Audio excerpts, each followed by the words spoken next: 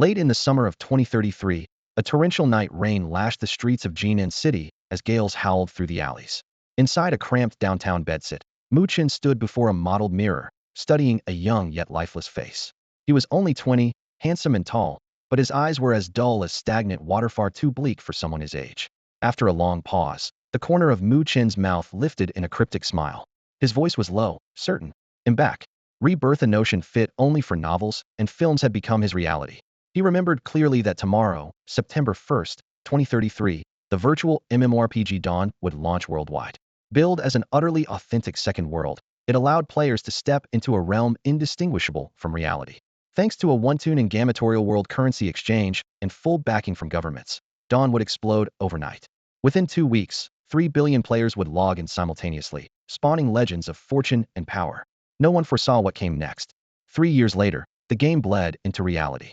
Equipment and skills could be used outside the servers, and the chaos gods descended. Humanity teetered on the brink. The global resistance formed by players fell back again and again until its final stand collapsed. Some elite humans buckled, bowing to the gods and butchering their own. Only Mu Chen fought on alone, guarding humanity's last shred of dignity. Yet numbers overwhelmed him. He died exhausted, Earth fell, and humankind was wiped out. When he opened his eyes, it was August 31st, 2033, the eve of Dawn's launch. Drawing a deep breath, he strode to his wardrobe, pulled out a silver password case, and keyed it open. Inside lay a gleaming gold card and Scrade talent card. On the eve of launch, 10 million talent cards had been released, most of them modest D or C grade. Only 100 were Scrade worldwide. In his previous life, Mu Chen's luck was so poor he hadn't drawn even the lowest tier. This Scrade card had cost him his parents' entire inheritance and a mountain of debt. In Dawn, once a talent was set, it was permanent, determining a player's ceiling forever. Mu Chen's family had once been comfortably off. Buying this card had plunged him into poverty, confining him to this shabby rental. Even his sister had been forced to work far from home to pay his debts. The memory tightened his chest. He owed her too much. In his last life, while he fought the chaos gods in another city, the Corn Legion raided Jinan. His sister was killed. By the time he rushed back, everything was over. The pain and remorse still burned. This time, he would never let harm come to her. His thoughts were broken by the flash of incoming messages on his phone. All were from his sister. Sister, I worked overtime today. My boss gave me a 200 yuan bonus. Sister, want me to send it to you? Sister, what are you doing right now? Sister, why don't you come home? Guilt flickered in Mu Chen's eyes. He set the phone down and was about to store the priceless card when the ringtone shrilled. The caller ID read, Lin Yanran. The instant her name lit the screen, his gaze turned icy. After a few seconds, he answered. Where are you, Mu Chen? I need to talk to you in person, her familiar, soft voice said. What is it? His tone was flat. It's hard to explain on the phone. Can we meet? What's so important? He pressed, voice hardening. She hesitated, then whispered, I heard you haven't Scrade talent card. Is that true? It is, Mu Chen replied coolly. A tremor of pleading colored her voice. Could you give it to me? Please, for old time's sake. We grew up together. A bitter smile ghosted across his lips as his heart went cold. It's for Yition, isn't it? After a pause, she admitted softly, yes. But you and he are good friends too, aren't you? Mu Chen let out a small, self-mocking laugh. Do you know I spent my parents' inheritance on that card and borrowed the rest? It's my only hope. If I hand it to Yition, what happens to me? She sidestepped the question, voice gentle yet firm. Mu Chen, you've always liked me. I'm begging you help me just this once. Brother Yition really needs that card. Yes, I did like you. His tone suddenly chilled. But did you ever like me? Silence stretched on the line, cutting the last fragile thread of his illusion. Without another word, he hung up. In his previous life, blinded by love for Lin Yanran, he had actually handed that priceless card to his rival, Yition. The memory struck him as absurd. As children, Mu Chen and Lin Yanran had been next-door neighbors, inseparable playmates. Because he liked her, he granted her every wish, hoping for a single smile in return, yet nothing he gave was ever enough. Just like the fairy tales, the knight rescues the princess, but the princess marries the prince. Mu Chen was the selfless knight who gained nothing, while Yition became the lofty prince Lin Yanran adored. Fate smiles on only a chosen few, and Yition happens to be one of them. As the sole heir of the Qingye Group's chairman, he has enjoyed a life of wealth and privilege backed by a powerful family that others can only admire from afar. His striking looks, carefree nature, and enviable background have made him the object of countless girls' affections since his teens. Beside him, Mu Chen seems crushed into the dust by destiny itself. One is a child of the skies, the other a mortal clawing through the shadows. A few months ago, Yition was flirting with another man's girlfriend in a neon-lit bar and got cornered by several thugs. He barreled through a back door, stumbled onto the street, and stood there gasping, blood on his face. Mu Chen happened to walk by, snatched up a wooden stick, and drove the attackers off. That night forged their friendship. Later, Yi Tian dropped by Mu Chen's home, where Lin Yanran was also visiting. Under the warm light of the living room, Yi Tian greeted them with a polite smile. The moment Lin Yanran saw him, her heart slammed against her ribs. She fell instantly. Within days, she proudly announced that Yi Tian was her boyfriend. The news struck Mu Chen like a bolt of lightning. The girl he had loved since childhood was suddenly in his friend's arms. Color drained from his world. He felt himself plunge into a bottomless abyss. He began pawning his belongings to buy an steer talent card, hoping the game would numb the pain. In his previous life, at this exact moment, Lin Yanran called him in tears, begging for that same steer card. Soft-hearted, Mu Chen handed it over, never realizing she wanted it for Yi Tian. That very night, Yi Tian activated it.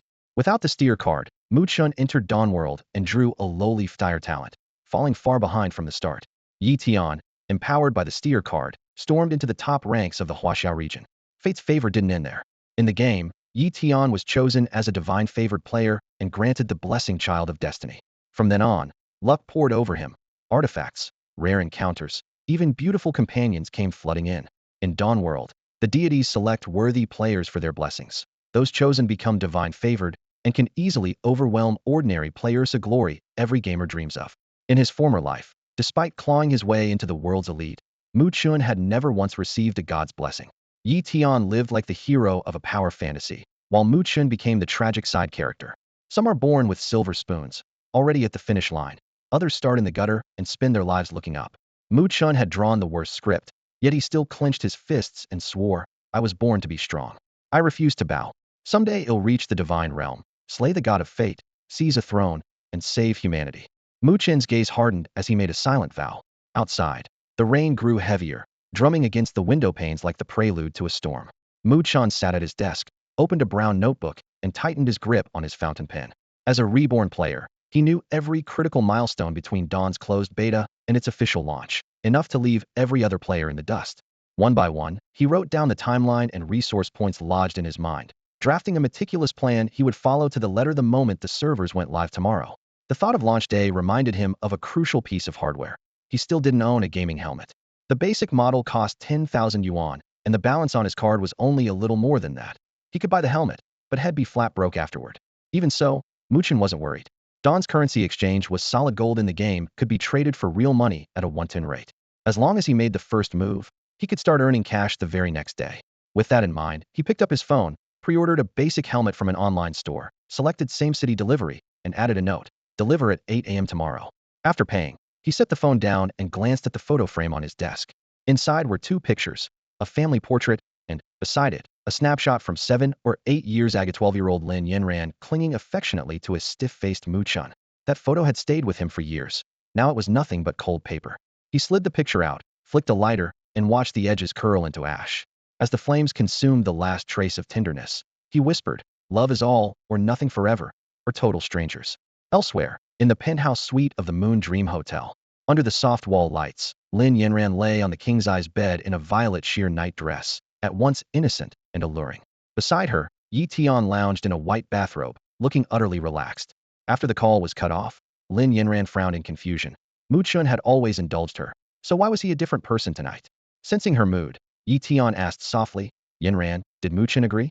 "He refused," she answered, sounding hurt. Yi Tian's brow tightened. Grade talent cards were already scarce, and their prices had soared. Even with money, you might not find one. By sheer luck, Mu Chen had managed to get his hands on a card. "Brother Yi Tian, I'm sorry. Should I call Mu Chen again and beg him?" Lin Yanran asked timidly.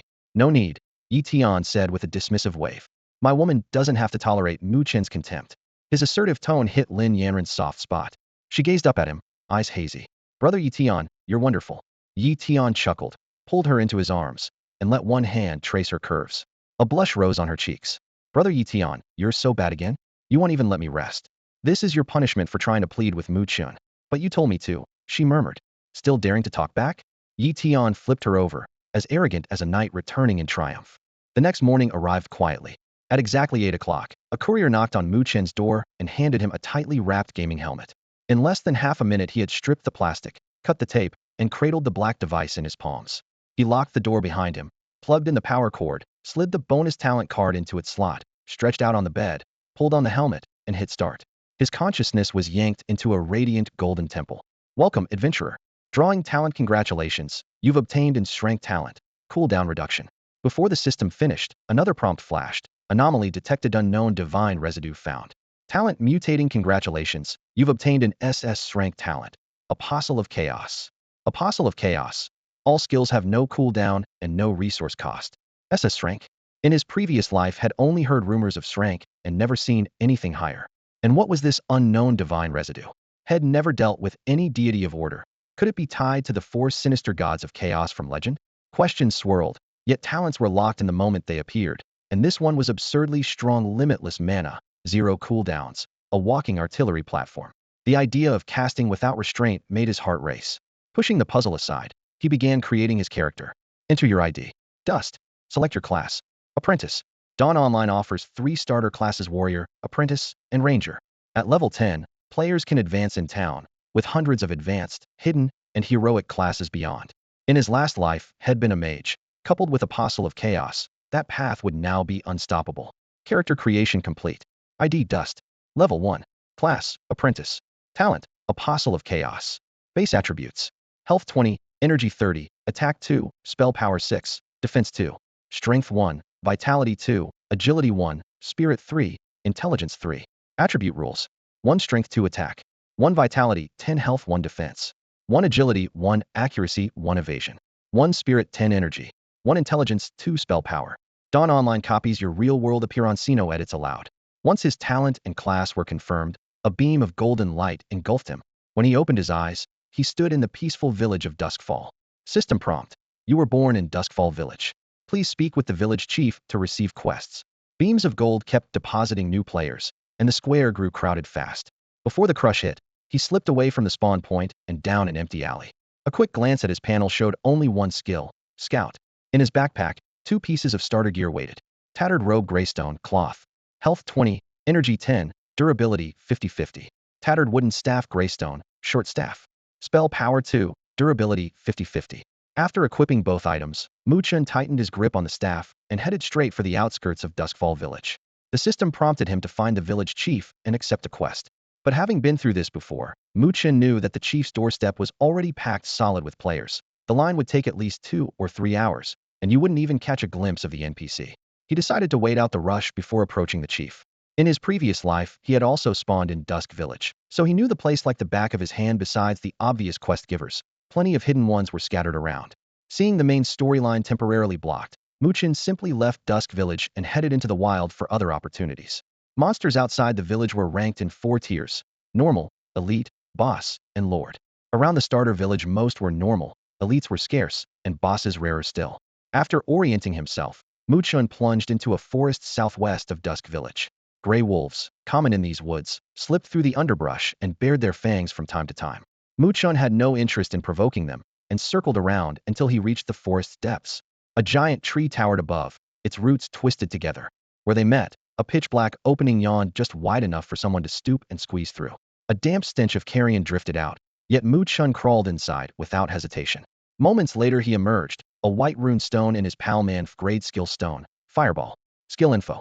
Class, Apprentice. Effect, hurl a fireball at the target, dealing 10 damage. Range, 10 m. Cooldown, 3s. Energy cost, 5. Mu Chen learned the spell at once. Apprentices were weak early on because every skill stone had to be bought from a trainer, and even if grade stone cost 30 gold. Early mobs rarely dropped coins, so magic users were forced to swing their staves like clubs. The rumor of a free skill stone hidden in this tree hollow had been posted by a ranger on the official forum in his previous life, and Mu Chen had casually jotted down the coordinates. Now that note finally paid off. With Fireball in hand, he couldn't wait to test the combination of his Apostle of Chaos talent and the new spell. A few wolves prowled nearby, so he cast Scout to check their stats. Gray Wolf normal. Level 1. HP, 50. Attack, 3. He locked onto 1, willed the spell, and a fireball shot out, slamming into the wolf's back. A crimson 10 floated up. The wolf howled in pain, its scarlet eyes locking on him as it charged. Mu Chen glanced at his panel, completely calm. Fireball wasn't on cooldown, and his energy bar hadn't budged. Delight spread through him, another proof of how broken Apostle of Chaos really was. The wolf closed to less than 3 meters. He raised his hand and fired in rapid succession fireballs like a string of pearls, 5 in one breath. 50 damage erased the wolf's entire health bar in an instant. With a final whimper, it collapsed and lay still. A system message flashed before Mu Chen's eyes. You've gained 15 experience points. He scooped up the wolf pelt the gray wolf had dropped and stuffed it into his backpack. An information window appeared automatically. Wolf pelt iron. Use. Crafting material. Description. Can be sewn into light armor or sold to an NPC merchant. After sorting through the loot, he looked up at a second wolf nearby. Flames roared to life in his palm, and several fireballs screamed through the air. Before the wolf could react, its health bar hit 0. You've gained 15 experience points. This time nothing dropped, but Mu Chen didn't mind. He chuckled to himself. My talent is broken, practically a built-in developer cheat. Before he finished speaking, a third wolf lunged at him, only to be blasted away by another fireball. You've gained 15 experience points. Glancing at the experience bar, he saw he still had a way to go before hitting the 500-point threshold for the next level. Gotta keep grinding, he muttered. Screams and crackling flames echoed through the forest. Roughly an hour later, every wolf in the area lay dead. Satisfied, Mu Chen stepped out of the woods. His system panel flashed level 2 and awarded 5 free attribute points. Stamina 2, Intelligence 3. Typical casters go for 1 stamina, 2 spirit, 2 intelligence, but because his talent lets him cast without spending energy, spirit could wait. The tweak saved him precious points. Leaving the forest, he headed back to Dusk Village. The gate was packed with players recruiting in small groups. Nightfall Guild recruiting skilled players first. Looking for squad members, ladies only. Newbie group needs girls, guys. Fend for yourselves. Any high-level player willing to carry me? He'll do anything. Big brother, please make him be cute. I can act sweet. Mu Chen shook his head at the apprentice, promising to do anything. Without skills, apprentices struggled to farm solo, so most tagged along with others until they had enough gold to buy skill stones from the trainers. Pushing the thought aside, he walked straight into the village's only tailor shop and dumped 20 wolf pelts onto the counter. The tailor took off his spectacles, flipped through the hides, and sighed. They're scorched by fire, quality's poor. I can only pay half price, 15 gold total. Deal? Deal.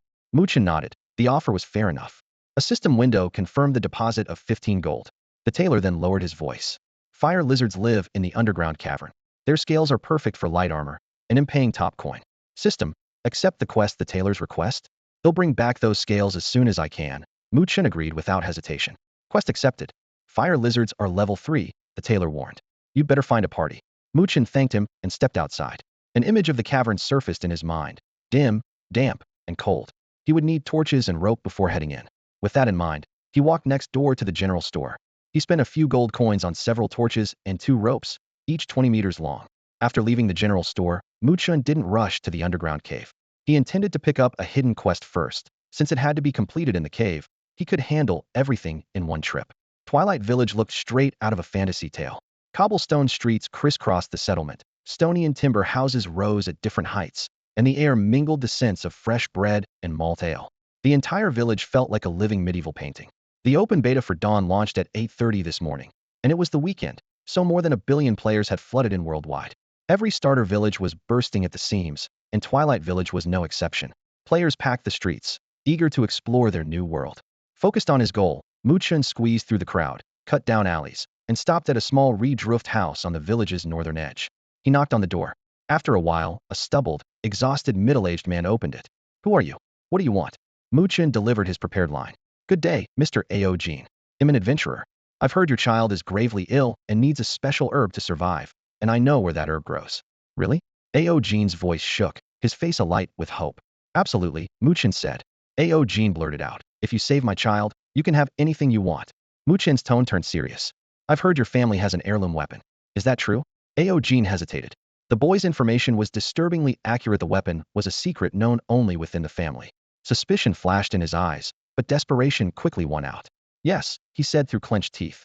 Save my child, and the weapon is yours. A system prompt appeared. Do you accept the hidden quest Stoneheart herb? Mu Chen confirmed and turned away. He'll gather the herb now and return soon. Leaving Twilight Village, he headed straight for the underground cave. The path was remote and prowled by hungry wolves. For most players, traveling alone would have been perilous, but to Mu Chen the wolves were little more than walking experience points. Fireballs shot from his fingertips, their searing light illuminating the trail amid the stench of scorched fur and howls of pain.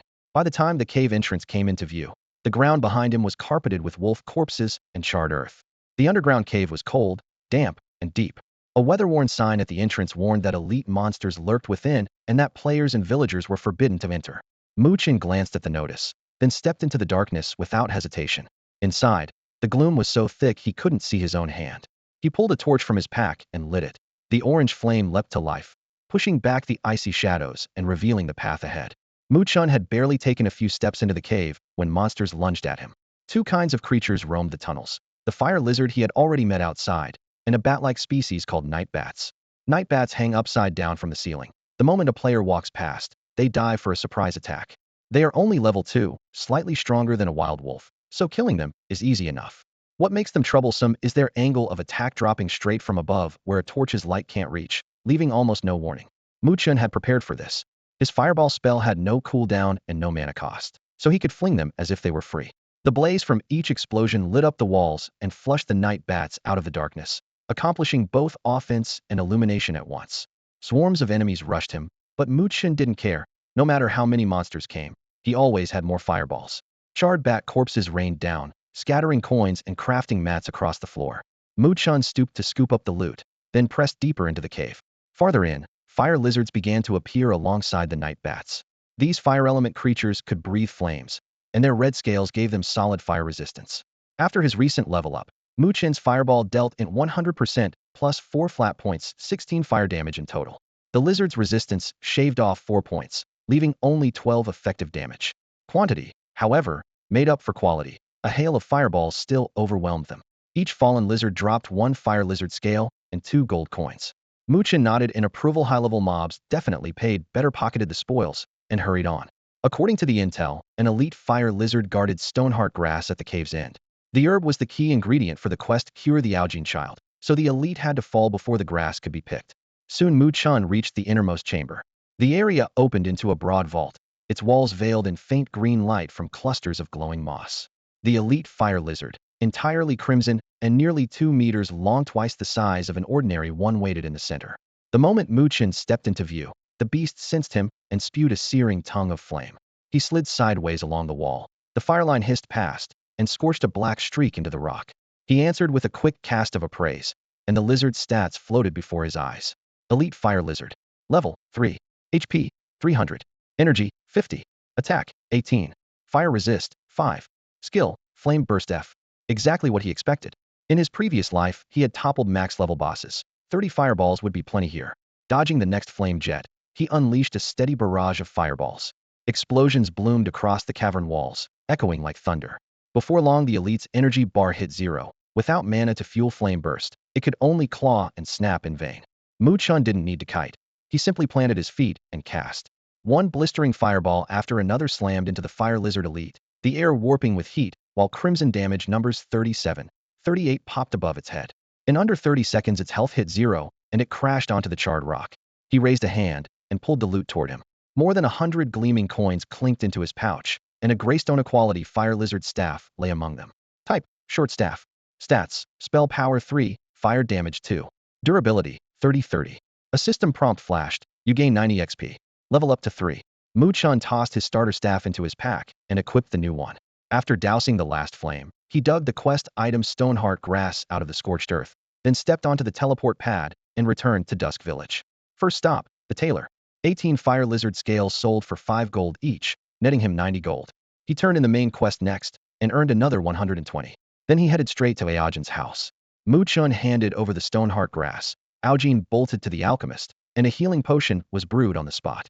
After the child drank it, the illness vanished as if by magic. Honored adventurer, thank you for saving my child. Take this heirloom weapon as your reward. Aogene offered a great sword that shimmered with a dusky glow. Dawn's gear ladder runs greystone, black iron, bronze, silver, gold, epic, legendary, artifact, with separate green sets and blood scarlet PvP gear. A black iron weapon already fetches several thousand gold. As a caster, Mu Chen couldn't wield a greatsword, so he accepted it purely to sell. The system granted another 300 gold for completing a hidden quest. In just a few hours, had amassed several thousand gold. At a hard rate of 1 gold to 1 yuan. That was only pocket change compared with the trillions Head carried in his previous life. Errands done, Mu Chen walked to the central square of Dusk Village. The place buzzed with players. In the middle stood the life altar, built by the Church of the Goddess of Life. For a small fee, players could bind it as their respawn point. Death in Dawn is brutal. You lose a level and any piece of gear can drop. Because of that, more than 1,000 stalls crowded around the altar, hawking gear and potions. A quick scan showed over 90% of them carried only greystone items. Not a single black iron piece was in sight. Mu Chen chose an empty spot, spread out a mat, and set the black iron greatsword in the center. He made the stats public and priced it at 5,000 gold. Against the sea of greystone gear, the lone black iron weapon shone like a firefly in the dark. Mu Chen crossed his arms and waited. Holy crap, black iron. The game's only been live for a few hours, and someone already has a rare weapon. That's insane. 5,000 gold. That's outrageous. It's not the price. We're just broke. I don't even have 10 gold to my name. Mu Chen spoke up. Cash works too. Highest bid takes it. The words had barely left his mouth when the crowd erupted. 6,000. It's mine. Give me your account number, and I'll wire it now. 8,000. 9. Sell it to me. 12 grand. 17. Offers flew in, the numbers climbing higher and higher. In dawn, rich kids and deep-pocketed players were everywhere. A few grand was pocket change to them. The bidding finally ended when a young warrior, no more than 20, snapped up the black iron greatsword for 32,000. Mu Chen sent him his bank details, and the buyer immediately logged off to transfer the funds. Mu Chen logged out as well. Once he confirmed the money had arrived, he went back online and handed over the weapon. The young man equipped it on the spot and dashed out of the village, eager to test his new blade. Deal done. Mu Chen logged off again. It was noon, and he realized he hadn't eaten all morning. Before heading out, he pulled out his phone and transferred 20,000 to his sister's account. Plenty of small restaurants lined the street below his apartment. He ducked into one at random and ordered shredded pork with chili over rice. Because Dawn had just launched its open beta, the normally busy street was unusually quiet. He finished his meal in a few quick bites and walked back to his place, ready to keep grinding levels. The building he rented was old and had little to recommend it beyond the 800 yuan monthly rent. The motion sensor lights in the stairwell flickered as if they were about to give up, casting the narrow space in a dim, unsettling glow. Mu Chen headed up. He lived in 503 on the top floor. Reaching the 5th floor landing, he spotted a girl of about 15 or 16 at the turn. She wore a white dance dress, slender legs wrapped in white tights showed beneath the short skirt. A red backpack hung from her shoulders, and a textbook was open in her hands as she recited under the sputtering light. He paused, memories surfacing. Her name was Sanja, and she lived across the hall in 502. Her father gambled and drank. Debt collectors knocked on their door often. Her mother had long since fled the abuse, leaving Sanja alone in the rundown apartment. Mu Chen felt a pang. Why aren't you inside? Something wrong? He asked softly. Sanja lifted her face. She was delicate, her smile forced. I forgot my key. Dad will be back soon. Don't worry. The stubborn glint in her eyes said she wouldn't accept help even if he offered. After a brief hesitation, Mu Chen hurried past and unlocked his own door. He closed it behind him, slipped on his gaming helmet, and re-entered the world of dawn. Twilight Village was still packed. A line snaked out from the village chief's house, players jostling for quests. One glance at the queue and Mu Chen abandoned any thought of talking to the chief. At a glance, the line was so long it would take 3 or 4 hours just to reach the village chief. Mu Chen frowned. Deciding the rookie quest could wait, there was no sense wasting time in a queue. After a moment's thought, he left the clamoring crowd and headed for the nearby Dusk Tavern. The Dusk Tavern was the only bar in Dusk Village and the regular haunt of every novice class trainer. Its wooden sign creaked in the wind, and 2 oil lamps by the door cast a dim yellow glow. When he pushed the door open, the mingled scent of malt and damp timber washed over him. Only a few players were inside, chatting idly around the bar. Mu Chen climbed the groaning stairs to the 2nd floor and found the apprentice trainer ran at a window table.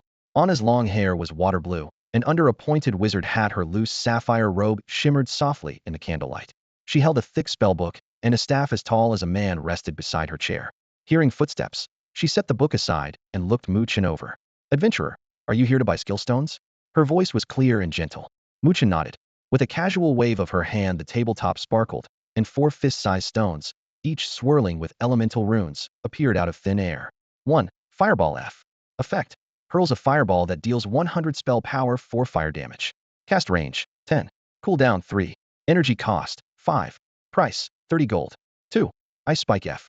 Effect. Launches an ice spike that deals 90 spell power frost damage and slows the target. Cast range, 9. Cooldown 4. Energy cost, 4. Price, 30 gold. 3. Charged Bolt F. Effect. Fires a lightning orb that deals 100 spell power lightning damage. 10 chance to release 3 orbs at once. Cast range, 12. Cooldown, 6. Energy cost, 5. Price, 30 gold. 4. Arrow of Decay F.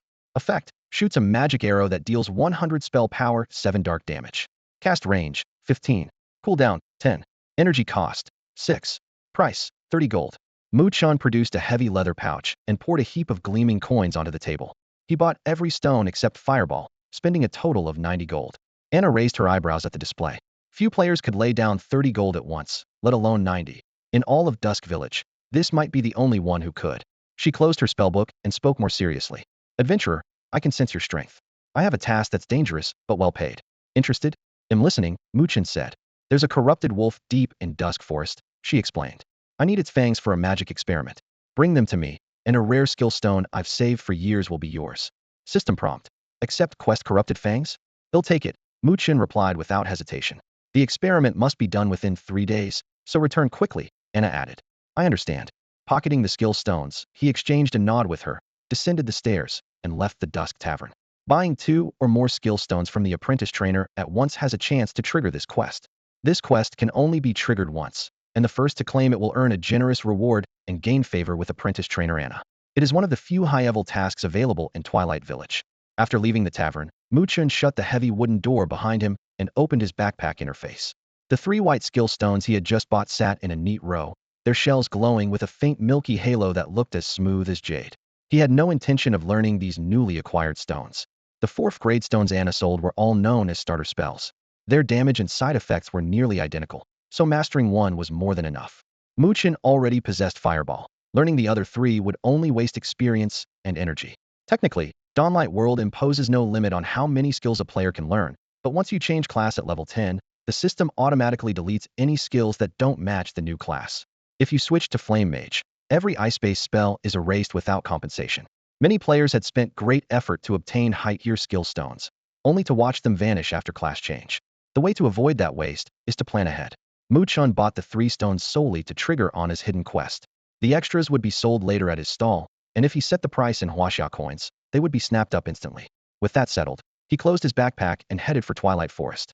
His next goal was to complete the task Anna had assigned. If he remembered correctly, the corrupted dire wolf was a level 5 elite monster flanked by 30 or 40 ordinary wolves. The fight wasn't complicated. Move quickly, and it would be over in a flash.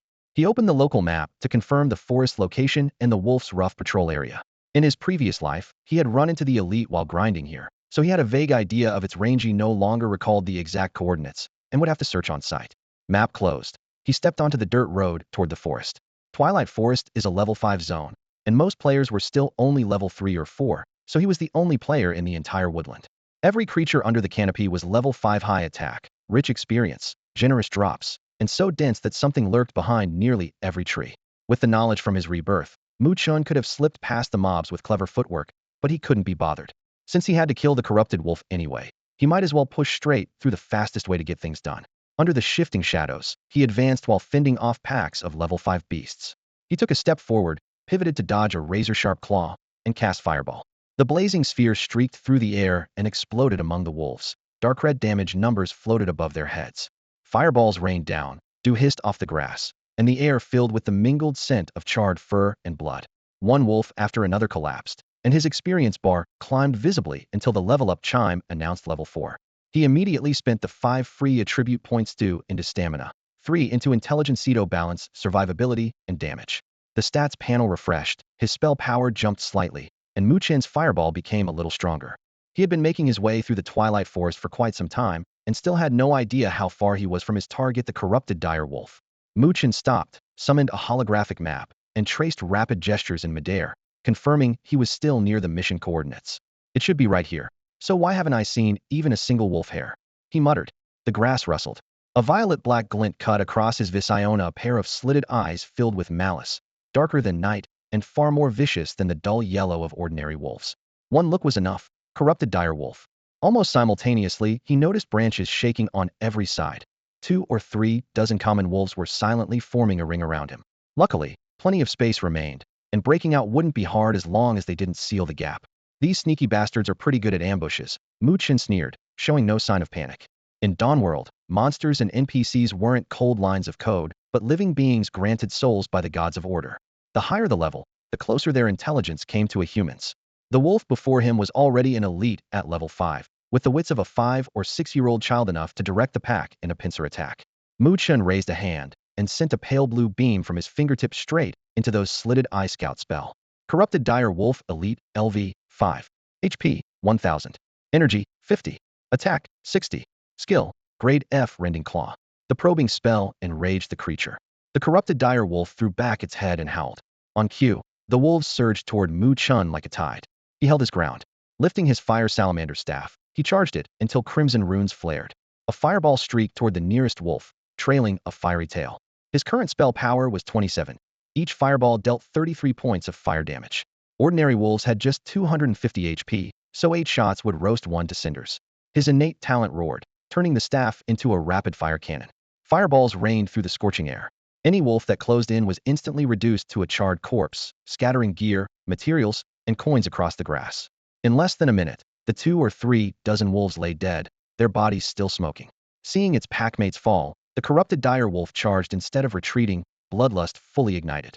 Whoosh! It leaped, soaring 3 or 4 meters high as blood-red light erupted from its foreclaws grade F skill, Rending Claw. Mu Chen sidestepped and snapped off another volley. The beast was trapped midair, several fireballs slammed into its chest.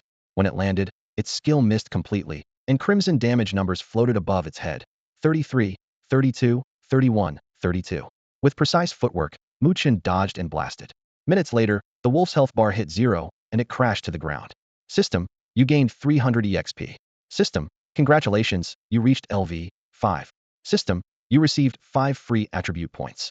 Mu Chen stepped forward and scooped up the quest materials, skill stone, and equipment the corrupted dire wolf had dropped.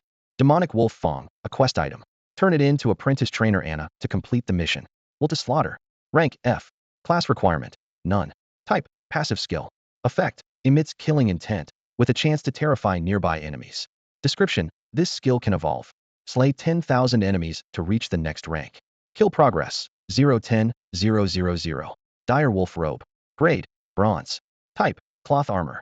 Stamina 10, Intelligence 10, Movement Speed 5. Durability, 50-50. Not bad. A skill stone and a bronze piece in one drop. Mu Chen muttered as he studied the panel. Without hesitation, he stripped off his starter robe and put on the dire wolf robe. His stats jumped at once. He then socketed the skill stone and learned Will to Slaughter. During the lull, he scooped up all the loot the wolf pack had left behind. 31 wolves killed, yielding nearly 100 gold coins, several crafting mats, and 3 pieces of gear. 1. Wolf Fong Gloves Greystone. 2. Dire Wolf Jerkin Greystone. 3. Wolf Hide Boots Black Iron. Mu Chen immediately equipped the Wolf Fong Gloves and Wolf Hide Boots, gaining attack speed 1, defense 10, movement speed 3. The light armor Dire Wolf Jerkin could only be worn by a ranger, so he planned to hawk it in Dusk Village later. With the spoils packed away, Mu Chen set off for the village along the same path. Halfway back, he heard the clash of combat up ahead. Players were fighting monsters. He crept closer. Sure enough, 3 players were surrounded by more than a dozen wolves. They were a textbook trio, a warrior, an apprentice mage, and a ranger. All had their IDs hidden, their levels showed as 4. Under level 5, and already grinding in Dusk Forest? Seriously, Mu Chen shook his head. The wolves clearly had the upper hand. The trio were all hanging by a thread, though it wasn't clear why they had aggroed so many at once. Seeing they were seconds from death, Mu Chen decided to step in. Even if he stood aside, the wolves' keen noses had already picked up his scent. Once they finished the 3, he'd be next. Better to clear the field early. He raised his fire lizard staff. A fireball howled forth, blasting a wounded wolf and finishing it off instantly. He paused for a few seconds, then launched a second fireball, dropping another low-health wolf. With help on the field, the 3 players rallied. Gritting their teeth, they fought alongside Mu Chen and quickly cleaned up the remaining wolves. The danger passed. The warrior collapsed onto the ground, gasping, "That was close. I thought we were done for." "It's your fault," the female ranger snapped. "Who told you to grind in this blasted forest?" The warrior rolled his eyes. "How was I supposed to know the spawns were this crazy?" "Enough," the female apprentice cut in. "Quit bickering and pick up the coins and mats." It was obvious she was the leader of the group. The other 2 fell silent the moment she spoke. While the warrior and ranger gathered the scattered gold, Mu Chen approached at an unhurried pace. The 3 bedraggled players instantly recognized him as the mage who had just wiped out the wolf pack barreling toward them. "Thanks for the assist, brother," the frontline warrior drawled, lazily brushing dust from his armor, his tone anything but sincere. "Hey, do us a favor and hand over a few health and energy potions, will you?" "We're all out," the female ranger said, palm outstretched as though the request were perfectly reasonable. The female apprentice merely gave Mu Chen a curt nod, too stingy to offer even a single word of thanks, as if that nod were the greatest courtesy she could spare. Without Mu Chen's timely intervention, the trio would have been torn into pixels and forced to respawn back at the village. Their arrogance didn't provoke the slightest flicker of anger in him. Seen plenty of ingrates like them. Had only stepped in to clear the wolves blocking his route to Dusk Village, and he wasn't about to waste words on them. Silent, he strode past and continued down the forest trail. As his figure dwindled, the ranger's gaze clung to the bronze-grade robe on his back, her eyes shining like a starving wolf spotting prey. She sidled up to the reasonably attractive apprentice and whispered, "Sister Xiaodai, that cloth armor's bronze grade. Should we take him out?" Xiaodai hesitated. "Isn't that a bit much? He'd just help us." The ranger chuckled. "This isn't real life. It's a game you play for the thrill. Besides, we never begged him to save us. Why feel guilty about killing him for loot?" "Good point." Xiaodai's gaze followed Mu Chen. "Temptation won out?" She nodded. "Then move. Don't let him get too far," the ranger urged. Xiaodai raised her staff and began to chant. Seconds later, an icicle formed at the tip and shot toward Mu Chen's back. Mu Chen had been on alert the moment he noticed the ranger's greedy stare. He kept walking, senses sharp. When the icicle whooshed toward him, he didn't even dodge. It slammed home with a crack. 16. A red damage number flashed above his head, icy cold snaking up his legs as the slow debuff hit. Right then, the system announced. "System, you have been attacked by the party Dai Lianhua, Ki Xiao Tutu, and Zhuai Yi Jiu Shihua. Combat state initiated." In-game combat comes in two flavors, active and passive. The aggressor earns kill value, the defender does not. That was exactly why Mu Chen had let the icicle land. If they wanted to die, he would oblige them without penalty. "So you're looking for death? Allow me." He spun, staff raised, mana crackling at his fingertips. The melee fighter, Zhuai Yi Jiu Shihua, shrieked and charged, greystone dagger flashing, while the other two stayed back to cast. Flames roared.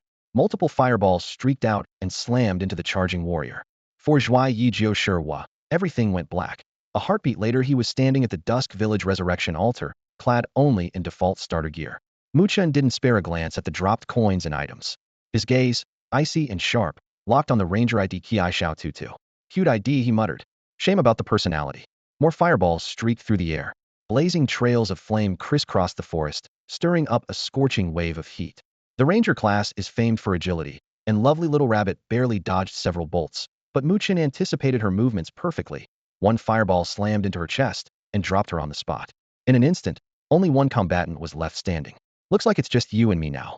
Mu Chen's gaze settled on Butterfly in Bloom a short distance away. She stared at him, voice trembling. "That was Fireball? How is that even possible?" "Prepare to die." Mu Chen cut her off coldly. She lifted her chin in defiance. "Wait, do you have any idea who I am?" "I do," he replied calmly. "Vice President of the Blazing Flame Guild and girlfriend of Blazing Fortress." Her face paled when he exposed her identity. After a quick calculation, she lowered her voice. "Since you know, why not call it a day? If you kill me, my boyfriend will hunt you down." "It's exactly because of him." Mu Chen's eyes grew colder. "From now on, every time I meet you in the wild, I'll kill you." "What?" Her cry was cut short as a barrage of fireballs rained down. Flames tore through the air and engulfed her slender frame. Her scream echoed, her HP vanished, and she collapsed in a burst of glittering loot. With the heat still shimmering, Mu Chen walked over to the corpse and crouched to inspect the spoils. "Not bad for a vice president. Good gear and a pile of gold." "Huge haul," he muttered, pulling out a necklace with a dark metallic sheen. Wolf Fong Black Iron. Type, necklace. Stats, 5 intelligence. Durability, 1010. After stowing everything in his pack, Mu Chen turned calmly toward Dusk Village. In his previous life, the Blazing Flame Guild had ruled Dusk Village with an iron fist, ambushing players year-round and stealing their gear. Mu Chen had been killed by them countless times, losing equipment, gold, and dignity alike. Reborn into this life, he had sworn revenge long ago. He had planned to provoke them in a day or two, but today Butterfly in Bloom had kindly brought herself to him as the perfect fuse. She had hidden her ID at first, so he hadn't recognized her, but when she attacked and the system revealed her name, the memories of his past life came flooding back. Since she had walked into the trap on her own, he saw no reason for mercy henceforth, whether Butterfly in Bloom or any member of Blazing Flame. The moment they left Dusk Village, they'd be burned to ashes. Back in Dusk Village, Mu Chen pushed open the door of the Twilight Tavern. Behind the wooden bar, the waitress Anna was polishing a glass. He pulled a pouch of bloodstained cursed wolf fangs from his pack and set it on the counter. A flicker of surprise crossed Anna's eyes before she smiled. "Impressive, I read back already." She flipped her hand and produced a skill gem that glimmered with a dusky light. "Here, your promised reward. Corrosion. Grade, E. Class, Apprentice. Effect, over 10 seconds. Inflicts continuous damage equal to 200 spell power 2. Cast range, 8 meters. Cooldown, 60 seconds. Energy cost, 50. With Mu Chen's current 63 spell power, a single cast would deal 252 damage over 10 seconds. He clenched the gem, mind racing. "If I throw a few hundred corrosions, no one will survive." Mu Chen didn't hesitate. The moment he got the corrosion spell stone, he learned the skill. Anna studied him for a long beat before speaking. "To be honest, you're stronger than I expected. I have another assignment for you. Are you willing to take it?" "What kind of assignment?" Mu Chen didn't agree on impulse. He knew that accepting a quest beyond his reach meant punishment if he failed.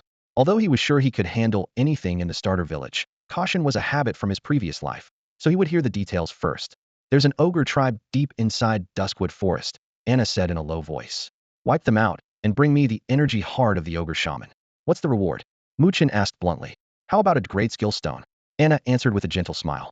Mu Chen frowned, thought for a few seconds, then nodded. Deal. Remember, no one else can know. You must finish this quest alone. If a third person finds out, it's an automatic failure. Understood? Anna's tone turned harsh. Mu Chen nodded. Anna's smile blossomed. Off you go, then. Pushing open the doors of the Twilight Tavern, Mu Chen was about to log out when a burst of harsh noise slipped through his headset sounds from the real world. Someone was pounding on a door in his apartment building. He logged out at once. Helmet off, he listened again. The banging and shouting were real, but they were coming from the unit next door. Sanja lived next door. Mu Chen went to his door and peered through the peephole. Several burly, tattooed men were crowded in front of Songjia's door, yanking the girl around while spitting curses at her. He flung his own door open and barked, "Stop!" The thugs jumped at the shout, but when they saw who it was, sneers spread across their faces. And here I thought it was someone important, turns out it's just you, kid. Mind your own business and get lost. Have you paid Sister Yin back yet? No? Then scram. These men were well-known debt collectors in the neighborhood. The Sister Yin they mentioned was their boss and a minor power in Tiannan's underworld. Mu Chen had bought his Scray talent card from her and still owed her a hefty sum. Mu Chen glanced at Song Jia, who was trembling like a frightened fawn. What's going on? A thug with a dragon tattoo curling over his shoulder answered impatiently. The girl's old man skipped town owing more than 200 grand. We can't find him, so we're taking it out of his daughter. She's pretty, sell her, and we'll earn it back inside a year. Got it. Best pretend you saw nothing and stay quiet. Mu Chen's voice was calm, but absolute. Let her go, then get out. What did you just say? The thugs roared, swinging their fists. But the moment they met Mu Chen's eyes, they froze. Deep in those pupils churned a killing intent so savage it felt like a beast ready to tear them apart. Eyes filled with murderous rage pinned them in place. In his previous life, the apocalypse arrived. Muin fought monsters around the clock, and the corpses at his feet whether beasts, human traitors, or chaos cultists swear beyond counting. In the game called Dawn, there was a mythic title, Sanctum Butcher. It required the slaughter of more than 100 million living beings, and in that life, Muin was the only player on the entire server who unlocked it. He truly was a demon who had climbed out of a mountain of corpses and a sea of blood. Now, the murderous aura that clung to Muin by nature alone forced the debt collectors in front of him to step back. The leader, Chun Biao, wore a black compression vest that stretched over his muscles, a dark green dragon tattoo, coiling from his shoulder blade to the side of his neck. Chun Biao was Yanji's top enforcer. He had done several years in prison and met plenty of death row inmates, including a serial killer who had taken 7 or 8 lives. The look in that killer's eyes just before execution matched the gaze Muin wore today, only Muin's was far colder. A single moment of eye contact made Chun Biao and his men feel every hair stand on end, as though a bloody wind had swept up from their feet. After more than a decade on the streets, Chun Biao knew the rules. The ones unafraid of death are already dead, the truly bold are still locked up, and anyone still breathing survives by knowing when to act tough and when to back down. Right now was the time to back down. Chun Biao swallowed hard and forced a grin. Kid, don't think we won't touch you just because Yinjia likes you. You got lucky today, so we'll let it slide. But that girl, you can't protect her forever. We'll be back. Move out. He was already herding his lackeys away before the words had fully left his mouth. Watching them scramble off, Muin frowned. In his previous life, he had dealt with Chun Biao, and those thugs never caved to pressure. He had expected a fight, and had even picked a place to dump the bodies, yet he hadn't thrown a single punch. Could it be? He glanced at the concrete wall of the corridor and willed it. Corrosion. Sizzle. As if splashed with concentrated acid, the wall caved inward, leaving a charred hollow. A chill shot through Muin. It was true he had inherited his in-game abilities ahead of time. Moments earlier, Chun Biao and his men had backed off not only because of Muin's killing aura but also because of another factor. The passive skill he had just learned in the game, Slaughter Will, which randomly instilled fear in enemies within a certain range. In his original timeline, 3 years after Dawn's official launch, the 4 chaotic evil gods descended, the game completely invaded reality, and only then did players gain their characters' abilities and gear. For some unknown reason, he had jumped ahead of schedule. Here in the real world, he could already cast skills freely. Muin wanted to delve into this discovery immediately, but something more urgent demanded his attention. At the end of the hallway, Sanja knelt on the floor, white stockings smeared with dust, her eyes vacant as though her soul had been drained. Her mother had abandoned her and left town, her father had just as irresponsibly run off, and she was now burdened with a debt of more than 200,000 yuan. She had almost been dragged away by collectors to settle her father's debts. If Mu Chen hadn't stepped in, her life would have been ruined. Song Jia crouched in a shadowy corner of the street, arms wrapped around her knees, her face bloodless, as if her very soul had been siphoned away. Her father's disappearance and the creditor's relentless hounding had driven her to the brink of despair. Standing before her, Mu Chen withdrew the hand that had just subdued Chen Biao and his men. His voice was gentle, yet brooked no refusal. "Do you have anywhere to go?" Sanja timidly shook her head. Her father had fled without even leaving a house key behind. The moment she returned, Chen Biao's crew would be waiting. As for the few relatives she still had in Jinan, blood ties dissolved in the face of money. They wanted nothing more than to distance themselves from her and her crushing debt. In short, she was truly homeless. Mu Chen paused, then stepped aside to clear a path. "If you don't mind, you can stay at my place for now. With me around, Chen Biao won't dare make trouble." The offer felt like a faint but warming light in the night. Tears shimmered in Song Jia's eyes, her small face filled with gratitude. "Thank you, brother Mu Chen. It was nothing." Mu Chen waved it off. Mu Chen's rental was in an aging complex on the city's outskirts, under 60 square meters with one bedroom and a living room. The walls were peeling, but everything was neat. As soon as they entered, he gave her the only bedroom. "You take the bedroom. They'll sleep in the living room." "That won't do." Song Jia shook her head repeatedly and hurried to the sofa. "The sofa's so narrow you'll barely sleep." "They'll take it. I'm already grateful you're willing to take me in." Seeing how earnest she was, Mu Chen stopped insisting and merely said, "Treat it like your own Hamino need to hold back." Once she was settled, Mu Chen returned to the bedroom to log into Dawn. He had just picked up the VR helmet when he noticed his phone glowing on the nightstand. 7 or 8 missed calls and texts, all from his sister. She must be asking about the 20,000 yuan. Mu Chen called her back. Beep beep. After a few seconds, the call connected. "Chen, what's this about 20,000 yuan? Where did you get that kind of money?" His sister's gentle voice carried clear worry. "I earned it in Dawn. Don't worry, Sassoon will make sure you have a good life." Mu Chen spoke with quiet conviction. His sister laughed softly, half believing, half doubtful. "All right, as long as you're happy, that's enough for me." She didn't game, so she lumped Dawn in with ordinary online titles. Mu Chen saw no need to explain when he proved himself. Actions would speak louder than words. After a bit more small talk, he hung up and set the phone by his pillow. He was about to don the helmet when it rang again. Caller ID, Yin Ruyu. This sister Yin was Chen Biao's boss and the lucky player who had drawn its great talent card in Dawn, the one that ultimately landed in Mu Chen's hands. Apparently, Chen Biao had already reported what happened with Song Jia. Mu Chen drew a steady breath and answered. "Hello, Miss Yin. How can I help you?" A languid, sultry voice drifted through the phone line. "Xiao Mukin, do you have time to see me now?" Mu Chen held the phone to his ear and replied softly, "Sure. Where should I meet you?" "Just come to my place, Longting Junjing, number 261. Yin Ruyu answered lazily. "Your place?" Mu Chen glanced at the darkening sky outside the window and hesitated. "That might not be appropriate. How about a cafe, or somewhere else of your choosing?" "Come on, are you really afraid this big sister is going to eat you alive?" Yin Ruyu cooed. When Mu Chen remained silent, her tone grew plaintive. "I gave you an scrayed talent card worth a fortune, and this is how you thank me?" Mu Chen drew a long breath. She was right, only 10 scrayed talent cards existed worldwide. At auction, they would fetch tens of millions, yet Yin Ruyu had sold him one far below market price. Many tycoons had begged to buy it, but she had refused them all and chosen him. He had never forgotten that favor. After a moment he said, "All right, they'll come to your place. They'll be waiting," she murmured, and the call ended.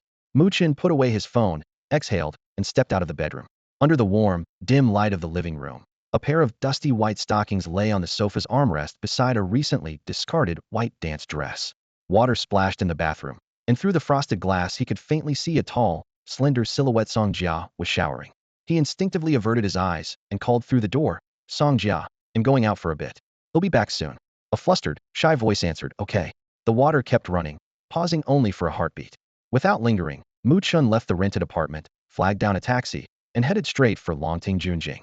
Half an hour later, the cab stopped at a brightly lit luxury estate. Longting Junjing was the most expensive neighborhood in Jinan City, with prices upward of 20 to 30,000 per square meter. Everyone who lived there was rich or powerful. Security was tight, and outsiders were never admitted without permission. Fortunately, Yin Ruyu had already informed the guards. After signing in, Mu Chen was waved through. He followed the quiet, tree-lined avenue until he reached villa number 251. He had been here in his previous life and still remembered the way. He raised his hand and knocked politely. Moments later, the door opened. Yin Ruyu appeared, her eyes smiling. "Xiao Mukin, long time no see. I've missed you to death." She looked about 30, stunning and voluptuous. A dark qipao hugged every curve, while black silk stockings sheathed her long legs. She was like a night rose, gorgeous yet dangerous. Facing her enthusiasm, Mu Chen felt a bit uneasy and asked in a low voice, "Miss Yin, what did you want to talk about?" "The doorway isn't the place for a conversation. Come in." Yin Ruyu stepped aside. Mu Chen hesitated for a second, then crossed the threshold. As soon as the door closed, Yin Ruyu flipped the lock. The metallic click echoed behind him.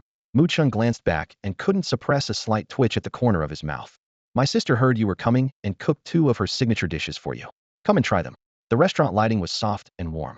As Yin Ruyu spoke, she reached for Mu Chen's arm with a light, almost embracing motion. Mu Chen shifted slightly, dodging the touch as if by accident. Her fingers closed on empty air, and she pressed her lips together in self-mockery, though the seductive smile never left her face. Steam curled from their soup bowls as they sat. Mu Chen went straight to the point.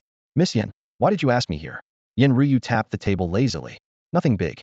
Sangjia's father owes me a little over 200,000 yuan. Chen Biao and his men tried to collect, but you stopped them. What happened? Sangjia looked pitiful, and I couldn't just watch, Mu Chen answered calmly. Yin Ruyu's eyes gleamed, her smile widening. 200,000 is nothing. If you ask, I'll erase that debt and the 50,000 you owe too. Mu Chen set down his chopsticks. I'll repay Sangjia's 200,000 and my own 50,000 within half a month. Don't strain yourself, Yin Ruyu reminded him, her voice lazy. I keep my promises. Mu Chen resumed eating. The dishes were exquisite, but Mu Chen barely tasted them. When the meal ended, he stood to leave. Yin Ruyu walked him to the door, leaning against the frame as his figure receded down the corridor. She ran her tongue over her lips and murmured, sooner or later, I'll get you into my bed. Night fully cloaked the city. Along the tree-lined street, starlight scattered like shards of glass, while Mu Chen walked alone, thoughts sharp and clear. In his previous life, he had been infatuated with Lin Yinran, rejecting Yin Ruyu again and again. In this life, only 3 years remained before the chaos gods invaded Earth, and he had to grow stronger fast. Women would only distract him from grinding levels. Earning money and paying his debts mattered more. He flagged down a taxi and returned to the aging building he rented. The stairwell bulb flickered as he unlocked the door and stepped inside. On the sofa, Song Jia was wrapped in a light blanket, damp hair clinging to her shoulders as she read. Hearing him, she jumped up, cheeks flushing. Brother Mu Chen, you're back. Mu Chen took it in at a glance. Shed just showered, had no clothes to change into, and had grabbed the thin summer throw from his bedroom. Her curves showed faintly through the fabric. He sighed inwardly. How am I supposed to focus on gaming like this? It's fine. Hey, race 500. Buy some clothes at the shop downstairs tomorrow. He stuffed the last of his cash into her hand, patted her head, and headed for his room. Clutching the crumpled bill, Song Jiao watched him go, gratitude shining in her eyes. In the bedroom, Mu Chen put on his gaming helmet and logged into Dawn World. Game time matched real time, and the in-game night was just as deep. Instead of thinning, the player count had actually risen after dark. It was the weekend, but many people were busy during the day. Nighttime was their only chance to play. The Dawn gaming headset is built on breakthrough technology. When a player's consciousness enters the Dawn world, their real-world body slips into a state identical to deep sleep, mirroring the physiology of dreaming. In theory, playing the game is the same as taking a nap, which is why the server population peaks at night. After sunset, crowds pack the life altar in the center of Twilight Village. Mu Chen weaves through the throng, sets up his stall beside the altar, and unloads everything he looted during the day: gear, crafting mats, and other drops, including the items and gold he picked up after killing 3 Fenghui Guild players that afternoon. Today's haul is exceptional. His merchandise outclasses anything nearby, and he even accepts direct payments in Huaxia credits. Within minutes, everything is gone. Once the stall is closed, he ducks into the potion shop and sweeps up 20 vials of minor health potion. Each bottle costs 5 gold and instantly restores 20 HP essential for grinding, dungeon runs, and boss fights. At the current low levels, 20 HP can still be a lifesaver. Later on, ITLL feel like a drop in the bucket. The starter village only stocks this entry-level potion. The next tier, small health potion, won't be available until he reaches the main city. With no better option yet, Mu Chen makes do. Supplies sorted, he heads straight for the village gate. His destination is the ogre camp deep in Twilight Forest. Ordinary ogre warriors average level 10 and come in swarms, and the camp leader, the ogre shaman, is a level 10 elite. Charging in now would be suicide. Mu Chen needs at least 2 or 3 more levels to finish the hidden quest Anna gave him. His plan for the night is simple: grind like mad and hit level 8, maybe even 9, before dawn, so he can solo the entire camp. As he steps out of the gate, 2 players skulk after him. You're sure it's him? ID's Dust. Apprentice class. Wearing bronze gear. He can't outrun us. Good. Tell the guild leader we found the target. Got it. Hurry, he's leaving the village. Stay on him. We finally tracked him down. We can't let him slip away. Mu Chen leaves Twilight Village and follows the dirt path toward Twilight Forest. The place is crawling with mobs, making it the best local grinding spot. Dawn has only been in open beta for a day, but leveling is crazy fast. Sumion's already reached level 6, 1 level above Mu Chen, and level 5 players are everywhere. The surge of newcomers turns the usually gloomy forest lively. torches and spell flares punch holes in the darkness. Before stepping into the treeline, Mu Chen senses the tail. He slows subtly and uses the brush for cover, glancing back. The two stalkers' IDs come into view, Fenghua Juzi and Fenghua Guangdao. He's from the Fenghua Guild, Mu Chen thought. Earlier that day, he had eliminated the guild's vice president, a player who also happened to be guild master Fenghua Liancheng's girlfriend. Now, with night settling in, someone had been tailing him the entire way. The implication was obvious. The Fenghua Guild wanted revenge. Instead of feeling uneasy, Mu Chen was almost eager. More gear and gold were about to fall into his lap. A faint smile curled his lips as he abruptly turned around and walked straight toward the two figures skulking behind him, Fenghua Juzi and Fenghua Guangdao. The pair froze, startled by his sudden move. Did he realize we're following him? Fenghua Juzi instinctively wanted to flee, but Fenghua Guangdao grabbed him and hissed, "Calm down. We've got 50 or 60 brothers from Fenghua Guild strutting around Muse's village. Nobody dares mess with us. Besides, the boss is already on his way." That steadied Fenghua Juzi, and he met Mu Chen's gaze as if to say, "So what if you know?" Mu Chen stopped a few steps away, his voice even. "Fenghua Liancheng should be here any minute, right?" The two exchanged a glance. Fenghua Guangdao snorted. "Yeah, 3 or 4 minutes. You scared?" "Perfect." Mu Chen nodded, raised his staff, and a dark flash erupted as several corrosion spells slammed into Fenghua Guangdao. At level 3, the warrior had barely 150 HP. It vanished in an instant. He hit the ground with a thud, leaving behind a corpse, a few pieces of common gear, and a handful of coins. "Pathetic," Mu Chen muttered, scooping up the loot. Then he looked at the stunned Fenghua Juzi. "Do me a favor, tell Fenghua Liancheng to hurry up. I'm busy." Fenghua Juzi stared for a heartbeat, then spun and bolted while opening a voice chat. The moment the call connected, he howled, "Boss, get over here. Guangdao's been killed." "What? What happened?" Fenghua Liancheng's voice crackled through. Before the words finished echoing, another volley of corrosion overtook Fenghua Juzi. His health evaporated, and he crumpled, scattering yet more gear and coins. After pocketing the spoils, Mu Chen said calmly, "If you hadn't run, you might have lasted a bit longer." A system chime followed. "System, you have slain player Fenghua Juzi. Murder value 1. With back-to-back kills of Fenghua Guangdao and Fenghua Juzi, Mu Chen's murder value rose to 2. If it ever exceeded 10, town NPCs would begin to shun him. If it went past 20, guards would attack on sight whenever he neared a settlement. There are only 2 ways to bring your slaughter points down. The first is to wait it out. Each real-world day knocks 1 point off automatically. The second is to visit the Temple of Penitence and atone for your crimes. If you don't feel like groveling, the priest will sell you indulgence slips at 1 gold each, but you need a full 1,000 to offset a single point. Too bad the starter village doesn't have a temple. You'd have to make the trip to the main city to confess. Mu Chen had no idea how many people Fenghua Liancheng would bring for payback. If the raid team was larger than 20, he wasn't worried about losing the fight, was worried his slaughter points would spike so high the village guards would put a bounty on his head. That would force him to hide in the wilderness until the number dropped below 20. Annoying, sure, but the thought of all the gear and gold those rich kids carried, easily 70 or 80,000 in profit, made the risk worthwhile. With that in mind, Mu Chen squatted in the grass and waited.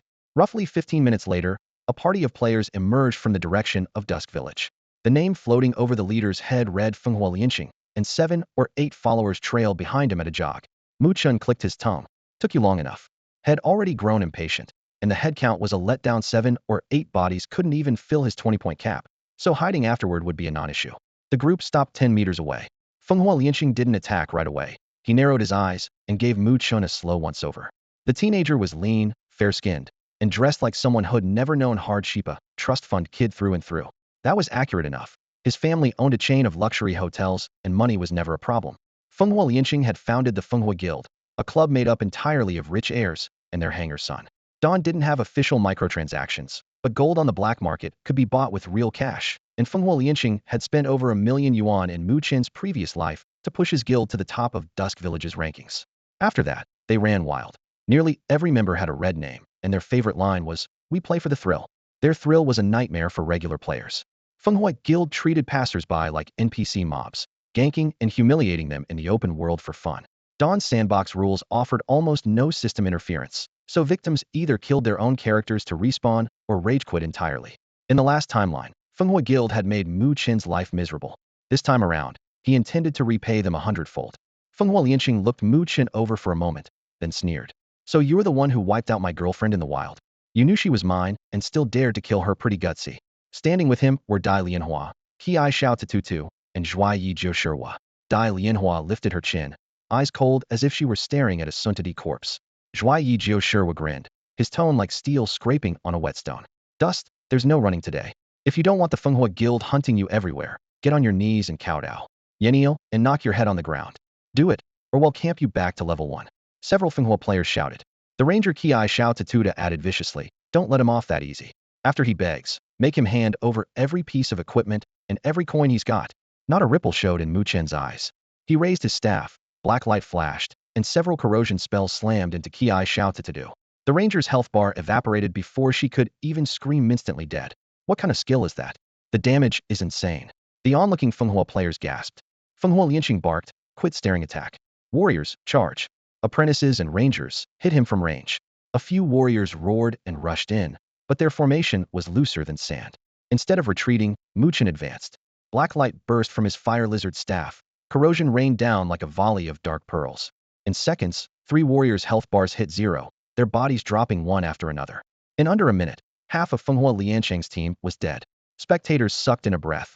Fenghua Lianqing's pupils constricted. He had never imagined the black-robed apprentice named Dust could be this lethal.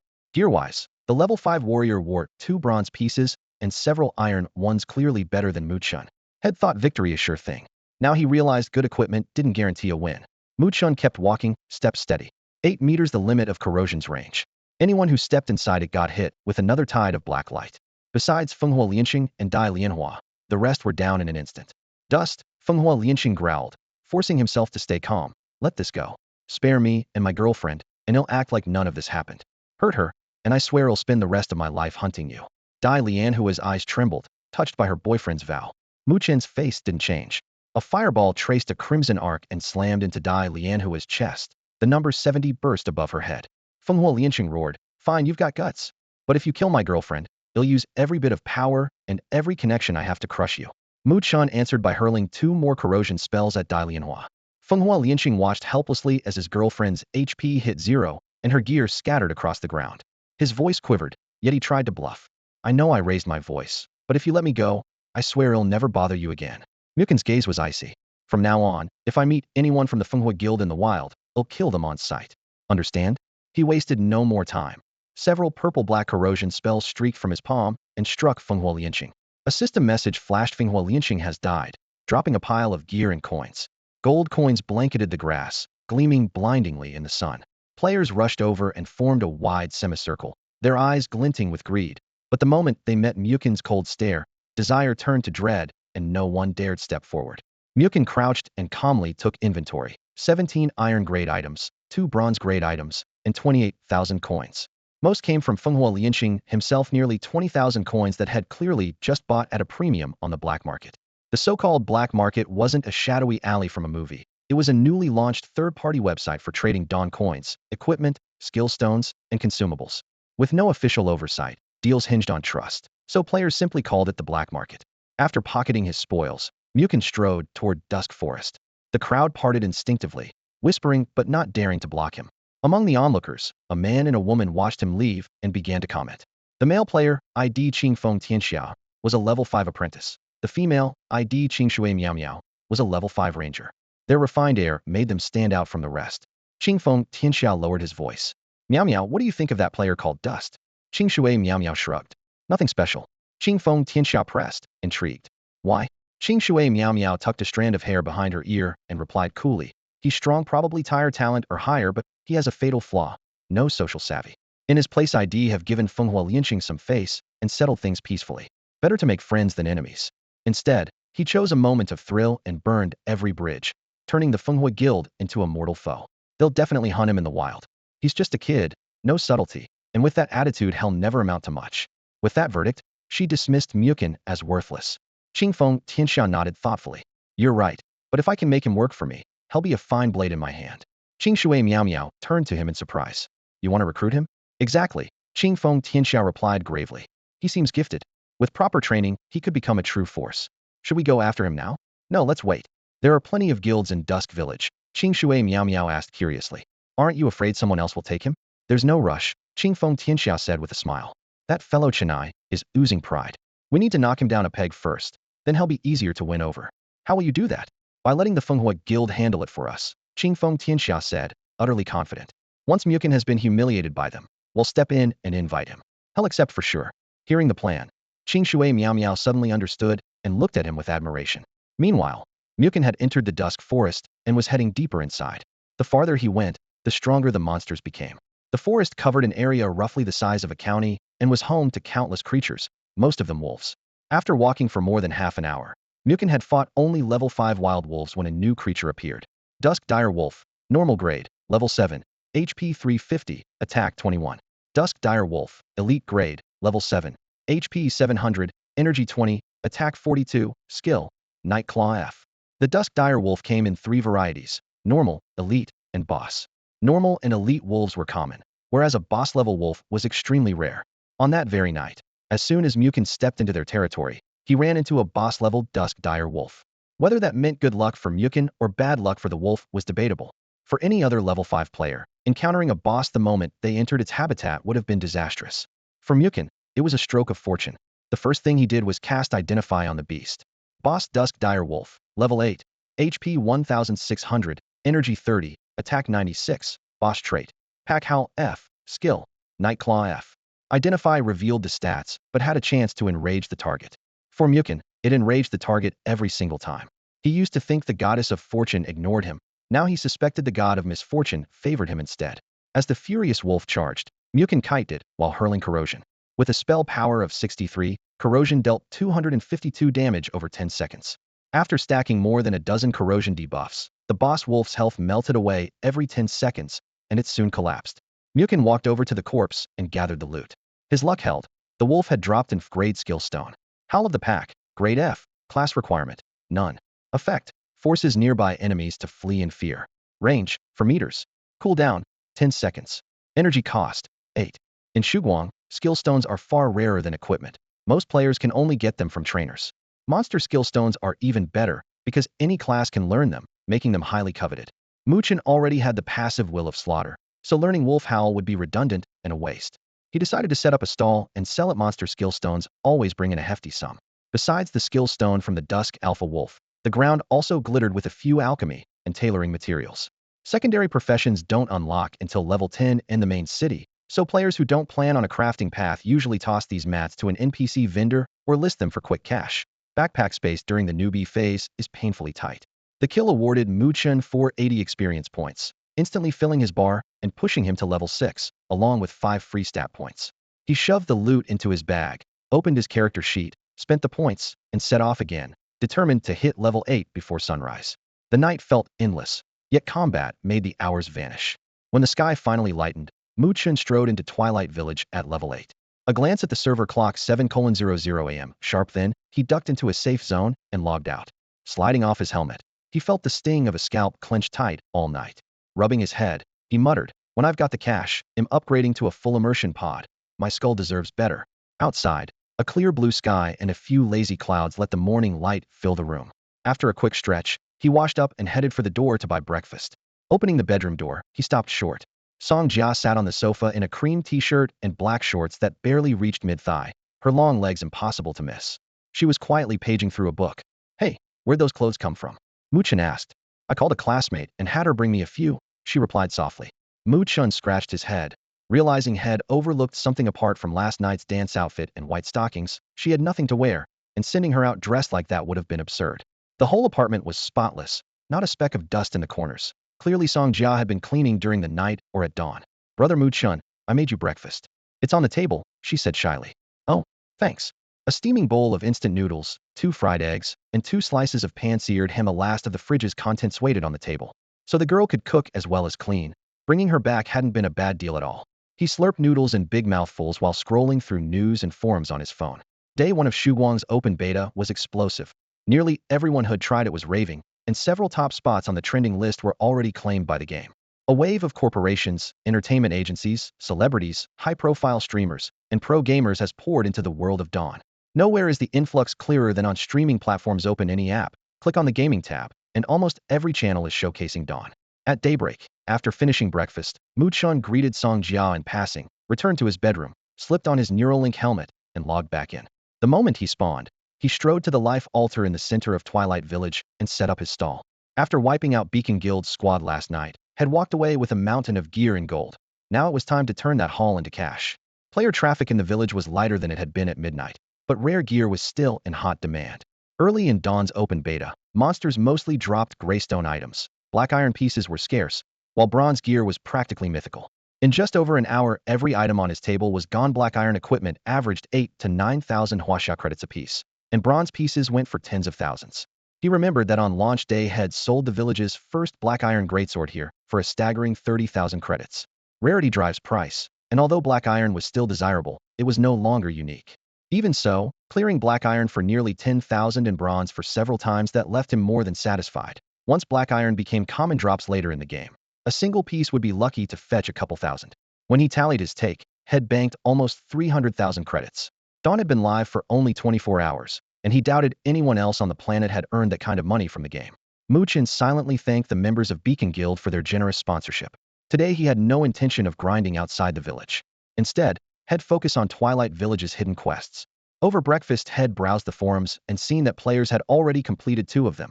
Combined with the 2 Head finished yesterday, only 9 of the village's 13 hidden quests remained. Twilight Village was small. If he hesitated, someone else would scoop them up first. His past life, spent lurking on forums, had etched every trigger condition and completion step into his memory. With his plan set, he headed to the general store and paid 3,000 gold for an ancient alchemy tome. Tome in hand, he walked over to the potion vendor, an old man who sold potions to players but was secretly an alchemy apprentice. "This is for you," Mu Chen said, sliding the heavy sheepskin volume across the counter. A system chime sounded. "You have gained 50 favor with the Twilight Village potion vendor. Favor in Dawn is ranked indifferent, friendly, fond, love, and oath." 50 points vaulted him straight to friendly. As proof of their new friendship, the potion vendor ceremoniously handed Mu Chen a crystal-clear green vial etched with the sigil of the goddess of life. Life Blessing Potion. Type: consumable. Effect: grants the blessing of the goddess of life, curing all diseases upon use. Besides the complimentary Blessing of Life potion, Mu Chen also received what sounded like a tempting perk: a permanent 10% discount on anything he bought from the apothecary. It sounded appealing, but the apothecary in the starter village only sold 2 items: minor health potions and minor energy potions. The discount was virtually useless. After stowing the Blessing of Life potion, Mu Chen made his way to the narrow alley on the northern edge of Twilight Village. The passage was cramped and dim, the air a mix of dampness and rot, and even the stray shafts of sunlight seemed pale and powerless. Villagers called it Shadow Alley home to anyone who practiced dark magic, curses, or voodoo. Player or NPC, anyone who entered uninvited risked picking up an unknown hex. Only yesterday, a dozen players had wandered through Shadow Alley, ended up cursed for no obvious reason, and had to spend a fortune to cleanse themselves. They described their ordeal on the forums, warning everyone else to steer clear. Now the main streets of Twilight Village swarmed with players, but Shadow Alley was deserted. Mu Chen stepped into the alley alone and stopped under a weather-stained sign that read Voodoo Shop. He didn't hesitate. He pushed open the heavy wooden door and went inside. The room beyond was barely 10 square meters and poorly lit. The sharp smells of mint, rotten wood, and corpse oil mixed in the air, stinging his nostrils. Furniture and junk were piled high, leaving a passage so narrow that a person had to turn sideways to pass. Grimy display cases were stuffed with oddities: voodoo dolls sewn with straw, decaying eyeballs floating in yellow liquid, and even a dwarf's corpse preserved in a jar. Behind the counter at the very back sat an NPC wrapped head to toe in a black robe. "Welcome to Zul's Voodoo Shop," croaked a raspy female voice from beneath the hood. "What do you need?" "A word of warning: if you only browse and don't buy, Zul might just curse you." "Hey." The speaker was the shopkeeper, Zul, her laugh as sinister as a witch from a fairy tale. Mu Chen's gaze remained calm as he said, "I'd like to sell you a potion." "Oh, what kind of potion?" Zul looked up, her tone impatient. "Adventurer, my time is valuable. If you bore me, they'll curse you too." Her face was hidden in shadow, impossible to make out. Unfazed, Mu Chen offered a faint smile. "Trust me, I'll be interested." He took the Blessing of Life potion from his backpack and set it gently on the counter. Zul glanced at it, smacked her lips without much enthusiasm, and said, "A potion from the Temple of Life? Common as dirt. Since you look like you could use a break, they'll give you 10 gold for it." She tossed 10 gold coins onto the counter. He shot out his right hand, hoping to snatch the blessed elixir of life from the counter. Mu Chen was quicker. His fingertips grazed Zul's knuckles as he closed around the pale green vial first. Zul's hand grabbed nothing but air, hung there awkwardly, then withdrew while her lips twisted in annoyance. 10 gold not enough for you?" she chided, one brow arched. "Adventurers really are bottomless pits." Her tone was light, but the mockery wasn't. She pivoted smoothly. "Fine, 20 gold, plus a marvelous voodoo amulet. Hand over the potion, deal?" Mu Chen glanced at the trinket. A few dead vine strands knotted together, devoid of any magical pulse, a handmade bauble no different from a little girl's hair bow. It was neither gear nor usable item. Zul clearly thought he was a fool. He met her eyes, unruffled. I don't have time for games. We both know a blessed elixir of life from the Temple of Life is worth far more than 20 gold and a worthless charm. If you want it, show some sincerity. Zul shrugged, half yielding, half probing. All right, the elixir's worth something. Name your price. 100,000 gold, Mu Chen said flatly. Zul barked a harsh laugh, as though Head told the best joke in the world. The laugh cut off. Her eyes narrowed, voice turning icy. You think I'm here for your amusement? Even the rarest blessed elixir tops out at 1,000, maybe 2. 100,000? Greedy, aren't we? Mu Chen stayed calm. Yet a moment ago you tried to swipe it for 20. Isn't that greedier? Zul coughed, conceding the point. Touché. But time's short. Give me a real number. 100,000. Not a coin less. Silence stretched. Zul's gaze darkened. Adventurer, you may not know who you're talking to. Step outside this alley and a wasting sickness could claim you before sunset. Care to test me? Mu Chen chuckled. I know exactly who you are, the high priestess of the cult of voodoo. His bluntness didn't shock Zul. Plenty in Dusk Village knew her rank. What shocked her was that this newcomer barely level 8 by his gear dared address her so brazenly. Every high priestess of voodoo stood above level 80. She herself was 84, unrivaled in the village. Seems I've been too gentle, she thought coldly. They've forgotten how to fear power. A simple curse would not suffice. She would deliver a punishment Mu Chen would never forget, a lesson to haunt his dreams for the rest of his days. If respect was gone, terror would take its place. And he would remember this day forever. At some point, a voodoo doll had appeared in Zuair's hand. Strangely, the little figure stitched from black cloth and dry straw resembled Mu Chen around the eyes, as if it had been custom-made for him. Zuair rolled a silver needle between two fingers, knuckles slightly bent, clearly preparing to teach the self-proclaimed rookie adventurer a lesson. Before the needle could fall, Mu Chen spoke in an unhurried voice. I know you're the high priestess of the voodoo cult, and I also know you're carrying a curse from the Temple of Life. The words exploded in the wooden cabin like muffled thunder. In Shuguang world, the voodoo cult wasn't the only faction skilled in curses. The temples of life, death, and sand were equally notorious. They called their curses divine wrath. Different names, same effect, and the Temple of Life's wrath was the most troublesome of all. The hand holding the needle froze in midair. This seemingly young adventurer had just uncovered Zuair's deepest secret.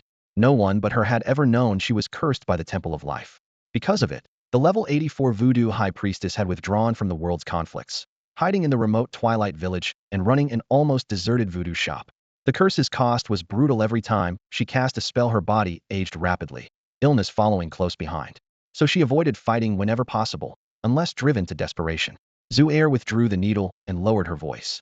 How did you learn I was cursed by the Temple of Life? Mu Chen ignored the question. I also know the only way to lift that curse is with a blessing of life potion.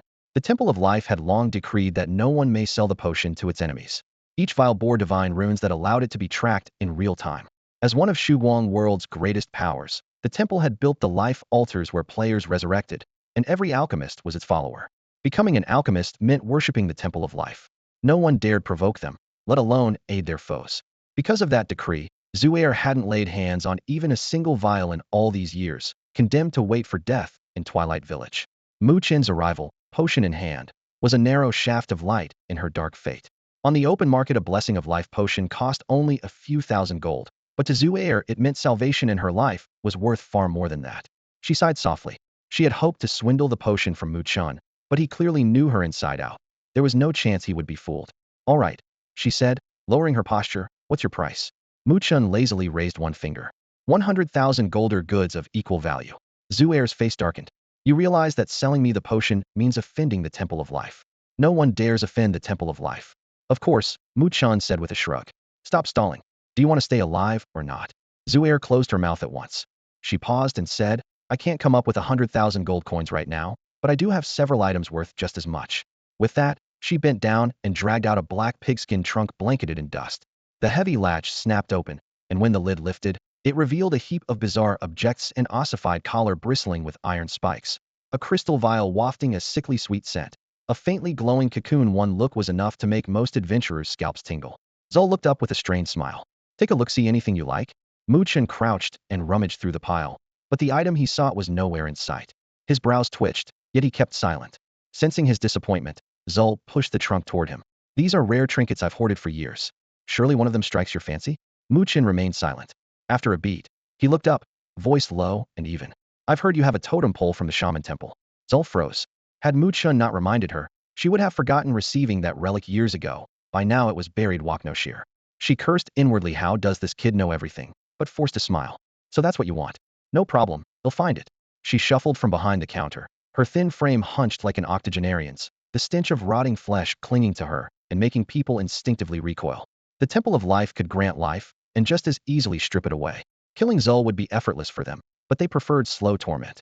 Mu Chen had seen their cruelty in his previous life. More than 10 minutes passed before Zul emerged from a cluttered corner with a piece of round timber as thick as an infant's arm. Only half remained, its surface etched in dried blood with fierce images of dark spears, panthers, and eagles. Her hands shook as she held it out. This is what you want, right? Mu Chen took it with one hand. The moment he touched it, lines of data appeared before his eyes. Dark spear, tribe, totem pole. Type, relic. Effect 1. Sacrifice a number of souls to the pole to receive a random shaman skill stone. The stronger and more numerous the souls, the higher the stone's level. Effect 2. When the pole reaches level 10, the bearer can use this relic to change class to shaman. Sacrifice count, 2020. Mu Chen nodded, satisfied. The class change option meant little to him. What mattered was trading souls for skill stones. Shaman elemental magic overlapped with most mage disciplines. That was the real prize. In his previous life, a lucky player had found this relic in the voodoo shop on Night Alley in Dusk Village and posted the stats online, stirring envy, Mu Chen's included. Zul now rubbed her withered hands and spoke humbly. Kind adventurer, may I have the blessing of life potion now? Mu Chen stowed the totem pole, then abruptly turned, his expression shocked. What? You think your life is worth nothing more than a totem pole you left to gather dust in a corner? Zul. After a good half hour, Mu Chen zipped up the bulging backpack, looking thoroughly satisfied. Across from him stood an almost empty leather trunk that had once held Zhu Air's private collection. Treasures lay in a messy heap, and Zhu Air clutched the rim of the trunk, eyes rimmed with red.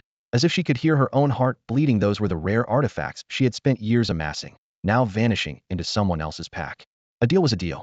Mu Chen unfastened the backpack, pulled out the vial of blessing of life potion, and handed it to Zhu Air. With the potion gone, one slot in his pack was free, so he casually reached into the trunk again and stuffed a sinister-looking voodoo doll into the empty space. Zhu Air's hands trembled as she cradled the potion she had dreamed of for so long, tears brimming at the corners of her eyes, yet she dared not protest. At that moment, the system's cold voice rang out. Warning, your actions may constitute aiding an enemy of the Temple of Life. Cease immediately, or you will be marked as an enemy of the Temple of Life.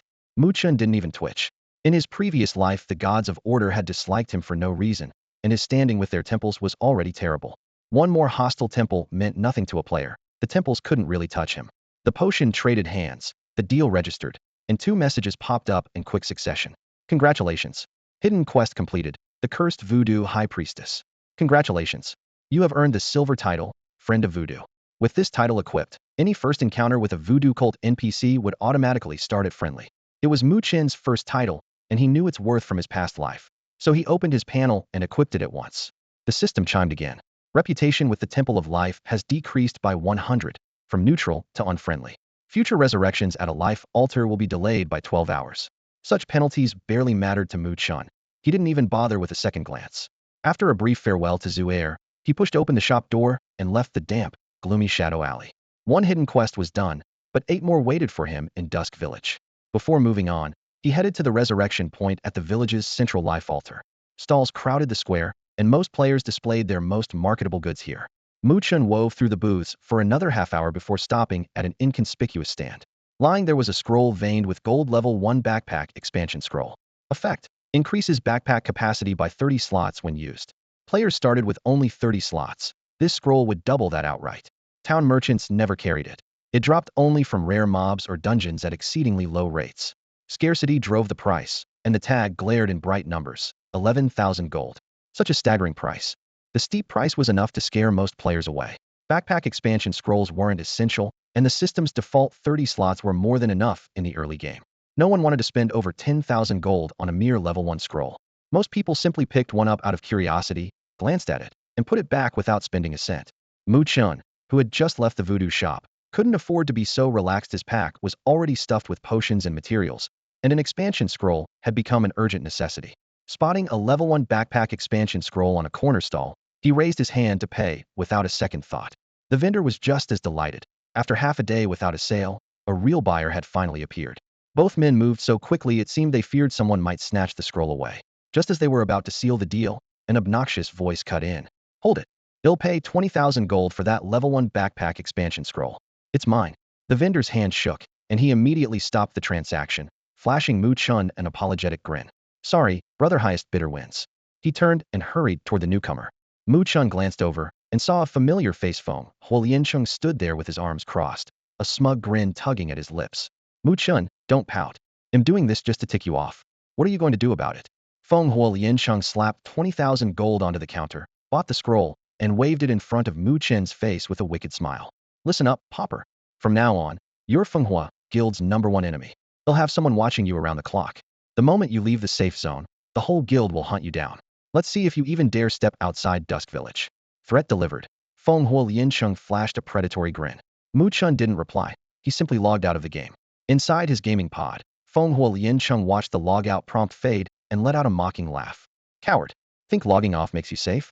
You cross this young master, you won't even know what hit you. Meanwhile, Mu Chen had removed his helmet and pulled out his phone to log into the Dawn Trading Network, the player's so-called black market. He didn't care for empty threats. He believed in action. Rather than trading insults in-game, he preferred to figure out how to make Feng Huoliansheng suffer.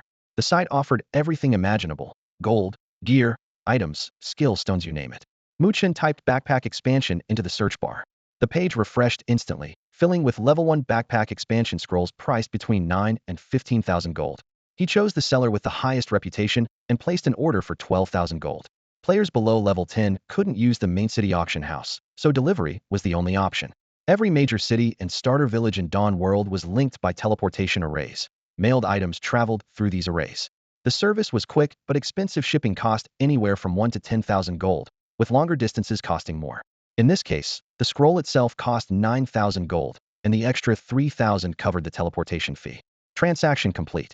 Mu Chen logged back into the game. The moment he spawned, he made a beeline for the Dusk Village post office and picked up a parcel that had just been teleported from Giant Axe Village. He tore off the burlap wrapping to reveal a Tier 1 inventory expansion scroll. The scroll shimmered as he activated it, and the 30-slot pack on his back instantly doubled to 60 slots. Leaving the post office, he slipped into the small house on the village's east side where a lamp was always burning in the window scholar Eileen's residence. For the next 3 or 4 hours, he moved through the village like a clock's pendulum, clearing every remaining hidden quest in one sweep. Most of those quests merely required turning in some special item, nothing difficult. Everything could be bought from stalls near the respawn point, so it was mostly a courier run. The real headaches were the occasional tricky stages. For example, find the mayor's missing underwear. The mayor's shorts could spawn almost anywhere. The church basement, the haystack at the farm, the gloomy black mushroom grove, even in the flirtatious widow Elena's bedroom. The quest was repeatable. Every so often the shorts would vanish again, and to keep the mayor's wife from growing suspicious, players had to retrieve them quickly, and luck was still a factor because the event didn't trigger every day. In Mu Chen's previous life, players discovered the mayor was most likely to lose his shorts in early or mid-month. If you dropped by around those times, there was a good chance the quest would pop up. This morning happened to be one of those windows. After a night of heavy drinking, the mayor awoke to find his underwear missing yet again. Relying on memories from his past life, Mu Chen arrived early, won the mayor's trust with a few words, and accepted the quest. He then turned Dusk Village upside down. Damp cracks in the church basement, wheat stalks in the farm's haystack, dark nests in black mushroom grove, under the embroidered sheets in Elena's bedroom. Finally, he located the shorts in the doghouse behind Aunt Mary's place. They were smeared with some unknown fluid, and the little female dog inside looked positively bashful. Mu Chen had no wish to know what the drunken mayor had done. Using a stick, he lifted the grimy shorts, refused to put them in his pack, and hurried back to the mayor's house while avoiding the crowds. The mayor beamed when he saw his missing underwear. A system message flashed. Hidden quest: the mayor's missing underwear completed. Reward: special item, mayor's friendship medal. With the medal in hand, a player can ask the mayor for anything deemed within reason. Fantasies like a gold tier weapon, 1,000,000 coins, or glass skill stone are struck out by the system. In Mu Chen's previous life, someone tested it. The best you can get is a pardon when you break the law in Dusk Village and the guards are about to arrest you. The village chief's friendship badge can spare you a stint in jail or earn you a 20% discount from any merchant in Dusk Village. Anything that falls within the chief's authority is fair game, and with a bit of creativity the badge often produces surprising results. Dusk Village hides 13 quests, so most people think. Mu Chen was convinced the real number was much higher. Take apprentice trainer Anna, for example.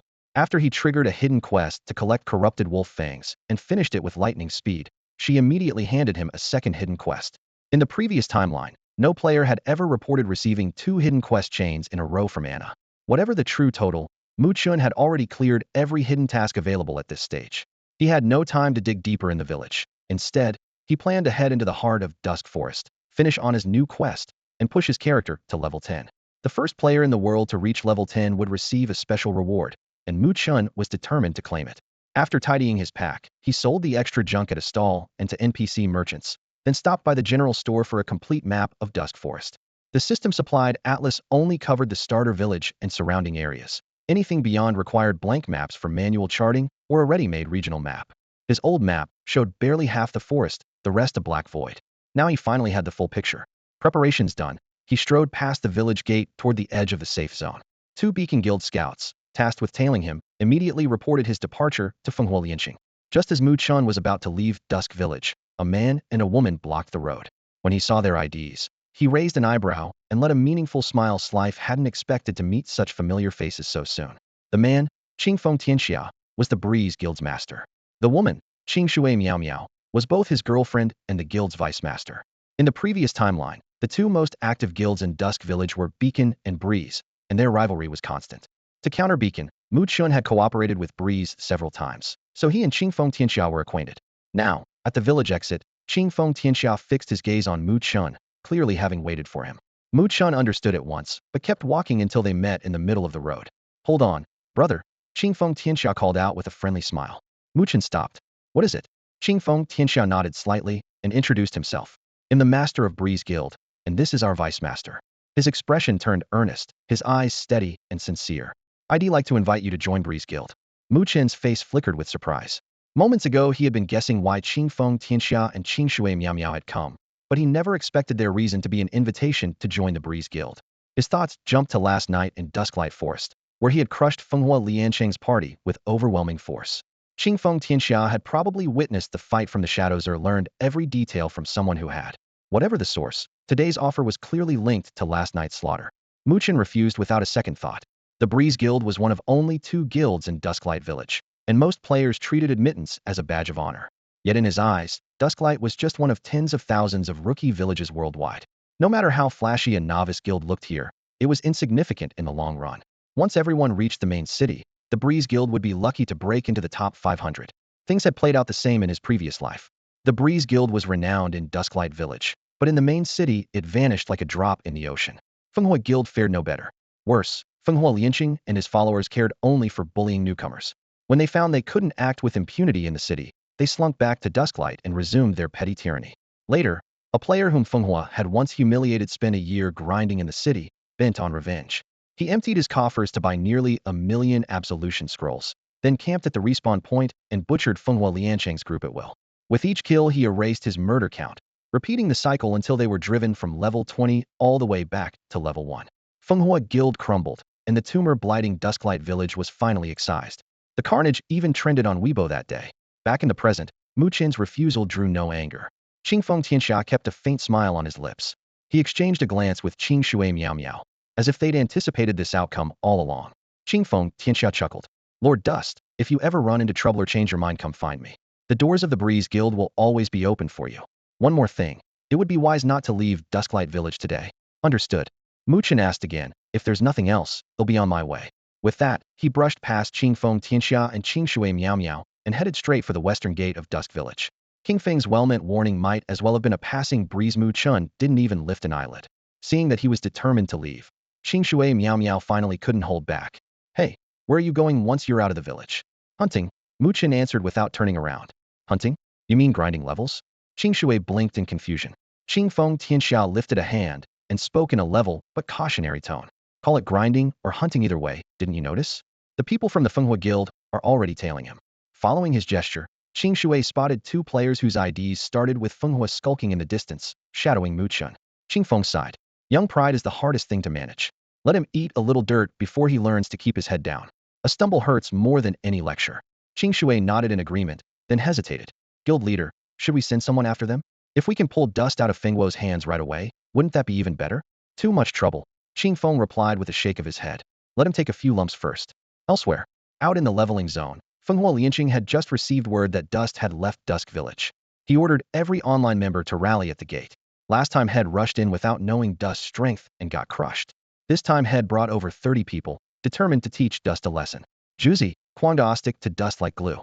If he slips away, I'm holding you 2 responsible, got it?" Won't lose him.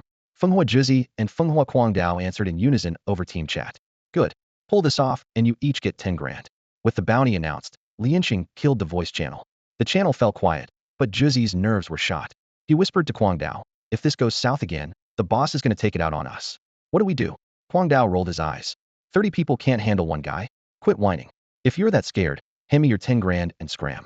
Come on, I never said I was quitting, Jizi laughed weakly. Then quit chattering. Keep a good distance, just don't lose him, Guangdao muttered. The two still carried the trauma of being one-shot by Mu Chen last time. This round they stayed roughly a kilometer back, far enough to feel safe. Mu Chen didn't head into the dusk forest at all. Instead, he swung northwest toward a stretch of low hills. No monsters spawned here, and players were scarce. The view was wide open, the grass and trees serene. He pulled up a rock, sat down, and took his time admiring the scenery, almost as if he were waiting for someone. Watching from afar, Jizi and Guangdao were baffled. What's he doing? Taking a picnic break. Jizi muttered. Doesn't he know we're hunting him? Then he added, should we ping the boss? No need, Guangdao said. Just drop his coordinates. Once the boss gets here, our job's done. I still think he came here on purpose. He's definitely plotting something. There might even be an ambush. Fenghua Jizi muttered, casting nervous glances in every direction. Fenghua Guangdao rolled his eyes, dripping with disdain. An ambush? Look at this dump. It's so wide open you can count the horizon. Not a single blade of grass big enough to hide behind. What's he supposed to ambush us with? If he really wanted to play dirty, he'd lure us into the twilight forest where the terrain's a mess. Got it, pig brain. Left speechless, Fenghua Jizi hunched his shoulders and shut his mouth. In the distance, Mu Chen sat cross-legged on a slab of bluestone, head tilted back as he watched clouds drift by. He'd picked this natural hunting ground precisely because it was wide open. He planned to deal with Fenghua Lianqing's crew out here before getting on with his real business. A dozen minutes later, the sound of heavy footsteps rolled in. Fenghua Lianqing led the way, 30 guild members at his back, his face dark as ink. Where's that mutt dust? He barked as he reached Fenghua Jizi and Fenghua Guangdao. Fenghua Guangdao quickly pointed toward Mu Chen. Boss, he's over there. I told you to tail him, and you stayed that far back? What if he'd slipped away? Fenghua Lianqing roared. Jizi offered a weak explanation. Boss, if we got too close and he spotted us. Save it, and get out of my sight. Lianqing snarled. The two gladly retreated, grinning to themselves. Mission complete. 10,000 Huaxia credits, earned easy money.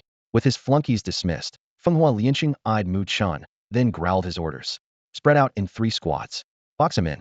Don't let him escape. Got it.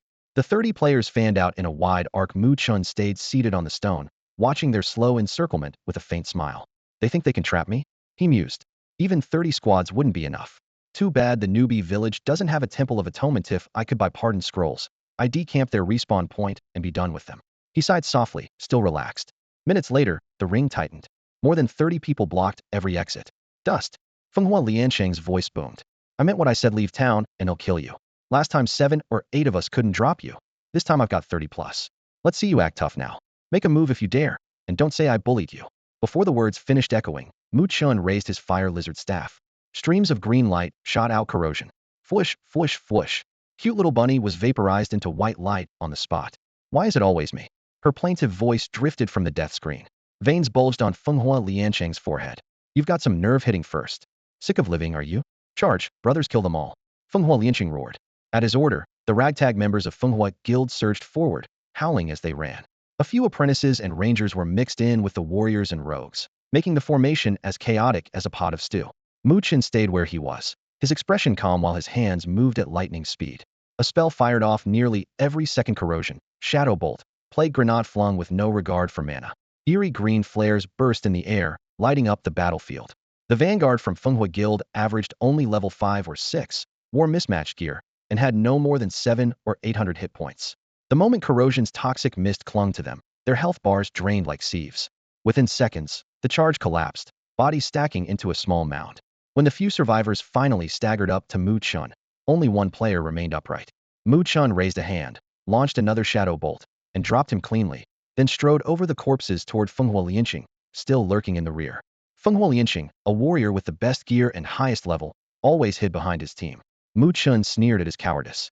Most of Fenghuo's squad were melee classes, and Mu Chen had erased more than 20 of them in an instant, leaving the rest stunned. One person taking on 7 or 8 is impressive, but he just one-shotted over 20? Someone muttered. Fenghua Lianqing's thoughts spun. The strongest grade talent he'd seen online looked only this good. Just last night, he'd watched a streamer with grade talent skyrocket to fame on Dawn's launch day. hitting 1 million followers and 10 million viewers overnight. That streamer's power was terrifying, yet still nothing like this. Is dust hacking? The dread of being one-shotted by Mu Chen the previous night flooded back. Then had guessed Mu Chen was only grade, maybe a bit higher. Today's massacre shattered that notion. In reporting him's cheating, Fenghua Lianqing screamed as he fell. His corpse thudded to the ground, scattering loot. The night before he had already surrendered 2 bronze items. Now 4 more dropped, including the very bronze one-handed sword Mu Chen had sold at his stall that morning. How did this sword end up back in his hands? Mu Chen muttered, picking it up and recognizing the nicks along the blade. Had Fenghua Lianqing bought it back or killed whoever bought the sword and claimed it for himself? Muin knew exactly how Fenghua Lianqing operated. For that guy, killing players and looting their gear was as natural as breathing, so this outcome hardly surprised him. Unfortunately, Fenghua Lianqing's class was warrior, and the shimmering violet armor and massive greatsword he dropped could only be equipped by warriors, so Muin had no choice but to fence them quietly once he got back to Twilight Village. Still, one fact never changed: Fenghua Lianqing was loaded. Last time Muin took him down, he spilled 20,000 gold all over the ground. This time the loot totaled a whopping 80,000, no doubt currency he had bought on the black market. Most members of Fenghuo's guild were rich kids' lackeys, masters of flattery, useless in real combat. With a roster like that, the guild was lucky not to be a laughingstock, let alone dominate Twilight Village.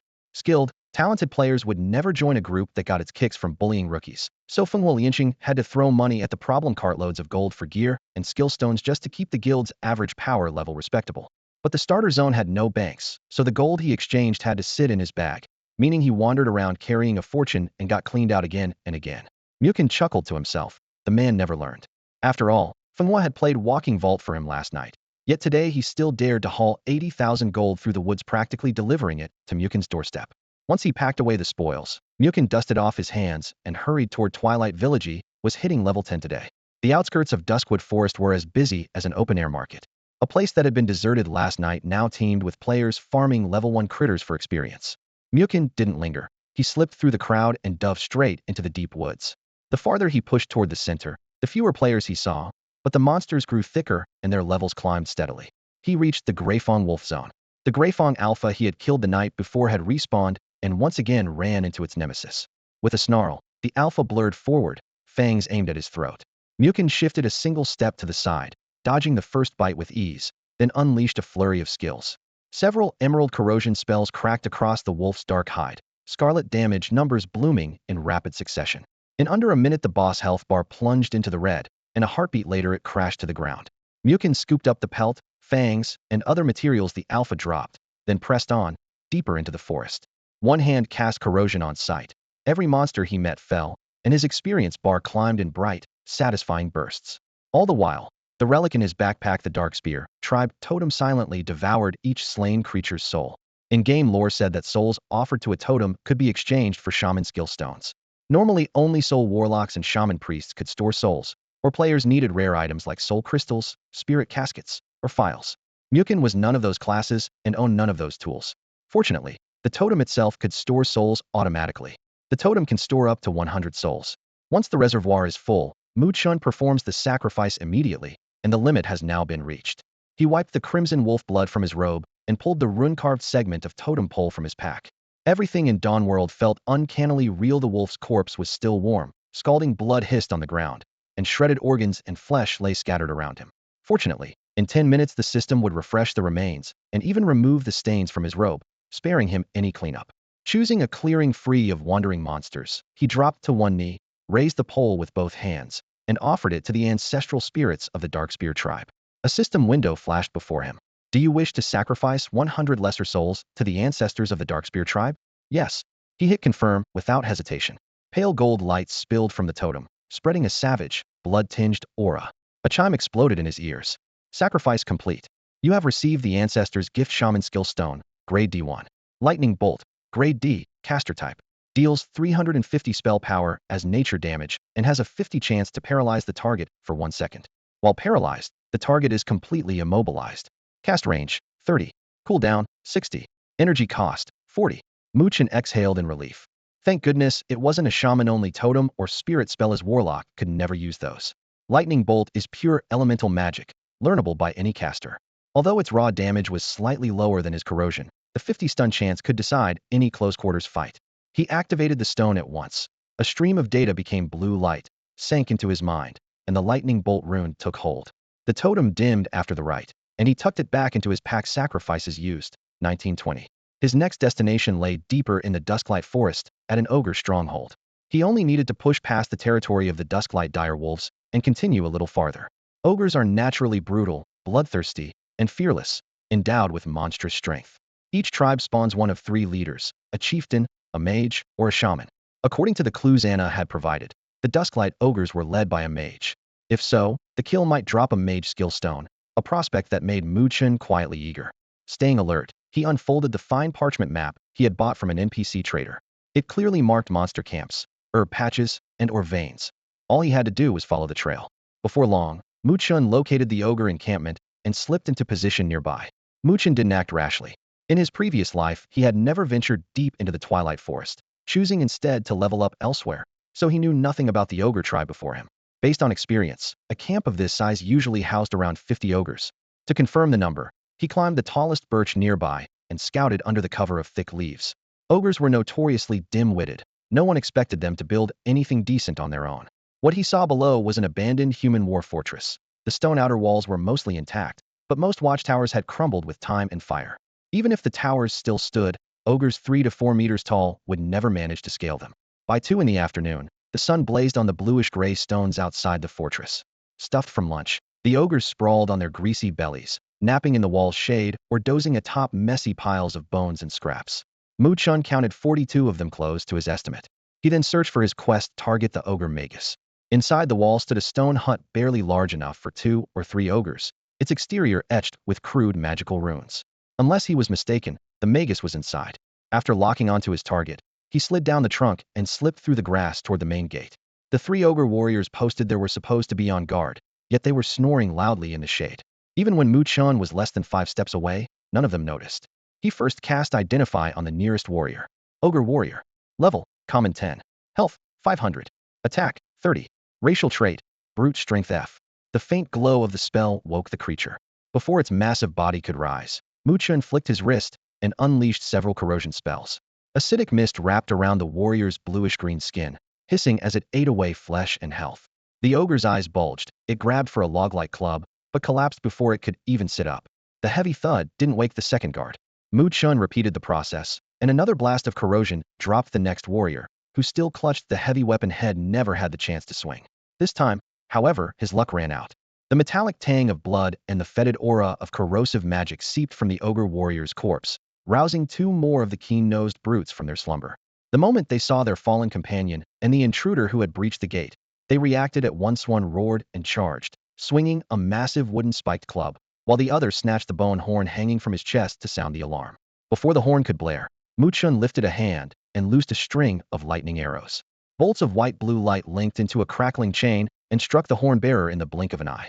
Electricity wrapped around the ogre, the paralysis effect triggering instantly. Scarlet damage numbers 280, 277 floated above his head. With only 500 health in total, the brute collapsed after the second arrow. Mu Chen whirled and locked onto the ogre who had closed to within 5 meters. The stench of blood and rot washed over him as the creature hurled its club, larger than a grown man, like a javelin. Mu Chen didn't dodge. He took the hit heat-in, his health dropping by 24. At the same time, another lightning arrow punched through the ogre's chest, killing it instantly. The exchange took place at the shattered gate of the ogre encampment, and the thunderous commotion quickly carried inside.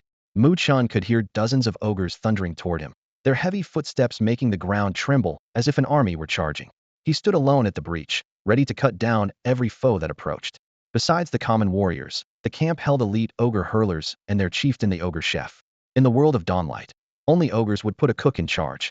Ogre hurlers could swing watermelon-sized boulders or throw crude wooden spears half a meter thick and 2 meters long, more like battering rams than weapons. Dodging nimbly, Mu Chen kept up a steady rhythm of lightning arrows, picking off the troublesome ranged elites first. The ogre chef was no less dangerous. His stat panel read: Level 10, Health 2000, Attack 120, Racial trait Brute Strength F, and the skill Thick Hide Aura F, which granted all allies within 20 yards 5% tenacity. Wielding a giant cleaver fashioned from a barbarian war axe, the chef stayed behind the lines, barking guttural orders and directing the assault. Take out the leader, and the rest will fall, Mu Chen decided. Any enemy that buffed its allies had to die first. You're next.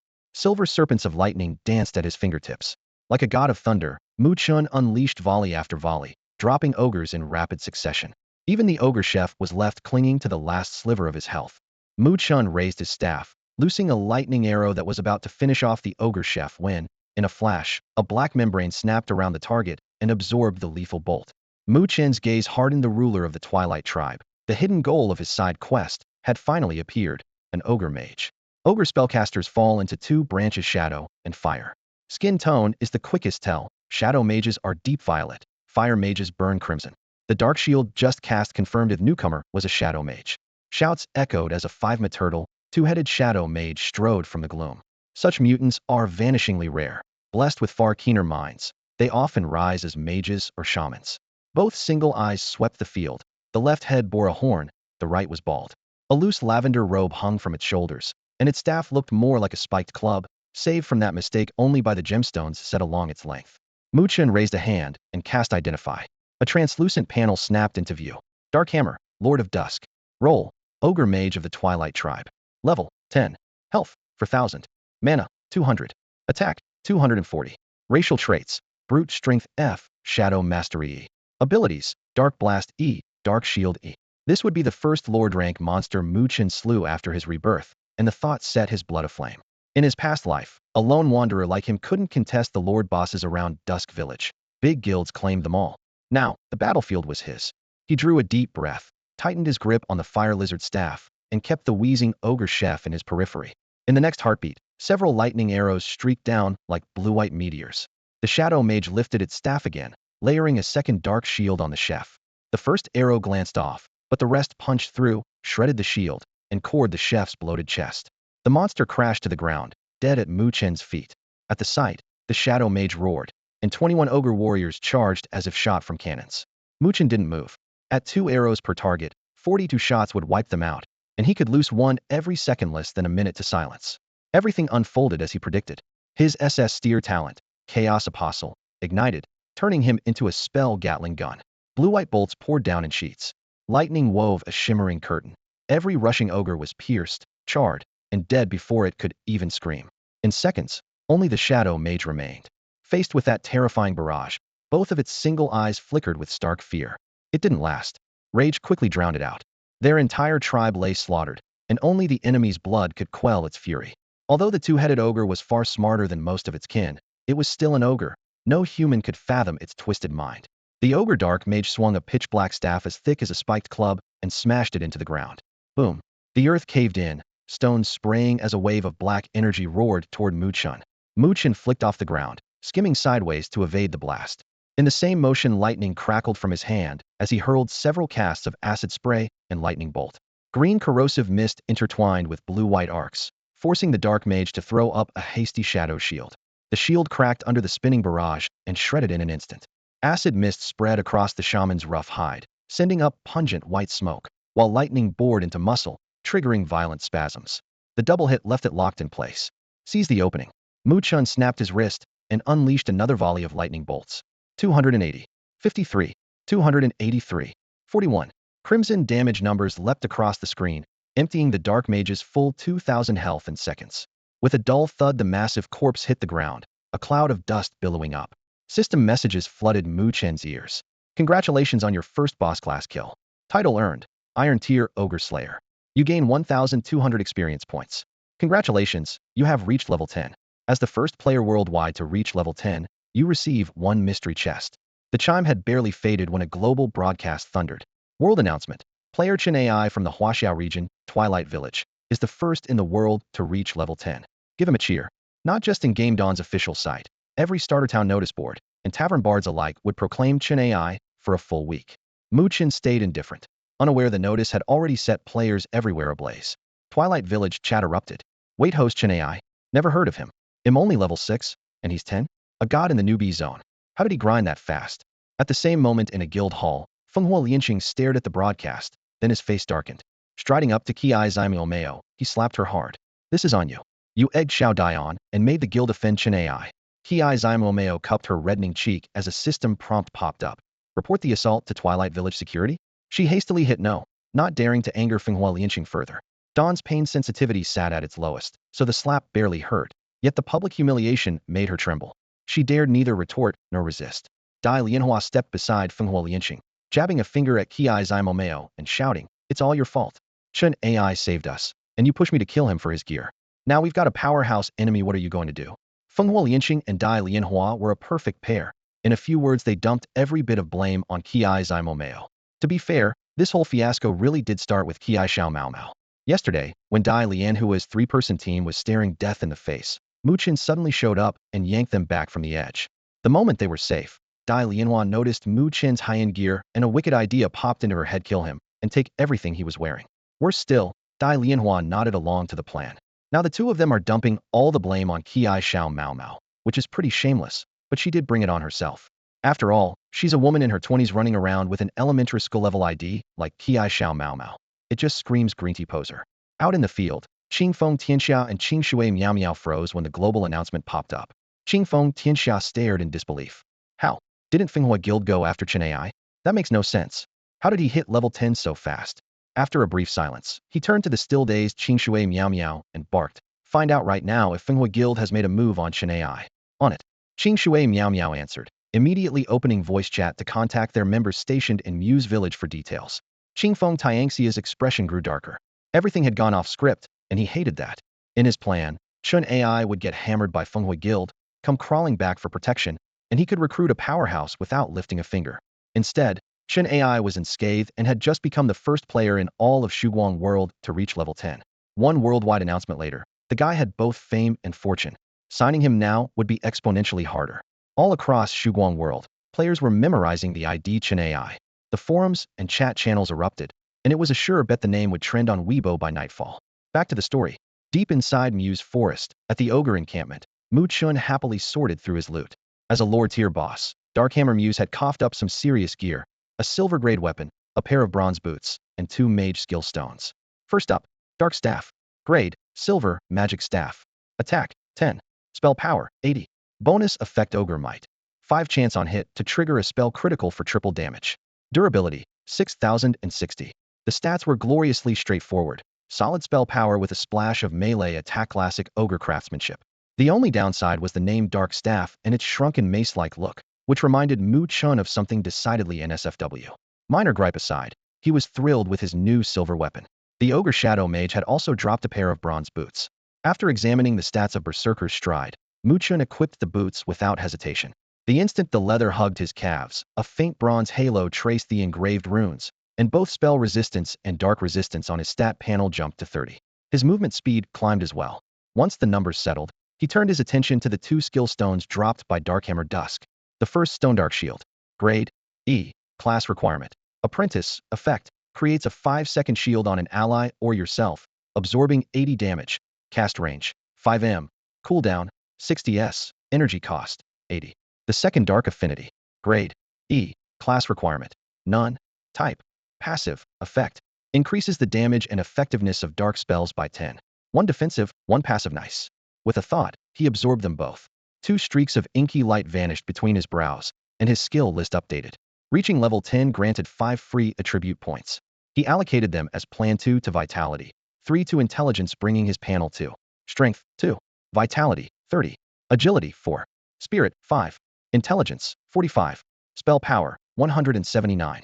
For an apprentice, Intelligence is paramount, with Vitality and Spirit following. Because his talent lets him cast without spending energy, Spirit can wait for now. Those save points are better spent elsewhere. Just then, a mystery chest appeared at the top of his inventory. The silver-white box was etched with ancient runes that shimmered coldly. Mu Chen took a deep breath and opened it. System message: congratulations. You have obtained 1 Great Rift entry permit. The permit was only palm-sized, yet it gleamed with 7 shifting colors. At the moment it was worth less in the black market. It wouldn't fetch even a single gold coin, but once the Great Rift opened, its value would skyrocket into the millions.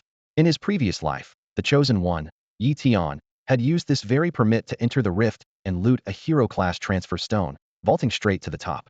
Back then, Yi Tian hit level 10 at exactly 9 a.m. the next day, becoming the world's first double-digit player and soaking up all the spotlight. This time, thanks to relentless grinding and a string of hidden quests, Mu Chen claimed the world's first level 10 title on the second day of open beta. He tucked the permit safely inside his shirt, then turned to Darkhammer Dusk's massive corpse. He drew a small white stone knife and sliced along the right side of its chest. Black blood surged out as he pried loose a fist-sized energy hard obsidian black, pulsing with dim light.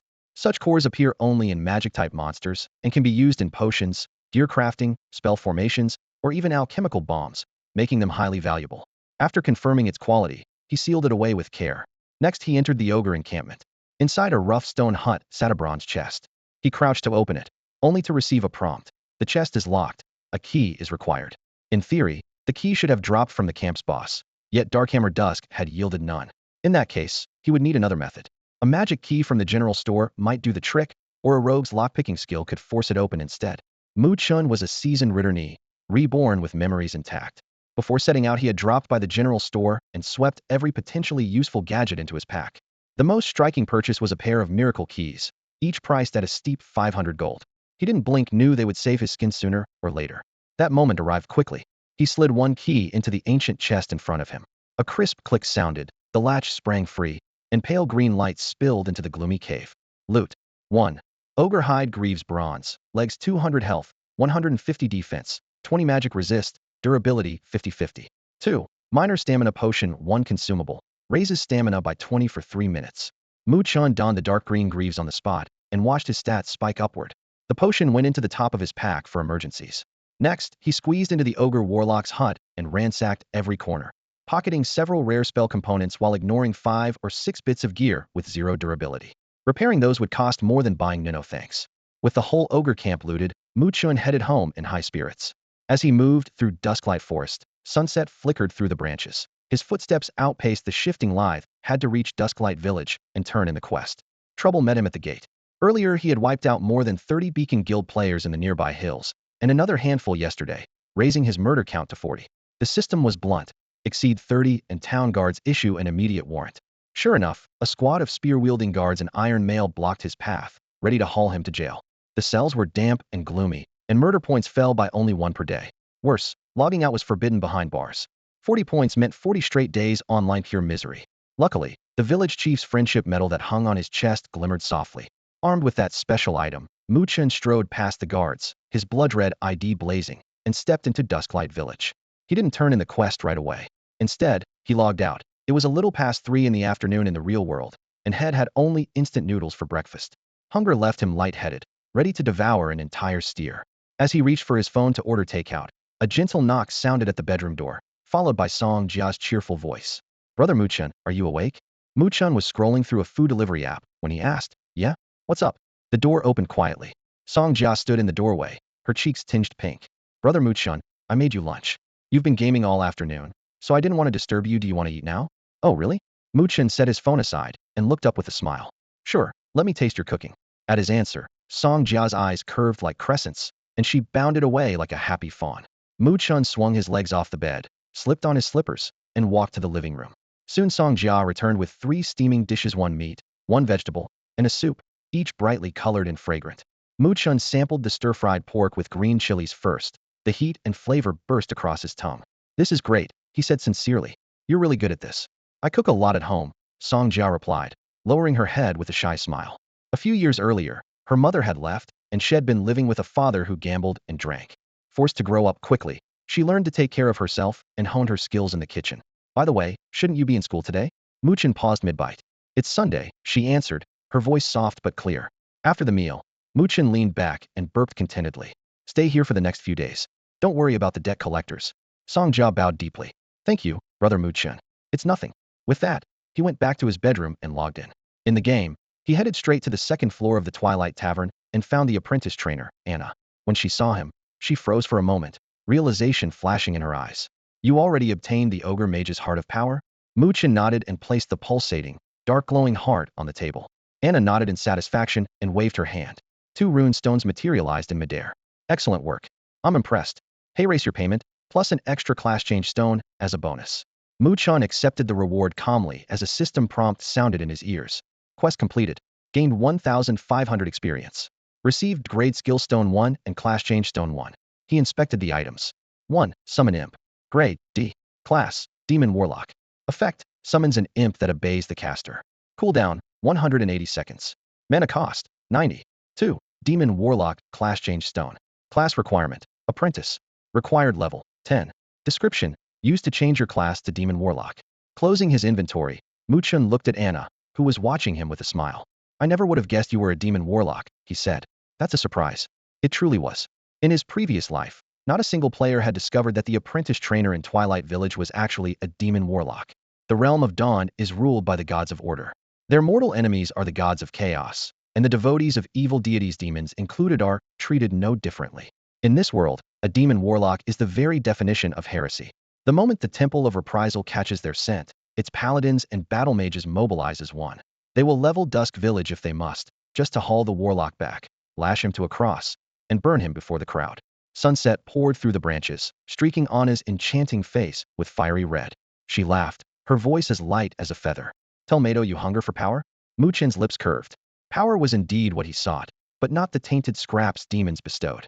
He wanted a force that could overtop both the gods of chaos and the gods of order. Sorry, becoming a demon warlock isn't on my list. With that, he turned away. Watching his retreating back, Anna caressed the obsidian class-change stone in her hand, her laughter softer than the night wind. If you ever change your mind, you know where to find me. Memories from a past life churned in Mu Chen's mind. Had heard that demon warlocks lurked among ordinary folk, coaxing players into their ranks. Yet qualification was never guaranteed. Only those whom a warlock approved would receive a class-change stone. By handing him this obsidian gem without a moment's hesitation, Anna had clearly chosen him. Anyone else could beg on their knees and still be rebuffed. No one denied a demon warlock's might. Shadow spells and demonic summons inspired real dread. But Mu Chen already had a detailed roadmap for the future, and this detour simply didn't fit. Head toyed with another idea. Report Anna to the cleric at the village chapel and claim the bounty. But demon warlocks were vindictive to the bone. Provoke one, and trouble would stalk you forever. Besides, Anna wouldn't flaunt her identity unless she had leverage. Most likely the cleric was already compromised. Considering the village chief's unsavory dealings in the chapel's cellar, Mu Chen doubted the cleric's innocence. Believing otherwise was self-deception. After weighing every angle, he opted to bide his time. Completing this hidden quest and pocketing a demon warlock class-change stone was reward enough. The item was contraband barred from town stalls and auction houses and could only move on the black market. Once the heat cooled, he could list it online and clear a tidy 100, maybe 200,000 credits in real-world cash. Lost in thought, Mu Chen reached the makeshift stall beside the respawn point. Before moving on, he needed to empty his bulging backpack. A trek to the depths of Twilight Forest had yielded a mountain of loot, not to mention the heap of gear sent over by the brothers from Beacon Guild. Thanks again to Fenghua Lianqing and the others. He went out of his way to deliver gear in gold, and Mu Chen set up a stall to sell them. In no time the wooden stand was packed with players. A rough sign read, "Gold or Huaxia credits accepted," and the words drew every trust fund kid and high roller in sight. The haggling never stopped. Business was booming when a fair-skinned young man in designer casuals elbowed his way to the front and declared, loud and cheerful, "Bro, they'll take everything you've got. One price 250 grand. Deal?"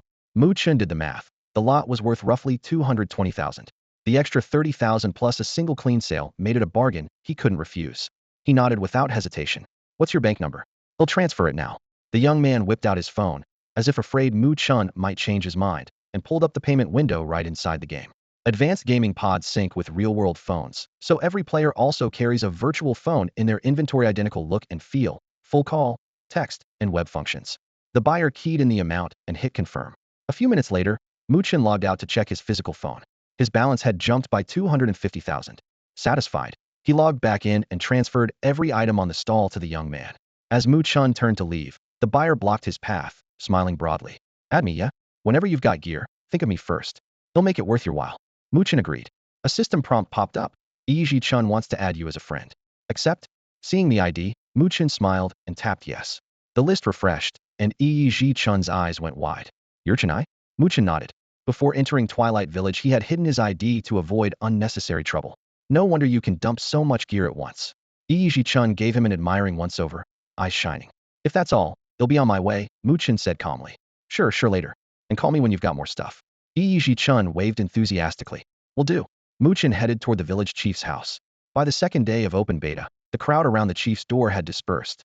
Because Mu Chen had found the chief's missing shorts last time, his favorability had risen, and the old man greeted him warmly, ushering him into the sitting room with a cup of warm black tea and a few coarse salt biscuits. Mu Chen had only one goal: to pick up the starter quest.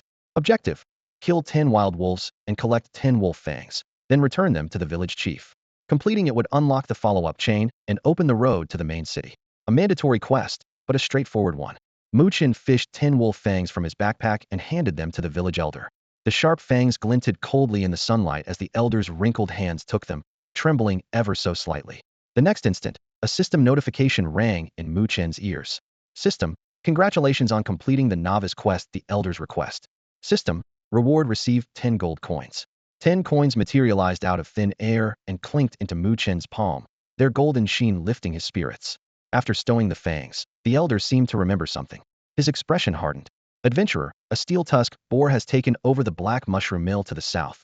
It has already injured several workers. Can you get rid of it for the village? System, accept the main quest bounty on the steel tusk boar? Of course. It would be an honor to help. Mu Chen agreed without hesitation. He knew that once he finished this quest, the elder would give him a teleportation token and a handwritten letter of recommendation. With those in hand, he could head to the capital at any time. But he had no intention of leaving just yet. He clearly remembered that a golden chest lay hidden deep inside the gloomy garden near Dusk Village. In his previous life, a player had stumbled upon it and found a gold-grade ring worth 1,000,000 coins. This time, that ring would be his. The main quest could wait. Before he set off for the capital, he had to visit the gloomy garden. After saying goodbye to the elder, Mu Chen went straight to the general store at the village gate. He spent 100 gold on a secret map of the garden. The store owner, Jeff, was in his 40s, with wavy brown hair, a neatly trimmed mustache, and round spectacles perched on his nose every bit the shrewd merchant. When Jeff saw the purchase, he adjusted his glasses and lowered his voice. Adventurer, are you really going to the gloomy garden? Haven't you heard the tale? Mu Chen looked up, signaling him to go on. Jeff leaned closer, as if even the walls might eavesdrop. Hundreds of years ago, a baron built the garden to please his wife. She spent every day there and eventually began an affair with the gardener. When the baron caught them, he buried both of them alive beneath the tulip beds. Ever since, the place has been haunted. People say they see spirits roaming at night, and many villagers who went in never came out, no bodies, nothing.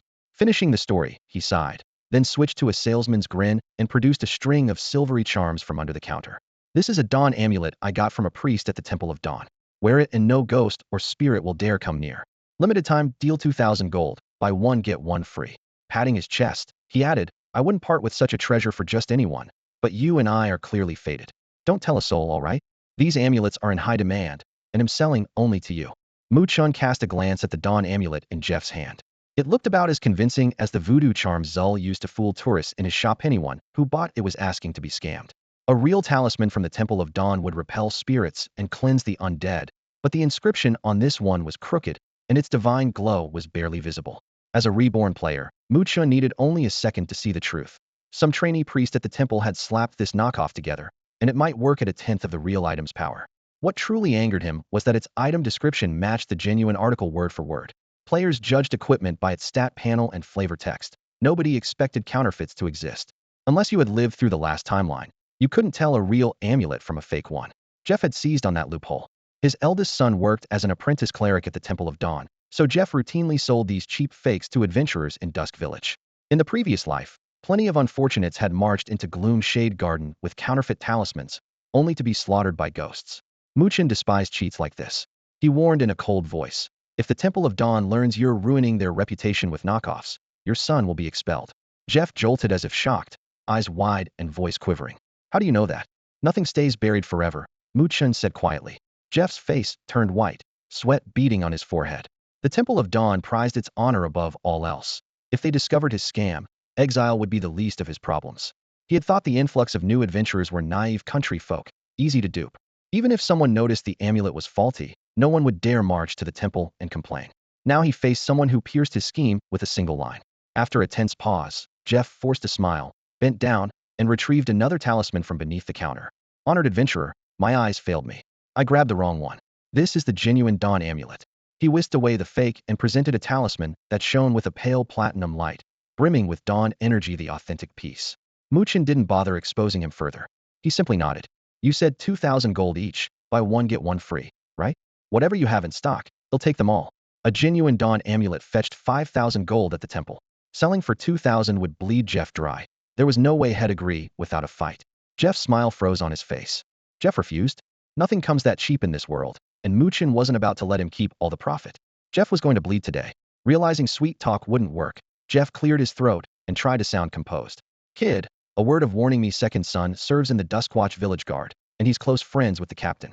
He cut off mid-sentence when Mu Chen flicked out an old bronze token.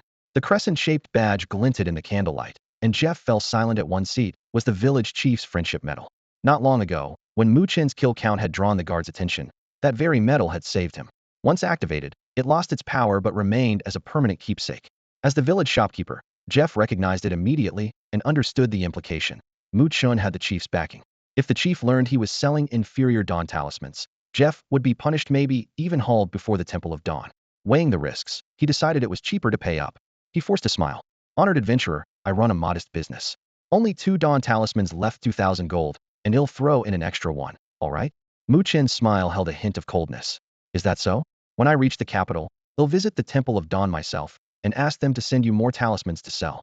The threat was clear. Sweat beaded on Jeff's brow. 2 must have miscounted. Actually, there are 6. 6 isn't enough. Then 8. I want 20, Mu Chen said calmly. The words cut like a knife, but Jeff didn't dare bargain further. He nodded. Deal. In the end, Mu Chen paid 20,000 gold and walked out with 20 Dawn talismans worth 10 times that amount. He left without a backward glance. Outside the shop, Mu Chen left the village and followed a path skirting the mountain toward the Gloom Garden.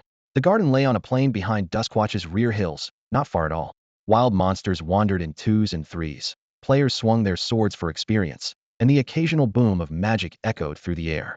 Up ahead, he spotted several players with the Fenghua prefix in their IDs surrounding a young couple. Hey, who said you could level here? This is Fenghua Guild territory, snarled the leader, a level 7 warrior named Fenghua Bazu. The couple looked barely out of their early 20s. The boyfriend stepped in front of his girlfriend and forced himself to argue. Plenty of people level here. Why pick on us? Because you're weak, sneered Fenghua Daodu, a level 6 apprentice. You're level 4, and she's level 2. Who else should we bully? Let us cop a feel, and we'll let you go. Deal? Lust gleamed in Fenghua Bazu's eyes. Dawn Online gives us lots of freedom, anything goes. I've wanted to try a girl player for a while. Looks like today's my lucky day. The guild members reached out with lecherous grins, hands groping for the girl while her boyfriend struggled to shield her. 2 members of the Fenghua Guild had him face down on the ground, unable to move. Dawn was famed for its open-ended design, a sandbox meant to feel almost real. Yet that freedom always drew out the worst in some players. Inside a safe zone, female characters could summon the city guard at the first sign of harassment, and the offender would pay dearly. Outside the walls, though, a simple touch or attack counted as ordinary combat. The protection system went silent. Now the boyfriend was pinned, forced to watch while his partner was about to be humiliated. Both sides were flagged for combat, so a forced logout was impossible. Outnumbered and outmatched, escape was out of the question. Desperate, he shouted for help. Dozens of players heard him clearly, but no one moved. The public test had been live for only 2 days, yet the Fenghua Guild had already earned a vicious reputation in Dusk Village, infamous enough to scare everyone off. No one wanted to cross that band of thugs. The onlookers stayed detached. Some even pulled out recording scrolls to capture the scene. Hopelessness, rage, and shame crashed together, and the boyfriend shut his eyes. A crack of light split the air. A lightning arrow struck Fenghua Bazu at a speed the naked eye could barely follow. The scarlet damage number 618 exploded above his head, wiping out a quarter of his health. At that moment, Mu Chen ID. Dust had 179 spell power. His skill panel spelled it out. Lightning arrow damage 350, spell power 626. Bazu staggered half a step and wheeled around, roaring. Who did that? Don't you know him with Fenghua? I did, Mu Chen replied coldly. Remember my name. And remember this: every time I see a Fenghua player in the wild, they'll kill one. Before the words had fully settled, arcs of electricity danced along his dark staff. He lifted his hand and fired again and again. Bolts leapt in rapid succession. Bazu never even had time to beg. His health hit 0, and he crashed to the ground, showering the grass with gear and gold. The other Fenghua players had drawn weapons the instant the first bolt landed, ready to fight. But when the name Dust sank in, their faces went bloodless and their nerve evaporated. Not long ago, the vice leader Fenghua Lianqing had taken 30 elite members to hunt Mu Chen, only to be wiped out by him alone. Lianqing had ordered a news blackout, so the outside world knew nothing. These eyewitnesses, though, understood perfectly. If 30 elites had been crushed, a handful of regulars had no chance. A single glance passed between them. They turned and bolted. But could they outrun lightning? Mu Chen's wrist flicked, and more bolts lanced after them, each one punching cleanly through a fleeing back. After a few brief screams, several corpses lay among the dim grass, blood spattering the leaves. Not one of them escaped. Mu Chen scooped up the fallen gear and coins, then set off once more toward the dark garden. Just as he was leaving, the couple who had been harassed by the Fenghua players stopped him, gratitude written all over their faces. Brother, thank you for stepping in. This isn't much, but please take it. The young man offered everything they had earned that day, 127 gold coins. No small feat for a level 4 player. Mu Chen shook his head. It was nothing. With that, He walked around them and continued on his way. He was about to leave Twilight Village for good, yet a trace of reluctance tugged at him. He had planned to torment Fenghuo Lianqing. Quitting now felt unsatisfying. Maybe he should stay a few more days, camp in the wilderness, ambush the guy a couple more times. The man's gear and gold were practically a traveling treasure chest. Each kill was worth as much as downing a boss. Mulling it over, he hurried along and soon reached the entrance to the dark garden. The area wouldn't open until midnight, and it was only 2049. Mu Chen picked a safe spot, logged out, and decided to grab dinner and a shower before the clock struck 12. The moment he removed his VR helmet, a wave of stiffness washed over him. 2 days and a night with almost no breaks, plus that rock-hard rented bed, had left his back aching. After a quick stretch, he stepped into the living room. Sanja, dressed in a training outfit, was stretching her legs and arching her back, sweat glistening on her forehead and delicate face. When she saw him, she flashed a bright smile. Mu Chen, give me a SSS, I'll cook for you. She scampered toward the kitchen, still barefoot. Put on your shoes or you'll catch a cold, he reminded her. I'm fine, she called back, sticking out her tongue but continuing barefoot. An hour later, Sanja emerged with steaming braised chicken and cola-glazed wings. 2 dishes and a soup filled the room with an irresistible aroma. After they finished eating, Mu Chen headed toward the bathroom. Sanja suddenly grabbed his sleeve. Wait, let me tidy up first, the bathroom's a mess. She dashed inside, then reappeared moments later, cheeks crimson, clutching 2 gauzy pieces of clothing that were obviously her underwear. Head down, she slipped past him. Mu Chen pretended not to notice and took a quick shower. When he came out, he wrapped a towel around his waist, flopped onto the sofa, and watched TV to kill time until midnight. In the kitchen, Sanja quietly finished cleaning up. She sat with Mu Chen on the couch, watching TV. Sanja curled up in one corner, her body relaxed, one shoulder resting lightly against the cushion. A faint scent of jasmine lingered in the air, the same body wash, yet the fragrance on her seemed fresher than Mu Chen's, a mystery he still couldn't solve. Colors flickered across the screen while they chatted idly, and the initial awkwardness quietly dissolved. By late night, Sangja's breathing had grown steady. She was asleep. Mu Chen muted the TV, carefully draped a light blanket over her, then retreated to the bedroom, slipped on his gaming helmet, and logged into dawn. A flash of light greeted him, followed by a system prompt. 5 minutes until the dark garden opened. At the gate, 5 more players materialized, 3 men and 2 women, all level 7. Tonight they would delve into this forbidden zone where terror and opportunity intertwined. In the tavern of Dusk Village, an herbal trader from the capital paid premium prices for 3 plants: Moonlight Bloom, Stoneheart Flower, and Blue Venom Weed. Blue Venom Weed grew deep in the Dusk Forest, hunting ground of the Dusk Direwolves. Stoneheart Flower sprouted in underground caverns guarded by elite fire salamanders. Moonlight Bloom blossomed only in the Dark Garden, each blossom worth an eye-watering 100 gold.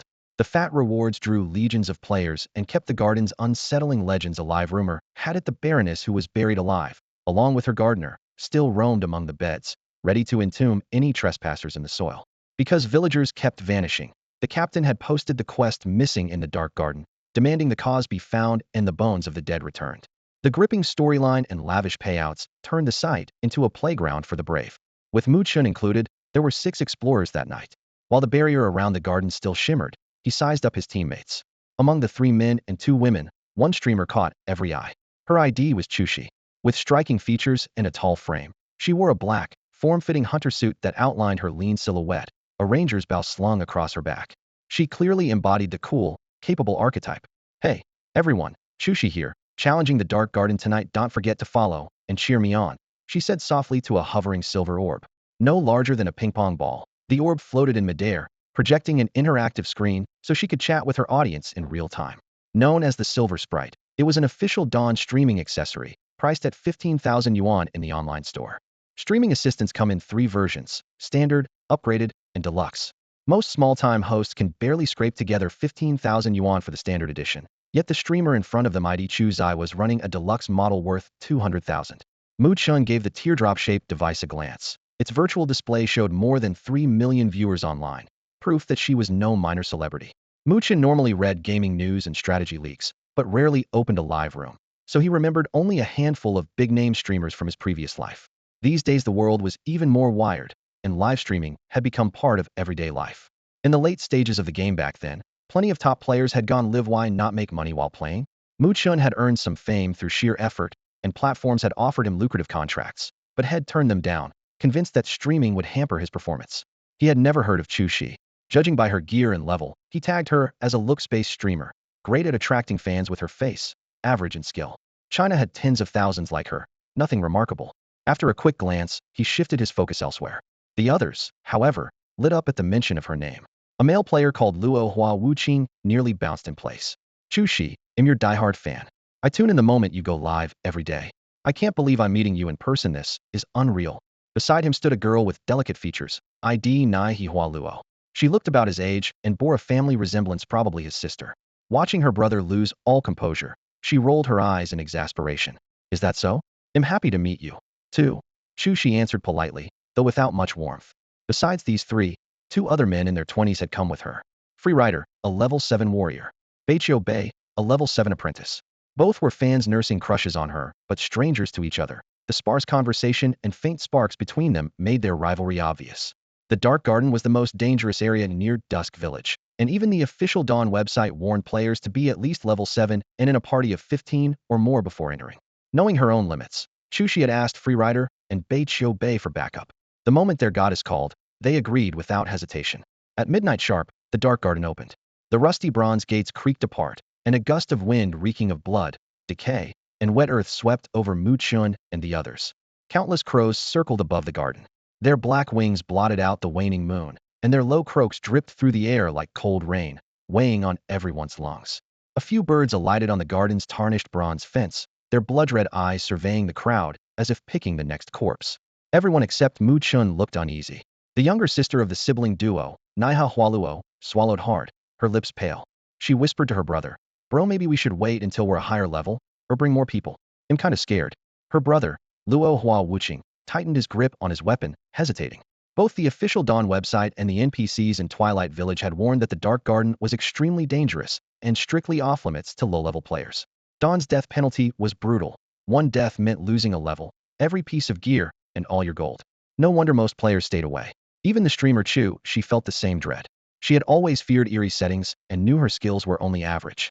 If it weren't for the stream, she would never have tried the Dark Garden tonight, and backing out now would almost certainly anger her viewers. The moment her hesitation showed, Betrayal Bei leaned over and murmured, "Don't worry, I'm here. They'll protect you with my life." "And me too, CC," added another top player, Bai Piao Dalao, patting the pack on his back. "I've brought a secret weapon." Betrayal Bei shot him a sideways glance and sneered inwardly. "You think you can compete with me for her? Everyone has a secret weapon. I'd like to see yours." "Exactly. It's just the Dark Garden. What's there to be afraid of?" Luo Hua Wuqing shouted from a short distance away, emboldened by the expert's bravado. "Goddess Chu Shi, let me protect you." Naiha Hualuo muttered under her breath, unimpressed that her brother had ignored her completely. After a moment's thought, Chu Shi abandoned the idea of retreat. She didn't want to lose viewers, and Betrayal Bei and Bai Piao Dalao truly were among the best players in Twilight Village, both in skill and gear. More importantly, each had sworn in private that he carried a weapon designed to counter ghosts and spirits. Their confidence steadied her nerves. Still, to be safe, she decided to recruit a few more teammates. Numbers meant a better chance of survival. She turned to Luo Hua Wuqing. "What brings you to the Dark Garden?" "We took a quest from the herbalist at the Twilight Tavern," he answered quickly. "We're here to gather moonlight blossoms." "I see." Chu Shi smiled. "In that case, why don't we team up and explore the Dark Garden together?" Before heading to the Dark Garden, we met with the security captain and accepted a quest to recover the remains of those who had disappeared there. A chill wind whipped around the outer fence of the Dark Garden, damp mist seeping through the iron bars. Chu Shi stood at the entrance with her streaming sprite and offered a deal to the siblings Luo Hua Wuqing and Naiha Hualuo, who had just arrived. "Our quests don't conflict. You help me find moonlight blossoms, and I'll help you locate the missing people's bones. How about it? To team up with Goddess Chu Shi? I'd love to." Luo Hua Wuqing blurted, terrified he might miss the chance. Naiha Hualuo nodded slightly, indicating agreement. Flanking Chu Shi, Bai Qbi, and Bai Piao Dalao weren't thrilled about the new recruits. They raised their brows, but kept quiet. With a larger party, Chu Shi felt more confident about entering the Dark Garden. Her gaze shifted to a lone player standing nearby. He wore a black cloak, ID and level hidden, as if pinned to the shadows. Mu Chen. Chu Shi stepped forward, wearing her trademark on-camera smile. "Hi there. Mind telling us what brings you to the Dark Garden?" Mu Chen didn't even lift his eyes. "None of your business." The smile froze. She inhaled, still polite.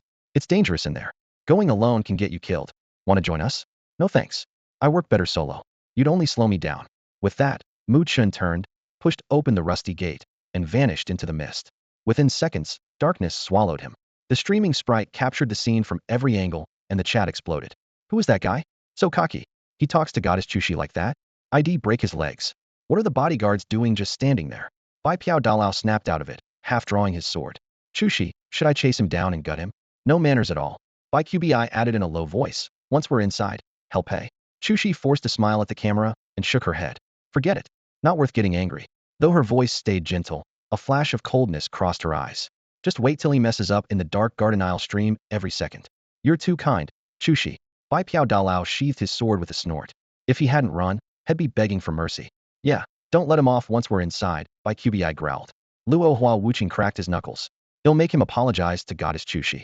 Naiha Hualuo tugged her brother's sleeve and whispered, Bro, this isn't our problem. Why stir things up? Who says it has nothing to do with us?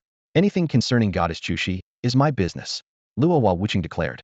Naiha Hualuo let out a helpless sigh, and another companion joined the outrage. The three men cursed Mu Chen for a solid 10 minutes before they finally ran out of steam. Chushi raised a hand for silence. Enough, let's get moving.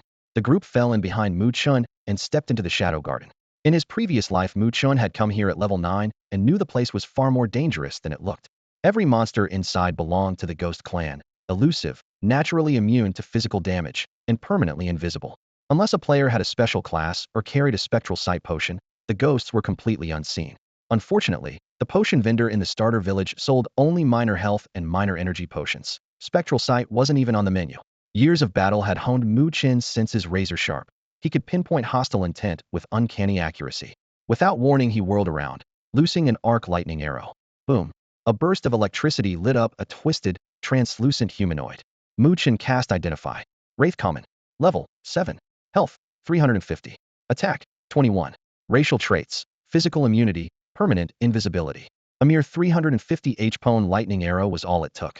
An ordinary player without spectral sight would simply watch their health drop and never even know what hit them. That was only an appetizer. The deeper they went, the thicker the ghosts swarmed, and 2 boss-level spirits were rumored to lurk somewhere in the garden. In his last life, Mu Chen had stumbled across a forum post about a golden chest hidden here. The location had been described in detail, but after so many years, all he could remember was the general direction. The instance would remain open until 6 in the morning, giving them an entire night. Even if he had to turn every inch of the garden upside down, he would find that chest. The garden was ringed by a hedge maze that had gone untended for centuries, its branches withered and tangled. Mu Chen couldn't be bothered to navigate it. One fireball blasted the dead wood into charred rubble and carved a straight path through. The blaze drew more and more ghosts, each trying to ambush the party. Mu Chen could feel their warped malice as plainly as daylight. Permanent invisibility or not, that killing intent made them glow like fireflies in the night. Blue-white bolts of lightning split the night, shredding the swirling ghosts overhead and leaving nothing but charred debris. Ghosts seldom dropped gear or coins. More often they left behind a dark gray powder soul ash. The stuff could be fed into an alchemy furnace or a forge and fetched a solid price. Refined into soul fuel, it was worth twice as much. Mu Chen loosed another lightning arrow while scooping up the ash at his feet. The system reminder was clear. Any drop vanished after 60 seconds. With the clock ticking, he moved fast, missing not a single pinch of powder. Drawn by the flashes, a tide of ghosts surged toward him, shrieking. He lobbed fireballs to clear a path and used lightning arrows to finish the stragglers, making no effort to stay quiet. The raging dead were finally provoked beyond reason. When their numbers swelled, he paused to wipe them out. Only after the last ghost burst in a flash of light did he lower his staff and push deeper in. Boom, boom. 2 fireballs slammed down, turning the towering greenery ahead into smoldering ash. Mu Chen strode through the heat-warped corridor and at last emerged from the winding hedge maze that ringed the Garden of Gloom.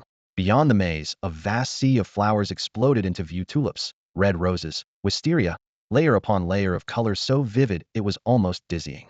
Threaded among them was a modest 5-petaled white blossom that looked like a common weed, yet it was the moonlight flower coveted by every apothecary. Merchants would trek from the capital to remote Dusk village for it. The Temple of Selene used moonlight flowers to brew moonlit elixirs. The plant appeared only in certain zones or instances, never under cultivation, keeping its price sky-high. Greed had choked off caution. Villagers had rushed into the Garden of Gloom to snatch the flowers, only to end up as ghost fodder. Their remains now fed this brilliant field. Looking down, Mu Chen spotted a half-buried arm jutting from the soil, the flesh long gone, bone gleaming. Yet the moonlight flower was not his goal tonight. He was after a legendary golden chest, and he had to find it first. At the center of the flower field stood a once elegant villa, now swallowed by blood-red roses and twisted vines, radiating a sinister aura. Intel said the golden chest was hidden inside. Before setting out, Mu Chen had deliberately skirted a distant tulip bed where moonlight flowers were thickest. Logic suggested a boss-level monster would lurk inside that ominous villa, waiting for adventurers. But the Garden of Gloom ignored logic. The zone boss was not in the villa it lay beneath that seemingly ordinary tulip field. Earlier, the shopkeeper Jeff had shared a grim legend. The Baron had buried his unfaithful wife and her lover, the gardener, alive beneath a tulip bed. The tale was true. The Baroness and the gardener still rested under those flowers. The spirits of the two of them still haunt the tulip field. Patches of moonflowers grow among the tulips, their silvery petals glimmering in the dark, but the whole area is actually a tailor-made trap that lures countless rookies to their doom. In stark contrast stands a nearby villa, which appears overrun by monsters, yet is in fact guarded by only a handful of mischievous little ghosts. In his previous life, by the time Mu Chen first set foot in the gloomy garden, several detailed guides had already surfaced on the forums, but they were nothing more than horror stories meant to scare beginners. Now he deftly skirted the zone boss and headed straight for the villa. The front gates were shut, rust and dust caked over the brass lock. Mu Chen raised his hand and cast a fireball. The metal clasp liquefied under the scorching flame and dripped through the crack like molten copper.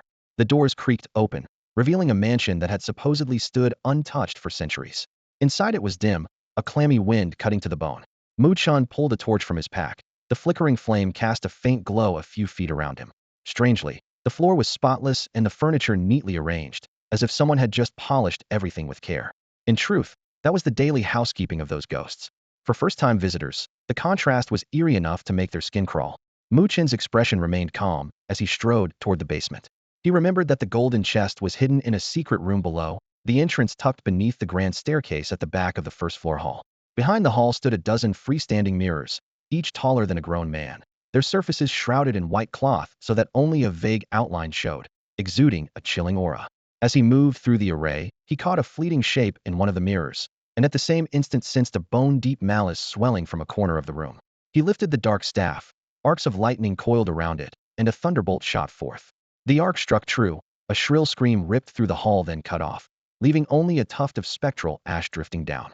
The lurking ghost had been eradicated in an instant. The mirror's anomaly had merely been its prank. The gloomy garden's oppressive horror rattled most first-timers, who were easily spooked by such tricks. Yet once you had studied the guides and learned the ghost's patterns, it became a routine run. Mu Chen bent to scoop up the ash, and as he straightened his keen senses picked up several more hostile gazes. The villa's specters could slip in anywhere. Picking them off one by one would be a waste of time, yet ignoring them would let them harass him without end. Fortunately, he had come prepared. The dawn talisman he had persuaded the shopkeeper to part with was the perfect answer. He drew the talisman from his pack. A sacred radiance swept out. The lurking resentments receded like a tide, and every hostile gaze vanished. Dawn talisman. Type: charm. Effect 1. Wear as a necklace to gain the blessing of the dawn god. All evil is repelled and you are immune to corruption for 1 day. Effect 2. Use directly to deal 1,000 flat holy damage to a target, doubled against ghosts and other evil creatures. Mu Chen equipped the dawn talisman. The warm aura it emitted chased away the bone-deep chill that haunted the villa, letting him focus on finding the hidden chamber that guarded the golden chest. Beneath the grand staircase in the foyer, where a low wall met the steps, a man-sized wooden door was set into the stone. Mu Chen first tried to shove it open, but it didn't move, as though something massive pinned it shut. He couldn't be bothered to fuss with it, so he raised a hand and unleashed a fireball. With a thunderous crack, the door exploded, flaming splinters spraying across the hall. Before the fragments hit the floor, he stepped over the wreckage and slipped into the narrow stairwell beyond. The steps descended through damp air and opened into a basement roughly 20 or 30 square meters across. Empty wine racks lined the walls, and several enormous oak casks lay scattered in the center. He knew the hidden entrance was here, though the details of the mechanism eluded him. All he remembered was that it had something to do with wine. Ignoring the racks, he turned to the barrels. Most were weathered and cracked, but the one tied against the wall was banded at its base with dull gray iron that fused seamlessly with the floor. "You'll do." Another fireball blossomed. The barrel disintegrated in a blast of splinters, wine dregs, and acrid smoke. Where it had stood, a heavy steel hatch appeared, as if a suit of armor had been set into the concrete. Mu Chen hammered it with several more fireballs, searing the plate red-hot before blowing it apart and exposing a yawning black shaft. He took a deep breath and jumped. When his boots touched down, he realized the chamber below was far larger than he had imagined, easily several hundred square meters.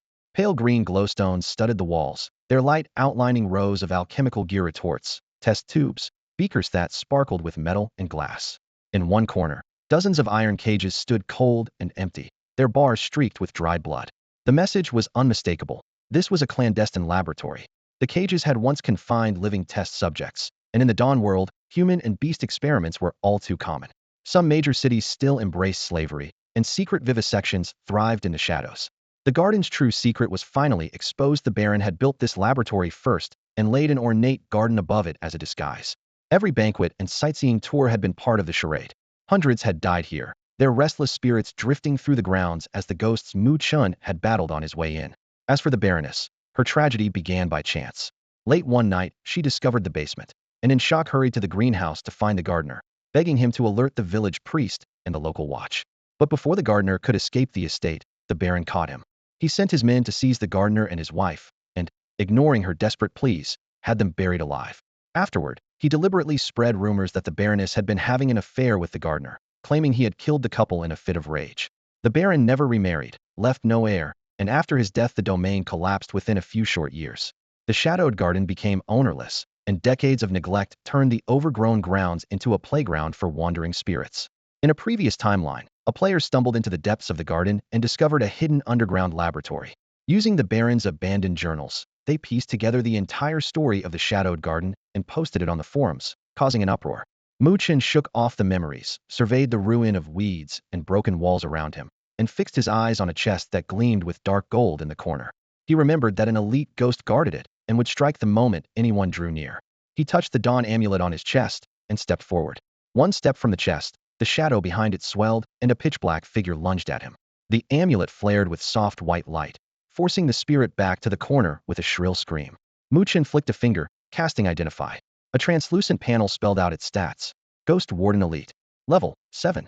Health 700. Attack 42. Racial trait. Ignores physical damage. Abilities. Phantom Strike E. Bone-chilling cold. No permanent stealth, Mu Chen muttered. He casually hurled a lightning arrow. Blue arcs tore through the ghost, which dissolved with a wail, wisps of soul drifting away. Something clinked on the floor, of bluish-gray skill stone. He bent down and picked it up. Phantom Strike. Grade E. Class Ranger. Effect. Deals either fire, frost, or lightning damage to a random enemy. Range Melee. Cooldown 300. Energy cost None. Not bad. He slipped the stone into his pack and turned to the golden chest. The lid wasn't locked. No need for a magic key this time. He placed his palm on the cold metal. A system prompt blinked into view. Open the chest? Yes. The progress bar shot up 1, 2, 3100. With a bang, the lid flew open. Mu Chen reached inside, and his fingers closed around a smooth, chilled ring. Ring of Blink Gold. Type, Ring. All attributes, 20. Equip skill, Blink B. Durability, 1010. Blink B. Instantly teleport a short distance. Range, 20. Cooldown, 180. Energy cost, 300. Basically flash. Mu Chen's eyes lit up, and he slipped the ring on. The next instant he willed it to activate. Space twisted, and he reappeared more than 10 meters away. Before catching his breath, he checked the skill panel. The cooldown field was blank.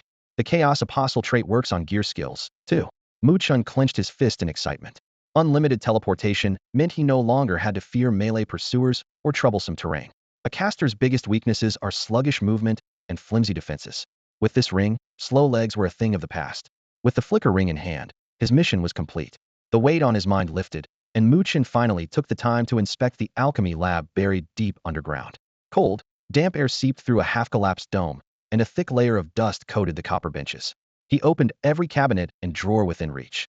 In no time, 7 or 8 glass vials were piled at his feet, the ink on their labels so faded that only a hint of color remained. Unfortunately, most of the potions had long since degraded. A cold system message flashed. Potion expired. Effects reduced by 50%, serious side effects possible. They had been low-tier consumables to begin with. Now they were all but worthless. Mu Chen didn't want them clogging his inventory, so he tossed the lot back onto the shelf. Only 2 intact bottles remained. 1 minor elixir of insight grants 5 intelligence for 30 minutes. 2 lesser elixir of swiftness boosts movement speed for 10 minutes. The amber and palacean liquids sent tiny ripples across the glass, almost pleasant to watch. Mu Chen slid both vials into his belt pouch and continued searching. The real prize in any alchemist's workshop is the recipe scrolls, yet aside from a mound of dusty equipment, the lab held no written notes at all. He thought of the Baron who had fled long ago. No alchemist would leave his formulas behind. Finding this place was already a stroke of luck, he muttered with a shrug. Stumbling upon a gold chest in a level 7 zone was sheer fortune. Even the ogre Shadow Mage, the only boss in Dusk Village, had dropped nothing better than a silver-grade weapon. Gold gear usually doesn't appear until level 20 bosses. With that thought, he closed the last drawer, content. Finding nothing else of value, Mu Chen rose and cast one last glance around the dim laboratory. Shattered beakers, toppled iron racks, and moss creeping up the corners all whispered of past bustle and present decay. The next second, he triggered the flicker ring. Azure arcs danced along the band, and space warped around him. Mastering flicker isn't easy, especially when phase-through feels like a gamble with your life. If the unseen spot beyond the wall is solid rock, the slightest miscalculation leaves you half embedded and very dead. Most players need 4 or 5 days of practice to get comfortable with the 20-yard blink. But Mu Chen had been reborn. In his previous life, at level 200, he had learned the rank skill Psychic Teleport. It worked much like Flicker, but reached 50 meters, though with a longer cooldown and higher mana cost. Every top caster learned it. On the battlefields of the Chaos God's invasion, a single movement skill could mean the difference between life and death. For that very reason, he never blinked blindly in unfamiliar terrain. When you don't know what lies beyond, Flicker is a guillotine. Here, however, he had mapped the route himself and was confident. With a twist of light and shadow, he teleported from the subterranean lab to the spot he remembered. The chill in the air changed. A gloomy marble floor came into view. The mansion's first-floor foyer was empty and dark, a broken chandelier swaying faintly overhead. In the instant he materialized, Mu Chen could feel the hostile spirits crowding the villa's foyer. The low-level ones, cowed by the dawn talisman hanging on his chest, dared not come near and had to drift out of his way. The moment he appeared, the ghostly silhouettes melted into black mist and scattered. Unwilling to play hide-and-seek, he ignored them, strode down the corridor, pushed open the heavy ebony doors, and left the eerie mansion behind. A cool night breeze greeted him at the threshold, and the freshly acquired ring of flicker put him in excellent spirits. Everything looked pleasing to the eye. Above, the sky was a deep indigo, the full moon a flawless jade disk casting silvery gauze over a riot of blossoms that stretched to the horizon. Mu Chen felt a long-forgotten stir of emotion. How many years had passed since the Chaos Evil God's invasion robbed him of sights like this? If not for the distant howls of newcomers being chased by ghosts, the moment might have lasted a little longer. Those cries came from Chux's group. Mu Chen shot them a dismissive glance, surprised they were still alive. He had expected the Green Labyrinth to finish them off. In the starter village, no one sells elixir of second sight, and there are only 3 ways to spot invisible spirits. 1. Drink the elixir. 2. Do as Mu Chen did, rely on combat experience to sense a ghost's position before striking. 3. Buy a genuine dawn talisman from the general store, or pay gold at Dusktown's chapel for a priest to cast Detect Evil. A real talisman brims with holy power that keeps spirits at bay, while a cheap knockoff barely bothers the weakest wraith. Detect Evil sounds a warning whenever a malign creature draws near, saving players from ambushes. Aside from their innate invisibility, ghosts have no special advantages, but charging blindly into the dark garden without that knowledge is suicide, especially in the first zone, the plant maze, where spirits swarm. Chux's party had survived only because Mu Chen's bold rampage through the maze drew almost every ghost to him. With the pressure lifted, they slipped through unharmed. When they spotted the mansion wrapped in blood-red roses and thorny vines, everyone assumed it housed a nest of monsters and a boss, so they chose to stay outside. They lingered in the blossom field, gathering moonlight flowers and searching for the villagers' remains. The town guard's commission required only 10 complete skeletons, and the soft soil beneath the flowers hid plenty. The tulip beds were thick with moonlight flowers, their petals rimmed with a pale, icy glow under the silver light. Selling a full haul to the herb merchant would bring in a tidy sum, and newcomers rarely pass up easy gold. Laughing and chatting, they bent to snip stems, while the 3 men circled Chushi like eager puppies, rummaging for jokes to win her favor. Danger crept in without a sound. Naiha Hualuo cast a helpless glance at her brother, who was circling Chu-Shi like an eager puppy. She sighed, overflowing with frustration. Idiot brother, have you forgotten why we're here? We're supposed to be gathering moonlight blossoms, not groveling at her feet. Muttering under her breath, she bent down again and kept dropping the pearly flowers into her bamboo basket. What she didn't notice was the bloodless, skeletal hand slowly pushing up through the soil, less than 5 paces behind her. Dark, clotted mud parted as the hand clawed its way out, followed by a tall woman in a white dress, hair hanging in wild tangles. Her limbs were stick-thin, joints folding like a spider's. Every twist of her body made a faint wooden creak, as though she were an abandoned marionette come to life. Waluo's back blocked the scene. She stayed bent over the blossoms, completely unaware of the danger creeping closer. A short distance away, Chu-Shi was live-streaming, chatting with her viewers while humoring the 3 men around her. Just as she thanked her top donor for a virtual rocket, the white-dressed woman materialized behind Hualuo and locked eyes with Chu-Shi, hatred burning in her gaze. Chu's face went sheet white. Her eyes widened, and she screamed, "Ghost!" The scream snapped everyone's attention toward her. Following her pointing finger, they all felt their hearts lurch at the sight, though they quickly forced themselves calm. Baiqiu Bei lifted a hand and cast a scouting spell. A pale light swept over the woman in white. Malevolent Spirit Boss. Level 7. HP 1400. Energy 50. Attack 84. Racial trait. Ignores physical and magical resistance. Skill Vengeful Howly. It's a boss monster, Baiqiu Bei said grimly. Bai Piao Dalao puffed out his chest. Cici, don't be scared. Stand behind me, you'll protect you. Baiqiu Bei shot him an icy look. It's just a boss monster. You'll be fine with me here. She steadied herself. Color returned to her pretty face, and she smiled. Great, I'm counting on you. Bai Piao Dalao quickly added, relax. I brought a secret weapon that's perfect for spirits. He flashed a smug look at Baiqiu Bei. Heh. Baiqiu Bei answered with a pair of cold chuckles. Luo Hua Wuqing hadn't been beside Chu Shi, but the moment the monster appeared he charged toward his sister. Sis, don't be afraid, your brother's here. Clingy as he usually was with Chu Shi, real danger still made him think of his sister first. Right then, Naiha Hualuo was closest to the boss. Hearing Chu's eyes scream, she turned and met the malevolent spirit's eyes. Her legs went weak and she collapsed into the flower bed. Forcing herself to breathe, she scrambled up and sprinted away, desperate to put as much distance as possible between herself and the creature. For some reason, the vengeful wraith clawed its way out from beneath the tulip field and then simply stood there, motionless. A frigid wave of malice spilled from its body. Its hollow sockets locked onto Chushi and her teammates while the soft scent of flowers was instantly replaced by the reek of cold decay. Back in Chux's livestream, the chat erupted the instant the viewers saw the creature. My god, the Dawn devs are brutal. This thing's going to give players heart attacks. So intense. Too bad I'm not in Dusk Village, or I'd be there already. Hey, I'm in Dusk Village. Tomorrow I'm definitely challenging it.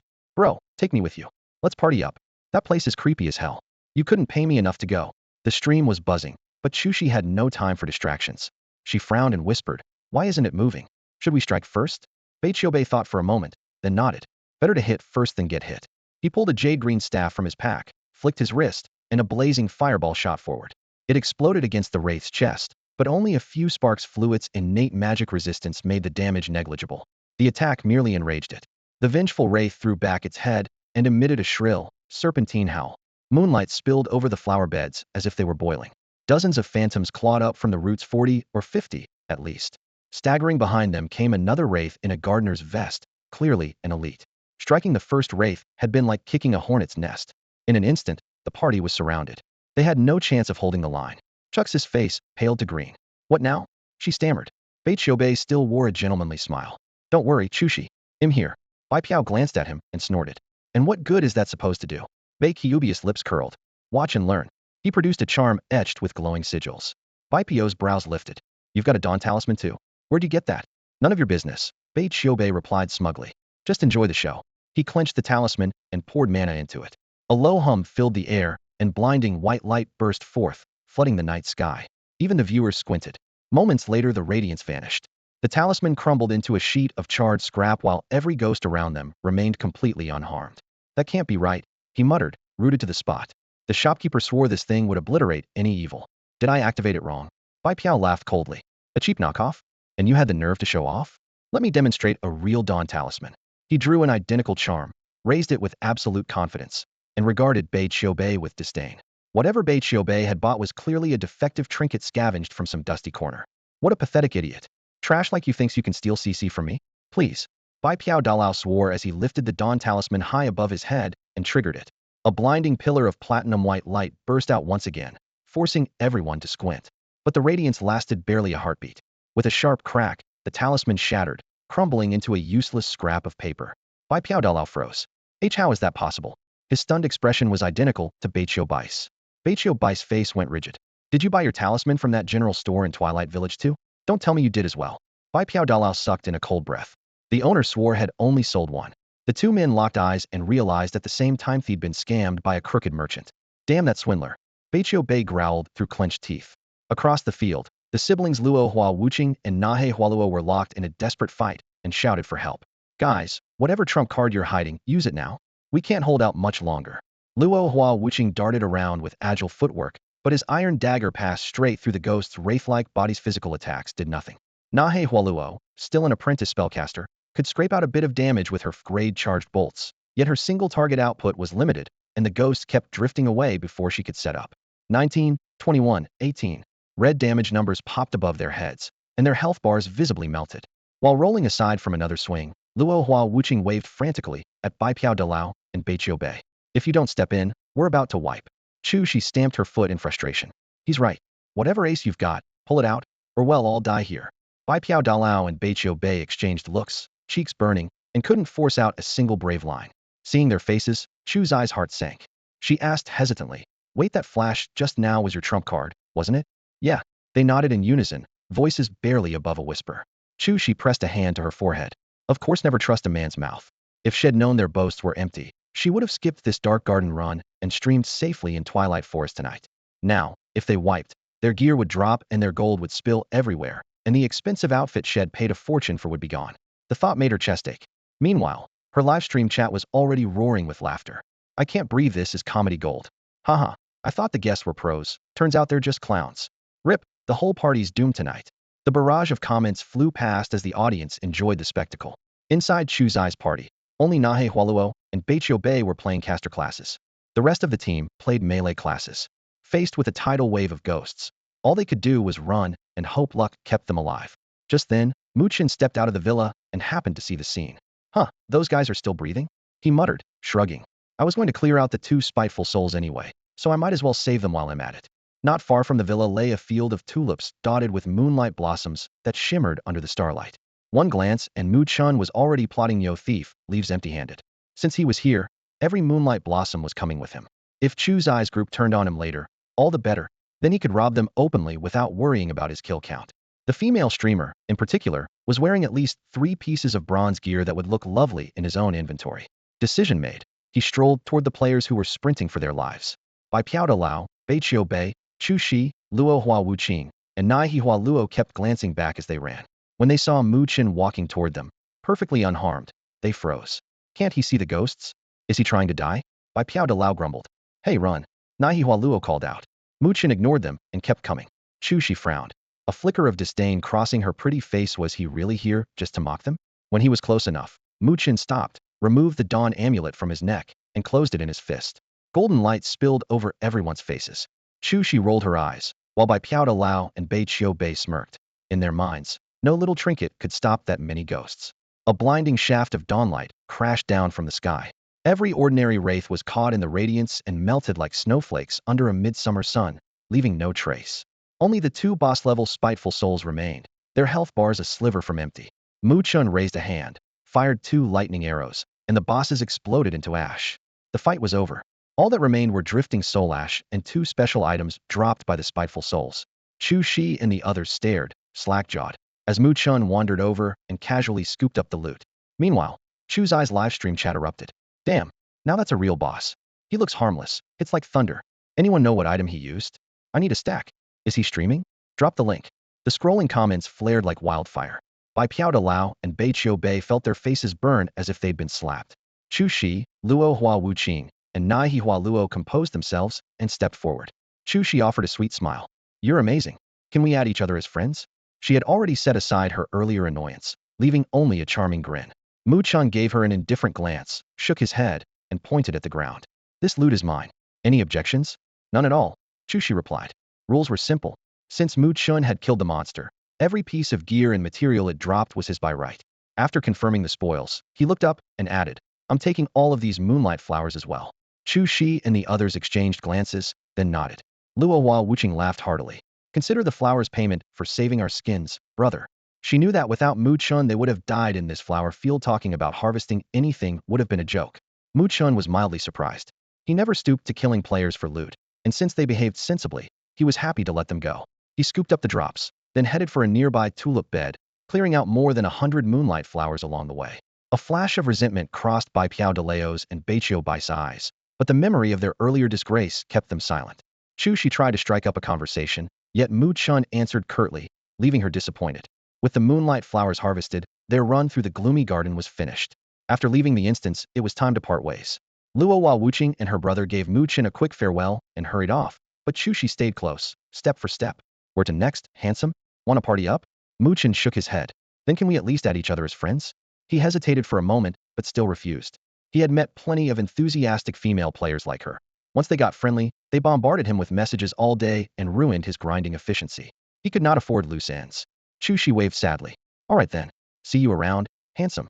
She ignored the dark looks on Baipiao de Leo's and Baichio Bai's faces. After they split up, Mu Chen glanced at the system clock, 3 a.m.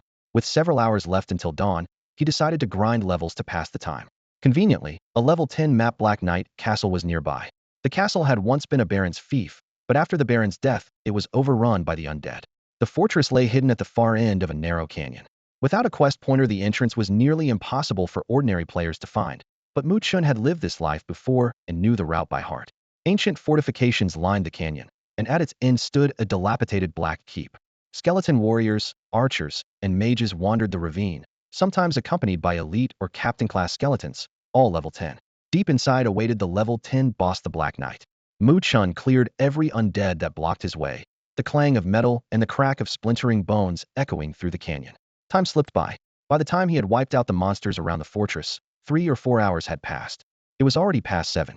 Inside the game's castle, only one Black Knight remained, standing guard in a dim hall, but Mu Chen sheathed his longsword, deciding to grab breakfast before coming back to finish off the straggler. He slipped behind a stone pillar in the shadowed corridor, melted into the darkness, and with a thought logged out. The visor lifted, the metal latch snapped open, and his consciousness returned to reality. Morning sunlight speared through the window. He raised a hand to shield his eyes, then left the bedroom and headed for the living room. The apartment was silent. Sanja was gone, but a neat breakfast waited on the tablia, a steaming ham and egg sandwich and a glass of milk still giving off white mist. Only then did Mu Chen remember it was Monday and that she had left early for school. He pulled out a chair, downed the sandwich in a few bites, and finished the milk in one gulp. His stomach still felt hollow. Licking his lips, he decided to go out for something more. He splashed water on his face, threw on a cheap t-shirt, jeans, and sneakers, and clattered down the stairs. At the corner, the aroma from breakfast stalls lined up on both sides filled the air, yet he suddenly stopped. Since his rebirth, he had never gone to see his older sister, had never truly met her face-to-face. Maybe I should drop in on her. Once the thought surfaced, he couldn't suppress it. He waved down a taxi and gave the address. Buildings blurred past the window as one name echoed in his mind: Mu Gu. Mu Gu was a senior at Jinan Conservatory of Music. In her spare time, she worked at a music restaurant to help pay off Mu Chen's loans. Instead of the dorms, she shared an apartment in the nearby Qingsan complex with her best friend. The place was clean, conveniently located, and mostly housed female students from the conservatory, with few male residents. The taxi pulled up at the entrance. Mu Chen paid and got out. His handsome features drew a few glances, but his inexpensive clothes quickly turned them away. Ignoring the looks, he walked through the lobby, climbed to the 3rd floor, and stopped before apartment 3012. He raised his hand and knocked. The lock clicked, and the door swung inward. A girl in white pajamas appeared, oval face, clear eyes, graceful bearing, and a definite resemblance to Mu Chen. It was Mu Gu. Chen, what are you doing here? Surprise and delight lit her eyes. After so long, Mu Chen's throat tightened and his eyes burned. He lowered his voice. Nothing's wrong. I just missed you and wanted to see you. Mu Gu's smile deepened, but she gave a playful wink. Short of cash again? Hold on, they'll grab my phone and transfer some. She turned to go. No. Mu Chen waved hurriedly, an embarrassed grin tugging at his lips. Really, I just wanted to see you. Seeing he was serious, Mu Gu slowed, chuckling. That's rare, you've never come by before.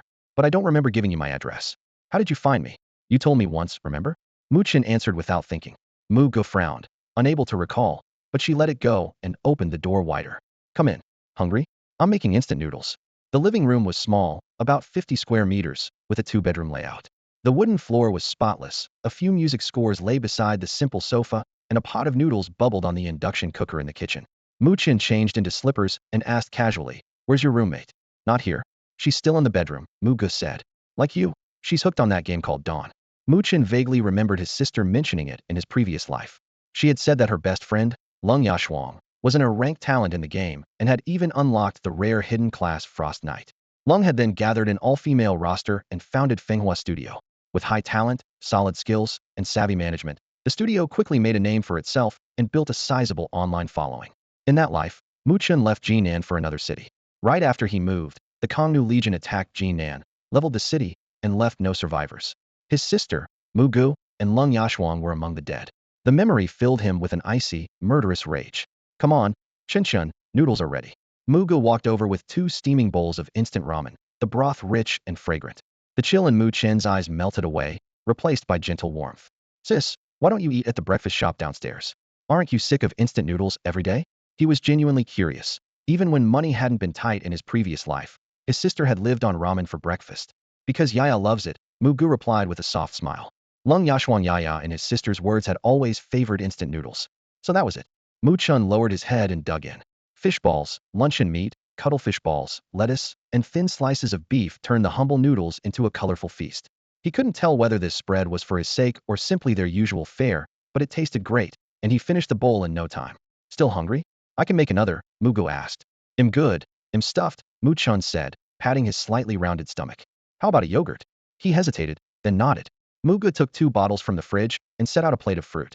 Chin, wanna watch cartoons? They used to be your favorite. Sis, I'm 20 now, Mu Chen forced a wry smile. All right, Mugo conceded. Then take off those clothes so I can wash them. She reached for his shirt. I washed them 2 days ago, no need yet. He waved her off. Then come shopping with me later. They'll buy you some new clothes. I prefer online shopping. Be good. Everything you order is either cheap or ugly. Let your sister pick something decent, she said gently. A lazy female voice drifted from the adjacent bedroom. Mumu, I'm starving. Is breakfast ready? As the words faded, Lung Yashuang stepped out. Tall and stunning, with black curls cascading to her waist, she wore a winered silk slip that ended high on her thighs, leaving her long, shapely legs bare. The thin fabric traced her mature, seductive curves in the morning light. Mu Chen watched without the slightest stir. He had seen more than enough beauty in his previous life. The chaos evil god would do anything to entice human players into turning their backs on Orderan, on humanity itself. Power, strength, riches, sensuality, temptations no ordinary mortal could ignore were trials Mu Chen had already endured. Even lust, sin, one of the 4 evil gods of chaos, the being lauded by the world as the goddess of pleasure, mother of depravity, and muse of beauty, had appeared before him, yet his will never wavered. What lay before him now might set another's blood racing, but Mu Chen merely raised an indifferent brow. Is that it? Nowhere near enough. Soft light filled the living room when a striking woman pushed the door open. She clearly hadn't expected to find anyone besides Mu Gu inside, and froze on the spot. Mu Gu, however, reacted in an instant. She sprang up, crossed the room in 2 quick strides, and spread her arms in front of her brother. Chin, don't look bad for your eyes. Hey, what do you mean, bad for his eyes? Lung Yashuang protested, half annoyed, half playful. Is my body really that hard to look at? Mu Gu waved her hands hastily. Sorry, Yaya, that's not what I meant. Chin's still a kid. He shouldn't see well, that kind of thing. The more you explain, the worse it sounds. Lung Yashuang puffed up her cheeks in mock anger. I swear I didn't mean it like that. Mu Gu pointed toward the bedroom door. Could you please put on some clothes first? Fine. Lung Yashuang shrugged and went to change. They had known each other for years. A little bickering could never shake their friendship. Moments later she returned, bundled from scarf to coat, not even an ankle showing. Spinning once for inspection, she asked, They are satisfied? Perfect. Mu Gu nodded, then gestured toward the sofa. Let me introduce my brother Mu Chen. Chin, this is my best friend, Lung Yashuang. Lung Yashuang's gaze lingered on Mu Chen's handsome face. No wonder Mu Gu guards her brother so closely, she thought. He really is striking. Even the plain, inexpensive outfit only made him look cleaner. She offered her slender, fair hand with a friendly smile. Nice to meet you, little brother Mu Chen. Mu Chen took her hand politely and nodded. Hello, Sister Yashuang. So well-mannered, she laughed. They'll buy you candy sometime. Yaya, stop teasing my brother, Mu Gu scolded, a hint of annoyance in her voice. All right, you doting sis. Lung Yashuang rolled her eyes with exaggerated charm. I am not. Mu Gu muttered under her breath. Linking arms, Lung Yashuang rocked her gently like a child seeking favor. Come on, Mu, I'm starving. Make me my favorite instant noodles, please? Sure. Just give me a minute. Mu Gu softened at once and headed for the kitchen. Seeing his sister busy, Mu Chen rose to help, but Lung Yashuang pulled him back down. Stay and chat with me, will you? She said, her smile bright as spring. From the kitchen doorway Mu Gu leaned out, half warning, half pleading. Chin, just relax. The kitchen's too small for 2 people. Mu Chen had no choice but to sit once more. Lung Yashuang sat next to Mu Chen, her curiosity fully engaged. Little brother Mu Chen, your sister says you're playing Shuguang too. What class are you and what level? Mu Chen flipped his phone face down on the table and answered honestly, Apprentice, level 10. Lung Yashuang's eyes lit up. She patted his shoulder. Not bad, level 10 already. Which capital are you heading for? Black Lion City, Mu Chen replied without hesitation. Why there? Lung Yashuang arched an eyebrow. Soft light filled the living room, and the TV was looping Shuguang's official trailer. Mu Chen pointed at the screen. The website lists all the capitals. Certain advanced and hidden classes are locked to specific cities: fire mages, blood knights, and explosive archers in Bloodflame City, or engineers, iron knights, and gunners in Mechanic City. Players have ranked every capital online, but Black Lion City is so obscure it never makes the list. And Lung Yashuang leaned in. Mu Chen smiled. I just like the place. She moved closer, wearing an I jet you expression. Why not come to Frost City with me? He'll watch your back. Nobody will dare mess with you. Sound good? No thanks. I'm sticking with Black Lion City. Mu Chen shook his head. Suit yourself. Lung Yashuang shrugged and let it drop. She stirred her instant noodles and sighed. I've always wanted to start a studio, but I have no one to help. Your sister me best friend doesn't even play games. If she joined Shuguang, the two of us could steamroll everyone. Mu Chen's expression shifted. Memories of his previous life surfaced. When the chaotic evil gods invaded, the first to die were ordinary people who'd never played Shuguang and had no way to defend themselves. This time, he could protect his sister Mu Gu, but she'd be far safer with power of her own. If she became a Shuguang player, her survival odds would skyrocket. Decision made. Mu Chen pulled out his phone and ordered a gaming helmet's immensity delivery, 30 minutes tops. His frugal sister would use it once it was bought, and with Lung Yashuang guiding her, she'd soon be hooked. When he shared the plan, Lung Yashuang's eyes lit up and she nodded eagerly. The clatter of dishes came from the kitchen, and the aroma of noodles filled the apartment. As Mu Gu carried out 3 steaming bowls, the doorbell rang. The delivery had arrived. After signing, Mu Chen handed the brand new helmet to his sister. Mu Gu eyed the price tag and scolded, "Why spend money on this? I've got classes and a part-time job. When would I even play?" Mu Chen pressed the helmet into her hands and spoke gently. "Sis, you won't need that job much longer. They'll pay off the debt soon. Trust me." Mu Gu frowned. "Where will you get that kind of money?" Still blowing on her noodles, Lung Yashuang answered through a mouthful, "Mu, you just don't see it. There aren't many get-rich-quick chances left, but Shuguang is one. One lucky drop, a piece of gold gear in your set. A single gold item sells for 1,000,000 yuan. That valuable?" Mu Gu's eyes went wide. Lung Yashuang set down her chopsticks and spoke earnestly. "Don't you want a better life for your brother? Gaming pays way more than a part-time job these days." Under Lung Yashuang's coaxing, Mu Gu finally wavered. She nodded and murmured, "All right, I'll give it a try." "Yes." Lung Yashuang cheered, practically tossing her chopsticks aside as she hauled Mu Gu toward the bedroom. "He'll show you the ropes. With me around, nobody in the newbie village will dare bully you," she declared, patting her chest for emphasis. "I can't. I still have to take my little brother clothes shopping," Mu Gu objected, trying to pull her hand back. "It can wait," Mu Chen chimed in casually. Lung Yashuang didn't give Mu Gu the chance to refuse. She pushed her into the bedroom, plugged in the VR helmet, guided her through the login screen, and carefully explained which starter town and class would suit her best. A few minutes later, Lung Yashuang returned to the living room. Mu Gu was already immersed in the game, oblivious to the outside world. Yashuang shrugged off her thick coat, leaving only a thin white blouse that was almost eye-catching in its lightness. Leaning against the sofa arm, she beckoned to the teenager still working on his datapad. "Little Mu Chen, what's your ID? Add me. Once you reach the capital, they'll show you around," she said in a syrupy voice. "Chen AI," Mu Chen replied without looking up. "Huh." Lung Yashuang blinked, thinking she'd misheard. "My ID is Chen AI," he repeated, lifting his head.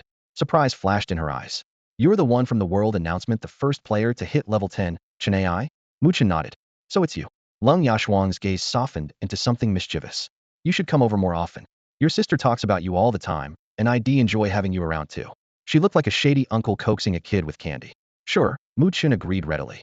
After a pause, he stood up. "It's late. I should get home." With that, he left the apartment, silently deciding that next time he'd rather invite his sister out for a nice meal than drop by here again. Outside, he flagged down a taxi. Back at his rented flat, he stopped at the supermarket, stuffed 2 plastic bags with groceries and snacks, and loaded everything into the fridge. Finished, he headed to the bedroom, stretched out on the bed, slid on his VR helmet, and logged in once more. Light flared. As soon as he opened his eyes, a chipped blade came whistling toward his face. Mu Chen jerked aside, hurled his ebony club, and loosed a lightning arrow at the skeletal warrior. Bones shattered, the skeleton crumbled to ash, and 2 gold coins along with a whitestone short sword clattered to the ground. "Even mosquito meat is still meat," Mu Chen muttered, scooping up the coins and weapon. He glanced at the totem pole in his inventory, 20 own souls stored so far. The rest of the night he roamed the shadowed wilderness, hunting ghosts and undead. Fueled by soul energy, these creatures vanished the instant they fell, their spirits scattering too quickly to be captured. Therefore, the skeletons would never grant Mu Chen any soul energy. To fill the totem pillar, he had to hunt creatures made of flesh and spirit wolves, ogres, anything that bled and screamed. Fortunately, the undead in this graveyard respawned at lightning speed. He had cleared the entire area at dawn, and barely 2 hours later every monster was back on its feet. For leveling up, this place was paradise. But grinding no longer satisfied him. He had only one goal, the level 10 boss lurking in the deepest chamber of Black Knight Castle, the Black Knight himself. With that in mind, he hefted his spear and struck out alone toward the shadow-drenched fortress. The number of stray skeletons along the way was far lower than he expected, and his heart sank. Someone had already entered the castle, most likely with the same target. If they landed the kill first, The boss would not return for a week, maybe a month. He could not afford to hesitate. The castle's front gate bore fresh scars of battle. The stone walls were scorched black, shattered arrows jutted from the steps, and the iron doors were pitted with sword marks. Only the monster corpses had disappeared with the respawn cycle. Mu Chen judged that the raiding party had gone inside some time ago. Within the borders of Twilight Village, only two guilds dared challenge this dungeon, Blaze and Zephyr. If it was Blaze, Fani would clean up after them.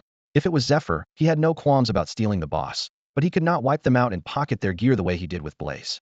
He moved through dim, crumbling corridors where dust swirled and the undead moaned. Stray mobs lunged at him and fell just as quickly. The deeper he went, the stranger things felt. Beside the monster bodies lay several player corpses, their tags showing both Zephyr and Blaze. The two groups must have entered together and then turned on each author a common tale. Blaze Lianqing was infamous for selling out even his own guild mates, let alone temporary allies. A sudden clash of metal and furious shouts echoed ahead. Guided by the noise, Mu Chen found a vast hall where the two guilds were locked in a chaotic melee. Zephyr was being pushed back, while Blaze held the upper hand. Zephyr Tianxiao roared, "Blaze Lianqing, you bastard! We agreed to take the boss together, and you stabbed us in the back." Blaze Lianqing sneered and laughed wildly. "All's fair in war. Who cares about promises? You're all dead today." Zephyr Tianxiao seethed with rage, yet could not strike back effectively. He had spent a fortune assembling his full set of bronze gear, and his members were equally well equipped, all paid for out of his own pocket. If they died here today, the loss would be catastrophic. Qingfeng Tianxia's Breeze Guild had only just started to gain momentum. He couldn't let all that effort go to waste. He shoved the castle boss to the back of his mind and typed a single command in the team channel. "Break through with everything you've got." The order hit like a shot of adrenaline. Breeze Guild members immediately scattered, trying to punch through the encirclement from every side. But they were only ordinary players, and a real all-out breakout was nowhere near that easy. Blaze Guild had the numbers and had been conserving their strength, waiting for Breeze's resources to dip before striking. Spears, fireballs, and arrows crisscrossed the field, and Breeze players fell one after another. With every member who went down, the color drained further from Qingfeng Tianxia's face. Days of preparation were vanishing before his eyes. "We're finished," he thought, heart turning cold. "Fenghua Lianqing, you treacherous bastard, we'll pay you back for this." Right then, a sudden system prompt flashed before him. Player ID. Chen AI. Request to join your party. Accept. Chen AI. Qingfeng Tianxia's pulse jumped. He scanned the battlefield but saw no sign of the newcomer. No time to hesitate. One more fighter was one more chance. He hit accept. The instant the system confirmed, a figure stepped from the ruin's shadows. A teenager with a jet black staff slung over his shoulder smiled. "Fenghua Lianqing, long time no see. Miss me?" "Dust." Fenghua Lianqing reacted as if had seen a ghost. Memories of their last fight surged back. He gritted his teeth. "What are you doing here?" "Came for the boss and happened to bump into you," Mu Chen said, eyeing the other man's top-tier gear. "Rich kids do have money. Nice equipment, but it'll be mine soon." Qingfeng Tianxia nearly jumped in protest. This guy had a chance only if he stayed hidden, so why step into the open? No matter how strong Dust was, could he handle all of Blaze Guild alone? Fenghua Lianqing's voice turned dark. "Dust, stay out of this. Walk away now and I'll let the past go." Mu Chen raised his black staff, voice icy. "I've already said it, and I won't repeat myself. Meet me in the wild, and I kill you. Now shut up." A lightning arrow hissed out like a silver serpent. Fenghua Lianqing frantically lifted his silver shield, but it was like an ant trying to stop a falling tree. The bolt detonated, and his health bar dropped to 0 in an instant one-shot. Fenghua Lianqing was dead. Everyone on the battlefield froze. What was routine for the Fenghua players left the members of Qingfeng stunned into silence. Fenghua Lianqing, level 9 warrior with a crade defensive talent, was clad head to toe in bronze gear and carried a silver tower shield that gleamed with a cold light. In Twilight Village, no one could match his health pool or armor, and thanks to his talent that strengthened equipment, the idea of being one-shot seemed impossible. Yet a casual flick of Mu Chen's fingers had reduced him to ash without a chance to resist. The guild master's death and Mu Chen's sudden reappearance shattered Fenghua's morale.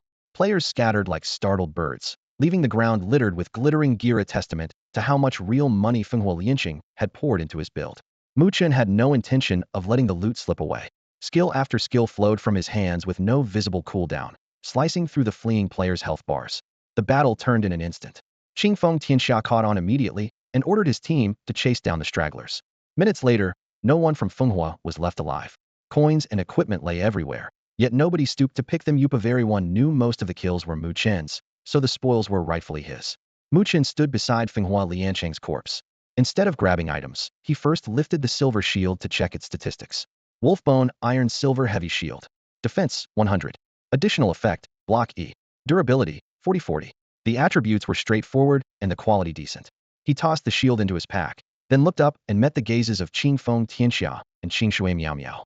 Long time no see, Mu Chen said with a cheerful smile. Qingfeng Tianxia clasped his hands in gratitude. Thank you for the assist. Don't mention it, Mu Chen replied lightly. Though he sounded a bit wistful, this was hardly the first time he had rescued someone in the past 3 days. After a pause, Qingfeng Tianxia couldn't help asking, would you mind sharing your talent grade? He had seen the near-zero cooldowns with his own eyes. Nothing short of Scrade could have produced that kind of pressure. You're better off not knowing, Mu Chen answered without hesitation. Qingfeng Tianxia wasn't offended. He gave a wry smile and nodded. Fair enough. Talent is personal. Still, I'm embarrassed you had to watch us fall for Fenghua Lianqing's trick. He agreed to cooperate, then turned on us right before the boss room. He pointed at the massive stone door ahead. The castle boss is behind that gate, the final obstacle. Would you be willing to team up with us? Well, split the loot evenly and keep everything fair. What do you say? Since Mu Chen had shown up, it was clear he was here for the boss. Qingfeng Tianxia caught on immediately and offered politely, why don't we team up for the boss fight? Mu Chen shook his head with a smile. I'm greedy. Splitting the loot won't satisfy me. Qingfeng hurried to bargain. How about a 70-30 split in your favor? Mu Chen still refused. I want it all. King Feng's expression darkened, but he quickly replaced it with a genial smile. Then we won't disturb your solo attempt. With that, he motioned for the Qingfeng guild to withdraw from the Black Knight's castle. As soon as Qingfeng left, Qingshui Miao Miao messaged him in anger. Guild leader, why let him have the boss for free? On what grounds? Qingfeng replied calmly. We're not going far, just waiting outside. That boss isn't easy, and he's alone. When dust falls, we pick up where he left off. Qingshui immediately praised him. Haha, guild leader, you're brilliant. Qingfeng grew smug. I said before, Dust is young and arrogant. Solo a boss. Pure fantasy. This boss isn't like those pushovers from Blazing War. One slap will flatten a squishy mage apprentice like him. Without a team, he doesn't stand a chance. Well, stay out of sight and reap the rewards. After finalizing his plan, Qingfeng symbolically added Mu Chen as a friend, then led his people out of the hall. When their footsteps finally faded at the end of the corridor, Mu Chen crouched to collect the scattered gear and coins. Each metallic clink reminded him of his previous life in the military, commanding 10,000 soldiers and players. Back then, cleaning the battlefield was never his job, just killed, and others handled the rest. Maybe I should start my own guild someday, he mused while dropping the last coin into his pouch. Then minor chores like taking down Blazing Fortress won't require my personal attention. After tidying up, his inventory slots were packed tight. He shook his head. At this rate, he'll run out of space. First thing in the capital, expand the pack. Decision made. Mu Chen walked toward the massive, long-sealed door at the back of the hall. The Black Knight and his retinue awaited beyond it. He drew a deep breath, planted both hands on the icy wood, and pushed with all his might. A caster's strength was mediocre, so the heavy door moved only enough to leave a gap barely wide for one person. A cold, killing intent shot through the crack and locked onto him. In the next instant, several bone arrows hissed through the air. Mu Chen layered multiple dark shields around himself. The arrows struck the barrier, sparking harmlessly. With proper defense, he no longer needed to dive, and roll standing his ground was enough. Thanks to the castle's adequate lighting, he could see beyond the door without additional illumination. A silent black corridor, suits of armor glinting dully in the distance. A hall many times larger than any castle's great chamber stretched out before Mu Chen. The vaulted ceiling soared above rows of stone pillars, while a faint shroud of resentful mist drifted through the air. In the center stood a knight seemingly forged from black iron, clad head to toe in obsidian armor. His mount, a 2-meter-tall undead warhorse, stared ahead with sockets ablaze in violet soulfire. Black Knight Lord. Level 10. Health 4000. Attack 240. Racial traits: Undead Will, Shadow Resistance, Corpse Devour. Skills: Malevolent Strike E, Undead Summon E. A dozen elite skeletons ring their lord. Skeleton Warrior Elite. Level 10. Health 1000. Attack 60. Racial traits: Undead Will, Shadow Resistance, Corpse Devour. Skill: Bone Armor F. Skeleton Mage Elite. Level 10. Health 1000. Energy 1000. Attack 15. Racial traits: Undead Will, Shadow Resistance, Corpse Devour. Skill: Dark Frenzy F. Skeleton Archer Elite. Level 10. Health 1000. Attack 60. Racial traits: Undead Will, Shadow Resistance, Corpse Devour. Skill: Corrosive Arrow F. Mu Chen activated Observe, and every stat flared across his retina. The Black Knight drew his sword, spurred his mount, and thundered forward like a wave of steel. Skeleton warriors charged behind him, while mages and archers in the rear loosed dark orbs and corrosive arrows. Boom, boom, boom. Each ranged spell shattered against the spinning shield of darkness encircling Mu Chen. Instead of retreating, he braced himself to meet the knight's charge. Lightning crackled at his fingertips. Lightning arrow. Bolts of electric fury streaked through the air, drilling into the skeleton warriors and the Black Knight's vital points. Arcs danced across their armor. The 50% paralysis chance triggered every time. The charge ground to a halt, iron hooves screeching on stone. With crowd control secured, the fight turned into a slaughter. Lightning arrow's damage was modest, and its stun lasted only a second, but in Mu Chen's hands quantity became overwhelming quality. Arrows rained like a squall, paralysis layering nonstop. The Black Knight never managed a single swing before collapsing to his knees. System. You gained 1,200 XP. Congratulations, level 11 unlocked. 5 attribute points awarded. Mu Chen split the points between stamina and intelligence, then waded through shattered bones toward the fallen lord. The undead warhorse disintegrated beside its master. 2 items clinked onto the floor in a burst of light: a silver greatsword and a brown crystal. Black Knight's sword. Rarity, silver. Type, greatsword. Attack, 90. Lifesteal, 8. Bound skill, malevolent strike E. Durability, 5050. Undead summoning. Grade, E. Class restriction, none. Effect, summon a random undead creature that fights for you permanently. No limit to the number of summons. Cooldown, 7 days. Energy cost, 700. The description of undead summoning made Mu Chen's eyes gleam. Permanent minions with no cap, paired with his Chaos Apostle trait, meant he could field an undead army in no time. Mu Chen didn't hesitate. Mu Chen had just mastered necromantic summoning. He decided to give it a try. His first cast produced an 11-level skeletal warrior. The second brought forth a skeletal mage of the same level. The third call raised an undead hound, also level 11. After a few more attempts, he had a small squad of basic undead at his side, creatures that matched his level but were little more than disposable fodder. Ordinarily, the spell carried a 7-day cooldown, yet Mu Chen's Apostle of Chaos trait removed that limit entirely. Unfortunately, the spell was still low tier, allowing him to summon only common monsters. If he could upgrade it to elite or boss grade, even a single summon would be enough to swing a battle. Seeing no further use for them, he activated Dismiss Summon and sent each undead back to the necromantic realm, the land of the dead, playground of spirits. 1,000 years ago, legions from that realm invaded the Dawn world. Guided by the cursed cult, worshippers of the Lich King unleashed wave after wave of undead plagues, hoping to turn every living creature into a corpse and make the Dawn world a second necrotic kingdom. In the end, the Dawn gods joined forces to seal the Lich King, while the great temples hunted down his followers. Close to 1 million cultists died on flaming crosses outside the Temple of Retribution. Even so, the cursed cult still skulked in the shadows like sewer rats. The master of this castle, the Baron, was one of them. Just before death, he used a necromantic rite to become a Black Knight, caught forever between life and unlife. In the previous timeline, some players pieced together clues and posted these secrets online. Unfortunately, after the Baron's transformation, the cult swept in and removed every trace of their presence from the castle. Had those relics remained, they would fetch a fortune today. While collecting his loot, Mu Chen found that the Black Knight's silver greatsword was too large for his full inventory. Left with no choice, he opened a voice channel to Confronting Tianxia. Mu Chen knew the man was still lurking nearby, waiting for him to wipe so he could swoop in and profit. He understood Qingfeng all too well, smug and arrogant, a big fish in the small pond of Dusk Village, but bound to be ordinary once he reached the capital. The call connected, and Confronting Tianxia asked in surprise, "Brother Dust, aren't you busy with the boss? What's up?" "The boss is dead," Mu Chen replied calmly. "My bag's full. I'd like to sell you a few pieces to free up space." Hearing the boss was down, Qingfeng fell silent for a moment before answering quietly, "All right. Let's meet at the Dusk Village respawn point." "No need," Mu Chen cut him off. "You're in the castle right now, aren't you? Just come over." On the other end, Confronting Tianxia's pupils contracted. Disbelief spread across his face. Confronting Tianxia forced a laugh. "What are you talking about? We left the Black Knight's castle ages ago." Before he could finish, Mu Chen cut him off. "Come on, you're not the type to quit. If I'm right, you're hiding somewhere in the castle, waiting for me to wipe so you can swoop in and pick up the boss loot and anything I drop." Dealing with someone like Confronting Tianxia was easier once everything was spelled out. Otherwise, he would chalk it up to dumb luck and keep circling, convinced his so-called genius could still fool you. Mu Chen didn't bother with more talk. One blunt sentence hit home, and Confronting Tianxia's face shifted from green to ashen. After a long pause, he managed to choke out, "They'll be right there." Moments later, Confronting Tianxia showed up with his crew. Seeing Mu Chen standing over the Black Knight's corpse, they were too shocked to speak. When Qing Shui Miao Miao looked at Mu Chen again, admiration and wariness filled her eyes. Confronting Tianxia walked up, expression conflicted. "How did you know we never left?" Mu Chen shrugged.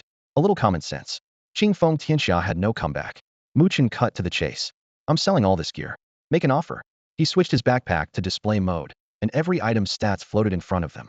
Good gear is everything to players. and in a starter village it's painfully scarce. Collecting a full set is even tougher. Qingfeng Tianxia's funds were nowhere near as deep as Feng Huoliancheng's. The best items on the stalls had long since been scooped up at inflated prices, forcing Qingfeng Tianxia to buy on the black market where the markups were absurd and shipping cost extra. So the equipment under his banner was always a notch below Fenghua's. Now all of Fenghua's elite members lay dead at Mu Chen's feet, their excellent gear stuffed in his pack. Qingfeng Tianxia wasn't about to waste this once-in-a-lifetime chance. He quickly selected several dozen black iron items, and eyed a few bronze pieces and a silver shield, but Mu Chen wouldn't sell those, planned to move them back in the village for a higher price. Besides, Qingfeng Tianxia didn't have the cash to swallow that much gear at once. The black iron batch already maxed him out. Mu Chen did the math. The black iron haul came to roughly 300,000 credits, a bargain that would fetch far more on the black market or village stalls. Qingfeng Tianxiao accepted the figure but couldn't produce the cash on the spot. He needed 5 or 6 hours to pull it together. Mu Chen only wanted to empty his pack. It was already stuffed, and even the silver greatsword dropped by the Black Knight had nowhere to go, still lying beside the corpse. Qingfeng Tianxiao watched with undisguised envy. Mu Chen had no intention of waiting 5 or 6 hours for him to scrape the money together. He simply handed over his bank account number along with the stack of black iron gear had just sold and shoved everything into Qingfeng Tianxia's arms. "Once you've got the money, wire it straight to my card," he instructed calmly, turning to leave. Qingfeng Tianxia blinked. "You trust me that much? What if I keep the gear and skip the payment?" "Feel free to try," Mu Chen answered, wearing a pleasant smile. The smile looked harmless, yet it sent a chill down Qingfeng Tianxia's spine. He remembered how Mu Chen had torn the Fenghua Guild apart. Anyone who could wipe out Fenghua could just as easily wipe out Qingfeng. Mu Chen wasn't trusting him. He was trusting his own strength. After clearing space in his inventory, Mu Chen stowed the Black Knight greatsword, waved goodbye to Qingfeng Tianxia and the others, and logged off. It was 12:45 p.m., 15 minutes before 1. Although had eaten plenty that morning, he was starving again. Ever since he started playing Dawn, his appetite had grown by the day. He suspected had somehow inherited the game's constitution stat. Needing food every few hours, he grumbled inwardly that he was becoming a bottomless pit. He headed to the living room. Sanja, dressed in a sailor-style school uniform with an apron over it, white socks padding across the tiles, was busy flipping a wok. Spotting him, she leaned out and greeted sweetly, "Brother Mu Chen, you're up." "Yeah, what's for lunch?" "Noodles with shredded pork and hot peppers." Noodles were filling just what he needed. Songjia's cooking always hit the spot, and Mu Chen silently praised her. Before long, a steaming bowl of noodles was on the table. He dug in eagerly while they chatted. "Brother Mu Chen, what game do you play in your room all day?" Songjia asked. "The new smash hit, Dawn. Haven't you heard of it? My classmates mention it, but I've never seen anyone actually play." Though her father was a hopeless gambler, Songjia herself was a model student who focused on school and never touched games. She was only making conversation. Mu Chen glanced at her and suddenly thought, if Songjia joined Dawn, he'd have a ready-made follower to pick up loot. The idea felt too selfish, like treating her as a maid, so he pushed it aside and kept chatting. After lunch, he returned to his room and logged back in. The Black Knight's corpse that had been lying nearby had already despawned. Was the Black Knight on a 5-day respawn, or 7? Mu Chen wasn't sure, but it was definitely at least 5. Mu Chen headed for the castle gate. Scattered squads of black-armored skeletons and wraiths had respawned inside, but a single lightning arrow from his raised hand sent blue-white arcs crackling through the gloom, clearing the corridor. Following the route he knew by heart, he fought his way out of Black Knight Castle, swept through the canyon territory, and once again set foot on the trail to Twilight Village. When he had killed members of the Flames of War Guild, the system had automatically placed him in Qingfeng Tianxia's party, so every kill was logged as lawful self-defense, and his murder value never rose. With the village chief's friendship medallion hanging at his belt, he walked through the gate unchallenged. Had that value increased, the medal would have saved him only once, and the guards would have barred his entry for good. Back in the village, Mu Chen headed straight to the Twilight Tavern. At the counter, he found the herb buyer and dumped all his moonlight flowers onto the worn wood. Their white petals glowed softly under the oil lamp. The merchant's eyes bulged as he rubbed his hands. 100 gold apiece, firm price. With moonlight flower 343 in his pack, Mu Chen pocketed 34,300 gold on the spot. He cinched the purse and turned to leave only to find a slender figure blocking the doorway. Apprentice trainer Anna, who also served as the demon warlock trainer. "Long time no see." Anna's upturned eyes held a smile impossible to read. "What do you need?" Mu Chen kept his distance. "I've got a job for you, pays well." "What kind of job?" Anything involving demon warlocks tended to be messy, and he instinctively braced himself. "Relax, it's just a courier run." Anna winked. "You're level 10 now. Time to visit a capital. Deliver this letter to the rock mage trainer in Ironclad City. How about it?" Delivery quests were usually simple, but Mu Chen shook his head. "I'm headed to Black Lion City." "Wrong direction. Find someone else. They'll cover the teleport fee and add a hefty bonus. Still not interested? Mu Chen said nothing and walked out. Behind him, Anna's gaze turned icy as she muttered, "Cautious little thing." Outside, he could still feel her eyes boring into his back. A routine delivery with lavish pay, especially when postal teleport fees were cheap, reeked of trouble. Declining was the safest move. As for the capital, his own departure from the novice village was overdue anyway. Turning the thought over, he crossed the cobblestones and slipped into the voodoo shop on Shadow Alley. A batch of soul ash still sat in his pack, a material voodoo priest coveted, and Zul would pay well. The door creaked open, and a wooden wind chime tinkled softly. The shop was dimmer than ever, the shelves bare, a few shriveled voodoo dolls nodding in a corner. Behind the counter stood a figure wrapped head to toe in black robes. Mu Chen stepped forward and greeted him. "Good afternoon." The figure rose from the chair, black robes sliding to the floor. In the amber glow of the lamp, a young body the color of wheat and brimming with vitality filled Mu Chen's vision. Zul's silhouette was lithe yet powerful, her slender waist hiding coiled strength. White and crimson paint traced uncanny patterns along her cheekbones and collarbones, making her look fierce and untamed. She was nothing like the withered husk he had seen last time the Temple of Lives curse had clearly been purged. Zul winked with her left eye, her voice curling into a playful lilt. "Adventurer, what brings you to my little shop? I've got something you might find interesting." Mu Chen skipped the small talk and pulled a bundle wrapped in black cloth from his pack, handing it over. Zul glanced at it, unimpressed, and raised her hand to show a number. "Soul ash. 50 gold per stack. Deal?" "Deal." Mu Chen had already set his price and accepted without hesitation. Zul's lack of haggling caught him off guard. He had tasted the black market woman's ruthlessness before. Merchants in Dawn were rarely honest, most of them slippery at best. He had learned that lesson the hard way in his previous life. Back to business.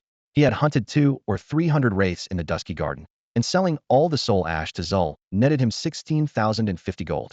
Including his savings, his purse now held 150,000 coins, most of it loot dropped from players, more precisely, from the trust fund kid of Fenghua Lianxing, who kept picking fights with him. Of course, 150,000 wasn't exactly impressive in Dawn. Celebrities, top streamers, and corporate CEOs moved 7 figures through the black market every day. Large guilds and studios kept dedicated farming crews grinding around the clock just to feed the supply chain. When the payment from Qingfeng Tianxia came through, he could finally clear his debt to Yin Ruyu in one go. The wicked woman liked to wager her own body, and delaying the matter would only make things messy. In his last life, her bribes had failed, so she lured Mu Chen to her home and simply forced herself on him. For a strapping man to be pinned to the bed by a single woman, he still cringed at the memory. "Hey, why the long face all of a sudden?" Zul asked, eyeing him with curiosity. "It's nothing." Mu Chen forced a smile and shoved the memory aside. "Right, there's something else I'd like you to look at." He retrieved the special item that had dropped after killing 2 malicious souls. Grudge core. Type, consumable. Effect, gains 10 to 1 random attribute, and suffers 1 random curse. Duration, permanent. Zul raised an eyebrow. "You want me to cleanse the curse after you use it?" "Exactly. No problem." Zul flicked her wrist, silver bangles chiming softly. Purging a curse is child's play. For an 80-level voodoo high priestess like her, it really was. After they had agreed on the fee for lifting the curse, Mu Chen pulled out the first wraith core without hesitation. System, you gain 10 strength. System, you receive the curse blood melt agony effect. Every time you restore HP, your attack decreases by 1. Since the random boost hadn't landed on intelligence or stamina, he felt a twinge of regret, but he didn't pause. He looked over at Zul. "Your turn. Just watch." Zul took out a voodoo doll that resembled Mu Chen, tapped it with a fingertip, and murmured a low incantation. Black mist drew out from the doll's chest, coiled around Mu Chen, and then dispersed. System, curse blood melt agony has been removed. Mu Chen casually handed Zul a heavy pouch of coins, 1,000 gold pieces, exactly what they had agreed on. The crisp clink of metal rang out, and Zul grinned from ear to ear. "Pleasure doing business." Before Zul could stow the money, Mu Chen crushed a second malice core. System, you gain 10 stamina. System, you receive the curse spell plague effect. Spell power 20, skill cooldown 200. The next prompt made his eyes light up. Notice, your SS tier talent Chaos Apostle has absolute priority. No skill effect can override it. He immediately cast Dark Shield on himself. The sigils flickered, yet the skill didn't enter cooldown. The penalty had been completely nullified, leaving him with a free 20% boost to spell power. Zul was stuffing the coins into a drawer when he saw the shields glow out of the corner of his eye. He raised a brow. "What was that?" "Nothing," Mu Chen replied calmly. Zul shrugged, slammed the drawer shut, and flashed a sly smile. "Since you've picked up a fresh curse, shouldn't we discuss the price for a second cleansing?" Mu Chen paused, then chuckled wryly. When Head sold the soul ash earlier, Zul had paid up front without haggling, and Mu Chen had thought the man might have turned over a new leaf. Clearly, The swindler in him was alive and well. Satisfied with the new curse, Mu Chen had no intention of removing it. Forget it. They'll find someone else. Zul snorted. Huh? Who besides me in Dusk Village can lift a curse? No one here, Mu Chen said, heading for the door. But the capital can. Zul sized him up. Which capital? Blacklion City. Zul said nothing more, merely watched him leave, deep in thought. The moment he left the voodoo shop, Mu Chen sent a message to his friend Yi Chun. Interested in silver and bronze gear? The reply came almost instantly. Absolutely. They'll take everything you've got. We can discuss the price. Meet me at the village gate. Got it. With that settled, Mu Chen slung his pack over his shoulder and followed the cobblestone path to the village exit. He stood beneath the dappled shade of a fishbeam tree, waiting quietly. After a while, he saw Yi Chun approaching alone. Yi Chun laughed and laid on the flattery, his gaze drifting again and again to the bulging pack on Mu Chen's back. Mu Chen skipped the small talk. With a flick of his wrist, he opened the trading interface, projecting the stats of the items he meant to sell, several bronze pieces and 2 silver ones between them. The gleaming numbers reflected in Yi Chun's eyes and made him nod repeatedly. They'll take everything. Name your price, Yi Chun said decisively. Mu Chen ran the math in his head and quoted, for 100,000. He explained offhandedly that silver gear was going for at least 100,000 each on the market. He was letting these two go for less than 150 apiece, and the bronze pieces at 10 grand each brought the total to 400,000. Yi Chun needed barely 2 seconds to agree. Deal. I'm transferring now. His virtual phone flashed under his fingertips. Once the payment went through, he gave Mu Chen a nod. Mu Chen logged off, took off his gaming helmet, and checked his real phone. A text alert glowed. The 400,000 had landed, and the previous 300,000 from Qingfeng Tianxia was still sitting in the account. The Dawn Open Beta was only a few days old, and he had already cleared $1 million, enough to pay off Yin Ruyu's debt. Back online, they completed the trade, both pleased. Before parting, Yi Chun asked, Boss, when are you heading for the capital? Soon, Mu Chen said.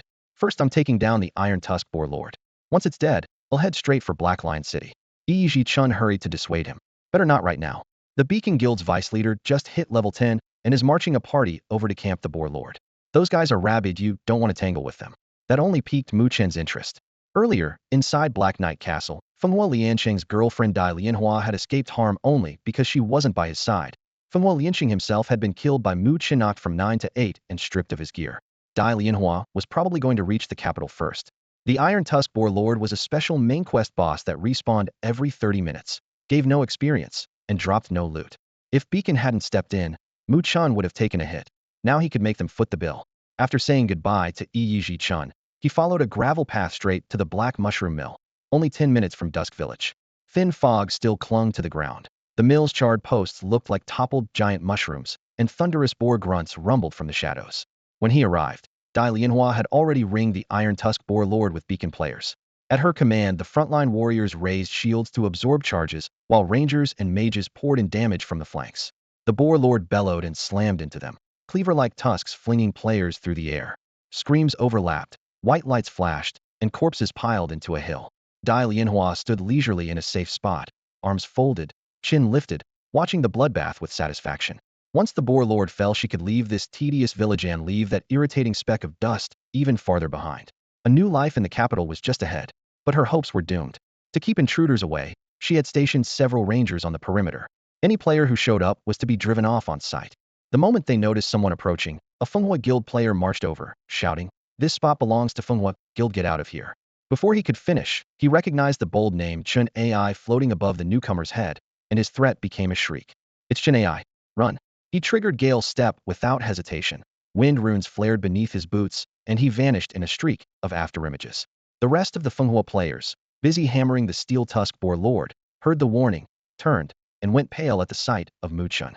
They instantly abandoned the near-dead boss and bolted. In a heartbeat, the clearing held only Dai Lianhua. Dai Lianhua stamped her foot in fury. Come back. All of you. No one looked back. Staying meant certain death. The Steel Tusk Boar Lord wheezed, its bloody tusks glinting. Dai Lianhua wanted to flee but couldn't bear to hand over the spoils, leaving her paralyzed by indecision. Footsteps closed in. Mu Chen stopped in front of her, his gaze sweeping from head to toe. Noting that her gear was every bit as good as Fenghua Liansheng's, he smiled faintly. We meet again. Dai Lianhua's expression wavered. Escape was now impossible. Her eyes flicked, and she flashed a seductive smile. Brother Chen AI, it was all my fault before. Could you let me off this once? Mu Chen's voice was calm. Sorry, no. She still refused to give up, eyes hinting at a different offer. If you'll spare me, I wouldn't mind sharing something with you. Shuguang's virtual world is brutally realistic. Anything possible in real life can happen in the game.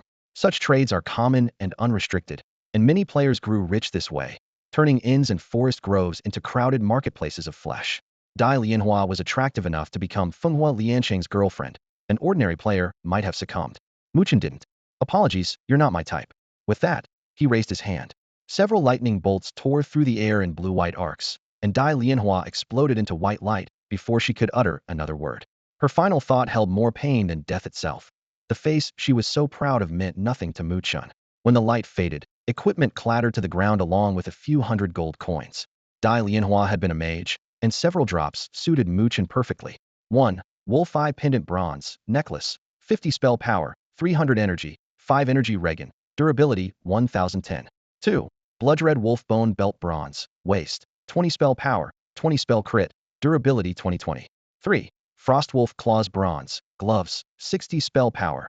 On hit, 1 chance to freeze the target, durability 30-30. Mu Chen equipped the 3 items one after another, his spell power soaring. Not far away, the bleeding steel tusk boar lord licked its wounds, barely alive. Mu Chen lifted his hand again. A volley of lightning bolts erupted, blue light flashing, and the boss health bar hit 0. Such is combat in Shuguang. If a party brings down a boss together, the experience is split evenly and the quest counts for everyone. But if they are only cooperating temporarily and not in the same party, the instant the boss falls, all the experience is dumped into the backpack of whoever lands the killing blow, and the quest credit goes to that player alone. Because of that, the game is crawling with kill stealers, players who are experts at snatching mobs, bosses, and player kills alike. This time Mu Chen was the one who landed the final hit on the quest boss. A system prompt flashed quest completed. He immediately steered his character back to the starter village and turned the quest into the village chief. Inside the wooden hut, the elder handed him a travel pass and a teleport token. The pass allowed him to enter the capital, and the token could take him there instantly. He stepped out of the chief's house, logged off, and returned to the real world. Removing his VR helmet, he picked up his phone and called the contact labeled Yin Ruyu. When she answered, he cut straight to the chase. Yinjia, I'd like to see you about something. Sure, came her lazy, teasing reply. I'm in room 7029 at the honeymoon hotel. Come up. Mu Chen paused for 2 seconds, then corrected her. It's about the money I owe you. Her tone faltered for a moment before she changed her mind. All right then, meet me at the Night Rose bar. The sultriness faded, replaced by a hint of disappointment. He hung up, changed, and caught a cab straight to Night Rose, the biggest, most lavish bar in Jinan, located on its busiest commercial strip. It was barely after 4 in the afternoon. The bar lights weren't fully on yet, but a doorman already stood by the side entrance. Mu Chen gave his name and was led to a secluded private room on the 3rd floor. He pushed the door open. The first thing he saw was a gorgeous crystal chandelier. Beneath its light, expensive paintings lined the walls, and a thick wool carpet swallowed every footstep. In the center stood a set of dark brown leather sofas. Yin Ruyu lounged in the middle, wearing an ink-black qipao that traced every curve of her waist and hips. A hint of allure lingered in her lightly made-up eyes and brows. Opposite her sat another woman, about 25 or 26. Her white qipao was tailored close to the body, and her long shapely legs were wrapped in sheer stockings. She sipped her tea with a quiet, refined air that clashed sharply with the room's ostentatious decor. Good afternoon, Yinjia, Mu Chen greeted, reining in his gaze. Yin Ruyu looked up, her smile flirtatious. Come sit by me and have a drink first. No, thanks, Mu Chen declined outright, then added, I've brought the money I owe you. She raised an eyebrow, her surprise half genuine, half feigned. Yes, I can transfer it right now. He pulled out his phone, ready to send the payment. No rush. Come chat with me for a while first. I've got other things to do, so? Sigh fine. Yin Ruyu rolled her eyes, a million kinds of charm tinged with resignation. You little rascal, I really can't do anything with you. Mu Chen sat down and completed the transfer in front of her. The amount covered his own debt of 500,000 plus the 200,000 he had borrowed for Sanja, interest included. Yinjia, I owe you for this. If you ever need anything, just ask, he said earnestly. Yin Ruyu pocketed her phone, but a troubled look drifted across her face. Speaking of which, something has been bothering me lately. What is it? Well, at night I'm lonely, empty, and cold all by myself. I could use someone warm in my bed. Mu Chen's mouth twitched. If that's all, I'll be going. With that, he pushed the door open and left. After Mu Chen left, dressed in a white qipao and nude stockings, Chung Man crossed her legs and sat across from Yin Ruyu, her head tilted with a playful smile. Did you really give him that S-level talent card? Yin Ruyu took a sip of wine, her dark eyes glinting coldly beneath the light. It's mine to give, and I decide who receives it. None of your business. TSK. Chung Man swirled the liquor in her glass, gloating. The kid won't even remember the favor. Looks like your goodwill's going to waste. What do you know? Yin Ruyu set the glass down, a confident curve forming on her lips. Sooner or later, he'll be in my bed. To her, Mu Chen was like a ripe, glowing fruit on a branch within easy reach, yet she chose to wait for the sweetest moment. Until then, she would guard that fruit carefully, letting no one else touch it. All right, back to business. Chung Man dropped the smile and lowered her voice. I'm here to pass on orders. I'm retired. I don't want anything to do with the organization anymore. Yin Ruyu replied coolly. Retiring isn't an option for us. Chung Man's voice slipped even lower. The last 2 years were only a vacation. Vacation's over. Yin Ruyu sighed. Helplessness flashing in her eyes, leaving the organization alive was impossible. She lifted her gaze. Fine. What's the order? Register a Dawn account immediately and set up a guild as fast as you can. The organization will cover expenses. You recruit, expand, and put the guild on the leaderboard. The higher the rank, the easier the mission. Clear? Clear. Yin Ruyu nodded. Still, I'd love to know what the organization is really after. Who can say? Chung Man shrugged, leaned back, kicked off her heels, and rested her silk-clad feet on the glass table. They also told me to support you. I'm not as lucky you've got a sweet little puppy to keep you company when you're lonely. She blinked, then grinned mischievously. If there's a chance, let me play with your puppy, will you? In your dreams. Yin Ruyu rolled her eyes. Chung Man pouted fine. If you want share, I'll find my own chance, she thought, but kept it to herself. In a small rented flat, Mu Chen pushed the door open. With his debts cleared, he felt lighter than ever. He headed straight to the kitchen, opened the fridge, grabbed a bag of chips and a bottle of cola, then flopped onto the sofa. With a crisp pop of the pull tab, he leaned back, savoring the rare leisure. A craving for barbecue hit him. Glancing at the time, he remembered Sanja had no evening classes today. School ended shortly after 5, and it was nearly 6 now. She should be home soon. He pulled out his phone, opened a delivery app, and placed an order from a popular barbecue shop. Rows of sizzling skewers flashed enticingly across the screen. Less than 20 minutes later, a key turned in the lock. Brother Mu Chen. Sanja stepped inside with her backpack. Spotting him on the sofa, her eyes lit up with delight. Wait right there, I'll make dinner for you. Mu Chen said, no need. I've already ordered takeout, we're having barbecue tonight. Oh, okay. Sanja was about to say more when Mu Chen added, and one more thing. I cleared the 200,000 yuan your father owed. Sanja froze. After a long moment, she blinked back, grateful tears. Thank you, Brother Mu Chen. I swear I'll pay you back, even if it takes a lifetime. Mu Chen understood that in 3 years, when the chaotic evil god invaded, cash would be worthless scrap paper. 200,000 was nothing. He settled the debt only to keep the collectors from driving Sanja into a corner. About 40 minutes later, the delivery driver knocked. The two of them spread the disposable boxes across the coffee table and devoured the skewers, the air rich with sizzling fat and cumin. Afterward, Mu Chen returned to his bedroom. Several nights of non-stop gaming had worn him out. Tonight he needed real sleep, so he could leave for the main city at dawn. Morning brought bright sunshine. After washing up, Mu Chen grabbed the transit pass from the village chief and the teleportation token, then headed for Twilight Village's teleport node. He handed the token to the attendant NPC, who produced a thick reddish-brown parchment map of every major city's teleport point. Now he had to choose his destination. The parchment listed the hottest hubs: Divine Promise City, Dawnlight City, Inferno City, Mech City. Each boasted unique perks, citywide buffs, hidden class changes, limited-time dungeons. Once you chose a capital, switching later was painfully hard. Ignoring the popular choices, Mu Chen tapped an obscure name, Blackline City. Decision made. He gave back the token. In the starter village, it worked only once. In any capital, you could buy a new one for 1,000 gold at any general store. He stepped into the center of the teleport array. Glyphs flared, the world spun, then light vanished. He now stood on a flat grassland, waist-high weeds and wildflowers all around. Behind him rose an ink-black wall, towering and thick, with a vast skyline looming beyond. System message: welcome to Blackline City. Mu Chen hadn't yet entered. Blackline City had several teleport nodes, some requiring special clearance. To become an official resident, he first needed to cross the gate and visit the clerk NPC at City Hall. At the gate, guards leveled their spears. Mu Chen showed the village chief's pass and was waved through. He stepped over the massive iron threshold and into the city. In his previous life, had chosen Divine Promise City, the strongest, most prosperous human capital in Dawn World, packed with powerful buffs and countless advanced or hidden classes, drawing tens of millions of players. This time he abandoned the familiar giant for the weak, unknown Black Lion City because he knew it hid a hero class of terrifying power. The streets of Black Lion City were wide, and its buildings finely crafted. Unlike other settlements, its turrets carried a hint of medieval Europe. Dark stone walls and pointed roofs cast a somber tone that pressed down the moment you stepped through the gate. Guided by the road signs, Mu Chen crossed the main boulevard and reached the city hall at the center. At this moment, he was the only player in the entire city. Inside the vast municipal hall, Only NPCs paced back and forth. After consulting the receptionist, he learned that the scribe's office was on the second floor. He climbed the wooden stairs and followed a narrow, dim corridor until he stopped before a door labeled scribe's office. Light spilled through the crack beneath the door. He drew in his breath, raised a hand, and knocked 3 times. Boom, boom, boom. Come in. The voice inside was female, soft yet unyielding. Mu Chen entered. The 30-square-meter office matched a young woman's taste. A line of neat filing cabinets stood by the window. A pale carpet was topped by a plush rug. A faint floral scent floated in the air clearly from its occupant. Behind the desk, a slender woman in black was writing quickly. Her uniform traced a slim waist, and her long legs were sheathed in over-knee black stockings. Above her head hovered golden text. Ifu Black Lion City Scribe. The surname Black Lion signaled high lineage. Only the Duke himself bore it. This scribe was no ordinary official.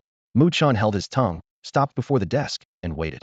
A minute or two later, Ifu set down her pen and looked up, violet gray eyes sharp and cool. Adventurer, what can I do for you? Mu Chen offered the pass the village chief had given him. Seeing the seal, Ifu's eyes brightened. You wish to join Black Lion City? That's right. Excellent. It's been years since an adventurer chose to pledge to Black Lion. You are the first in ages. Her tone shifted. However, not everyone qualifies. To become a citizen, you must pass a small test. I'm willing. Mu Chen agreed at once. Our outpost 32 has been plagued by goblins. Eliminate them. No problem. Hearing that the task was merely a goblin sweep, Mu Chen relaxed. Black Lion's entry test was far easier than the one he had faced in Imperial City in his previous life, where he had barely scraped through. Ifu added, there are more than 30 goblin raiders. I'd rather not send you alone. They'll grant you special permission to change classes first. The scribe was not only striking but considerate, and Mu Chen's impression of her rose sharply. Here, take this. Ifu handed Mu Chen an official warrant, his key to the job change hall. He stowed the certificate and said goodbye to Eve. Pushing open the town hall's heavy bronze doors, he headed straight for Black Lion City's Adventurers Plaza, the hub carved out specifically for players. The plaza was a sea of voices. Banks, exchanges, auction houses, and an arena stood in a neat row, while the job change hall rested quietly at the center. The hall looked plain enough, just a gold-colored building, and only the lines of hero statues flanking the entrance reminded passers-by that this was where adventurers opened a new chapter. Mu Chen stepped inside. The interior was equally austere, a broad stone floor devoid of ornamentation. Black Lion City offered 7 advanced classes: Shield Warrior, Berserker, Knight, Rogue, Sharpshooter, Priest, and Mage, but an apprentice could choose only between Priest and Mage. The mage trainer standing by the wall was hard to miss. A white-haired man in his 50s, robed in black with silver embroidery, cradling a hefty grimoire and reading intently. Mu Chen approached, stated his purpose, and handed over the clerk's certificate. The old man glanced at the document, said nothing, and drew a wand as thin as a dead branch. A short incantation left his lips, blue-white light flared, and a stone glowing pale azure hovered before Mu Chen. He reached out and took it. It was a Mage Transfer Stonia class item usable at level 10 that turned an apprentice into a mage. Without hesitation, Mu Chen activated it. System message, you have become a mage. System message, you have acquired the rank Mage Talent Elemental Harmony. Elemental Harmony grants access to fire, ice, lightning, and dark spells. The talent was barely a consolation Prezino damage boost. No special effect, just permission to study 4 schools at once. By comparison, Flaming Sun, a drank talent in Blaze City, gave fire mages a permanent 20% damage increase, but locked them into one element.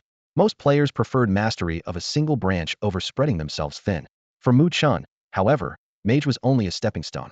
His real aim was the hidden hero class in Black Lion City, unlocked at level 15.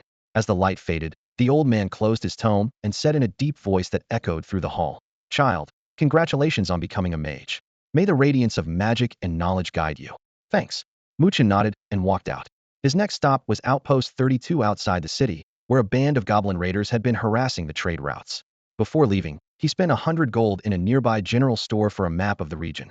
The outpost location and the surrounding terrain were clearly marked. It lay off the main road near Dragon Ridge, so the goblins had obviously slipped in from the hills. Once he had memorized the route, Mu Chen followed the map into the wilderness. Lone goblins and slimes popped up along the way. Because of the zone's level cap, every creature was at least level 10 and aggressively hostile. Unfortunately for them, against Mu Chen the self-styled spell machine gun ferocity meant nothing. They all died anyway. When he reached Outpost 32, the place was already a wasteland. Several wooden watchtowers had been reduced to ash, and charred beams snapped and crackled in the dying embers. The ground was strewn with glossy, blackened goblin corpses, scattered bones, and congealed dark red blood. A sickly sweet stench of gore and burnt flesh hung in the air, and every breeze sent gray soot and flakes of white tissue swirling upward. In the middle of the wreckage, a handful of soldiers in regulation Black Lion City armor were clearing the field. At the sound of approaching footsteps, they went on high alert, drawing swords and leveling spears. Their bearded leader, who looked like a squad captain, motioned his men apart and demanded, "Who goes there?" "I'm an adventurer contracted to Black Lion City. I'm here to eliminate the goblin raiders," Mu Chen replied, raising a hand to show he meant no harm. "Proof?" the captain asked coolly. Mu Chen produced the writ issued by the city scribe and handed it over. After examining the seal and gold foil edging, the captain nodded for his troops to stand down. They lowered their weapons and resumed sifting through rubble for remains and salvageable supplies. With Mu Chen's identity confirmed, the captain stepped forward, fatigue lining his voice. "Headquarters finally sent someone. The goblins attacked not long ago and set most of the post ablaze. It took everything we had just to drive them off." Mu Chen looked over the shattered walls. "What were their numbers and levels?" "Black Lion City troops are all level 30 and above. You shouldn't have suffered losses like this." The captain let out a bitter laugh and pointed at a collapsed tower. "They had a goblin fire Magian arson specialist. The post is all wood. One spark and it went up. Goblins are born sneaks. They ambush, snatch supplies, and run. We're ordered to hold the outpost, so once they slip into the Julong Hills, they vanish like water into the sea. We can't pursue without disobeying orders." Mu Chen counted the garrison only 5 soldiers, captain included. Outpost 32 bordered the Julong Hills, a maze of ravines teeming with monsters. Once the goblins ducked inside, they disappeared. The captain could only file report after report and hope Black Lion City sent reinforcements. After hearing the story, Mu Chen didn't hesitate. "If they're hiding in the Julong Hills, just point me in the right direction." He turned toward the hills. As he left, the captain hurried after him with one last detail. "Several goblins were wounded during the attack. They left a blood trail, follow it, and you'll catch up." "Understood." Mu Chen nodded, his eyes tracking the dark brown smears on the ground. Without another word, he left the ruins.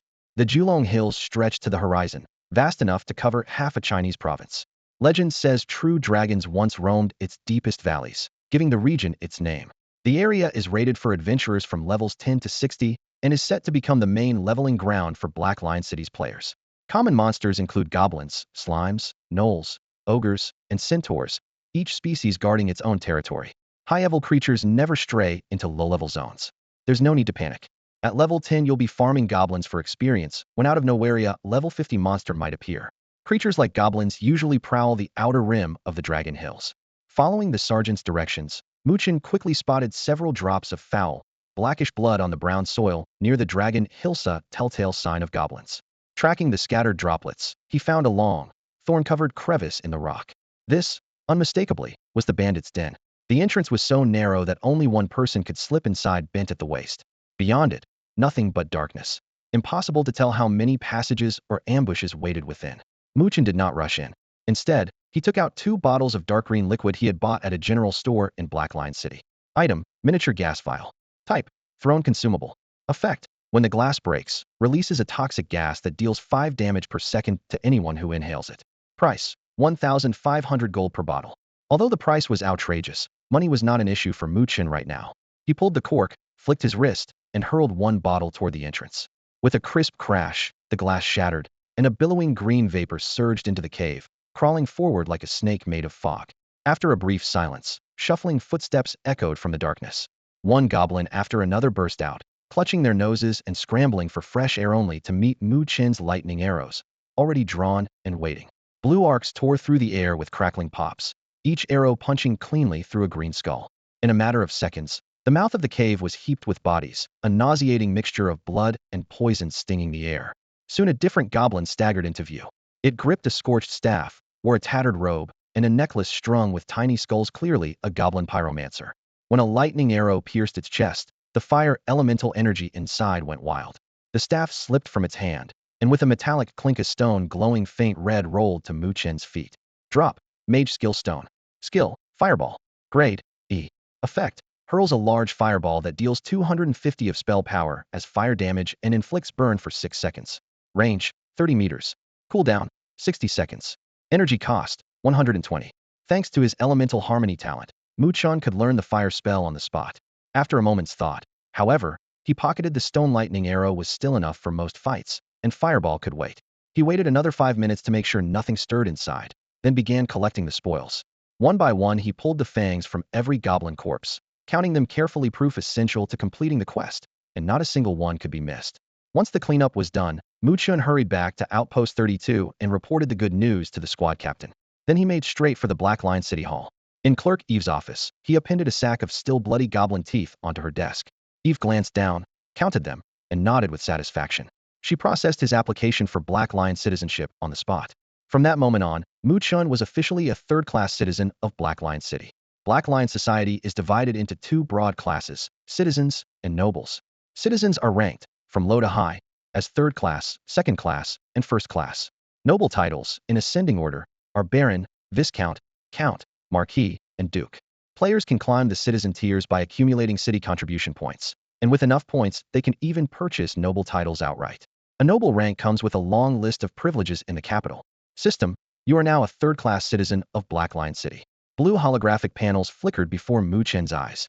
1. Protected by Black Line City's Light of the Lion. Buff Lion's Roar, attack speed 5. 2. Capital reputation system activated. Current reputation with Black Line City, 0 neutral.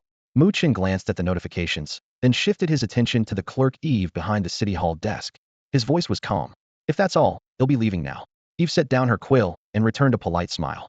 Very well. May fortune favor you in Black Line City. Outside, morning sunlight spilled across the stone steps. Mu Chen didn't linger. He headed straight for the Temple of Life. The soaring white temple dominated the city center, a silver column of light thrusting skyward from its altar. He reached out, touched the beam, and a system prompt flashed. Resurrection point successfully set to Black Line City Life Altar. That meant if he died, he would respawn here instead of in a distant starter village. The drawback was obvious. For lifting Zul's curse and angering the temple, his reputation had been slashed by 100, dropping from neutral to unfriendly. Resurrection would now be delayed by 12 hours. Mu Chen didn't care. He hadn't died once so far, and it wouldn't be easy for anyone to kill him as long as he kept his head. There he is. 2 life knights in green and gold cloaks glared from the temple gate, itching to tear him apart. Luckily, finding a resurrection point required no staff assistance. Ignoring their murderous looks, Mu Chen turned away. He made for the bank on Adventurers Square. Beneath a gray-white dome, metal doors stood wide open as players streamed in and out.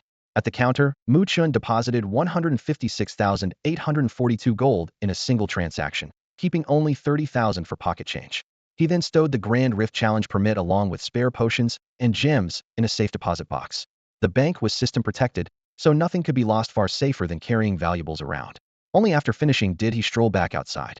The sun blazed overhead, and the square rang with hawkers' cries and clashing metal. In his mind, however, the cold rules of slaughter value surfaced. Slaughter value 30. Guards will arrest you on sight near any town.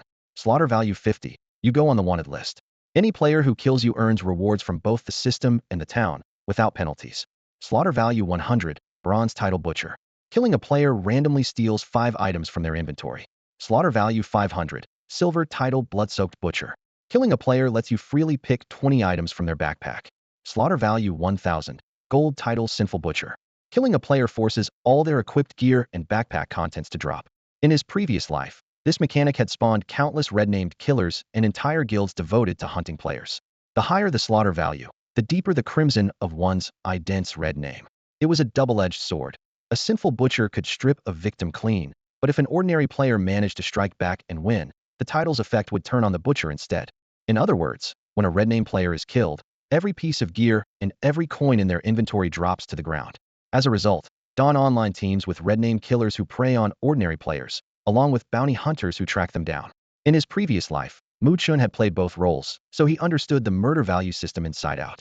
Back to the point. To secure a hero class, he started grinding like mad in Black Line City. The city is packed with hidden quests, yet in his last life he had been a Shenhua City player, so he only knew of 1 or 2 famous quests here by hearsay. Unfortunately, his level was so low he couldn't even trigger those scant leads. Left with no choice, Mu Chen roamed every street and alley, chatting with each NPC in search of quests. Courier jobs, gathering runs, nothing but basic errands. After a full day of hustle he gained 2 levels, but he was still too short of level 15. At 8 the next morning he removed his VR helmet, his shoulders and back aching. He grabbed the phone beside his pillow. Missed calls and unread messages filled the screen from his sister Muge, his college buddy Ji Yuanzhong, and a long string of harassment texts from Yin Ruyu. Skimming the explicit words, he sighed softly. He owed Yin Ruyu a favor. Otherwise he would have cut ties long ago, since her mind was filled with nothing but lewd thoughts. Phone in hand, he walked into the living room. Sanja had already set breakfast on the table, steaming rice porridge and fried eggs that smelled delicious. While he ate, He called his sister back, thinking, I still haven't told her the debt is settled. When the call connected, Mu Chen spoke first. Sis, what's up? A lazy, coquettish voice answered. Little brother, I've missed you so much. Mu Chen sighed and forced a smile. Yashuang, where's my real sister? Caught. Lung Yashuang let out a peal of laughter. Your sister's in game right now. I saw you were calling and thought I'd tease you, but you saw through me too fast. What a buzzkill. Oh, Mu Chen raised his brows. Online at 8 in the morning? It seemed she was falling for Dawn as well. Lung Yashuang's voice rose with excitement. Mumu has agreed to open a studio with me. Our plan is a huge success. Congratulations to us. Mu Chen's tone stayed flat. Congratulations. He didn't care whether they started a studio. He only cared if his sister could protect herself when the apocalypse came. Little brother Mu Chen, what should we name our studio? Lung Yashuang asked eagerly. Whatever. I'm not part of your studio. Talk it over with my sister. Mu Chen smiled, but his tone was firm. Lung Yashuang pouted. Mumu already agreed to join. Why won't you? Be a good brother and help your big sis. Once the studio takes off, they'll set you up with a girlfriend, okay? I prefer playing alone. Mu Chen turned her down without hesitation. Lung Yashuang laughed mercilessly. With that attitude, you'll end up single for life. Isn't gaming all about socializing? My studio was going to recruit only women except for you, of course. Thanks for the offer, but my mind's made up. I'm not joining any guilds or studios. On the other end of the line, Lung Yashuang's voice was gentle but tinged with disappointment. Fine, I won't press. Do you want me to pass a message to your sister? Tell her the debt's paid off. She can stop worrying, Mu Chen said calmly. Lung Yashuang laughed softly. Paid it off already? Don't tell me you just pulled a piece of gold tier gear. Mu Chen answered with a vague smile. Still teasing, Lung Yashuang tossed out a joke. Since you're so rich, why not keep me? I can handle the parlor and the kitchen, master all 36 tricks, and guarantee your satisfaction. The straightforward flirtation left Mu Chen speechless. Yashuang, I've got some things to do. I'll talk to you later. He hung up quickly, thinking helplessly, why do I always run into women like this? After a moment's pause, he called his college friend Ji Yuanzhonggon of his few friends from university. The moment the call connected, he was hit with a barrage of questions. Mu Chen, where have you been these past few days? You're not coming to class. Didn't we agree to play Dawn together? Where are you? Grinding levels at my rental place. Haven't had time to get to campus, Mu Chen explained. Weren't we teaming up? What level are you now? What class? Have you reached a capital city? Level 13 mage, already in a main city. Damn, you're leveling that fast? I'm only 8. Ji Yuanzhong caught his breath, then asked, which city did you pick? They'll come find you when I hit 10. Black Lion City. Black Lion City? Where's that? Ji Yuanzhong was baffled. He knew the top 10 capitals on the leaderboards, but had never heard of this obscure place. With all the data available, why would Mu Chen skip the elite hubs for an unknown backwater? Unperturbed, Mu Chen replied, Black Lion suits me better. He was after a hero class, and until he secured it, the secrets of Black Lion City would stay with him. Fine. Ji Yuanzhong gave up trying to understand. I'm heading to Shinhua City. We'll run dungeons together later. They chatted a bit more, then Mu Chen hung up. A simple breakfast hadn't filled him, so he went downstairs for another bowl of beef noodles. Back in his room, he slipped on his VR helmet and dove back into leveling. In the Dragon Hills, parched grassland stretched to the horizon. A squat, hunched green goblin brandished a battered bone knife and screeched as it lunged at Mu Chen. Mu Chen raised his hand and released a bolt of lightning, finishing the goblin on the spot and leaving 5 gold coins on the grass. System, you gained 255 experience points. System, congratulations, you've reached level 15. System, you've received 5 free attribute points. So I finally made it to 15. He muttered to himself while glancing back. The green-skinned goblins were piled into a small hill, blood snaking through the roots, the air thick with a sweet, scorched odor.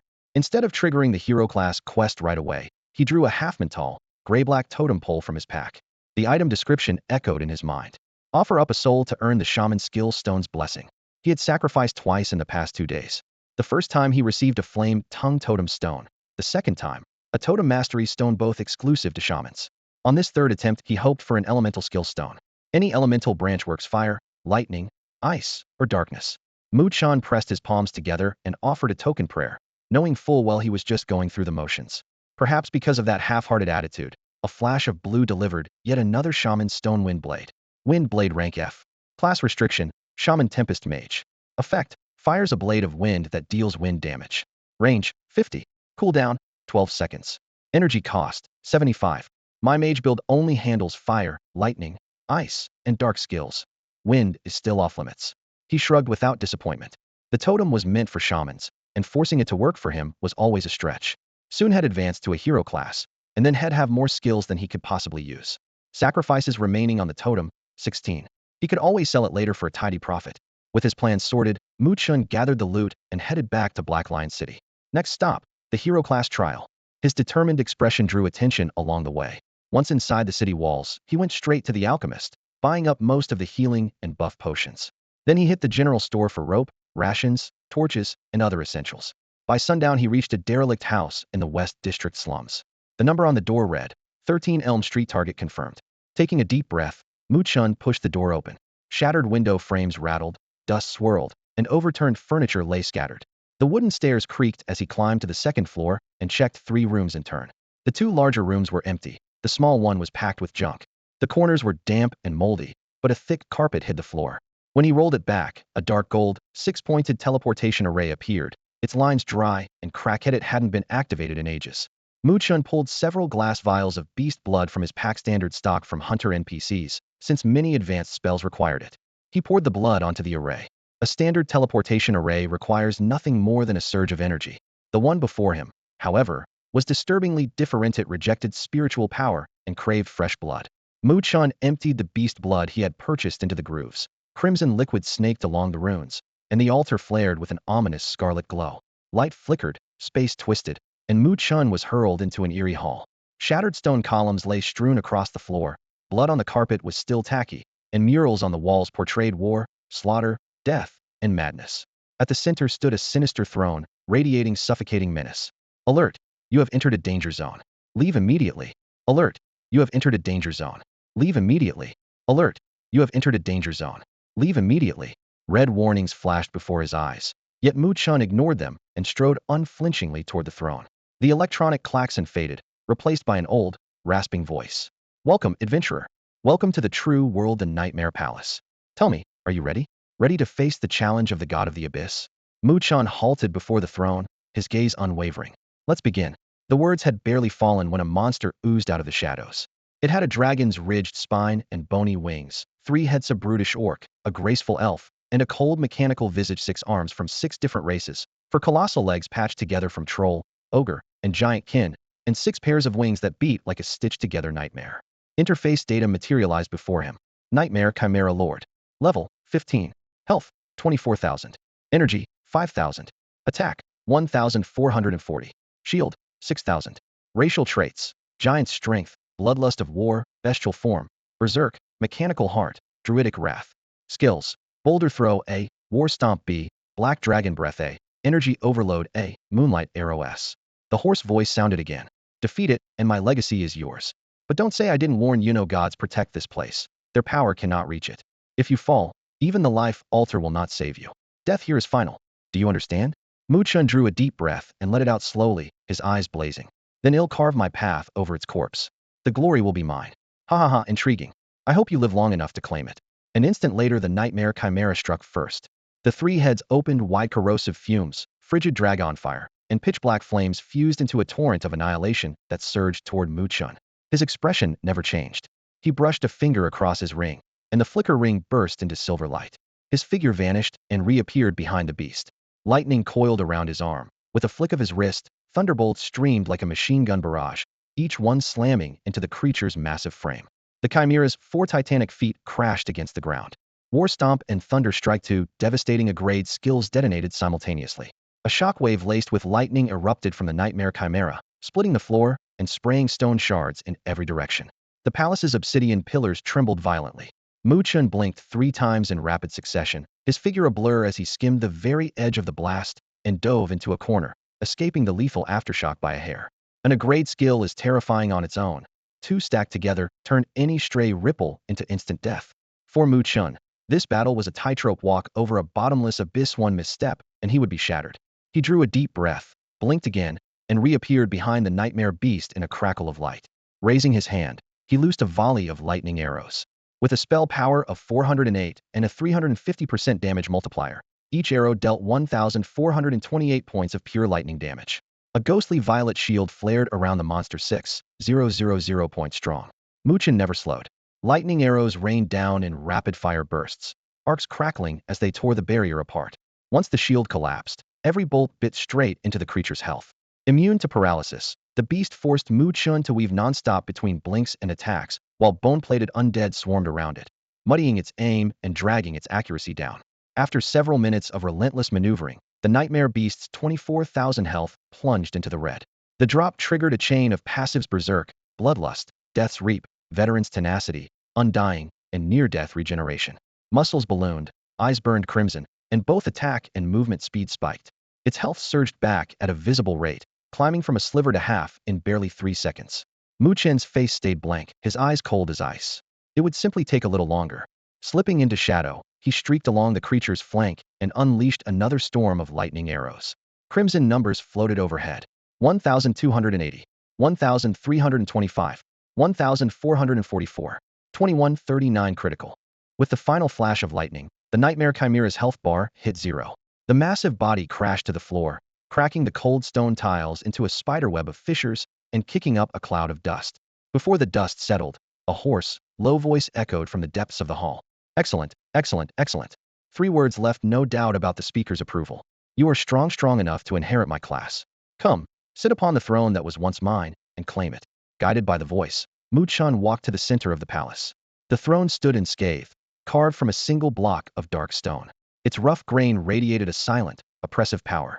He paused at the foot of the steps, weighing his choice, then climbed the final stair and sat.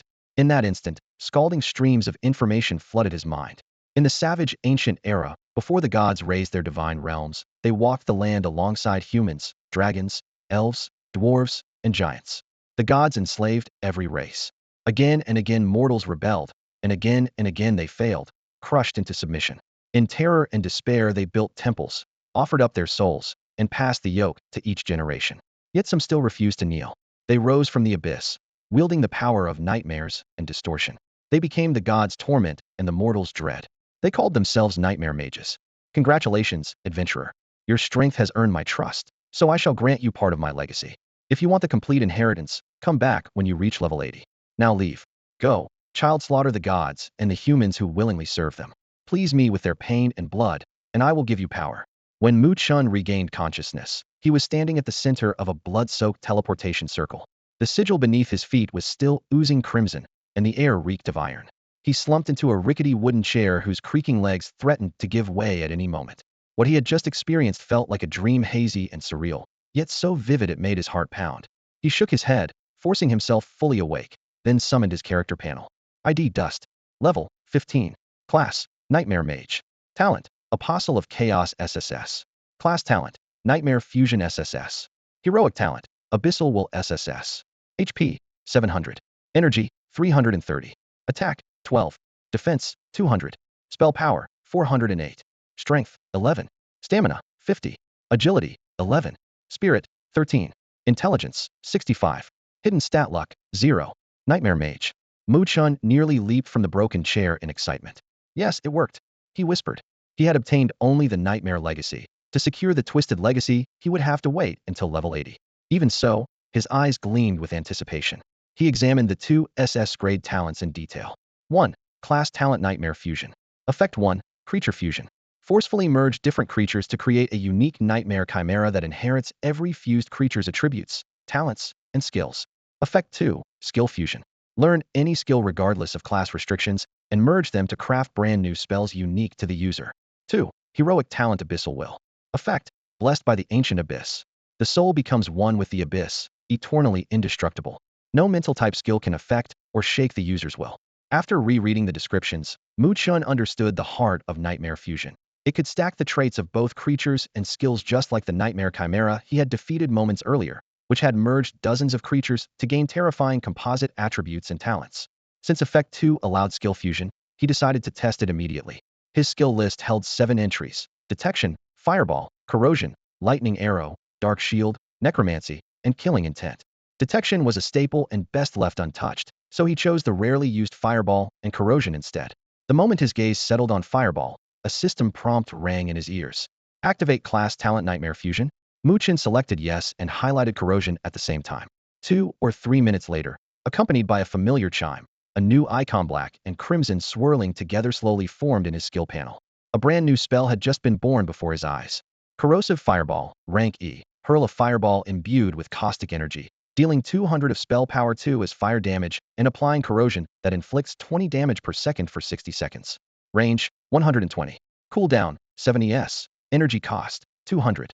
Satisfied with the numbers, Mu Chen nodded and tossed lightning arrow into the forge as well. Seconds later, a brand new skill appeared on the panel.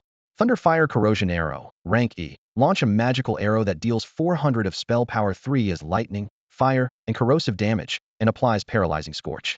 Paralyzing Scorch, 30 damage per second with a 50 chance each tick to paralyze the target for 60 seconds.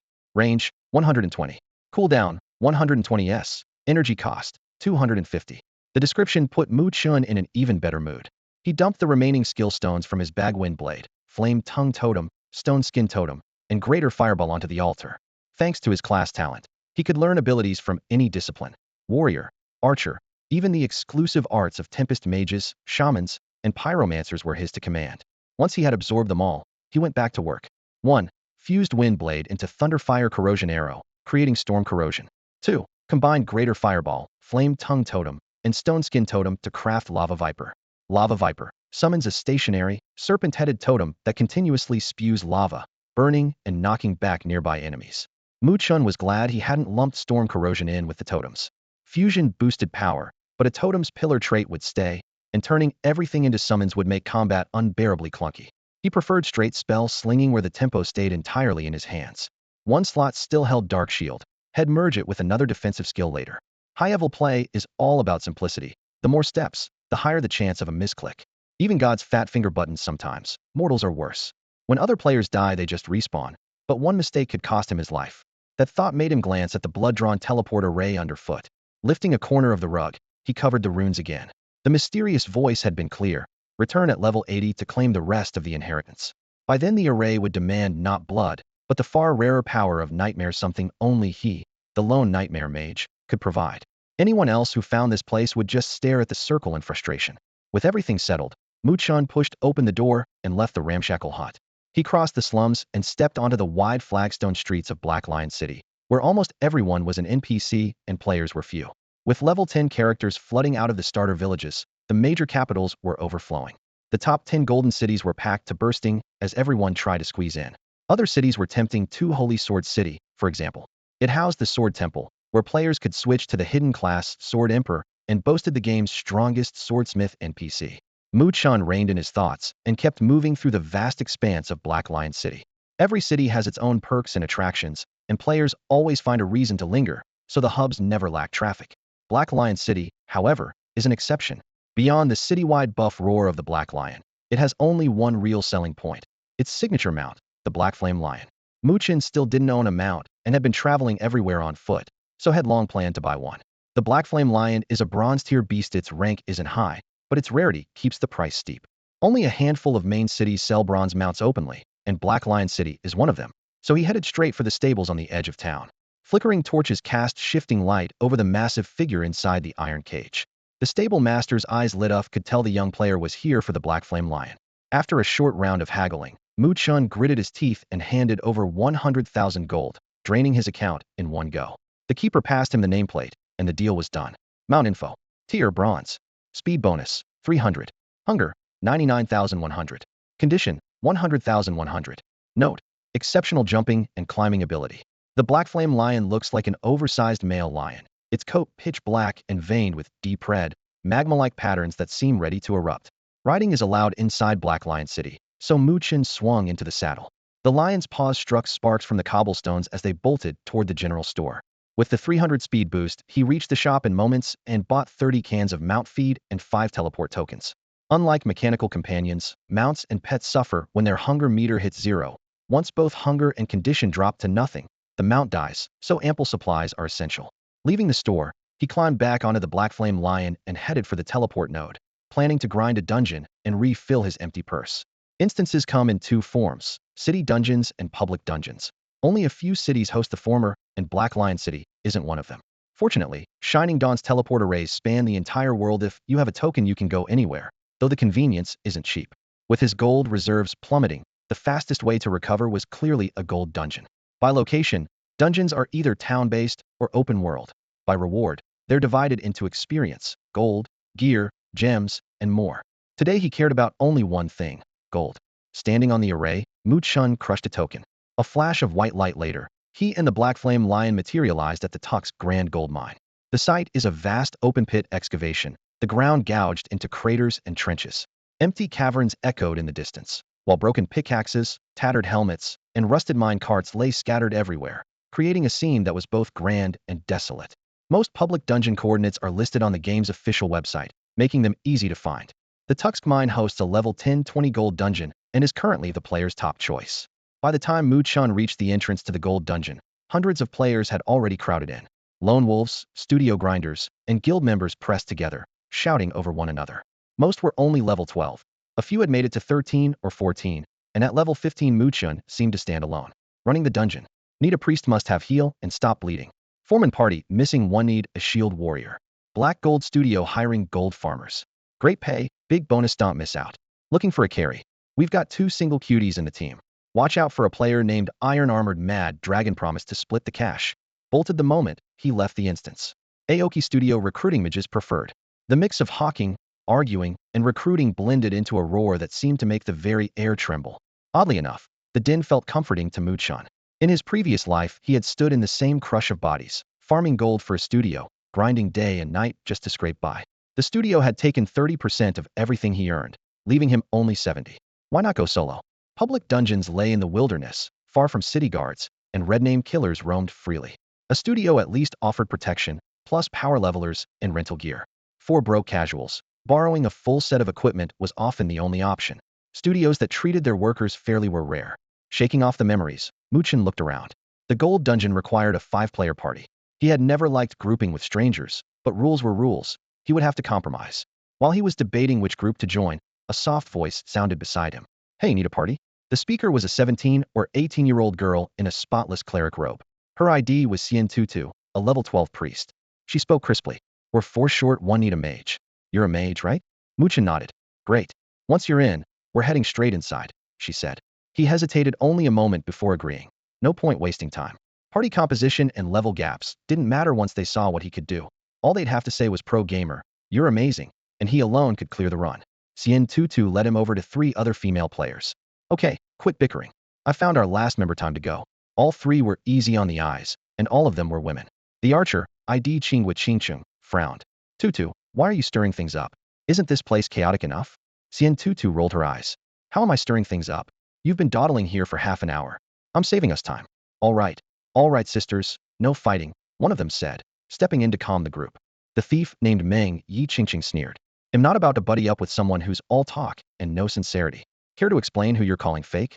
Demanded a female warrior, Hai Lanio, one hand on the hilt of her sword, anger flashing in her eyes. You obviously. You stole someone's boyfriend and still think you're in the right? Meng Yi Qingqing shot back. Hai Lanio held her ground. You 2 already broke up. What's wrong with me dating him now? I don't care. If he's in this party, I'm out. Meng Yi Qingqing's voice was final. Enough, both of you. Calm down, said Qingwa Qingcheng, raising a hand to placate them. Yin Ruyu rolled her eyes. Could we just start the dungeon already? I'm collecting dust here. Next to them stood a tall, lanky man with average look-see, Wang Qingshun, a level 13 water mage. Hands in his pockets. He wore an innocent expression, yet a playful glint in his eyes showed he was enjoying the scene. The 4 women were bickering like a hive of irritated bees. Standing a little distance away, Mu Chen listened just long enough to piece the story together. The argument centered on Wang Qingshun. Had been Meng Yi Qingqing's boyfriend until she caught him cheating and dumped him. She thought it was over, only to discover her roommate and best friend, Hai Lanio, had become his new girlfriend. Feeling betrayed by both of them, Meng Yi Qingqing was furious. Today, the roommates had planned to run a dungeon for gold.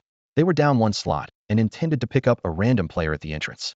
Since they were all attractive, plenty of male players volunteered. Without asking, Hai Lanio brought Wang Qingshun, insisting his DPS was just what they needed.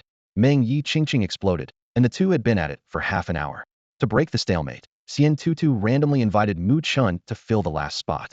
But Hai Lanio refused to give up on bringing her boyfriend, while Meng Yi Qingqing wouldn't tolerate him. The argument showed no sign of ending.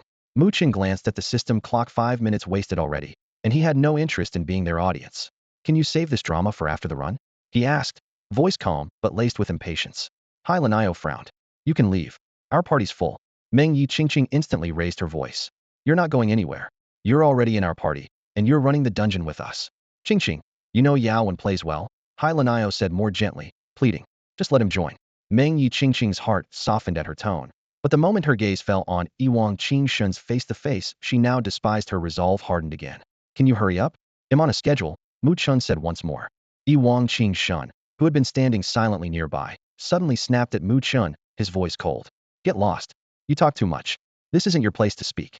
Mu Chen only lifted his eyes. A flash of chill passed through them, but he said nothing. Qing Cheng, still trying to smooth things over, glanced at him in embarrassment. "Sorry, we won't settle this anytime soon. If you're in a hurry, maybe find another party." He really was about to leave when Xian Tutu grabbed his robe sleeve. "You can't go? If you leave, they'll still be arguing at sundown." She puffed out her cheeks, stamping her foot in frustration. Mu Chen sighed. "Fine. He'll take care of your problem." No sooner had he spoken than he drew an invisible bow. A magic arrow infused with wind, lightning, flame, and corrosion howled through the air. Boom. Wang Qing Shun's head blew apart in an instant. Blood, flesh, and brain matter splattered everywhere. Xian Tutu, Meng Yi Qingqing, Qing Guqing Cheng, and Hailanio were showered with gore and froze on the spot. Wiping a scrap of flesh from his cheek, Mu Chen spoke as casually as discussing the weather. "See, he's dead, the party's full. Let's run the dungeon." "You killed him for no reason?" Hailanio stammered, disbelief in her voice. "Sorry, I'm busy. Stop wasting my time." Mu Chen replied coolly, adding to Xian Tutu, "Problem solved. No need to thank me." Pale as a sheet, Xian Tutu could only nod. Hailanio opened her mouth to demand justice for her boyfriend, but the memory of his fate lodged the words in her throat. No one wanted to die again. Mu Chen calmly scooped up Wang Qingshun's dropped gear and coins, his movements crisp and efficient. Finished looting, he even commented to Hailanio, "Your boyfriend was pretty strong, good gear, lots of gold." Turning to Qing Guqing Cheng, he said, "Invite me to the party." She hesitated a heartbeat but sent the invite. Mu Chen accepted, and the team was formed. "All right, let's head in." He gave a faint smile. The girls traded uneasy looks. The gold coin dungeon lay inside an abandoned mine. Entering cost 10 fatigue points. After they paid, a golden time gate hummed open. Stepping through, the world shifted. A narrow, dim tunnel stretched ahead. Rusty rails twisted into the darkness. A toppled mine cart lay on its side, and lanterns hung every few meters, casting only a feeble yellow glow. It was Xian Tutu and her friend's first run here. The darkness and damp didn't frighten them. What truly chilled them was the man ahead who could end a life with a single gesture. Mu Chen's merciless killing hovered over them like a blade, filling the party with suffocating tension. No one dared object. All of Xian Tutu's earlier bravado was gone. Her voice trembled. "What do we do now? No one else is in this instance. If he decides to bully us, what then?" Because Dawn grants players almost complete freedom, a careless moment can leave female avatars open to harassment. Many women have filed repeated complaints, yet the Dawn operations team stays silent. Among the party, the oldest and calmest, Qinghua Qingcheng, patted her companions and soothed them. "Don't worry. As long as we're in the same party, the system punishes anyone who harms a teammate. He shouldn't dare go too far." Even so, her tone was shaky. She had never met a male player so decisive and brutal. Her instincts said that in real life he would be just as ruthless, and her instincts were rarely wrong. Minya Qingqing's eyes lit up. "He killed that scumbag for me and gave me justice. If he wants to bully me, I'll accept it gladly." She licked her rosy lips, her voice teasing. "Don't you think he's actually kind of hot?" Xian Tutu rolled her eyes. "Watch it, little flirt, or you'll get burned." Minya Qingqing only giggled. "I have the assets to flirt. Do you, flat-chested newbie?" Unconvinced, Xian Tutu glanced at Minya Qingqing's long legs, slim waist, and round hips, then looked down at her own nearly preteen flat figure and wilted. While they whispered, Mu Chen suddenly called out, "Incoming monsters." Monsters? Their hearts clenched. They yanked weapons from their inventories and formed up. A moment later, hurried footsteps echoed from the depths of the mine. From the darkness lumbered rows of squat, ugly creatures wearing battered miner helmets, hunched over and wielding shovels and pickaxes as weapons. Mu Chen lifted his hand and cast a scouting spell. Kobold Miner Normal. HP, 10. Attack, 500. Skill, Heavy Strikey. Assessment, Weak, but numerous. Roughly 80 kobold miners made up the first wave, and that was only the beginning. Qinghua Qingqing's party had fought its way from the newbie village to the capital, so she reacted at once. Tutu, handle the heals. Qingqing, kite and harass. Hylon, raise a shield. Dust, unleash your spells. The name Dust sounded familiar to her, but she couldn't place it. A flicker of puzzlement crossed her pretty face, yet with monsters closing in she shoved the thought aside and locked into battle mode. The plan set. They were just taking their positions when Mu Chen strode silently to the very front, even stepping past the tank, Hylon Yao. The girls froze as one. "What is he doing?" Qinghua Qingqing hurriedly warned. "Dust, fall back. You're a mag, you can't be the front line." Mu Chen didn't bother to answer. He let his actions speak. He raised the dark staff, flooded it with mana, and unleashed the skill Lava Serpent. The cavern floor ruptured as a colossal serpent of fire, half buried in the rock, surged upward. Its body glowed red, molten lava coursing across its scales. With every pulse of its chest, the beast spat head-sized globes of magma in all directions. The blistering projectiles smashed into the cluster of kobold miners. Each sphere burst in midair, scattering sparks like shrapnel. Level 10 kobolds had next to no defense, skin and armor seared in an instant, and they fell screaming. In only a few seconds, nearly 80 miners lay dead, and the stragglers were cleanly harvested by Mu Chen's follow-up spell, Storm Reap. The sight stunned the rest of the party. Just what class is he? That's insane. Xian Tutu gasped. Hailon Yao ventured. Could those be strength skills? Minjing Qingqing's eyes glittered. Strong and handsome, perfect boyfriend material. Xian Tutu snorted.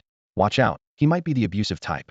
I'd let him rough me up any day. Minjing Qingqing answered with a teasing smile.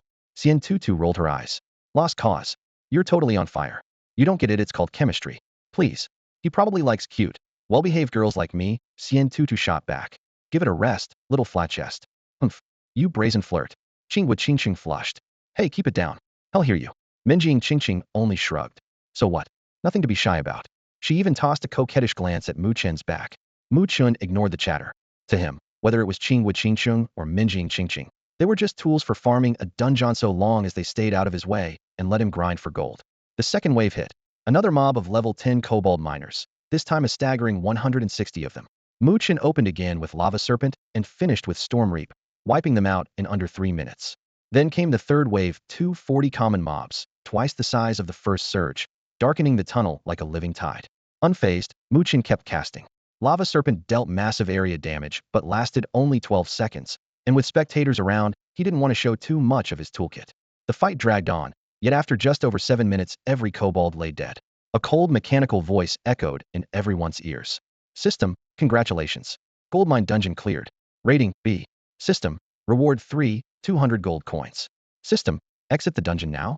A rank clear first try, awesome. Look at all that money. Dust is incredible. First run, and we get a B. The women were ecstatic, but Mu Chen's expression stayed flat. A rank clear was nothing, wanted an S. Qingwu Qingqing was about to hit the exit prompt when Mu Chen raised a hand. Hold on. Don't leave yet. She blinked. Why not? We're staying, Mu Chen said coolly. I'm taking you to an rank clear. Huh. The girls all jumped in surprise. An rank rating had yet to be achieved since the challenge dungeon opened 2 days ago. From the moment the first player entered, countless experts, celebrities, and top-tier gamers had tried their luck, but no one had succeeded. Analysts predicted that whoever claimed the world's first rank would probably trigger a hidden reward from the system and even prompt a global announcement. Just as when the first player to reach level 10, Chennai, was announced. That mysterious powerhouse had no social media accounts and never spoke online, so no one knew what prize he had received. Veteran streaming managers sighed in private that if Chennai had gone live during the announcement's hype, he would already be a million-follower streamer. Chennai missed the chance, but others would not. Legions of professional players were farming the dungeon over and over, hoping an rank run would catapult them to fame. With that thought, Qingwu Qingqing suddenly snapped back to reality, swallowed hard, and blurted at Mu Chen, "You're the player from that worldwide announcement, the first one to reach level 10 Chennai?" Mu Chen nodded. The girls were stunned. A sparkle lit up Meng Ying's eyes, and she said with a teasing smile, "No wonder you're the man I like." Xian Tutu muttered under her breath, "My luck is insane. I threw a random party together and ran into the legend himself." Helenio stared at Mu Chen, her expression complicated, as if weighing her options. If no one quit within 3 minutes, the system would assume they wished to continue. The timer was still running, and because no one spoke, the dungeon advanced automatically. From the depths of the mine came the thunder of pounding footsteps. Berserk Kobold Elite. Level, 10. Health, 1000. Attack, 60. Skill, Frenzy. These Berserk Kobolds were far more savage than ordinary kobold miners. Their eyes were blood red, drool streamed from their mouths, and their minds were shattered like rabid beasts. Pickaxes and hammers gleamed in their hands as they charged without fear of death. The girls inhaled sharply. Mu Chen struck first Lava Serpent paired with Tempest Erosion. Molten magma twisted into a giant snake and intertwined with howling wind blades, instantly mowing down a swath of kobolds. Elites were tougher than normal mobs, so he cast Lava Serpent 3 more times before the first wave was wiped out. The Gold Coin Dungeon had a special rule. Monsters dropped no experience, no loot, and no souls. Without that restriction, the souls alone would have been enough for several sacrifices at the totem pole. When the first wave ended, the second and third spawned in quick succession. The pattern stayed the same. Level 10 enemies, but each wave doubled in size. Most pros collapsed during the second or third wave and failed to run. Mu Chen, however, coasted all the way to the checkpoint, earning a rank score that most players could only dream of. The system prompt appeared again. Exit the dungeon? At Mu Chen's signal, Qingwu Qingqing chose continue. This time the monsters were fiercer, wilder, and denser still elite berserk kobolds, but now 10 of them were captain rank brutes. Kobold Taskmaster. Level 10. Health 2000. Energy 10. Attack 120. Skill Lashy. Each time the Taskmaster's whip strikes a frenzied kobold, it grants the creature an additional stack of a damage-boosting buff. The sharp crack of the whip echoed through the tunnel, and veins bulged across several frenzied kobolds as their strength swelled visibly.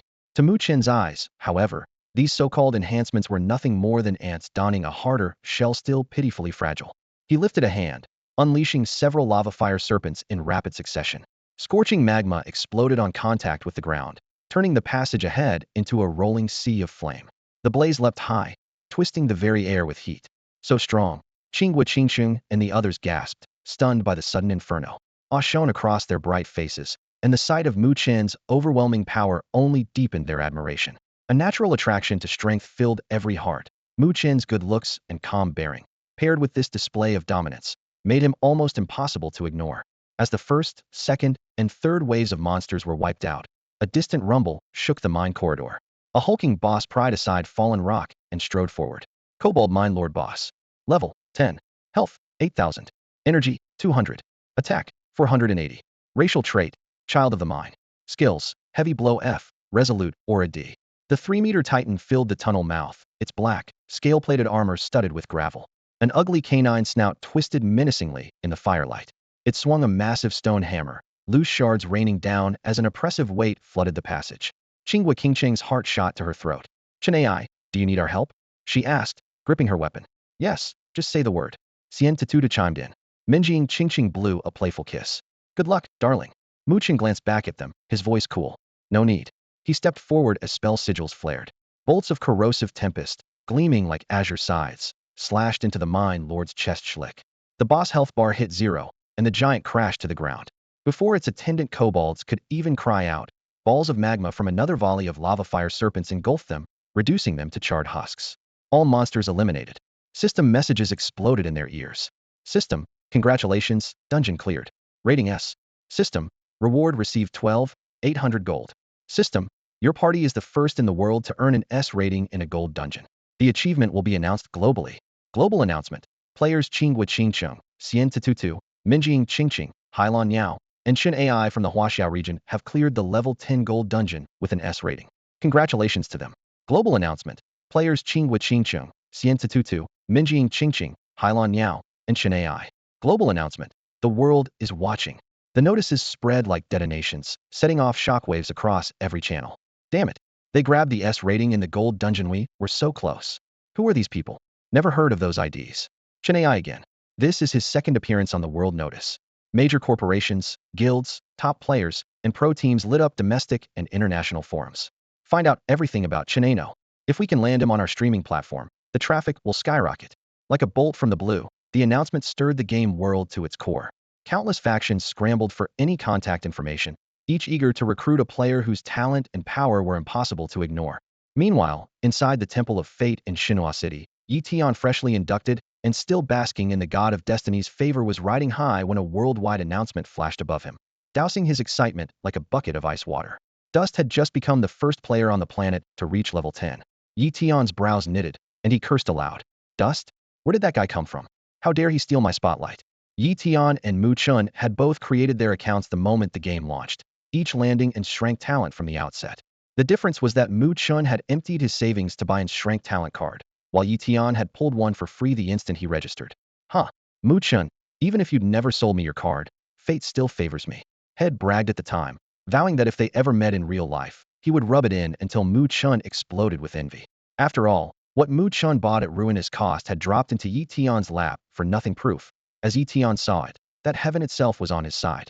Thanks to that talent, Yi Tian cut through levels in dawn like a hot knife through butter, stumbling into one lucky break after another. He was certain he'd be the first player worldwide to hit level 10 until Dust beat him to it by a day, basking in the glory of a global announcement. Yi Tian's sense of injustice boiled over. That honor should have been his. Upon reaching level 10, Yi Tian arrived at Xinhua City. The top-ranked capital, sailed through the entry trial, and was granted third-class citizenship. Moments after setting foot inside, he stumbled onto a hidden class quest. Completing it earned him the Dragon Knight class, thrusting him back into the limelight.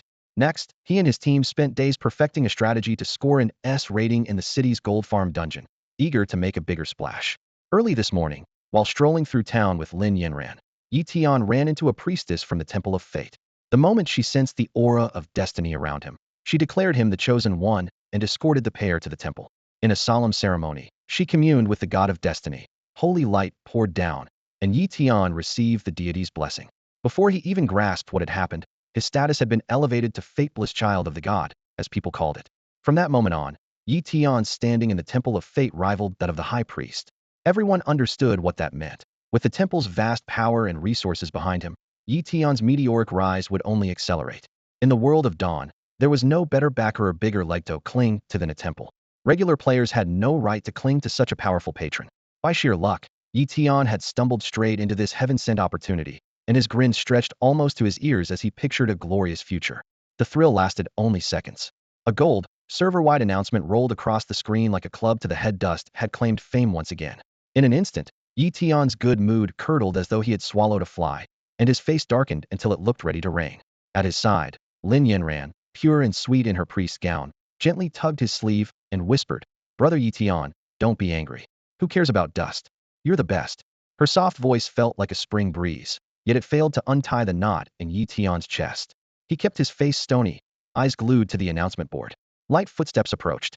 A blonde high priestess Yimia stopped in front of him. Her golden robe traced an alluring silhouette, and the long, straight legs exposed beneath it were flawless. A runed mithril anklet at her ankle caught the light, casting a faint glow, and the woman herself seemed to carry a holy halo. She was the chief high priestess of the Temple of Fate. Yi Tian's eyes lit up, the gloom vanished. He pasted on what he thought was his most charming smile. "Miss Yimia, is there something else you need from me?" Yimia returned a courteous smile. "Not at all. I merely saw that the Son of Destiny seemed troubled and wished to check on you." "Huh. It's just a small matter," Yi Tian said, waving it off. Yimia added softly, "The Son of Destiny will one day become the hero who saves the world of Dawn. With the God of Fate's blessing, no problem can hinder you." The word hero sent Yi Tian's vanity soaring into the clouds. He grew even more pleased with himself and chatted breezily with Yimia. Beside him, Lin Yinran watched their exchanged glances, jealousy bubbling up until she let out a faint humph. When Yimia left, her golden robe swayed with every step. Yi Tian stared after her, practically drooling like a cat that had smelled fish. Lin Yinran caught his expression clearly and snorted even louder. Yi Tian snapped back to reality and hurried to placate her. "Baby, why are you upset?" Cheeks puffed out, Lin Yinran demanded. "You still have the nerve to ask? You were flirting with Yimia. Do you like her?" Yi Tian put on an aggrieved look and waved both hands. "Wrongly accused. I'm cozying up to her for our future. Think about Itches, the high priestess of the Temple of Fate.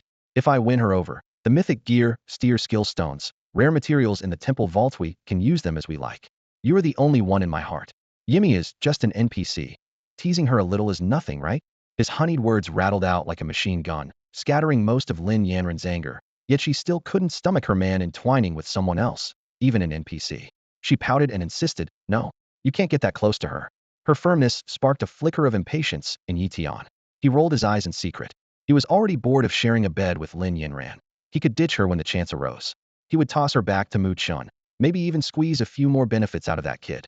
The thought pulled an uncontrollable smirk across his lips. He felt quite pleased with his own cleverness. After earning in strength, the scrolling world announcement, and the shower of gold coins were only the basic rewards. Because his party was the first on the entire server to receive an S rating, the system offered an additional hint of mystery reward was waiting for Mu Chen. System prompt. Do you wish to claim ownership of this gold instance? Once occupied, 1/10 of the rewards gained by other players who clear it will belong to you. If anyone later surpasses your score, the instance will automatically change hands. There were only about a dozen level 10 gold instances in the Huaxiao region, and the Tuksh Grand Gold Mine was crowded every day. Taking 10% of every clear would turn it into a river of gold. Mu Chen never intended to grind repeatedly for pocket change. The return was too low. Better to seize the instance and let the profits flow in. Without hesitating, he chose Occupy, and a golden Dungeon Master badge immediately appeared above his head. System prompt. You have occupied the Tuksh Grand Gold Mine. At that moment, every player inside the instance received a broadcast. This instance has been claimed by Mu Chen. From now on, 10% of all completion rewards will be paid to the Dungeon Master.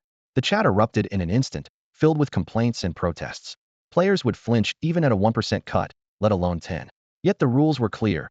A party could have many members, but the instance recognized only one owner, the player with the highest contribution, Mu Chen. With the rewards collected, there was no reason to stay.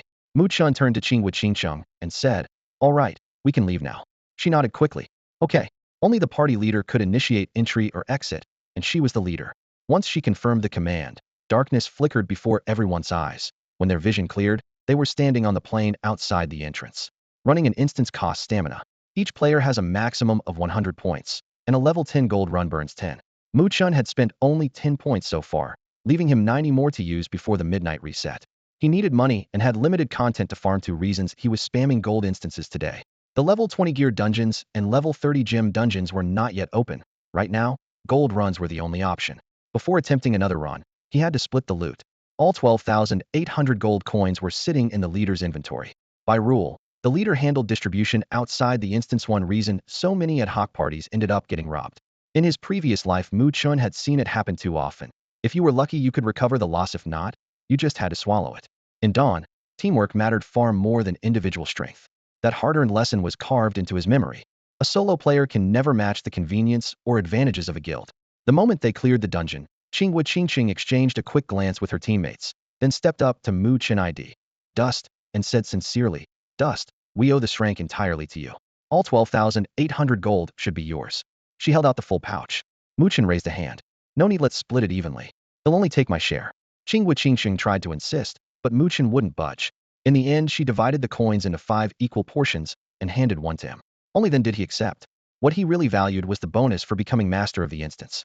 A few thousand gold was pocket change. Earning goodwill was worth far more if he wanted future parties. After all, who joins a run without an incentive? So when Mu Chen suggested, "Let's farm the gold dungeon a few more times," the group agreed without hesitation. They were just turning back toward the entrance when a furious shout split the air. "Boss Pancher, that's the guy?" Mu Chen looked over. The speaker was Yiwang Qingshan, Minjing Qingqing's ex, and Helanio's current boyfriend. The very player Mu Chen had headshot earlier. He had returned with a dozen companions, clearly out for revenge. Minjing Qingqing stepped forward. "Su Yaowen, what do you think you're doing?" Su Yaowen's gaze swept coldly over Mu Chen before he answered, "Out of respect for the fact that I once liked you, stay out of this." Minjing Qingqing snorted. "If you've got the guts, duel Dust Onion. Dragging a crowd along, how brave of you." Su Yaowen spread his hands, smug. "My talent is having lots of friends and connections. If he can call in the same numbers, let him try. And let me introduce the man beside Met. His is Pancher Qingya, leader of the Pancher Guild in Tadeo City. They've got 100 members, and he's my brother. He's here today to settle the score for me." Pointing at Mu Chen, he raised his voice. "Kid, get on your knees, apologize, return every piece of gear and gold I lost, and hand over everything in your inventory. Otherwise, well, don't blame Pancher Qingya and my brothers for what happens next." Helanio hesitated, then stepped forward. "Yaowen, just let it go." Su Yaowen's brow shot up. "What's that supposed to mean? He killed me, and you want help me get revenge? Whose girlfriend are you?" Helanio stole an uneasy glance at Mu Chen. She had seen his terrifying skill firsthand and had no desire to challenge him again. Su Yaowen caught her hesitation and grew even angrier, waving his hand toward Mu Chen. "I'm counting to 3. Kneel now, or face Pancher Qingya's wrath along with everyone behind me." Yiwang Qingshun was still shouting when Pancher Qingya's short, stocky man with a huge head, dark skin, and stubby limbs suddenly lowered his voice and asked respectfully, "Are you Dust?" Mu Chen gave a calm nod. Qingya's face froze for a moment. His eyes flickered before a fawning smile surfaced. "The great Dust has appeared on the world announcement twice already. A young hero indeed, congratulations." With that, he waved for the Pancher Guild members to follow and turned to leave. Yiwang Qingshan reached out to stop him, bewildered. "Hey, wait a sec. Boss Pancher, what's going on? Why are we leaving now?" Qingya's face darkened, his voice low. "Do you know who he is?" Qingshan hesitated, then nodded. "Sure. He's strong, but he's alone. We've got more than a dozen guys, why be scared?" Qingya was always intimidating. Now, with his face like iron, he was terrifying. Under that stare, Qingshan felt his scalp tingle. He ventured cautiously, "Boss Pancher, what's wrong?" "He's Dust 2 world announcements in a row, limitless potential." Qingya clenched his teeth and dropped his voice. "If we teach him a lesson today and he joins a major guild tomorrow, do you think he won't come for revenge?" Yu Qingshan was speechless. Qingya shot him a cold look, said nothing more, and led his men away. He and Qingshan were little more than drinking buddies. There was no deep bond. He had only come because he thought there were benefits, but he hadn't expected the opponent to be Mu Chen. Offend Dust's boundless future for Yiwang Qingshan? Pancher Qingya wasn't that foolish. In this world, survival meant reading the situation. They arrived full of swagger and left in a hurry. Knowing he was no match for Mu Chen, Qingshan slunk off after them. Mu Chen ignored them and headed for the dungeon entrance. The party leader, Qingwu Qingcheng, hit confirm entry. Each member spent 10 stamina points, and the portal bloomed open. Inside, the dungeon looked the same as ever, monster roars echoing through the halls. Mu Chen charged ahead, mowing down everything alone while escorting the women on the team, and they finished with strength clear. After they exited, system messages kept popping up every so often, several to dozens of gold coins flowed into his account. This was the income for occupying the instance and becoming its master. In his previous life, main cities and public dungeons alike could be seized. Guilds fought bloody wars for profit, and city sieges were the worst. Mu Chen still remembered one battle that involved millions of players and raged for 3 days and nights, nearly flooding the respawn points. In just a few hours, this level 10 gold dungeon had already netted him several thousand coins. It was pocket change to him now, but once players leveled up and grew stronger, the stream of challengers and the gold they paid would only increase. By then, someone would soon beat his strength score, and the title of Dungeon Master would change hands just as quickly. Muin couldn't care less shed milk the place for every coin it was worth. A mere level 10 gold dungeon could never satisfy his ambition or his appetite. With profits this juicy, jealousy was inevitable, and trouble was bound to show up. That day the party had drained every last point of stamina and was leaving the instance, ready to head back to town and rest. Suddenly 2 or 3 dozen players surged in from all sides, forming a living wall that sealed off every exit. Qingxing took one look at their grim faces and knew they meant harm. She typed in party chat, "Log out now. We're not flagged, yet anyone who can escape, do it." Once we're dragged into combat, we're stuck. Outnumbered, they had no chance in a straight fight. Retreat was the only sensible move. Holding their breath, they edged toward the log out button. But the ambushers were ready. A blue water orb sliced through the air and burst against Qingxing's shoulder. It barely scratched her HP, yet the system message rang in everyone's ears. "You have been attacked by a player and are now in combat. You may retaliate freely for the next 30 minutes. The logout icon went gray. Faces fell all around except for Muin, who stayed calm, almost like a spectator. From the encirclement stepped a skinny young man in black-rimmed glasses. His ID read Heijin Daxiong, a water mage. The glasses were purely cosmetic. Before launch, the official site had sold a few novelty skins: black specs, flashy shades, a boss cigar, a lonely cigarette, a heart balano stats at all. This was the first time Muin had seen anyone wear those tacky frames in a serious encounter. Heijin Daxiong waved amiably. "Relax, everyone." Menging snapped, "What do you want?" "We're from Heijin Studio, and I'm the one in charge," he said, giving a formal introduction. He let his eyes sweep over them. "If I'm not mistaken, the newly announced Dungeon Master of the Tuksh Grand Gold Mine is you, right?" The system notice had only said that future raiders would have to kick 10% of their haul up to the Dungeon Master. It never revealed who the master was. Xian Tutu replied softly, "Dungeon Master? That's not you. You've got the wrong people." "That's right. We're not the Dungeon Master." "Exactly. You're mistaken." The girls denied it in unison. Heijin Daxiong pushed up his glasses, utterly certain. "Quit pretending. You're the only team that pulled and shrank in that gold dungeon. Who else could it be?" Qingxing frowned. "So what is it you people actually want?" "It's no big deal," Heijin Daxiong said with a cheerful grin. "There's plenty of money to go around. As long as you hand over half the profit you make as the dungeon owner, Black Gold Studio is open to negotiation." He folded his arms and continued, "Otherwise, remember that the Tuksh Grand Gold Mine is our turf. Everyone here is already fed up with you. Why should we hand over 10% of our hard-earned gains to your guild? Think carefully. Don't make yourselves the enemy of every player. If I spread the word, you'll be hunted like rats in the streets of Tuksh. Believe it or not." As Heijin finished, the air seemed to chill. Qingxing paused, lifted her eyes, and said, "Fine. I accept your terms." "That's more like it," Heijin replied smugly. Menging tugged Qingxing's sleeve and whispered, "Are you insane? You're really going through with this?" Qingxing shook her head and typed in the party channel, "Just stall them until we're clear. Worst case, we never come back to the Tuksh Gold Mine. There are other level 10 gold dungeons." The rest of the team agreed that getting out safely came first. All eyes turned to Mu Chen, waiting for his signal. Since the negotiation began, Mu Chen's gaze had stayed fixed on Heijin Daxiong's black-rimmed glasses. He sensed they were no mere cosmetic. Heijin noticed the stare, adjusted his frames, and smiled. "You must be Chennai. You look like a smart." A magic arrow laced with wind, lightning, fire, and corrosion cut him off, whistling through the air. 1833. The huge damage number exploded above Heijin Daxiong's head.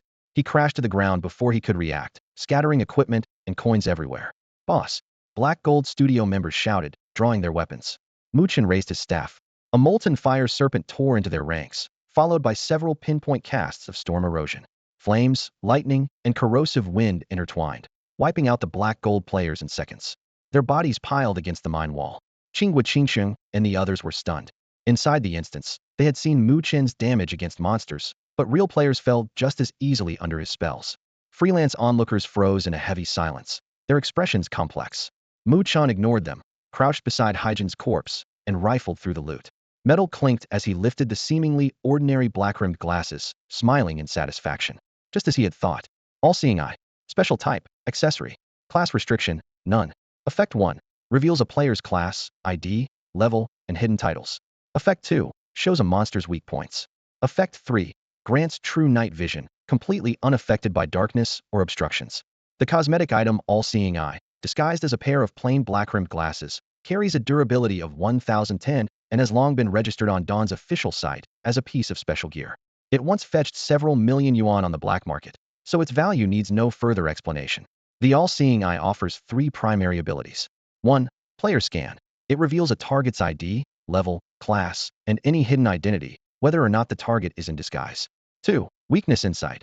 Unlike ordinary appraisal skills that show only base stats, it instantly exposes a monster's weak points, allowing pinpoint strikes and massive damage.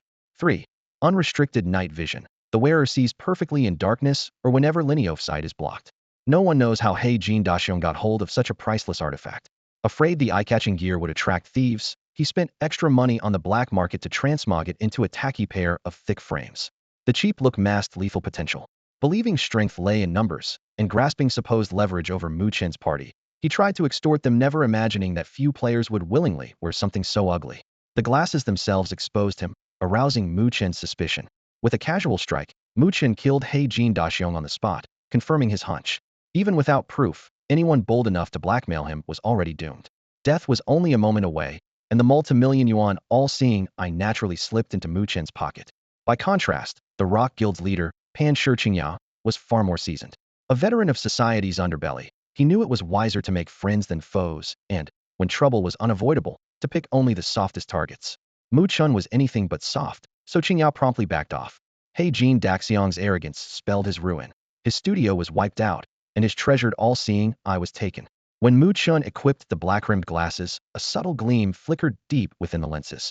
He then swept every piece of loot and every coin into his bag. Qinghua Qingcheng and the others froze for an instant before hurrying over to help gather the spoils. The famed drop rate of the Black Gold Studio did not disappoint, between 40 and 50,000 coins, plus a mini stamina potion that instantly restores 20 stamina points, a must-have for dungeon runs. Only a handful of NPC vendors carry the potion, and they charge a fortune for it. Apart from buying it from an NPC vendor, the only other way to obtain a mini fatigue potion is as a quest reward, and such quests are few and far between. Mu Chen tossed the rare potion into his backpack without a second thought. Nearby, Qinghua Qingcheng and the others picked up every piece of gear and every coin dropped by the Black Gold Studio members, then handed everything to him in neat piles. He murmured a quiet thanks. His fatigue bar was empty. One glance at the system clock told him that lunch had been over for ages, and his stomach felt painfully hollow. He waved to the girls, ready to log off. Before he could, Meng Yingqing darted in front of him, smiling with bright almond-shaped eyes. Master Dust, add me as a friend. We're all from Jinan University, maybe we can visit you sometime. By the way, where are you from? Mu Chen hesitated for a heartbeat, then accepted. Xian Tutu lunged forward. Me too. If you're adding one, you might as well add two. He accepted her request as well. Qinghua Qingqing fidgeted at the side. Since junior high, she had never asked a boy for his contact. It was always the other way around. Yet Mu Chen's ruthless grace in the dungeon had shaken her.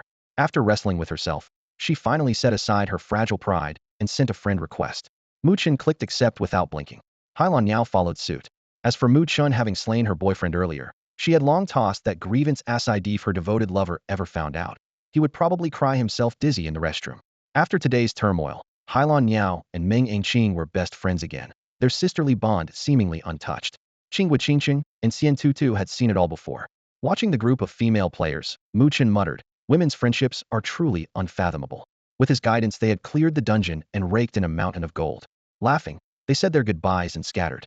Strictly speaking, none of them lacked money, but loot earned with their own hands, under Mu Chen's lead, felt especially precious. People always cherish what they earn themselves. Once they were gone, Mu Chen reflected. To conquer that hidden dungeon, he would need far more than these girls. He had to gather 20 players who would heed every command and make no mistakes. With that settled, he logged out. It was already past 4 in the afternoon. Starving and slightly lightheaded, he rubbed his temples, climbed out of bed, and left the bedroom. Sanja was lying on the living room sofa, reading a book. She was wearing a beige camisole with a cartoon bear on it, her swan-like neck and pale, slender arms exposed. Below was a pair of casual shorts. One delicate, fair foot bounced in the air as she called, "Ah, brother Mukin." Sanja straightened up, tucked a lock of hair behind her ear, and asked softly, "Are you hungry? I can go downstairs and make you something." It was the weekend, so she didn't have school. Mukin shook his head. "No need. We'll just order delivery." "All right," Sanja answered, sounding a little disappointed. "You haven't had dinner either, have you? He'll get you something too." He sat beside her on the sofa, opened the delivery app, and ordered 2 bowls of grilled meat rice and several dozen skewers. When he was done, he asked casually, "No dance class today?" Songjia gave a faint smile. "I'm about to start high school. Studying comes first, so I have to put dance on hold for now." Mukin knew that was only an excuse. Since she was living with him and had no income, she simply couldn't afford the lessons. After a moment he suggested, "Want to try Dawn?" "Huh?" Songjia blinked in confusion. "It's a game," he explained. "The in-game gold converts to real yuan at a 1-to-1 rate. It's an easy way to make money." Her eyes lit up. She had heard classmates say that even a silver item could fetch a tidy sum, while a gold item might go for over 1 million. If she landed one, she could pay Mukin back and still have plenty left over. But even the cheapest entry-level VR helmet cost 10,000 yuan, and she couldn't afford it. "He'll buy you one," Mukin said calmly. "I can't accept that I'm already eating and staying here for free." She shook her head. "It's fine. Pay me back once you've earned something in the game." He smiled. Songjia nodded eagerly. True to his word, Mukin placed the order right away. Half an hour later a courier arrived with the headset. Because it was for her, he chose a pink one. The color was a little too girly for her taste, and she silently questioned his sense of style, but she said nothing. While they waited for the package, the food had arrived. After finishing their rice bowls and skewers, Mukin took her into the bedroom. Playing Dawn lying down worked best, but the living room sofa was too small and would leave her with a stiff neck. The narrow bedroom's double bed, however, let them lie side by side. Mukin plugged in the pink helmet and powered it up. He looked at Songjia standing at the foot of the bed. "All set. Give it a try." Her cheeks flushed. She slipped off her white ankle socks, now gray from the floor, and climbed onto the bed barefoot and bashful. Mukin helped her put on the helmet. Waiting until the visor's indicator light switched from red to green, she was in the game. He sat quietly, waiting for her to finish creating her character and log out. About half an hour later, Songjia disconnected. "Did the character creation go through?" Mu Chen asked. Songjia looked up and nodded. "What's your class? What talent did you roll?" Mu Chen pressed. "Apprentice, and the talent is called Demon Banner," she replied after thinking for a moment. "Demon Banner?" Mu Chen's expression stiffened. "Is it the strength Demon Banner?" "Yeah." Songjia blinked. "What's wrong, Mu Chen? Is that bad?" Songjia hardly used her phone, never checked Weibo, and knew next to nothing about gaming, so the term rank meant little to her. Mu Chen's shock, however, was not about the rank itself, it was about Demon Banner. In his previous life, only one person had ever possessed that strength talent. He paused. "What's your ID?" "Guxiangjiren." Mu Chen's eyes flickered, but he quickly recovered and smiled. "Which starter village did you pick?" "Chamu village," Songjia answered with a smile. "All my classmates are there." "Good, perfect. Carry on with the game." "Okay." She gave a sweet grin, put on her helmet, and dove back into the virtual world. Only the soft blue indicator light on the helmet remained. The moment Songjia entered the game, Mu Chen's smile vanished, replaced by a cold vigilance. Guxiangjiren, known of the top players on the evil side in his last life, the world's #1 demon warlock. She wielded several demon artifacts, her power unfathomable. In the late stage of the Chaos God's invasion, the entire evil faction sided with the invaders, and Guxiangjiren followed suit. Mu Chen first met her on a battlefield littered with corpses. Legions of demons surrounded her while she stood in ornate dark elf robes, shadow staff in hand, like a demon queen, icy, unrivaled, gazing down on all. Looking back, the Guxiangjiren of that war did resemble the girl now lying on his bed more precisely. The former demon queen seemed to be Songjia grown up. Mu Chen stared at her quiet profile, emotions tangled. In the previous life, they were mortal enemies, clashing blades more than once. She had in strength talent while he was stuck with the lowest rank. No matter how hard he leveled or how many resources he spent, he could never match the demon queen. Each encounter ended with her firmly in control, forcing him to retreat again and again, a humiliation he still remembered. That Songjia was anything but sweet and adorable. Cruelty, terror, and bloodshed defined her. She enslaved a high-tier demon known as a mind devastator, delighting in shattering her foes' sanity and turning them into plaything puppets. When bored, she fed them to her demons. Her methods struck fear throughout the Order faction. Worse, Songjia had more than once spared Mu Chen when she could have killed him, toying with him like a cat with a mouse and inflicting scars far deeper than any wound. And now, in this life, the demon queen lay defenseless on his bed. Mu Chen's fingers glided over Songjia's pale, delicate bare foot, then traced the outline of her long, fair legs until they rested at her slender neck. With the slightest squeeze he could have snapped her neck and ended her life, yet he chose not to. Now that Songjia was in his hands, A bit of proper training might turn her into an asset far better than killing her outright. He withdrew his hand, lay down beside her, slipped on his gaming helmet, and logged in. Back in the Dawn world, he opened his system mailbox and found a message carrying more than 20,000 gold tribute for holding the gold dungeon, a perk reserved for its master. Because he had been offline, the money arrived by mail. He withdrew the coins and dropped them into his inventory. Since becoming the dungeon's lord, he had already earned 70,000 gold, averaging over 7,000 an hour. Controlling a money dungeon beat grinding ordinary instances by a mile. Without delay, Mu Chen contacted Chun to ask if he needed any gear. The Dark Gold Studio players had been fairly well equipped. Each of them carried black iron items, which were excellent for non-paying players given Dawn World's notoriously low drop rates. The moment Chun answered, he congratulated Mu Chen on appearing on the world announcement for a second time, then asked for the item's grades and stats. Mu Chen forwarded each detail. After a brief pause, Chun replied, "Brother Chen, he'll take everything." Mu Chen still had no idea what the man actually did. Whatever the tier, whatever the quantity, Chun bought it all. He was probably more than a casual rich kid, likely a guild leader or an officer desperate for equipment. With his debts paid, Mu Chen was not pressed for cash, so he insisted on payment in gold. Chun agreed instantly, and they settled on a price. Delivery was the next hurdle. Trading gear was no longer as simple as in the starter village. Chun, now level 10, had moved to Discipline City, territory of the Temple of Punishment. They eventually decided to use the auction house. It was quick and convenient, but both buyer and seller paid a 5% fee, painful on big-ticket items. An item worth 1,000,000 gold would cost each side 50,000 in fees. Most players preferred to save that money. A gold transfer scroll cost only 1,000 coins and made face-to-face deals easy. Unfortunately, Chun was locked into a hidden quest and could not leave Discipline City, whose strict laws barred outsiders from entering. He could not get out, and Mu Chen could not get in, so the auction house was their only option. Mu Chen returned to Black Lion City. The killings he had committed that day had added more than 20 points to his murder value, bringing him dangerously close to the 30-point threshold. City guards were already eyeing him with open hostility. Ignoring them, he rode his Black Flame Lion to Adventurers Square, entered the auction house, and listed every item in his bag. He messaged Chun. The package was live under listing number 37189. 3 or 4 minutes later, everything had sold, netting him 340,000 gold. Anyone who could produce that kind of money in one shot was definitely no ordinary player. Mu Chen racked his brain, searching his past life memories for anything about a player called Chun. Anyone who could casually spend more than 300,000 gold in a single deal was no ordinary customer. Sure, you could buy coins on the black market, but supply was always tight. With Dawn's recent surge in popularity, the rate had even spiked to 1 real-world unit for 2 gold. If this person had actually paid that premium before coming to him, they would be hemorrhaging money, so the coins almost certainly came from inside the game. Mu Chen wondered if Chun had lucked into a piece of legendary gear, but if that were true, why rush to sell it? No matter how hard he dug, the name rang no bells. In his previous life, Mu Chen had at least heard of every half-famous player, yet this one left him blank. With speculation going nowhere, he decided to make the trip worthwhile and see if the auction house held any hidden gems.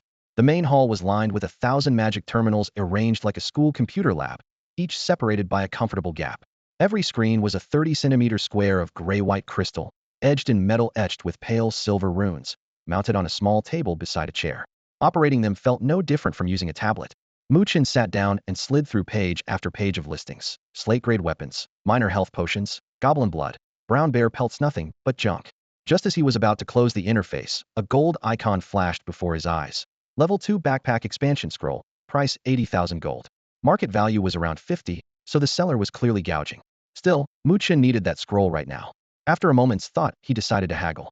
Seeing the seller online, he opened a private chat. "Any chance you can drop the price a little?" The reply was instant. "Take it or leave it. That's the price." Mu Chen glanced at the frosty message and gave up. He wasn't short on money, but he wasn't stupid either. Expansion scrolls weren't impossibly rare. At worst, he'd lose some time finding another one, and he wasn't about to throw away 30,000 gold for convenience. Concluding that bargain hunting here was a lost cause, he stood and left. Outside, he headed straight for the nearby bank window and deposited every last coin in his pack. Pausing on the steps, he thought for a moment, then turned towards City Hall. On the second floor, he found the clerk, Eve, a young woman in uniform whose bright smile matched her crisp attire. "Adventurer, what can I do for you?" Eve set aside her paperwork and looked up at Mu Chen. Muin said, "Miss Eve, in the few days since I arrived in Black Lion City, I've fallen in love with its beauty, tranquility, and harmony. I want to contribute more to the city. Will you give me that chance?" Eve's lips curled into a smile, and she gave a gentle nod. Black Lion City never turns away a good citizen who's willing to help. As it happens, I have a task for you. Alchemy Master UR has been invited to treat the city lord, but his potion is missing a critical ingredient. Would you fetch it for him? What do you need? Bloodwood berries. They grow only in the Scarlet Forest near the city. Can you gather them? Eve explained the details. Muin agreed without hesitation. System prompt. Quest accepted issued by Eve. Time limit, 24 hours. Ingredient required by Alchemy Master UR, bloodwood berries, found in the Scarlet Forest. Leaving the city hall, he summoned his black flame lion, swung into the saddle, and thundered through the gates, the beast's hooves striking the ground like bursts of fire. The Scarlet Forest is a level 15 zone, and it serves as the domain of the Bloodfawn goblins. Goblins come in many breeds: flame, frost, gale, and more. Bloodfawn goblins most closely resemble their flame cousins, but the 3-inch crimson tusks jutting from the corners of their mouths give them a troll-like appearance. Scholars in Black Lion City speculate that Bloodfangs are a crossbreed of trolls and goblins, a claim trolls vehemently reject. Trolls consider themselves a civilized, intelligent race with their own empire, while goblins are, to them, mere forest vermin on par with wolves, slimes, or wild boars. If you want to enrage a troll, simply say, "Your mother must have slept with a goblin to produce you," and watch them explode with rage. But back to the story. The Scarlet Forest soon filled his view, a landscape stained crimson. The trunks and leaves were the color of congealed blood, giving the trees their name, bloodwood. Only those that have stood for a century or more produce the rare bloodwood berry, and fewer than 3 such elders remain in the entire forest. In a few more years, there may be none left. Centuries-old bloodwood is prized for crafting top-tier magic staves, which makes each berry all the more valuable. The Black Flame Lion stepped into the forest, and before they had gone far, Bloodfawn goblins poured from the shadows beneath the branches. Level 15 Bloodfangs wielded crude clubs and stone axes perfect for ambushing lumberjacks and unwary adventurers. Today, however, they had chosen the wrong prey.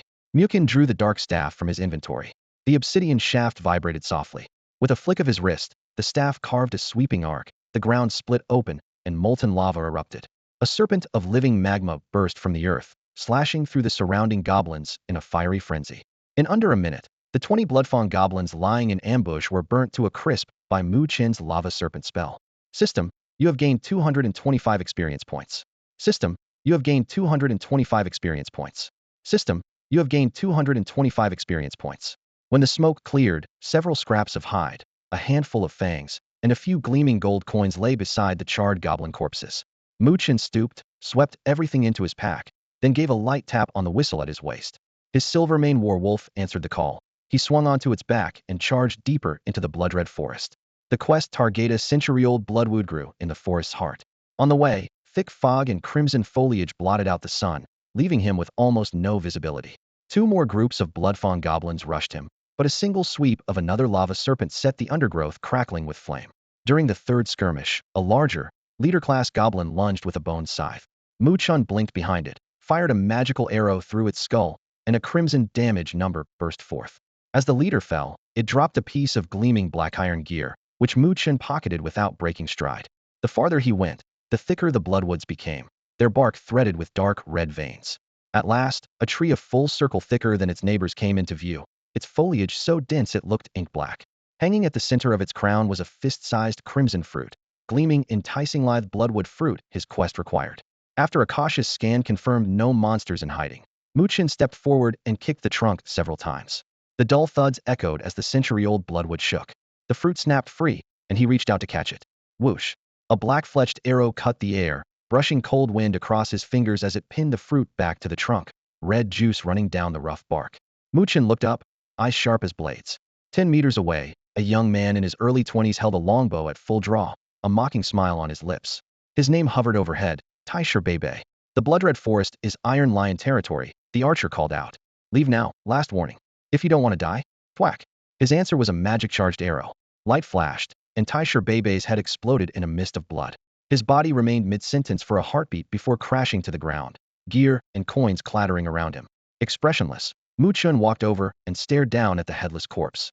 Iron Lion Guild, if it weren't for this damn red name penalty, every last one of you would die today. His PK value already hovered around 30. Looking deeper into the woods, he spotted more than 30 players, each bearing the Iron Lion crest on their chests. Black Lion City lay only a few miles away, yet the guild had massed its members here. Mu Chen remembered from his past life that some small guilds, unable to compete with the 10 major cities' giants, migrated to neglected towns and ruled them instead when the megacore ate the meat. the small fry settled for the soup. Black Lion City was poorer than a main city, but faced little competition, more than enough to fatten one guild. Iron Lion clearly had the same idea: monopolize every resource Black Lion City had to offer. So much for giving regular players a chance. Mu Chen stood in the shadow of the Crimson Forest, watching the injured Iron Lion players with an icy stare. After a moment, he looked away. One more kill, and his murder points would break the threshold, and Black Lion City would ban him for good. Luckily, 2-century-old bloodwood trees were still somewhere in this forest, and according to his timing they should be bearing fruit right about now. He crouched to scoop up everything Iron Lion Bebe had dropped. After confirming the haul, he turned and continued his search for the remaining bloodwoods. Before long, dusky red branches appeared through the fog. The 2nd-century-old bloodwood towered above the mist, a fist-sized, blood-red fruit hanging from one of its boughs. Mu Chen scanned the area. No monsters, no players. Certain he was alone, he kicked the trunk hard. The fruit traced a neat arc through the air, and he caught it cleanly. Perfectly ripe. He stuffed it into his pack, mounted up, and burst out of the Crimson Forest. He rode hard and reached Black Lion City just before sunset. The quest demanded that the bloodwood fruit be handed directly to Master Alchemist UR. Only his approval would satisfy the system. UR made his home in the city's most expensive, most decadent establishment, the Black Lion Tavern. Mu Chen pushed through the tavern door, hit by a wave of hot air spiced with exotic seasonings. After speaking to the barkeep, he learned that UR was in the last room at the end of the second-floor corridor. He followed the directions and rapped twice on the only closed door. The latch clicked, and the door cracked open. A heavily made-up nightingale NPC sashayed past him, tossing a flirtatious wink and humming an unfamiliar tune as she left. The door opened wider, and a short, stout, balding man in a gray robe, perhaps in his late 50s, ambled out.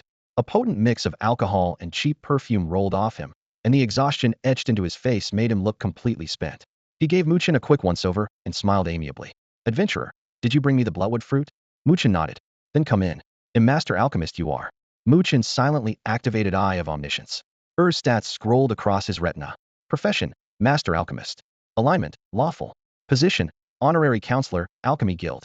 Weakness: Wine and women. In crafting professions, the latter runs apprentice, journeyman, expert, master, grandmaster. Even reaching master is rare, let alone holding one of the guild's 22 council seats. As for the wine and women weakness, one glance at the pile of disheveled clothing outside the door was proof enough. UR stepped aside, and Mu Chen entered. The Black Lion's luxury was no exaggeration. A gilded chandelier lit the carved ceiling as brightly as midday. A thick crimson carpet, embroidered with gold thread, swallowed his footsteps. A huge, soft bed draped in velvet sat against one wall. Its sheets and blankets were tangled into a single heap, surrounded by dresses, lace lingerie, lengths of hemp rope, and a few candles still streaked with wax. Mu Chen shot UR a sidelong glance. The old man's tastes were adventurous. Opposite the bed stood a solid wood desk cluttered with alchemical ingredients, gleaming glass tubes, and vials of every color imaginable. Wooer stepped up to the workbench cluttered with alchemical ingredients, test tubes, and glass vials. He inhaled deeply, then exhaled slowly. A keen glimmer cut through the cloudiness of his eyes. In the next instant his hands blurred, darting among powders and liquids, grabbing, pouring, shaking until, in less than 30 seconds, a pale blue potion was finished. He tipped back the vial and swallowed it in one gulp. The moment the liquid hit his throat, his once stooped frame straightened as if a dead tree had met spring. The listless old alchemist looked vigorous again. Satisfied, he nodded twice and turned to Mu Chen. "All right, give me the bloodwood fruit. After that, you can go settle things with Black Lion City." Mu Chen handed over the fruit. Wooer lifted it under the lamp, turning it this way and that as his rough fingertips traced the skin. "Good, very good." Once he was content, Mu Chen offered a brief farewell and turned to leave. "Adventurer, just a moment," Wooer called. Mu Chen stopped. "Master Wooer, anything else?" Chuckling, Wooer said, "Kind-hearted adventurer, do me a small favor. On your way downstairs, tell Miss Lia I'm waiting for her in my room. Will you?" Mu Chen forced a wry smile and nodded. "All right, I will." Wooer shoved the half-full vial of blue potion into his hand. "This isn't charity, consider it payment." The potion's purpose, male vigor, was obvious. Mu Chen had no use for it, but after a moment's thought he kept it. Downstairs, he spotted a dozen nightingales gathered in a corner of the Black Lion Tavern. With a quick glance he located Lia and delivered Wooer's message word for word. That done, Mu Chen left the tavern and headed for City Hall. The workday was nearly over. The moment he stepped inside, he almost collided with Eve, the clerk, who was already on her way home. "The bloodwood fruit is with Wooer. He's pleased," Mu Chen reported. "Good, noted." "Well done," Eve replied, offering a slight smile. Before her words had faded, a system prompt chimed in Mu Chen's ears. Quest complete. Rewards: Black Lion City reputation 10, contribution points 20. Contribution points can be exchanged at the main city shop for titles, mounts, pets, or epic weapon blueprints. Night had fallen by the time he stepped back onto the street. Magestone lamps winked on one after another, their warm glow pushing back the chill. His thoughts drifted to Sanja, and unease pricked at him now that he knew her true identity. Sharing a bed with the demon queen felt outright dangerous. Remembering her former cruelty, he shuddered. He logged out of the game and removed his helmet, only to find a pink gaming helmet on the nightstand, its owner nowhere in sight. Outside the bedroom, Sanja stood in the kitchen, steam curling from a pot. When Mu Chen emerged, she turned and flashed a sweet smile. Brother Mu Chen, you've been eating more lately. I was worried you'd get hungry, so I'm making you a late-night snack. Just a second, the noodles are almost done. Mu Chen watched her slender yet busy figure, eyes flickering with thoughts he kept to himself. A little while later, Sanja approached with a bowl of noodles, her face full of tenderness. 2 poached eggs, several slices of luncheon meat, and rolls of beef floated in the broth, all sprinkled with cilantro and scallions. Steam coiled upward, filling the room with an irresistible aroma. Mu Chen picked up his chopsticks, took a bite, and found the seasoning perfect. He nodded in satisfaction. Then he looked up at Sanja. Aren't you going to eat? I'm not hungry, she replied with a sweet smile. Besides, midnight snacks make you gain weight. You're not the least bit fat. Don't starve yourself, Mu Chen urged. Sanja only smiled, went to the kitchen for a glass of warm water, set it gently on the table, and stood quietly beside him like a thoughtful young wife or diligent maid. Mu Chen took a sip and thought to himself, in my previous life, I couldn't help Sanja. Her father fled, leaving her buried in debt, and the obedient girl suffered until she became a demon queen. Yet deep down, she's still kind and gentle. This time I kept her close and will guide her. And strength talent has limitless potential, and Demon Banner is one of the very best. When I build my faction, talent like hers is priceless. While eating, he asked casually, what level are you now? Level 3 already, Sanja answered softly. That's quick. Has anyone in the starter village bullied you? If they have, tell me, and he'll teleport over and beat them to a pulp. His tone was deadly serious. Songja's eyes grew moist. Brother Mu Chen, you're so good to me. It's the least I can do, he said, smiling to reassure her. When the noodles were gone, he set down his chopsticks and went back to the bedroom to log into dawn. Once he left the table, Songja's gaze lingered on him before drifting to the bowl, now just broth, and the empty glass. She lifted the glass, her eyes clouded, and ran the tip of her tongue along the rim where he had drunk, whispering, Brother Mu Chen, I like you so much. I want you so badly. After tidying up the dishes, she tiptoed into the bedroom. Mu Chen lay on the bed, VR helmet over his head, consciousness in the game. Songjia stood beside him, studying him in silence, then traced his outline with a pale fingertip. The moment her finger brushed him, Mu Chen's left hand shot out and clamped around her slender wrist. He force-quit the game, lifted the helmet with his right hand, and fixed her with a calm, cool gaze. What are you doing? Years of playing Dawn had sharpened his senses. Even immersed in the virtual world, he could detect the slightest touch in reality. Songjia froze, then whispered, it's getting colder tonight. I was afraid you'd catch a chill, so I wanted to cover you. In her other hand was a thin blanket. It really seemed she only feared that Mu Chen might catch a chill and wanted to cover him with a blanket. Mu Chen didn't read too much into it after all. It was just a blanket, not a blade or poison. The brief touch on his skin must have been accidental while Songjia was tucking him in. She was only 15 or 16, still a child, bright-eyed and innocent. How could she possibly be like Yin Ruyu, who spent her days lusting after other people's bodies? The thought made Mu Chen chuckle at himself. He released her wrist and apologized. Sorry if I frightened you. Does it hurt? Songjia smiled and shook her head. Only then did he notice the red, swollen marks on her pale wrist had gripped her too hard. Since digitizing his body and going down the mage path, the 10 to all attributes from the Ring of Blink had pushed his strength well beyond that of an ordinary person. A bit more pressure, and he could have crushed her bones. His tension came from learning that Songjia was actually the demon queen, Guxiang Jiaran, and he had been overly cautious. Not wanting him to worry, Songjia kept smiling and insisted she was fine, quietly enduring the pain. Mu Chen thought she was a considerate, kind girl. He offered ointment, but she waved it away. He merely suggested using ice to bring down the swelling, apologized again, and put on his gaming helmet. Songjia remained beside him, staring at the swollen wrist as a blush spread across her cheeks. A dreamy smile appeared, as though she savored the pain. She carefully smoothed the blanket over Mu Chen and lay down beside him, her pretty face only inches from his. She longed to kiss him but knew his senses were sharp and even the lightest touch would wake him. So she suppressed the urge, stared at him dazedly for a moment, then looked away and put on her own helmet. In-game, Mu Chen sorted his backpack and noticed the Demon Warlock class stone and the Summon Demon skill stone. He had planned to sell them on the black market or at auction, but now after a pause, he decided to save them for Song Jia. Demon Warlock suited her talents perfectly. Black Lion City was quiet at night. Every shop and player service stall was closed. Only NPC guards patrolled the streets. A few newcomers strolled about, but the place was nowhere near as lively as main hubs like God's Promise, Dawn, or the City of Discipline. Mu Chen summoned his black flame lion from the stable and saw its hunger at 55,100. He opened a can of Mount rations and held it to the lion's mouth. The beast bit into the tin and chewed eagerly while Mu Chen stroked its mane, streaked with dark red, ember-like patterns. One can restored 50 hunger points. After the black flame lion had eaten its fill, it perked up noticeably, and its affection for Mu Chen rose. Its gray-black tongue, covered with tiny barbs, gave Mu Chen's hand a rough, yet warm lick. He scratched the beast's furry head, swung onto its back, and patted the powerful shoulders. Together they charged out of Black Flame City and raced toward the Dragon Ridge Hills. Night fell a time. Mu Chen usually spent grinding levels and he still needed 21% of the experience required for level 16. Deeper in the hills, he ran into a tribe of more than 50 frost goblins. Their chieftain and boss was a goblin restoration adept, skilled at group healing and status cleansing, making the fight a long slog. After a hard-fought battle, Mu Chen brought the adept down and looted a minor heal skill stone. Minor heal. Grade F. Class. Priest. Restoration adept. Nightmare mage. Effect. Restores HP equal to 50% of spell power. Range. 10 meters. Cooldown. 60 seconds. Energy cost. 200. He learned the spell at once, deciding not to fuse it into Storm Erosion or Lava Fire Serpent. Instead, he planned to craft a separate healing fusion skill, one each for offense, defense, healing, and summoning. That way he could stay versatile without cluttering his hotbar.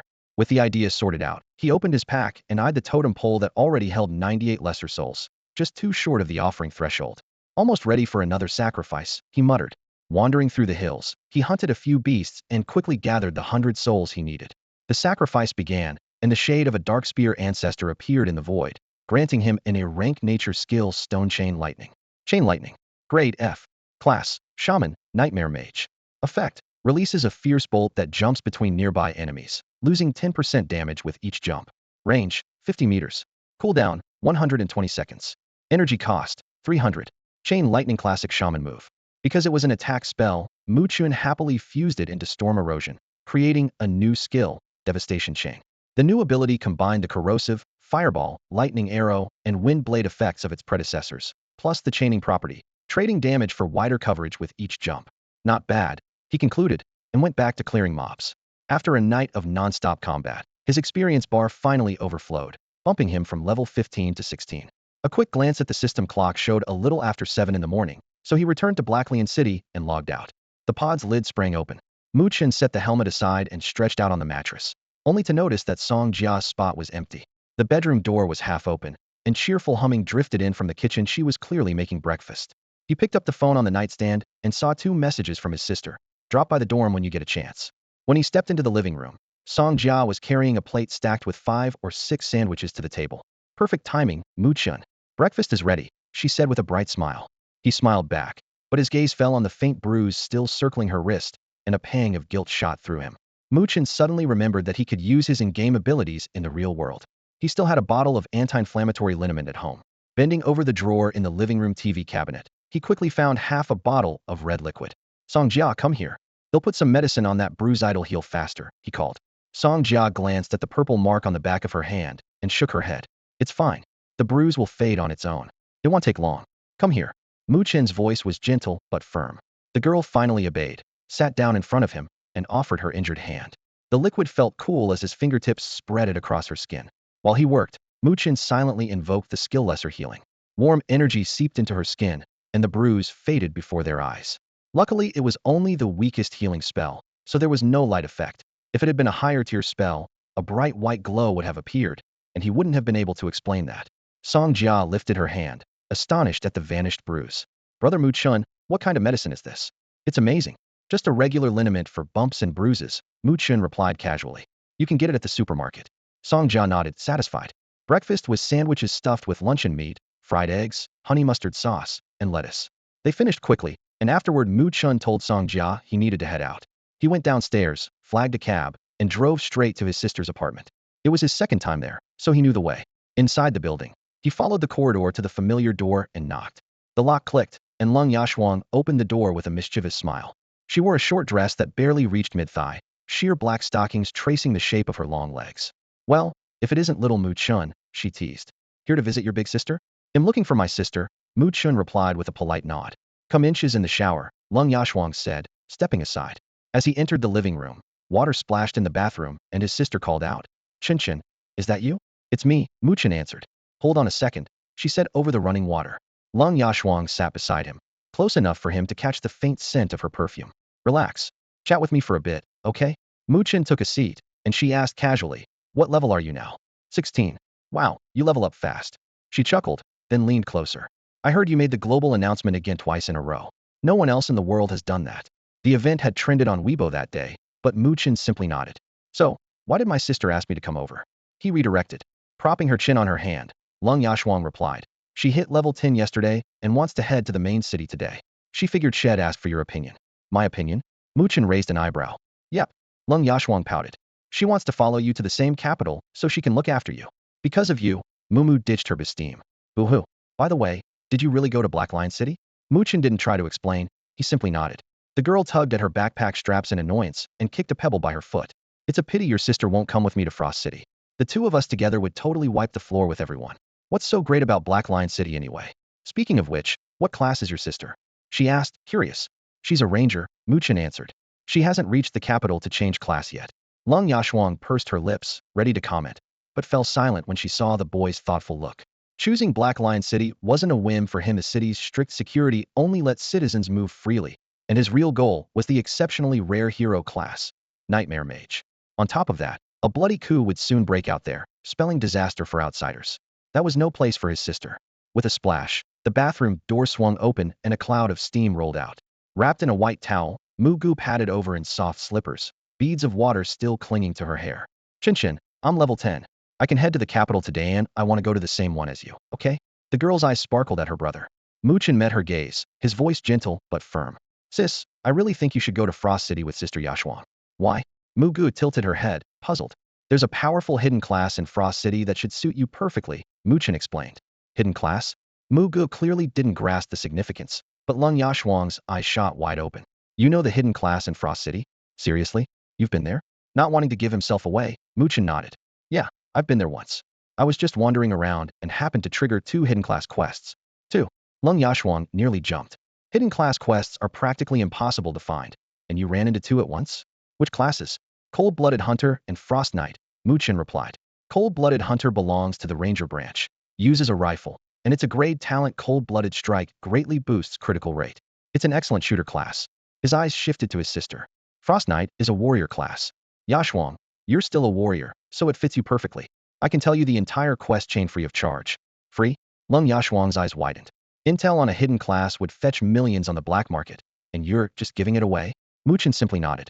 In truth, those 2 hidden class quests had been discovered in his previous life by Lung Yashuang herself, who later posted a meticulous guide online.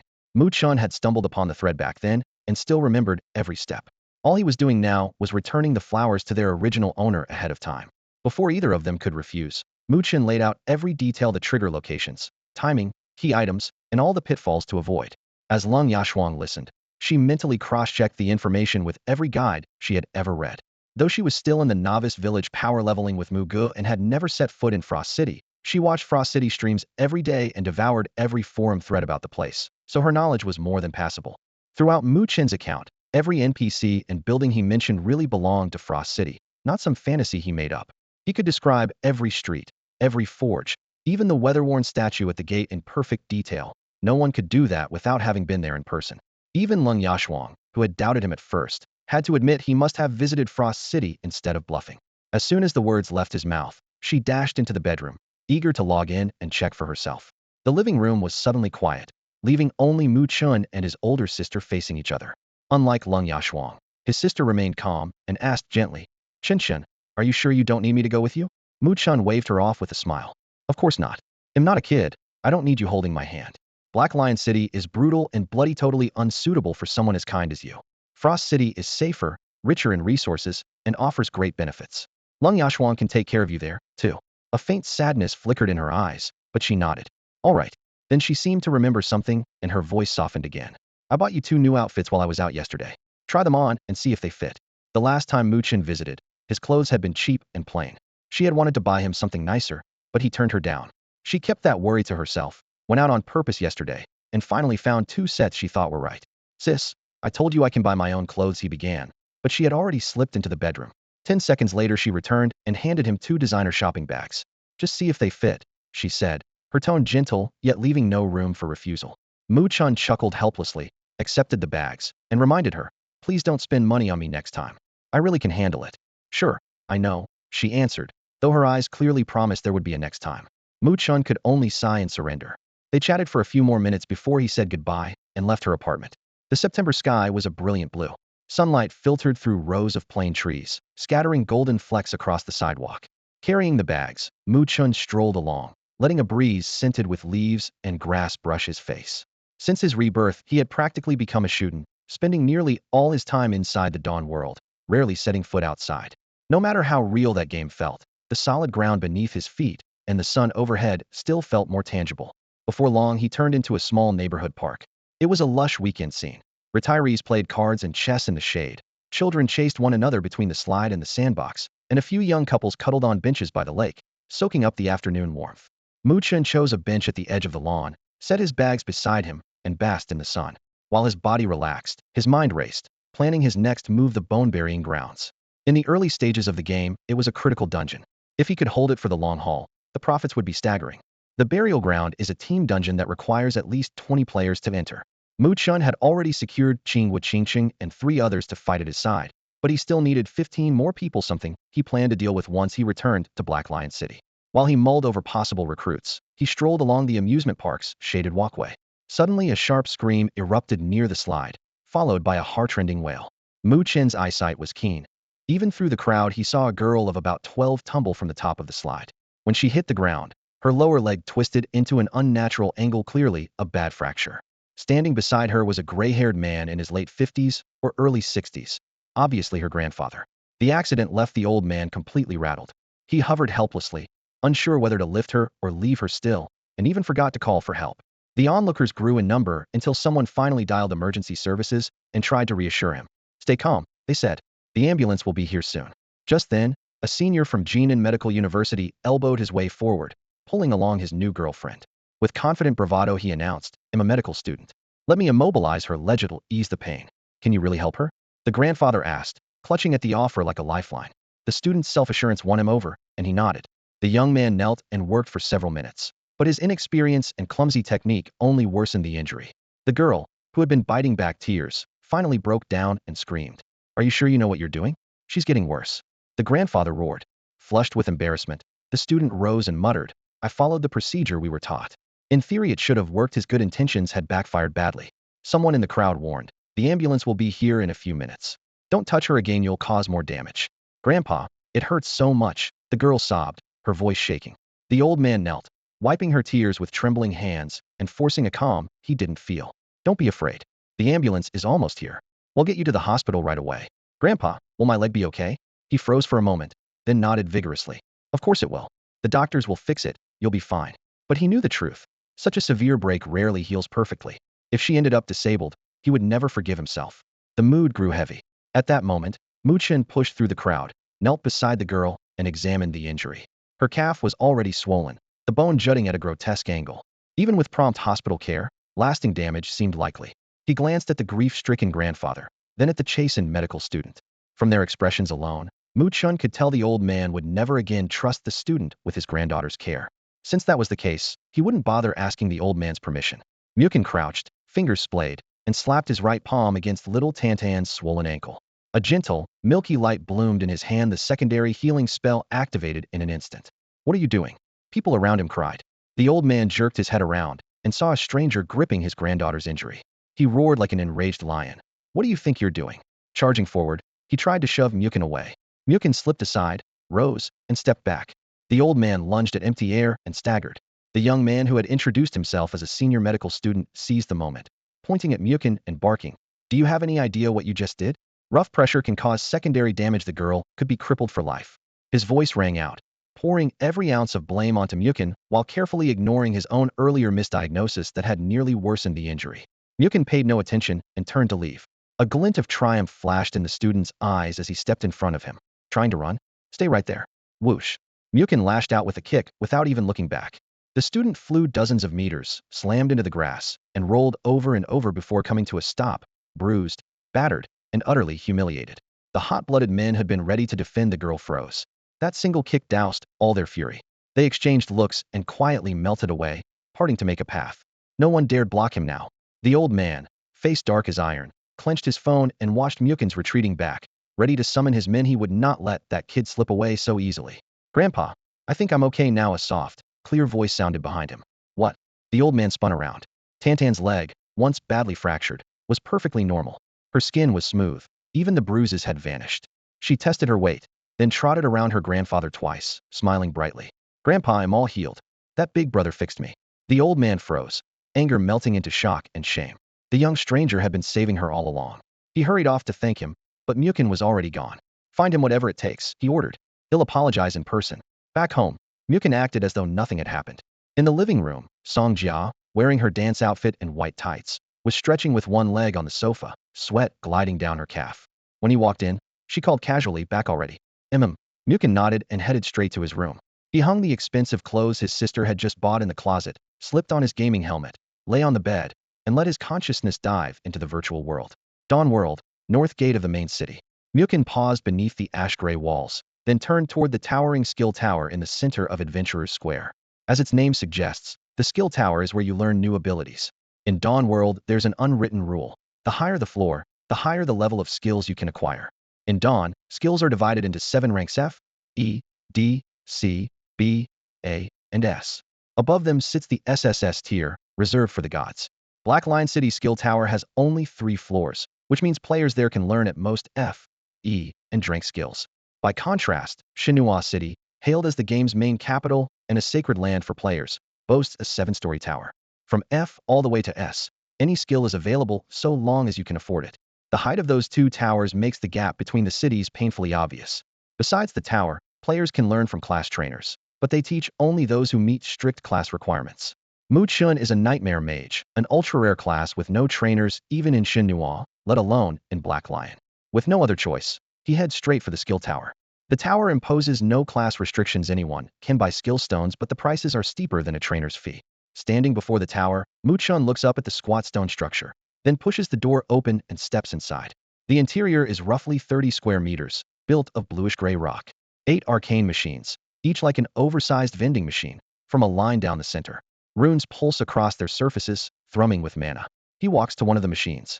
An A4-size display is set into its front, offering 3 categories: strength, magic, and agility. Mu Chen taps magic. A list appears: Magic Missile F, Clarity F, Arcane Wisdom Phone Offensive Spell, and 2 support spells, each costing 500 gold. Without hesitation, he adds all 3 to his cart.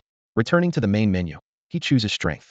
Bloodcross/F, Leaping/F, and Whirlwind/F are listed. Thanks to the Nightmare Mage trait can learn all skill trees, he checks those as well. Last comes Agility: Searing Arrow F, Frost Shot F, and Phantom Step F. He repeats the process and ends up buying all 9 franc skills for a total of 4,500 gold. After he confirms payment, the machine rumbles like heavy gears meshing. Moments later, 9 fist-sized skill stones, each giving off a faint glow, roll into the collection tray. Mu Chen gathers them up, presses each stone to his forehead, and absorbs the skills into his soul panel. He may well be the first mage in Dawn's history to master every skill tree. Now he intends to test the limit of Nightmare Fusion, melding all 9 skills into one. Magic Missile, Clarity, Arcane Wisdom, Bloodcross/Leaping/Whirlwind/Searing Arrow, Frost Shot, Phantom Step, Nightmare Fusion. New skill: Finger of Death. Effect: deals 500 spell power damage to the target and burns 1 point from every attribute. Range: 120. Cooldown: 600. Energy cost: 3000. It can burn all attributes. Mu Chen's eyes narrowed. If he fired dozens or even hundreds of Finger of Death at a player, their strength, agility, constitution, and spirit would be scorched away 1 point at a time until they were nothing but a helpless husk. He doesn't stop. He triggers Nightmare Fusion again, merging Finger of Death with Destruction Chain. A moment later, a brand new skill materialized before Mu Chen. Skill name: Finger of Destruction. Grade: A. Effect: fires a chain-jumping beam of annihilating light at the enemy. The first hit strikes hardest, and each jump weakens slightly. On impact, it scorches away 1 point from every attribute and stacks multiple debuffs, including bleed, burn, paralysis, and freeze. Cast range: 300 meters. Cooldown: 700 seconds. Energy cost: 1,200. The numbers were obvious at a glance. Mu Chen nodded slightly, clearly satisfied with its power. The first floor of the skill tower was spacious and bright. A pillar of light revolved slowly at the center, while stone stairs curled upward.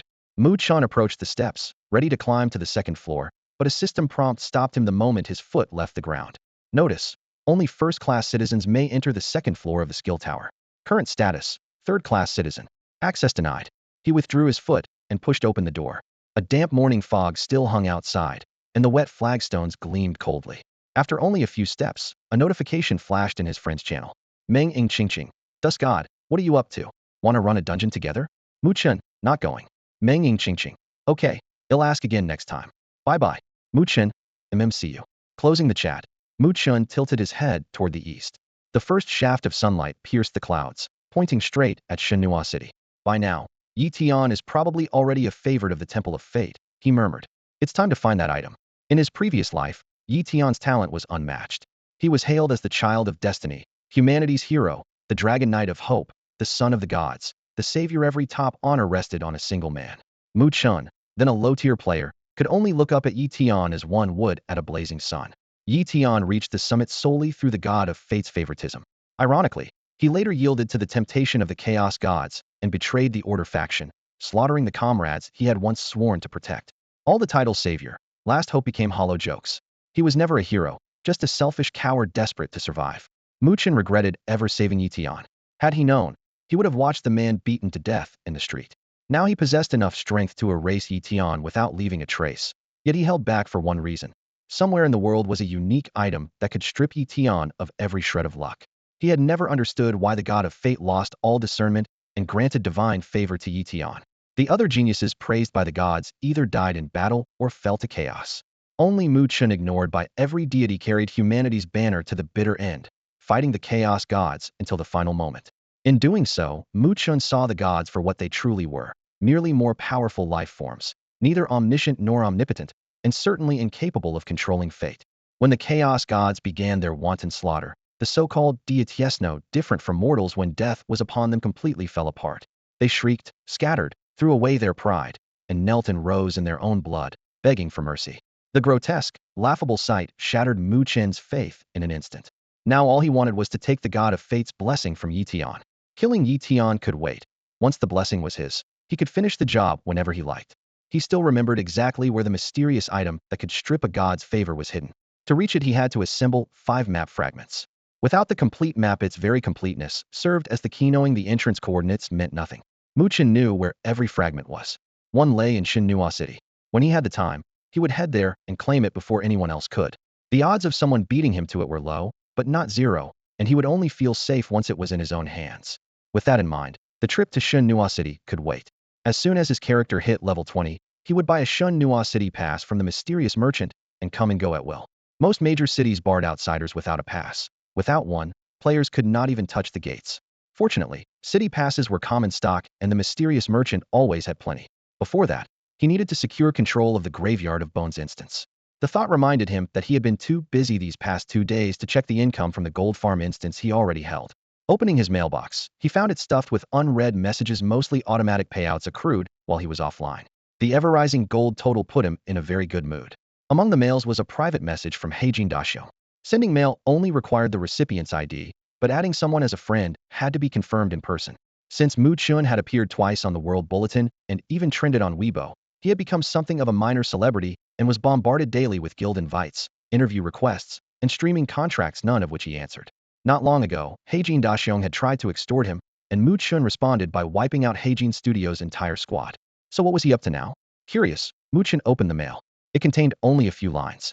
Heijin Daxiong expressed deep remorse, earnestly invited Mu Chen to meet so he could apologize in public, and promised an extremely generous gift. The meeting place, however, was a deserted stretch of wilderness. Mu Chen's lips curved in a faint smile. In his previous life, he had worked as a gold farmer for various studios and had heard plenty about Heijin Daxiong, a man who looked simple and honest but was ruthless to the core. Now he was surrendering so easily and choosing an empty wasteland for the meeting? Clearly a trap, but Mu Chen had never feared such things. If Heijin Daxiong wanted to die, Mu Chen would be happy to oblige. He immediately replied to Heijin Daxiong's email, confirming he would arrive on time 3 o'clock this afternoon, in the Loggers Woods 900 meters east of the Tuxi gold mine. That little forest was dense and deserted, its waist-high weeds an ideal cover for an ambush. If Heijin Daxiong really meant to strike, he would not come with a small crew. Mukin expected at least 30 or 40 men, far more than last time. With that in mind, he began prepping at once. Clear out his backpack so there would be room for loot. If bodies piled up and gear and coins splashed everywhere, it would be a crime to leave anything behind for lack of space. He went straight to the bank, placing every item he would not need into storage and depositing most of his coins. Right then, the income from his stint as instance master arrived by mail, exactly 163,872 gold coins. The figure was impressive, yet Mukin stayed calm.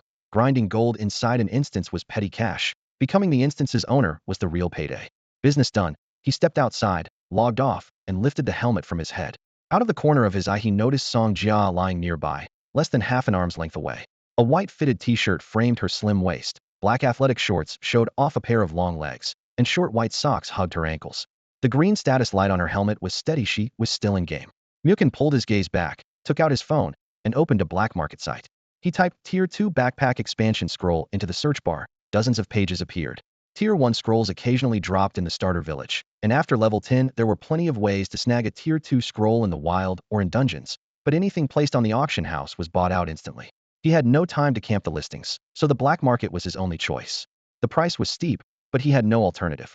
He selected a seller with a solid reputation, placed the order, and paid. Half an hour after logging back in, a parcel from Blazeflame City arrived in his mailbox, a genuine Tier 2 Backpack Expansion Scroll. Players began with 30 slots. Every scroll doubled that Tier 1 to 60, Tier 2 to 120. He used it immediately, and the extra space made him feel much more at ease. All that remained was the showdown in the Logger's Woods at 3. Don't let me down, Heijin Daxiong, he muttered, then logged off again. Song Jia was still immersed in battle, so he left her undisturbed, rose, and headed to the kitchen to make lunch. The refrigerator was nearly empty, and he had no desire to go downstairs, so he ordered takeout instead. While waiting, Mukin sat on the couch, scrolling through the forums and mapping out his next moves. A while later, thud, thud, thud, someone knocked on the door of the rented flat. Huh, the food's here already? That was quick today. Mu Chen closed his laptop, stepped over the piles of delivery boxes, and flicked open the lock. The moment the door swung wide, he realized it wasn't the delivery guy at all, but a man and a woman in impeccably tailored black suits. Both wore dark sunglasses, their faces impassive, radiating efficiency and mystery. The woman spoke first, her voice crisp and businesslike. Are you Mr. Mu Chen? That's me. What can I do for you? Mu Chen leaned against the frame, his tone flat. Her gaze sharpened. This morning, beside the slide at North Lake Park, you treated a little girl who injured her leg. Is that correct? Mu Chen nodded.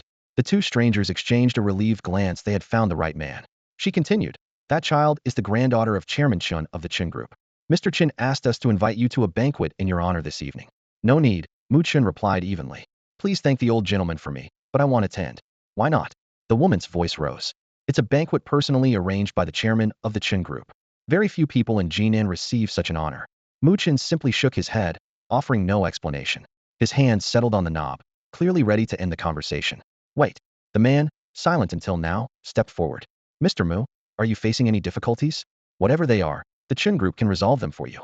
At the mention of Chen Group, both agents straightened, pride glinting in their eyes. They had reason to be proud. The conglomerate ranked among China's top 100, worth tens of billions. When the Chen family stamped its foot in Jinan, the whole city trembled. Chairman Chen Zhongshi was both the company's leader and the family patriarch, wielding immense power. What puzzled Mu Chen was that such a figure had taken his granddaughter to a crowded, poorly maintained park that morning without a single attendant. When the girl got hurt, he had panicked like an ordinary grandfather, displaying none of a tycoon's authority. Seeing Mu Chen unmoved, the man tried again. I realize there may be misunderstandings between you and the chairman. Tonight's banquet is meant to clear them up. If you come, you'll feel his sincerity. His tone was earnest, yet Mu Chen still shook his head. The man frowned. Why? Do you doubt our identity? No, Mu Chen answered crisply. The woman pressed. Then do you still resent the chairman and refuse to forgive him? Not that. Either, Mu Chen replied calmly. Then why? They were completely at a loss. This was an invitation from Chairman Chen, head of the Chen family. Anyone else would have accepted in less than a heartbeat. Did this young man understand what Chen Group meant? Studying Mu Chen's still boyish face, they guessed he was probably still in college, with little grasp of social power. The man in shades felt obliged to give him a proper lesson on just how formidable the Chen Group really was. Before they left, the chairman had personally called to give them their instructions. A black sedan pulled up in the cramped old neighborhood. The man and woman in dark glasses stepped out, straightened their suits, and reviewed their mission one last time. They had to get Mu Chen to the luncheon, or their careers at Chen Corporation were finished. They knocked on Mu Chen's door. The worn wooden door swung open, revealing a tiny bedsit, flaking gray walls, a flimsy folding bed, a second-hand computer desk. The man in sunglasses let his eyes sweep over Mu Chen's plain t-shirt and jeans, swallowed his disdain, and said respectfully, "Mr. Mu, you may not realize the power of Chen Corporation. This is, without exaggeration, a chance to change your destiny." He flung his arms wide, as though ready to dump a mountain of wealth into Mu Chen's lap. "As long as you attend the luncheon today, your life will change. You'll leave this poverty behind." He dared not say it, but he knew. The chairman treasures his granddaughter and will pay any price for her savior. If he had been the one who pulled her from the lake, the express lane to success would be his, not this seemingly dull young man's. Mu Chen's face stayed calm. "I know exactly who Chen Corporation is.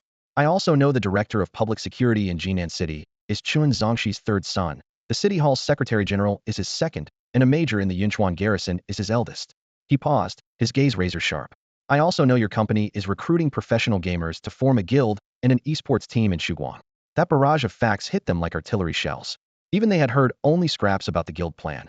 Mu Chen clearly knew more than they did. With the carrot no longer working, the man in sunglasses dropped his pride and bowed again. "Mr. Mu, the chairman is sincere. Please, we beg you to attend the luncheon." "I appreciate his goodwill," Mu Chen replied evenly. "What happened in the park was just lending a hand. No thanks are needed, and no spectacle either. I won't be going." The refusal was so crisp the two of them traded helpless looks. This was turning out to be harder than they'd thought. "At least give us a reason," the woman pressed, frowning. "We need something to report. I've already ordered lunch and don't plan to go out." Just as he finished, urgent footsteps echoed in the hall. A delivery rider in a yellow jacket and helmet bounded up the stairs with a large bag. Spotting the two imposing figures in black suits, he hesitated. "Who's Mr. Mu Chen?" "I am." Mu Chen took the food, signed, and closed the door in one smooth motion, a delicious aroma drifting through the narrowing gap. "If there's nothing else, please leave." The door clicked shut. Skipping a luncheon hosted by someone of Chun Zongxi's stature, giving up a straight path to the top simply because had ordered takeout? To the man and woman in sunglasses, it was the most absurd thing they had ever heard. After a long moment, the corridor was so quiet that only the wind rattling the window panes could be heard. The woman in sunglasses leaned against the wall and lowered her voice. "What do we do now? Should we knock again and talk to him?" The man in sunglasses sighed, a rush of stale air escaping with it. "Pointless. People like him are the hardest to deal with. No desires, no leverage. Even if we got down on our knees, he'd still refuse. Then what? We tell the truth," he decided after a brief pause. "Report everything to Chairman Shun and let him decide." "Fine. That's all we can do." They hurried downstairs, pulled the front door open, and slipped into the black sedan at the curb. The door shut, sealing out the street noise. The man in sunglasses immediately dialed Chen Zhongsher, chairman of the Chen Group. "How did it go? When will Mr. Mu Chen arrive?" "The banquet's almost ready." Chen Zongxi's booming voice blasted through the speaker. The man drew a deep breath. "Chairman, Mr. Mu says he isn't coming." "What?" Chen Zhongsher exploded.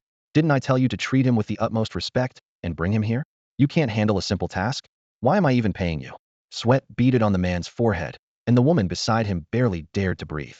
He quickly repeated his conversation with Mu Chen, stressing that Mu Chen had already ordered takeout and didn't want the food to go to waste, so he politely declined the invitation. Silence filled the car. The man held the phone rigidly, not daring to move. Without the chairman's permission, he could neither hang up nor speak first. After a long pause, Chen Zhongsher spoke again, his voice calm and unreadable. "All right, I understand. Come back." The line went dead. The man exhaled in relief and lowered his aching arm. The woman started the engine, and the black sedan pulled away from the apartment building. Inside the apartment, Mu Chen closed the door and carried the takeout bags to the small dining table. The clock pointed to noon. Right on schedule, Sanja ended her session, rubbed the sleep from her eyes, and stepped out of the bedroom. She had planned to cook lunch, but the steaming takeout changed her mind. She patted across the gleaming wooden floor in bare feet. Mu Chen looked up. "Sanja, put your slippers on. Don't walk around barefoot." She only smiled, clearly not taking it to heart. "We're having roast duck today," Mu Chen said. "If it's not to your taste, I'll order something else." "I love roast duck," she replied, lips curving into a smile. "Great. Let's eat." "Okay. I'll wash my hands first." A moment later they sat across from each other. Song Jia picked up a lotus leaf pancake, laid on strips of scallion and cucumber, added a piece of crispy, glistening roast duck, dipped it in sauce, rolled it up, and handed it to Mu Chen. He caught the roll with his chopsticks and popped it into his mouth. The crackling skin shattered between his teeth, releasing a burst of flavor. Chewing, he asked, "What level are you now?" "I'm level 8, Song Jia replied. "Not bad. You're leveling up pretty fast," Mu Chen said. "Brother Mu Chen, which main city are you in?" "They'll come find you once I reach level 10, Song Jia said gently. Resources in Black Lion City were mediocre, and its welfare perks were nothing to brag about. Mu Chen had planned to persuade Sanja to choose another city, but then he remembered that her steer talent, Demon Banner, paired perfectly with the dark-aligned class, Demon Warlock. The moment a Demon Warlock appeared, the forces of order would hunt them down anywhere the Temple of Retribution was active. The class was killed on sight. It was better to ride with a talent than to suppress it, and Mu Chen happened to have a Demon Warlock class stone. When Sanja hit level 10, he intended to give it to her. In the human realm, most main cities were nominally ruled by city lords, yet real power rested with the high priests of the temples.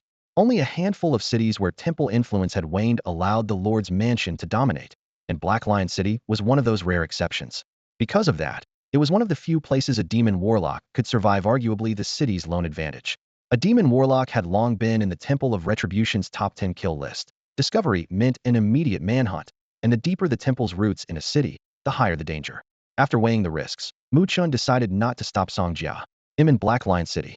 If you still want to come once you hit level 10, then come, he said calmly. Okay, got it. Songjia replied cheerfully. Mu Chen still reminded her, Black Lion City's resources are sparse, and its benefits lousy. Don't regret it once you're here. I don't care. Wherever you are, that's where I'm going, she said with earnest determination. Mu Chen simply smiled and let it drop. After lunch he returned to his room and logged back into Dawn, while Songjia sat at the desk, opened her textbooks, and reviewed her lessons. In casual conversation, she had mentioned that the Ministry of Education had suddenly launched a light load policy, shortening class hours, banning homework, and even encouraging students to spend more time in games like Dawn. The policy was enforced so aggressively that opposition from parents and teachers made no difference. As a result, her school now assigned virtually no homework. On weekends and after class, she only needed a brief review. Hearing that, Mu Chen raised an eyebrow. It seemed the authorities had sensed the secret hidden within Dawn, and an age of nationwide gaming might be on the horizon. In-game, it was still early. After fierce frontline battles his gear was nearly shot, so he headed straight for the Black Lion City smithy.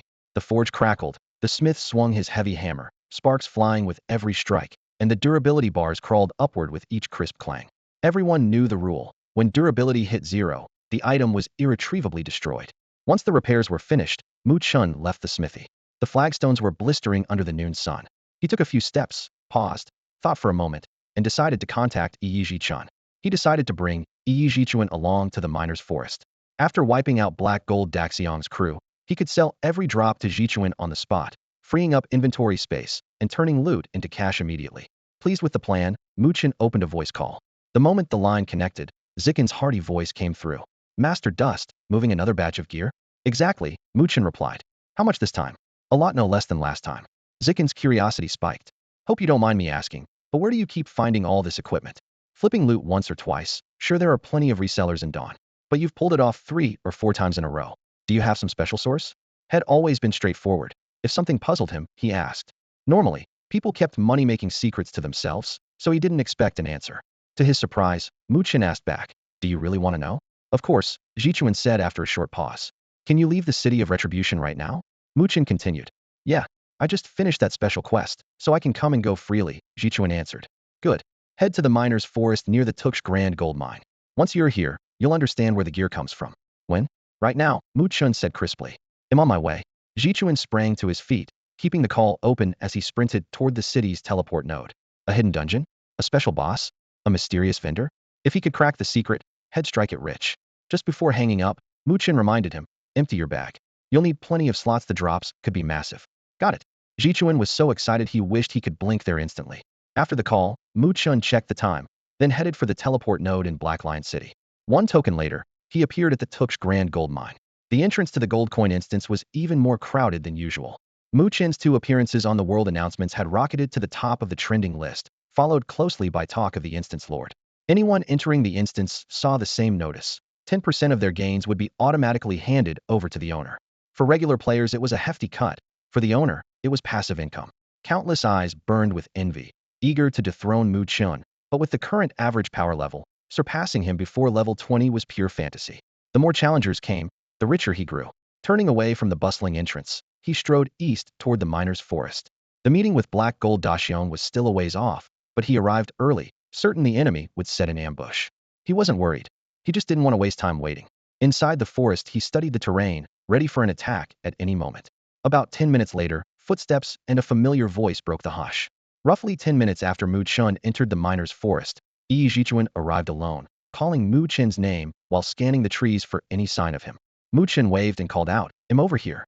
Yi Chun followed the voice, spotted him, and broke into a bright grin as he trotted over. "Master Dust, long time no see."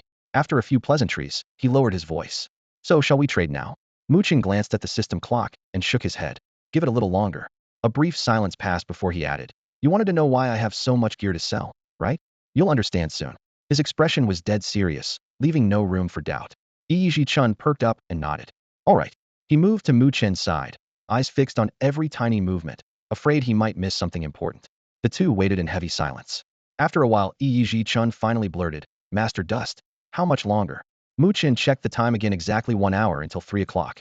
According to plan, Heijin Daxiong should have arrived by now to set an ambush in the miner's forest, yet there was still no sign of him. Just as Mu Chen was about to ask for more patience, a jumble of footsteps and chatter drifted through the trees. Peering through layers of leaves and undergrowth, Mu Chen saw Heijin Daxiong lead roughly 50 players into the forest. One glance told him they meant business. Only a handful wore the black gold studio tag, the rest were hired guns. Every one of those mercenaries had a blood-red border around their ID, each carried more than 30 kill points. Mu Chen nodded in satisfaction. Heijin Daxiong had gone out of his way to hire a squad of red names just to kill him. Taking down red names doesn't raise your own kill count, and even yields bonus rewards pure profit delivered to his doorstep. Yi Chun saw them too, and his face went ghost white. Tugging at Mu Chen's robe, he whispered, "Master Dust, we need to run. Those red names kill without blinking, don't let them spot us." In this game, high kill points turned players into predators. Farming monsters was nothing compared to ganking for loot and gold, so the wilderness teemed with threats.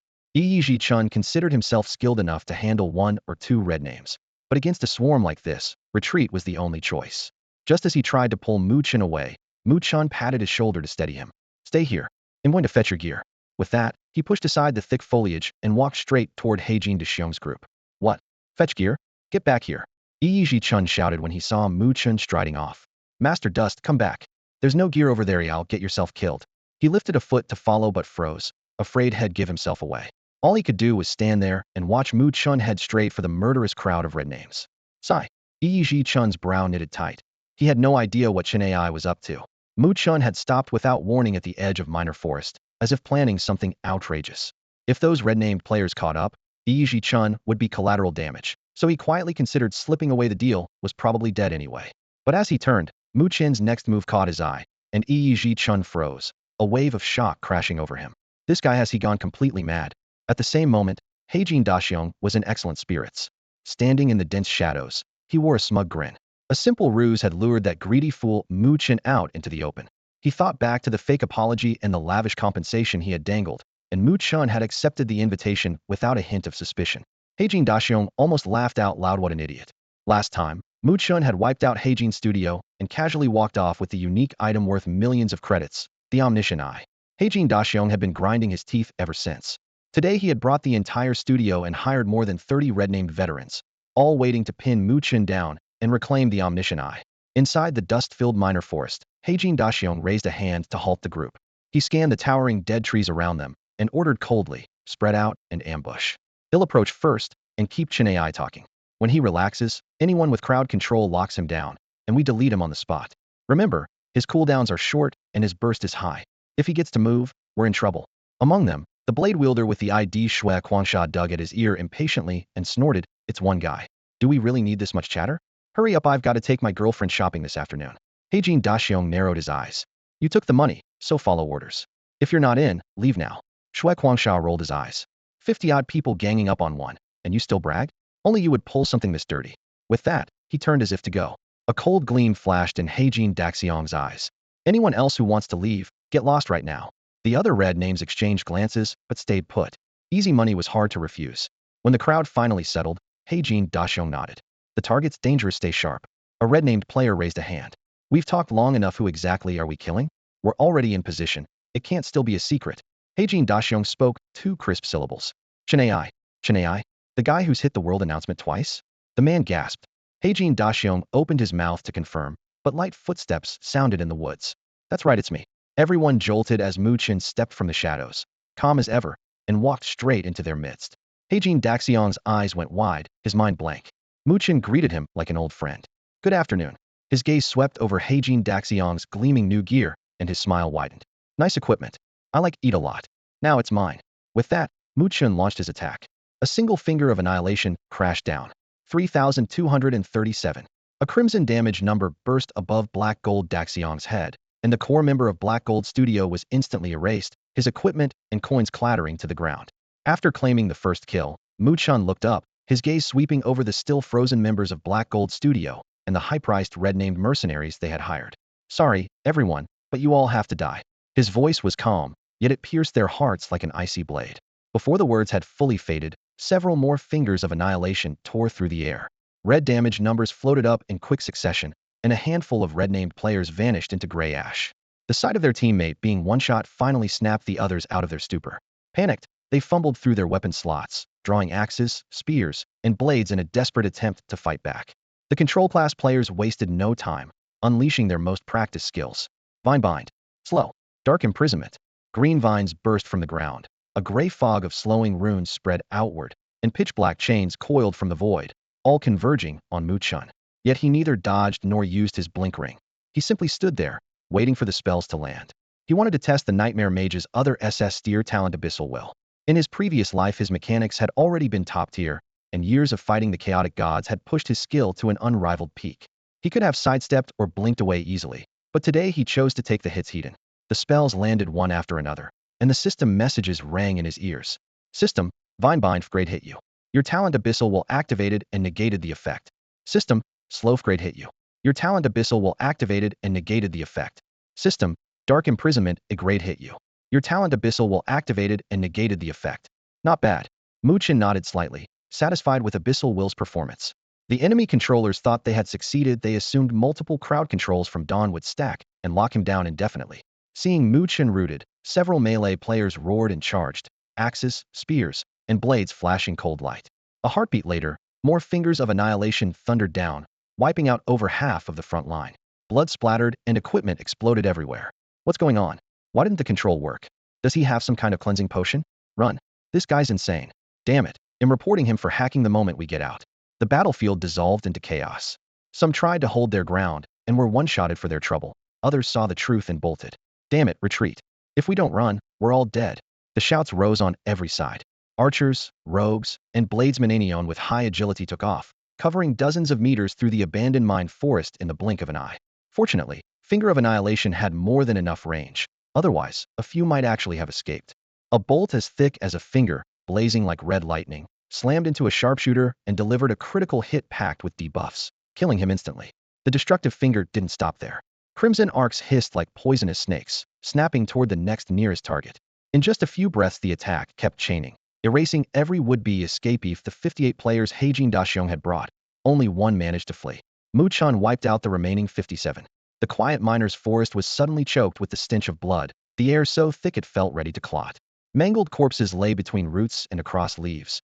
Gear of every color and bizarre shape was strewn everywhere. Gold coins gleamed bright and yellow under the sun. Standing among the trees, Mu Chen made a quick body count. Once the numbers matched, he turned and beckoned to Yi Chen, who was hiding deeper in the woods, wide-eyed with shock. It took Yi Chen a moment to snap out of it. He swallowed hard, forced his stiff legs forward, and stopped in front of Mu Chen. His mouth opened, yet no words emerged. Put a price on the gear lying around, Mu Chen said calmly. The coins aren't for sale. Understood. Yi Chen nodded and immediately bent down to gather the loot, stacking it before appraising each piece. After a stretch of silence, he couldn't hold back. Master Dust, the equipment you sold me before, was that also? Correct. I killed people, looted their drops, and sold them to you. Mu Chen's answer was blunt. Yi Chen's expression twisted. He had imagined Mu Chen owned a secret dungeon or knew some mysterious traitor. Never that the truth could be so cold. Mu Chen soloed groups of 50 or more and won every time. Without seeing it himself, he would never have believed it. He used to think Mu Chen was powerful, maybe only a shade stronger than he was. Now that power made his blood run cold. Enough. Move faster, I'm on a tight schedule, Mu Chen urged. Yi Chen hurried his work, while Mu Chen crouched nearby, sweeping the scattered coins into his pack one by one. This time was different. The Black Gold Studio members carried almost no money. Even Heijin Daxiong had fewer than 100 coins on him. Mu Chen saw two possible reasons. Either he had cleaned them out before and they had spent everything on new gear, or they had finally gotten smart and deposited their gold before the fight. Honestly, Mu Chen favored the first explanation. The studio had emptied its pockets to re-equip and was now flat broke. The members of Black Gold Studio are practically penniless. Out in the field, however, red name players are rolling in cash once a character's kill count tops 30. The system brands them criminals, and the main city issues a warrant. From that moment on, they're barred from every city gate, cut off from the auction house, the bank, the skill tower, and all the conveniences ordinary players can't live without. The wilderness isn't completely empty. Two services cater to this outlaw crowd: wandering merchants and the dark bank. Wandering merchants are itinerant NPCs who never linger in one spot. Their stalls can feature anything: potions, gear, skill stones, scrolls, tokens. Every refresh is like opening a mystery box. A lucky shopper might snag a top-tier item for pennies, while an unlucky one may blow a fortune on a fake. Whether you meet a wandering merchant at all is pure RNG. The Dark Bank, by contrast, is an evil faction building open only to those professions. Regular players never see its doors. With the main city off limits, red name players have to carry every coin and valuable item with them. How do they manage daily supplies?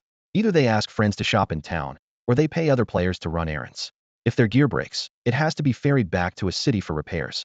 Life in the wild is harder and far more dangerous, but if you can endure it, you can scrape by. Right now, more than 30 red name corpses lie sprawled on the ground. The coins they drop total roughly 1.1 million. As the old saying goes, crime pays. Grinding mobs and bosses will never earn you as much as bloody plunder. That's why red name players are like weeds, impossible to wipe out completely. Mu Chen bent down and scooped every last coin into his inventory. When he straightened up, his back was aching. Mages aren't known for stamina. A few extra bends are enough to drain them. Who knew picking up money could be such a chore? With a sigh, he composed himself and looked over at Yi Jichuan. Yi Jichuan had already stacked all the dropped gear in one place. Squatting beside the pile, he examined each item's stats, flying over the keys of his virtual phone to log the numbers and total the value.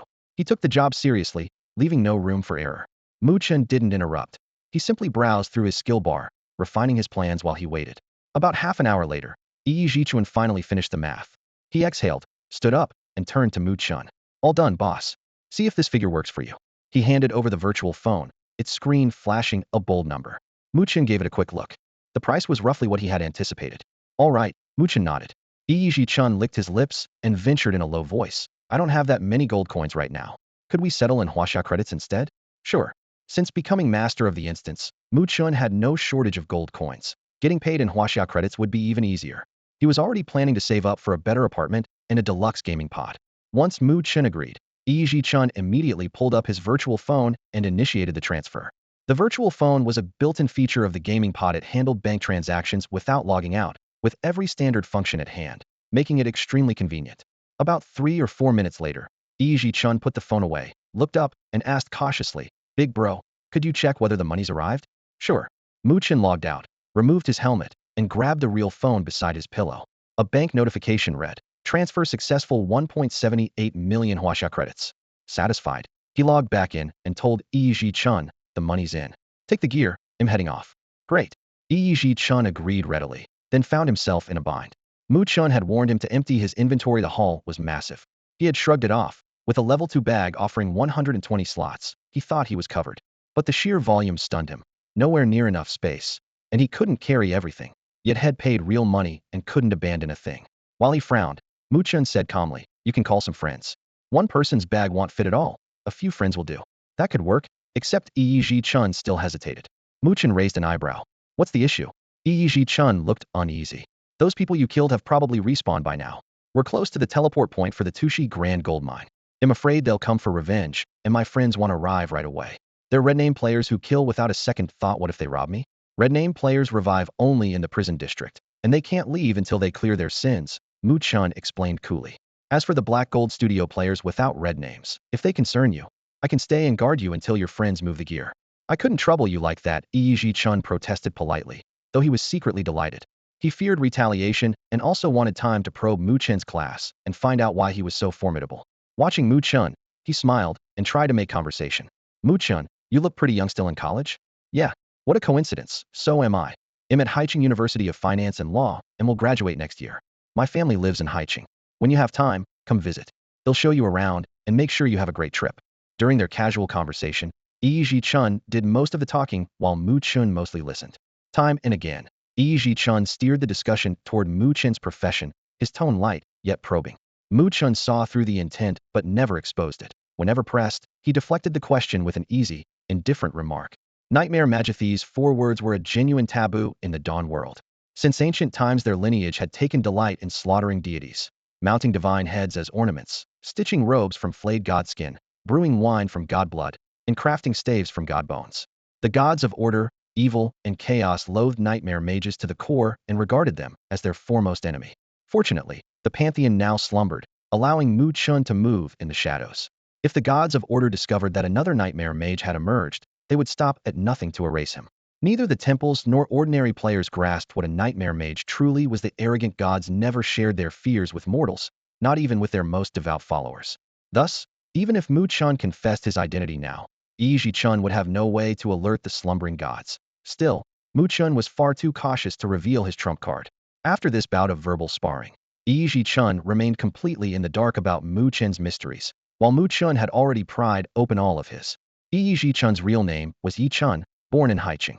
His father, Yi Shuangle, nicknamed Yi Banqingao, nearly half the land and property in that sky-high-priced metropolis, a testament to unimaginable wealth. Yi Chen was not just wealthy by inheritance, he was supremely wealthy. Yi Chen served as the primary investor of Deep Blue Dream, an elite guild under the Shuanglin Group.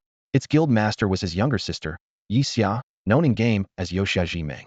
In Mu Chen's previous life, Deep Blue Dream had ranked among the top 10 guilds in the Huaxiao region, boasting tens of thousands of members, deep coffers, and an army of experts. Back then Mu Chen had heard of a generous older brother who, though not a member, constantly paid out of his own pocket to supply gear and funds. It now seemed that this man had been Yi Chen. At present, Deep Blue Dream was just getting started. Although its fame was still modest, it already had over 1,000 members and a vast hunger for equipment. Yi Chen's recent buying frenzy was clearly to stockpile resources for the guild. This shipment alone was nothing. Even 10 times the volume would still be within their appetite. After chatting for so long, Yi Chen could tell how unfathomably shrewd Mu Chen was. Despite his boyish face, Mu Chen was as seasoned as a streetwise veteran and never let a single hint slip. Seeing that, Yi Chen gave up probing altogether and started chatting freely. Within minutes they were swapping tips on dungeon runs and drop rates. The atmosphere relaxed. Suddenly, several players barged into Miner's Forest, scanning the area as if searching for someone.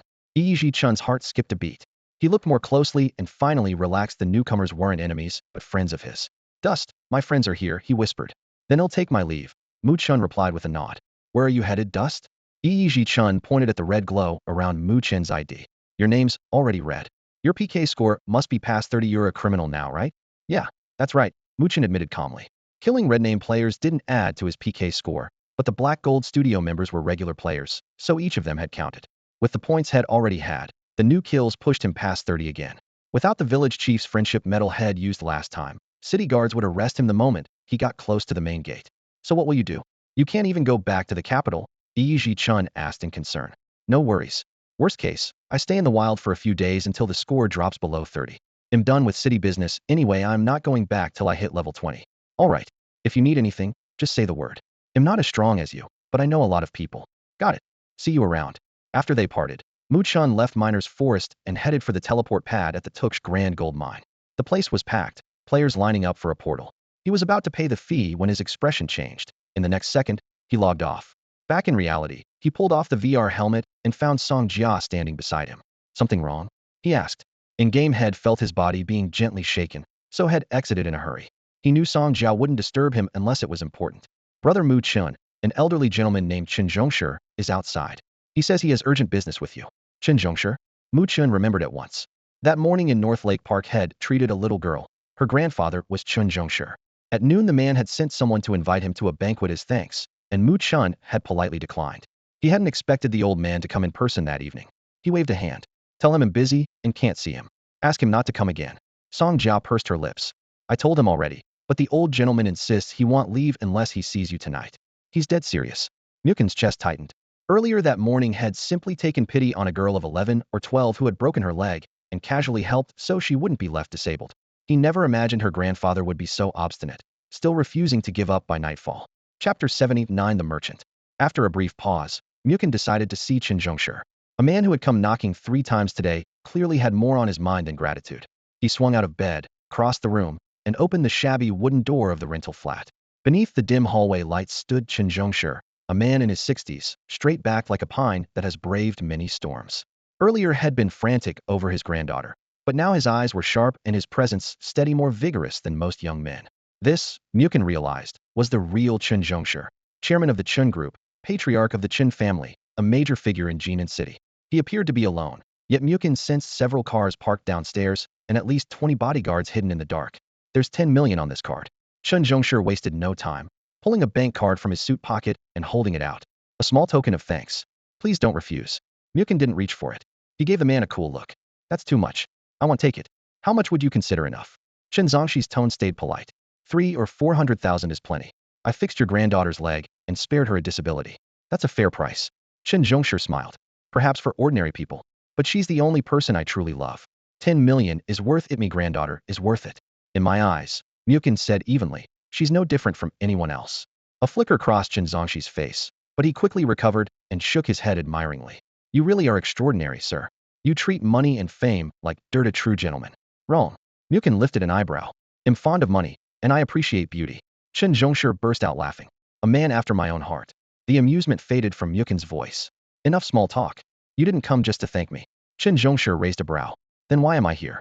You want to know how I healed your granddaughter? Right on target. The old fox kept smiling. This hallway isn't the place for that discussion. May we talk inside? Muin stepped aside. Chen Zhongshe walked into the cramped living room and sat on the threadbare sofa. Sanja brought in hot tea, set it on the coffee table, then slipped into the bedroom and closed the door. Only after she left did Chen Zhongshe lift the cup and offer a word of praise. She's a good girl. Is she your sister? Mu Chen said coldly. You've already investigated my background, haven't you? You know exactly how many people are in my family. So let's skip the pointless questions, all right? Chen Zhongshe choked on the retort and managed only an awkward smile. He sat ramrod straight, yet didn't dare show the slightest hint of dominance. In his previous life, Mu Chen had dealt with countless business moguls like Chen Zhongshe. He understood their tactics, probes, and schemes inside out. Every word the man uttered today, every flicker in his eyes, Mu Chen could dissect with precision. At dawn, Chen Zhongshe had sent his men in 2 directions, one team to locate Mu Chen, another to dig up his history. With his status, he would never meet an unknown stranger if that person hadn't saved his granddaughter. And Mu Chen's mind was anything but naive. Facing someone like him demanded Chen Zhongshe's full vigilance. Suppressing his unease, Chen Zhongshe composed himself. The way you treated my granddaughter today wasn't ordinary medicine, was it? No, Mu Chen admitted without hesitation. Had dared to use lesser healing in public that morning. He was ready for scrutiny. The facts spoke for themselves. Whether others believed them was their problem. Chen Zhongshe hadn't expected such candor. He froze, then breathed faster. He replayed the scene. His granddaughter's lower leg had been visibly fractured. Even the best orthopedic hospital couldn't promise a complete recovery.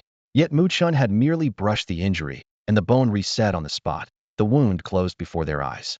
That simply wasn't possible through conventional medicine. If it isn't medicine, then what is it? He whispered, eyes blazing. Immortal arts? Taoist magic? Sorcery? A game skill, Mu Chen answered, utterly serious. The air tightened. Chen Zhongshe's face darkened, but he forced a laugh.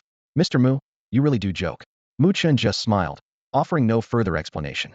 He knew that no matter how eloquently he spoke, the man wouldn't believe him. After a moment, Chen Zhongshe shifted tactics, slicing 5 fingers through the air. Mr. Mu, if you can teach me this ability, name your price. 1 trillion yuan. How about it? The figure was absurd, and even he tugged at the corner of his mouth in embarrassment. The Chen Group might be worth tens of billions, but the entire firm couldn't scrape together a trillion. Mu Chen saw through the bluff and raised an eyebrow without replying. After a long beat, Chen Zhongshe tried again. Mr. Mu, we could cooperate. I bring contacts and resources, you bring the technique, split the profits 50-50.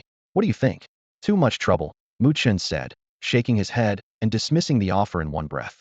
He stood and looked down at the older man, his voice calm but final. It's late. You should head home and get some rest. Left with no choice, Chen Zhongshe rose as well. His clouded eyes locked onto Mu Chen's, as though seeking to see through him, but at last he sighed and relented. Mr. Mu, could we at least exchange contact information? Surely you won't refuse that. Of course not, Mu Chen replied with a nod. They swapped phone numbers and WeChat IDs on the spot. When that was done, Chen Zhongshe straightened his jacket and offered a formal farewell. He'll be going then. Until next time. With that, he left without looking back. The moment the door clicked shut, Sanja, who had been waiting in the bedroom, stepped out. She asked nothing, and Mu Chen said nothing. Sanja was an unusually considerate child. She knew exactly what could be asked and what was better left unsaid. Brother Mu Chen, what would you like for dinner? She asked, tilting her head, her eyes sparkling with a playful smile. Anything simple is fine, Mu Chen replied, dragging his attention away from the computer screen. Got it. Give me a minute, and he'll make something. She flashed him a sweet grin, ran into the kitchen, rolled up her sleeves, tied on an apron, and got to work. No sooner had steam begun to rise from the pot than a knock sounded at the door. Someone else? Who could it be? Mu Chen muttered as he went to open it. Standing outside was the man in sunglasses who had invited him to lunch earlier. This time the man had taken off his shades, looking both complicated and respectful. Mr. Mu Chen, the chairman asked me to give you this. He extended a bank card. There's 500,000 on it. The PIN is the last 6 digits of your phone number. Mu Chen didn't refuse. He slipped the card into his pocket payment for treating Chun Zongxi's granddaughter.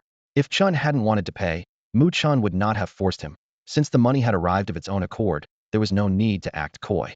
He had turned down the earlier offer of 10 million because he didn't want to owe a favor that large. Chun Zongshi was a businessman. Every investment came with interest, and those 10 million would have carried a steep price. If you took his money and failed to deliver, Chen had ways of making you pay. What Chen wanted was Mu Chen's lesser healing spell, something he aimed to capitalize on, while Mu Chen had his eye on the Chun group assets he might need in the future.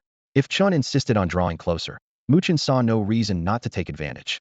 After the man left, Mu Chen closed the door. Soon Sanja set 2 dishes and a soup on the table. After dinner, Mu Chen showered away the day's fatigue, changed into clean clothes, and headed back to his room to keep gaming.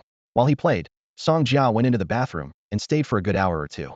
When she finally emerged, Mu Chen noticed that the dirty clothes head tossed aside were now washed and neatly folded. He couldn't help thinking, Sanja really is a good kid. Logging back in, he pulled out a teleport token and sent his character to the swampy thicket waypoint near Dawn City. The area produced a special or called mud iron, used to forge black iron grade armor. Each piece sold for 10 gold coins, not exactly priceless, but very easy to mine. With no powerful bosses and only a few monsters around, players could swing their pickaxes in peace, so the place was always crowded. But Mu Chen wasn't after mud iron today. He was here for a hidden quest. Most quests came from NPCs in town, but a rare few reclusive NPCs lived out in the wild.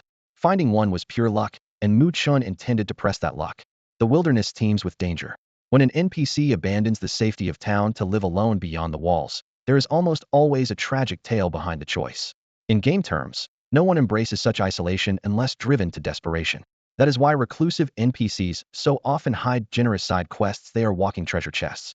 With more than 40 kill points on his record, Mu Chen found every city gate closed to him, so he decided to use the time to finish several hidden quests he knew about in the wild and stop daydreaming about the rewards. Rotten Swamp is a vast marshland. The ground is a gray-black mire of decay, dead trees lie sprawled in every direction, and pale green poisonous miasma twists through the air like strands of mist. Each step sank Mu Chen's mage boots to the ankle as he moved toward the gloomier depths. Soon he spotted clay-brown nodules the size of a human head scattered at his feet. Bog iron ore. A pickaxe could split the mud shell and expose black-grade bog iron inside. The farther he went, the more players he saw wielding mining tools. Lone freelancers, studio crews, and guild teams, all shouting over the clank of metal, giving the swamp an oddly bustling atmosphere. Because ore, unlike gold or gear, cannot be looted on death, red-name griefers rarely show up here. Everyone kept to their own veins and ignored Mu Chen as he passed through the crowd and continued deeper into the marsh. Hey, wizard, don't go any farther. A berserker in slate blue plate paused his swing to call out. That way's the deep marsh.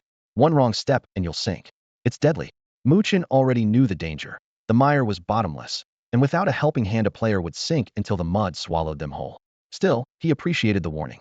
He stopped, looked back, and said, "Thanks. He'll be careful."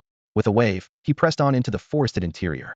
The berserker shrugged and raised his pick again, and the ringing of metal on stone resumed. Rotten Swamp is roughly divided into 3 zones. Zone 1 is thick with miasma and home to level 15 poison toads, with a boss-grade poison toad ruling the area. Zone 2 hosts almost no monsters, but contains the richest deposits of bog iron ore. Zone 3 is a deep marsh riddled with hidden pits. There are no monsters and no ore, only mud that can swallow a player whole, so few ever venture there. The NPC who triggers the hidden quest lives in Zone 3 of Rotten Swamp, and reaching him is anything but easy. Mu Chen had no flight skill, no flying mount, and no teammate who could swoop in at the last second. In this damp region known as the Muddy Jungle, he had only himself to depend on. Fortunately, he still carried the blink ring, and its built-in blink ability could save his life. He vaguely remembered that the hermit NPC he needed lived in a small cabin deep in the swamp, roughly due west of his current coordinates. Getting there was another matter. The only detailed map of the jungle was sold in a grocery stall back in Chensi City, and he had never managed to buy one. With no map, all he saw was darkness. He had to advance on memory alone. What he did remember clearly was the bone graveyard beside the cabin, an open patch strewn with dry skeletons, outstanding enough in theory to spot.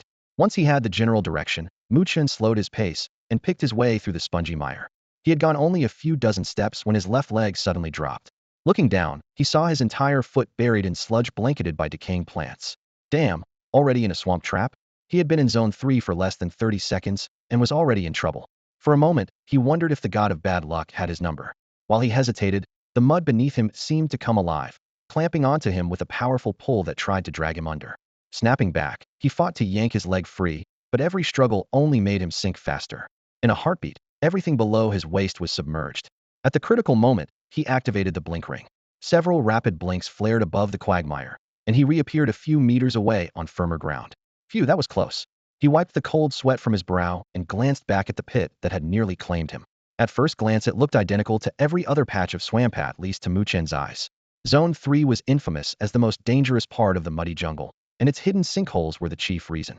After a quick grumble, he set off again only to hear another wet squelch as he plunged straight into a second patch of mire. He stood there, unsure whether to blame his luck or the sheer number of bogs. Tired of the struggle, he locked onto his heading and chained one blink after another, skimming across the ground at breakneck speed. If he teleported fast enough, no swamp could catch him. He continued in this stop-and-go fashion for roughly 15 minutes. The reek of rot and the clammy air wounded his nerves ever tighter. Then, out of the corner of his eye, he caught a flash of white and stopped. A human skeleton dangled from a dead tree. The bleached bones were shackled at the wrists to a branch. The ankles were locked as well, a fist-sized black weight hanging below them, stretching the corpse nearly double. No cuts or scorch marks marred the bones, most likely the victim had starved or been tortured to death. As he pressed on, the same sight repeated itself. Every few steps another skeleton appeared among the gray-brown trunks, like scattered gravestones that made the swamp's depths even more ominous. Instead of fear, a thin smile crept across Mu Chen's face. Looks like I've finally found the right spot. The NPC who lives in the mire jungle is just up ahead. Mu Chen quickened his pace, but the mud suddenly gave way and he sank into the swamp again. Cold, putrid sludge rose past his knees, yet his heartbeat stayed steady. His eyes narrowed and his figure blurred as he triggered blink. Mud exploded outward and he reappeared beside a massive dead tree deep in the marsh. It would take 6 adults hand in hand to encircle the trunk, and its tangled roots coiled across the ground like giant snakes. 4 or 5 meters up, a small cabin made from the same dead wood was wedged into the trunk, more tree house than hut. A rough rope ladder dangled beneath it, swaying in the breeze. Ashes from old campfires, dinted cookware, and cracked buckets lay scattered around, clear signs of long-term habitation. Most striking of all were the makeshift graves marked by human bones clustered near the roots. Pale gray planks stood in the muck, their broken white bones half buried, half exposed, silently recounting the dead's terror. Mu Chen concluded that whoever lived here was likely violent, perhaps even deranged. Even so, he raised his head and called out, "Anyone there?" Only the chirr of insects and the churn of distant mist answered him. He raised his voice again. At that moment, a hoarse, halting male voice drifted from the treehouse. "Who are you? What do you want?" The words dragged, as if he hadn't spoken to anyone in years. "I'm an adventurer mining in the mire jungle," Mu Chen replied sincerely. "I lost my way and came across your treehouse. I was hoping for some help." "Adventurer, good, come up. I have a map. Follow it, and you can get out." The stutter was even worse than before, yet Mu Chen still didn't set foot on the ladder. He glanced around. Several inconspicuous mounds between the roots pulsed with faint mana, likely concealing traps, and a dull earth-colored sigil shimmered where the ladder met the platform. He smiled and said calmly, "Why don't you come down? I'll stay where I am." Silence fell again. After a few heartbeats, the voice turned cold. "You really want to come up? Your cabin's too small to fit me," Mu Chen joked lightly. A mocking chuckle echoed from inside. The hinges squeaked, and a gray-robed man of about 40 stepped to the railing. His face was hidden beneath a matted beard and tangled hair. The robe was stained with grease and patched again and again, clearly worn for years. Mu Chen quietly opened the eye of omniscience. A flash of blue crossed his vision, and the man's details scrolled across his retina. Name, Feline. Level, 51. Class, Earth Mage. Formerly squad captain of Morningstar City's 5th Mage Corps, now a deserter. Personality, ruthless, suspicious, cunning. Feline's gaze was razor-sharp. There was no trace of the earlier stammer. It had been an act. Surviving this brutal marsh for so long took a cruel hand, and the surrounding traps proved it. "You claim you're a miner," Feline growled, drawing out every word. "Then show me your tools, and the ore you've dug up." Mu Chen let panic wash over his face. "2 ran into a monster and bolted. I lost everything on the way." "What monster?" Feline pressed. "A rotting lizard," Mu Chen answered after a slight pause. "Liar," Feline said coldly. "The only creature in Lanny Marsh is the venomous toad. So where did this rotting lizard come from?" Mu Chen had no answer. Feline stepped closer, muddy water splashing around his boots. From nowhere he produced a golden purple heart staff as long as an arm, the symbols on its head gleaming through the fog. Fixing Mu Chen with an icy gaze, he demanded, his voice like clashing steel, "Who are you? And what are you doing here?" "I am only here to mine, or I got lost, that's all," Mu Chen said, trying to stay calm, though panic still showed on his face. "Still acting tough?" Feline narrowed his eyes and sniffed the air. "You reek of blood. How many have you killed? Are you hiding here because there's a bounty on you?" As he finished speaking, Mu Chen pretended to be shocked, opened his mouth to argue, then abruptly shut it as if a thought had struck him. That tiny reaction convinced Feline even more. He let out a silent bray that at least this man wasn't from the group hunting him. But doubts remained, and he pressed on, his voice low. "Tell me why Chincy City is after you, and why you fled here." "I'm not wanted," Mu Chen insisted. Feline, already impatient, flicked his staff and cut him off. "Enough. I was once a captain in Chincy City's mage corps. I can spot a criminal record at a glance."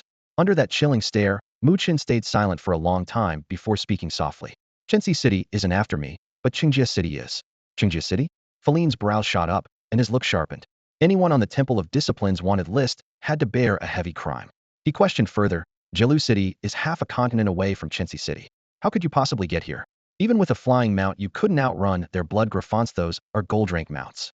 If you used a teleport array, the temples share intel. The moment you arrived in Chincy, the enforcers would have seized you. There is a teleport node near Lanny Marsh, but it's something the system put in for players. NPCs don't know about it, and can't use it."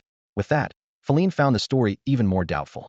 Mu Chen sighed deeply and launched into the explanation he had prepared. "It's a long story. I was just a low-level mage from Cayenne City. I came to Chincy only to deliver a letter from my mentor. But the moment I arrived, I heard my mentor had been accused of colluding with a demon warlock." He stopped there. Feline understood. The Temple of Discipline always deals harshly with demon warlocks. Better to kill the innocent than let the guilty escape, and they practice collective punishment. One offender drags down teachers, students, relatives, parents, and children alike. Every year, countless innocents suffer simply for being connected to a demon warlock. Anyone the Temple of Atonement caught would be tied to a cross and burned alive. Feline had met more than one unlucky soul like Mu Chen before. The temple paid little attention to the loose ends connected to demon warlocks. If they stumbled across one, they dealt with him on the spot. If not, they couldn't be bothered to mount a real hunt. Even so, the wanted notice clung to Mu Chen like a shadow set foot in any settlement, and he was as good as dead. Every capital city and even the most remote starter village had a shrine or chapel under priestly watch, and the poster lay within easy reach of their hands. Because of that, he survived only by hiding in the wilderness. The Meyerwood jungle swamps were stifling and miasmaridin, almost devoid of human presence, yet bristling with danger. Only such a place could slip beneath the temple's gaze, and it had become Mu Chen's refuge. After hearing Mu Chen's story, Feline folded his arms, looked him up and down, and clicked his tongue. An ordinary man would have been swallowed by this cursed swamp ages ago. Yet you're still breathing, and even made it to me. Either you possess some special skill, or your luck is unreal. His eyes skimmed Mu Chen's threadbare gear, and he decided the man couldn't be above level 20 luck, most likely. Everyone who's blundered into this swamp these last 3 or 4 years came to take my head. Feline gestured around them. On bare branches, strings of bleached bones hung like headstones, clacking together with a hollow rattle. You can see how that worked out for them. Then he shifted his tone. Since fate has brought us together, come inside and sit for a while. A flicker of hesitation crossed Mu Chen's face. Feline snorted. If I wanted you dead, I'd have done it already. No point luring you indoors first. Mu Chen's doubts eased, and he followed Feline to a massive old tree. As they drew near, Feline dropped his voice. Watch your step. I buried plenty of living alchemical bombs under the tree house. They recognize only my scent. Let a stranger approach and they'll burrow up, latch on, and explode. Stay close. Realization dawned on Mu Chen. No wonder he had sensed a faint murderous aura under the roots earlier. Those bombs, shaped like octopi, could crawl and leap, seeking targets on their own at decent speed. Once they stuck, they were almost impossible to shake off, and their blast packed the punch of a Class C spell. They climbed a rope ladder into the treehouse. The space was cramped. A narrow bed, a small wooden table, piles of odds and ends in one corner, and strips of dried lizard and toad meat dangling from the walls. A magestone lamp sat on the table. Its core was nearly spent, leaving only a dim blue halo. The two men seated themselves on opposite sides of the table. Feline looked up and asked, "So what's your plan now?" Before he even finished, Mu Chen's shoulders sagged and his gaze fell. "Plan? My life's already over. I just want to stay alive a little longer." Farron paused for a moment. "I might know somewhere you can go," he said. "What kind of place?" Mu Chen pressed. "Have you ever heard of Darkvale City?" Farron lowered his voice as if even the miasma might be listening. "Can't say I have." Mu Chen feigned confusion. "Where is that supposed to be?" It's no surprise you haven't, Farron said, his tone darkening. Darkvale is one of the 3 major capitals of the evil faction. For dark professions, it's a paradise. For those crushed by the temples, it's the only refuge they have. So where is it? Mu Chen stepped closer, unable to hide his urgency. Not so fast. Farron shook his head slowly. I'll tell you, but first you have to do something for me. What is it? Mu Chen narrowed his eyes warily. The glow of the mana lamp in the damp, chilly air was fading. Farron stared at the flame, old memories churning and casting a gray shadow in his eyes. At last he looked back at Mu Chen, his voice slow and heavy. I want you to visit my daughter, and while you're at it, kill someone for me. In passing, kill someone. Mu Chen scoffed inwardly. The man sure made it sound casual, though murder was obviously the point. Outwardly he remained calm.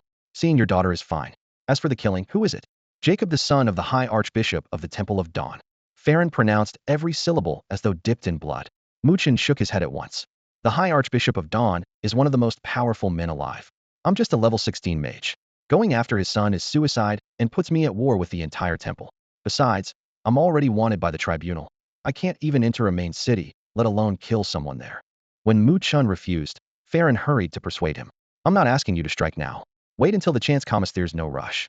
And I won't have you work for nothing. The reward is generous. Before I defected from Dawn City, I hid the treasure I'd spent a lifetime amassing all around its outskirts. Kill Jacob, and I'll give you the location. Mu Chen still shook his head.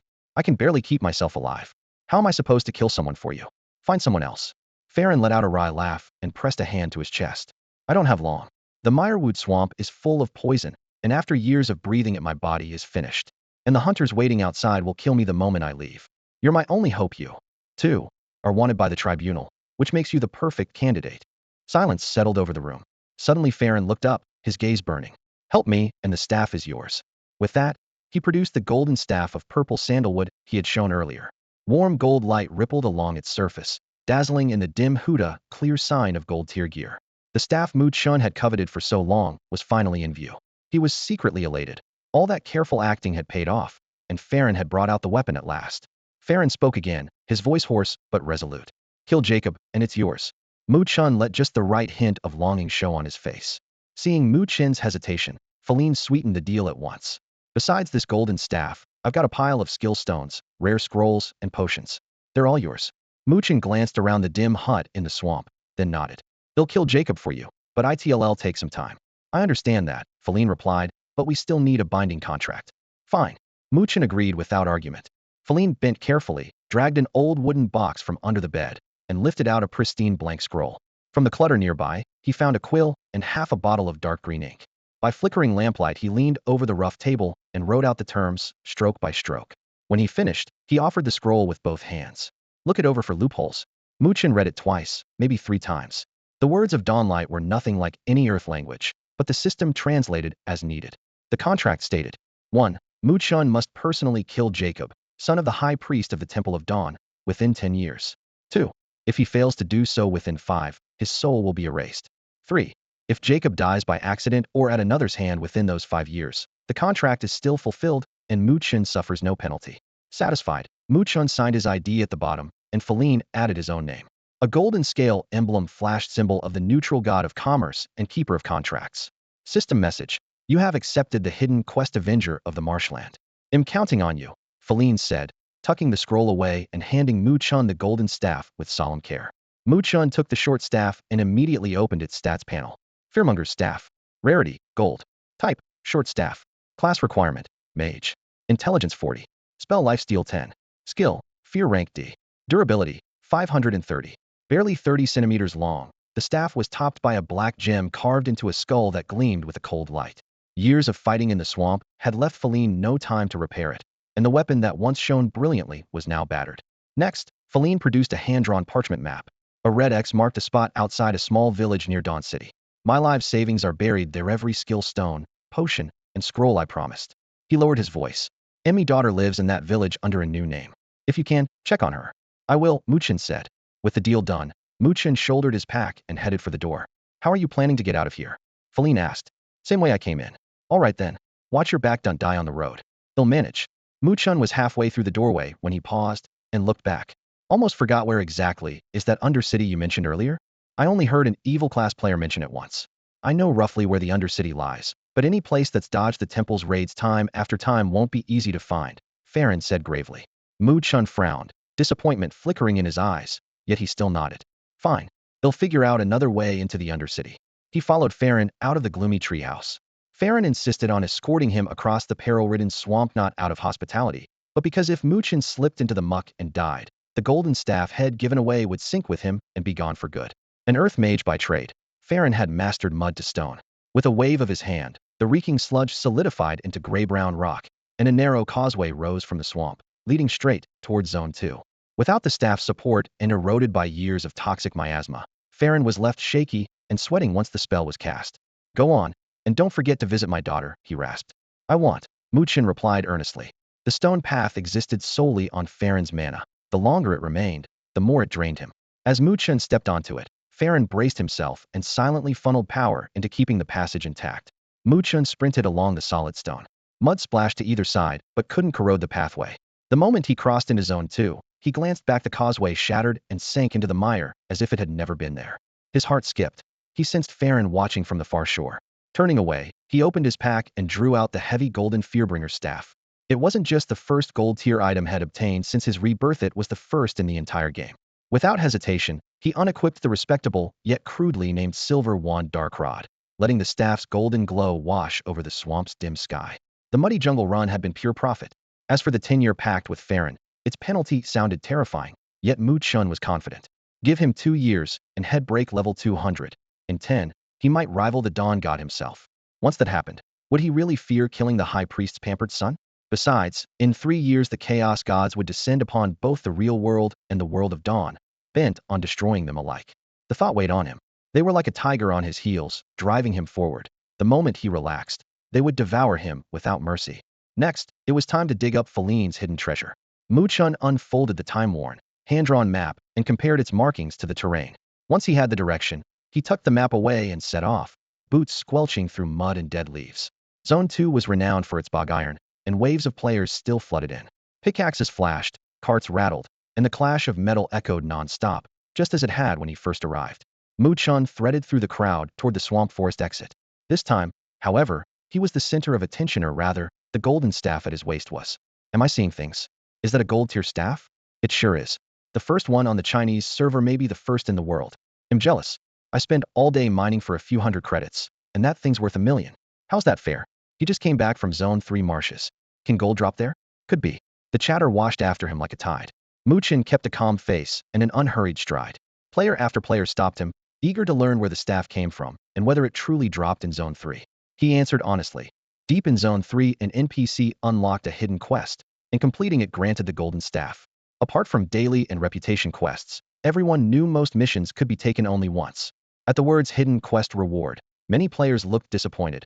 Others refused to give up, stowed their pickaxes, abandoned half-filled or carts, and dragged their friends toward Zone 3.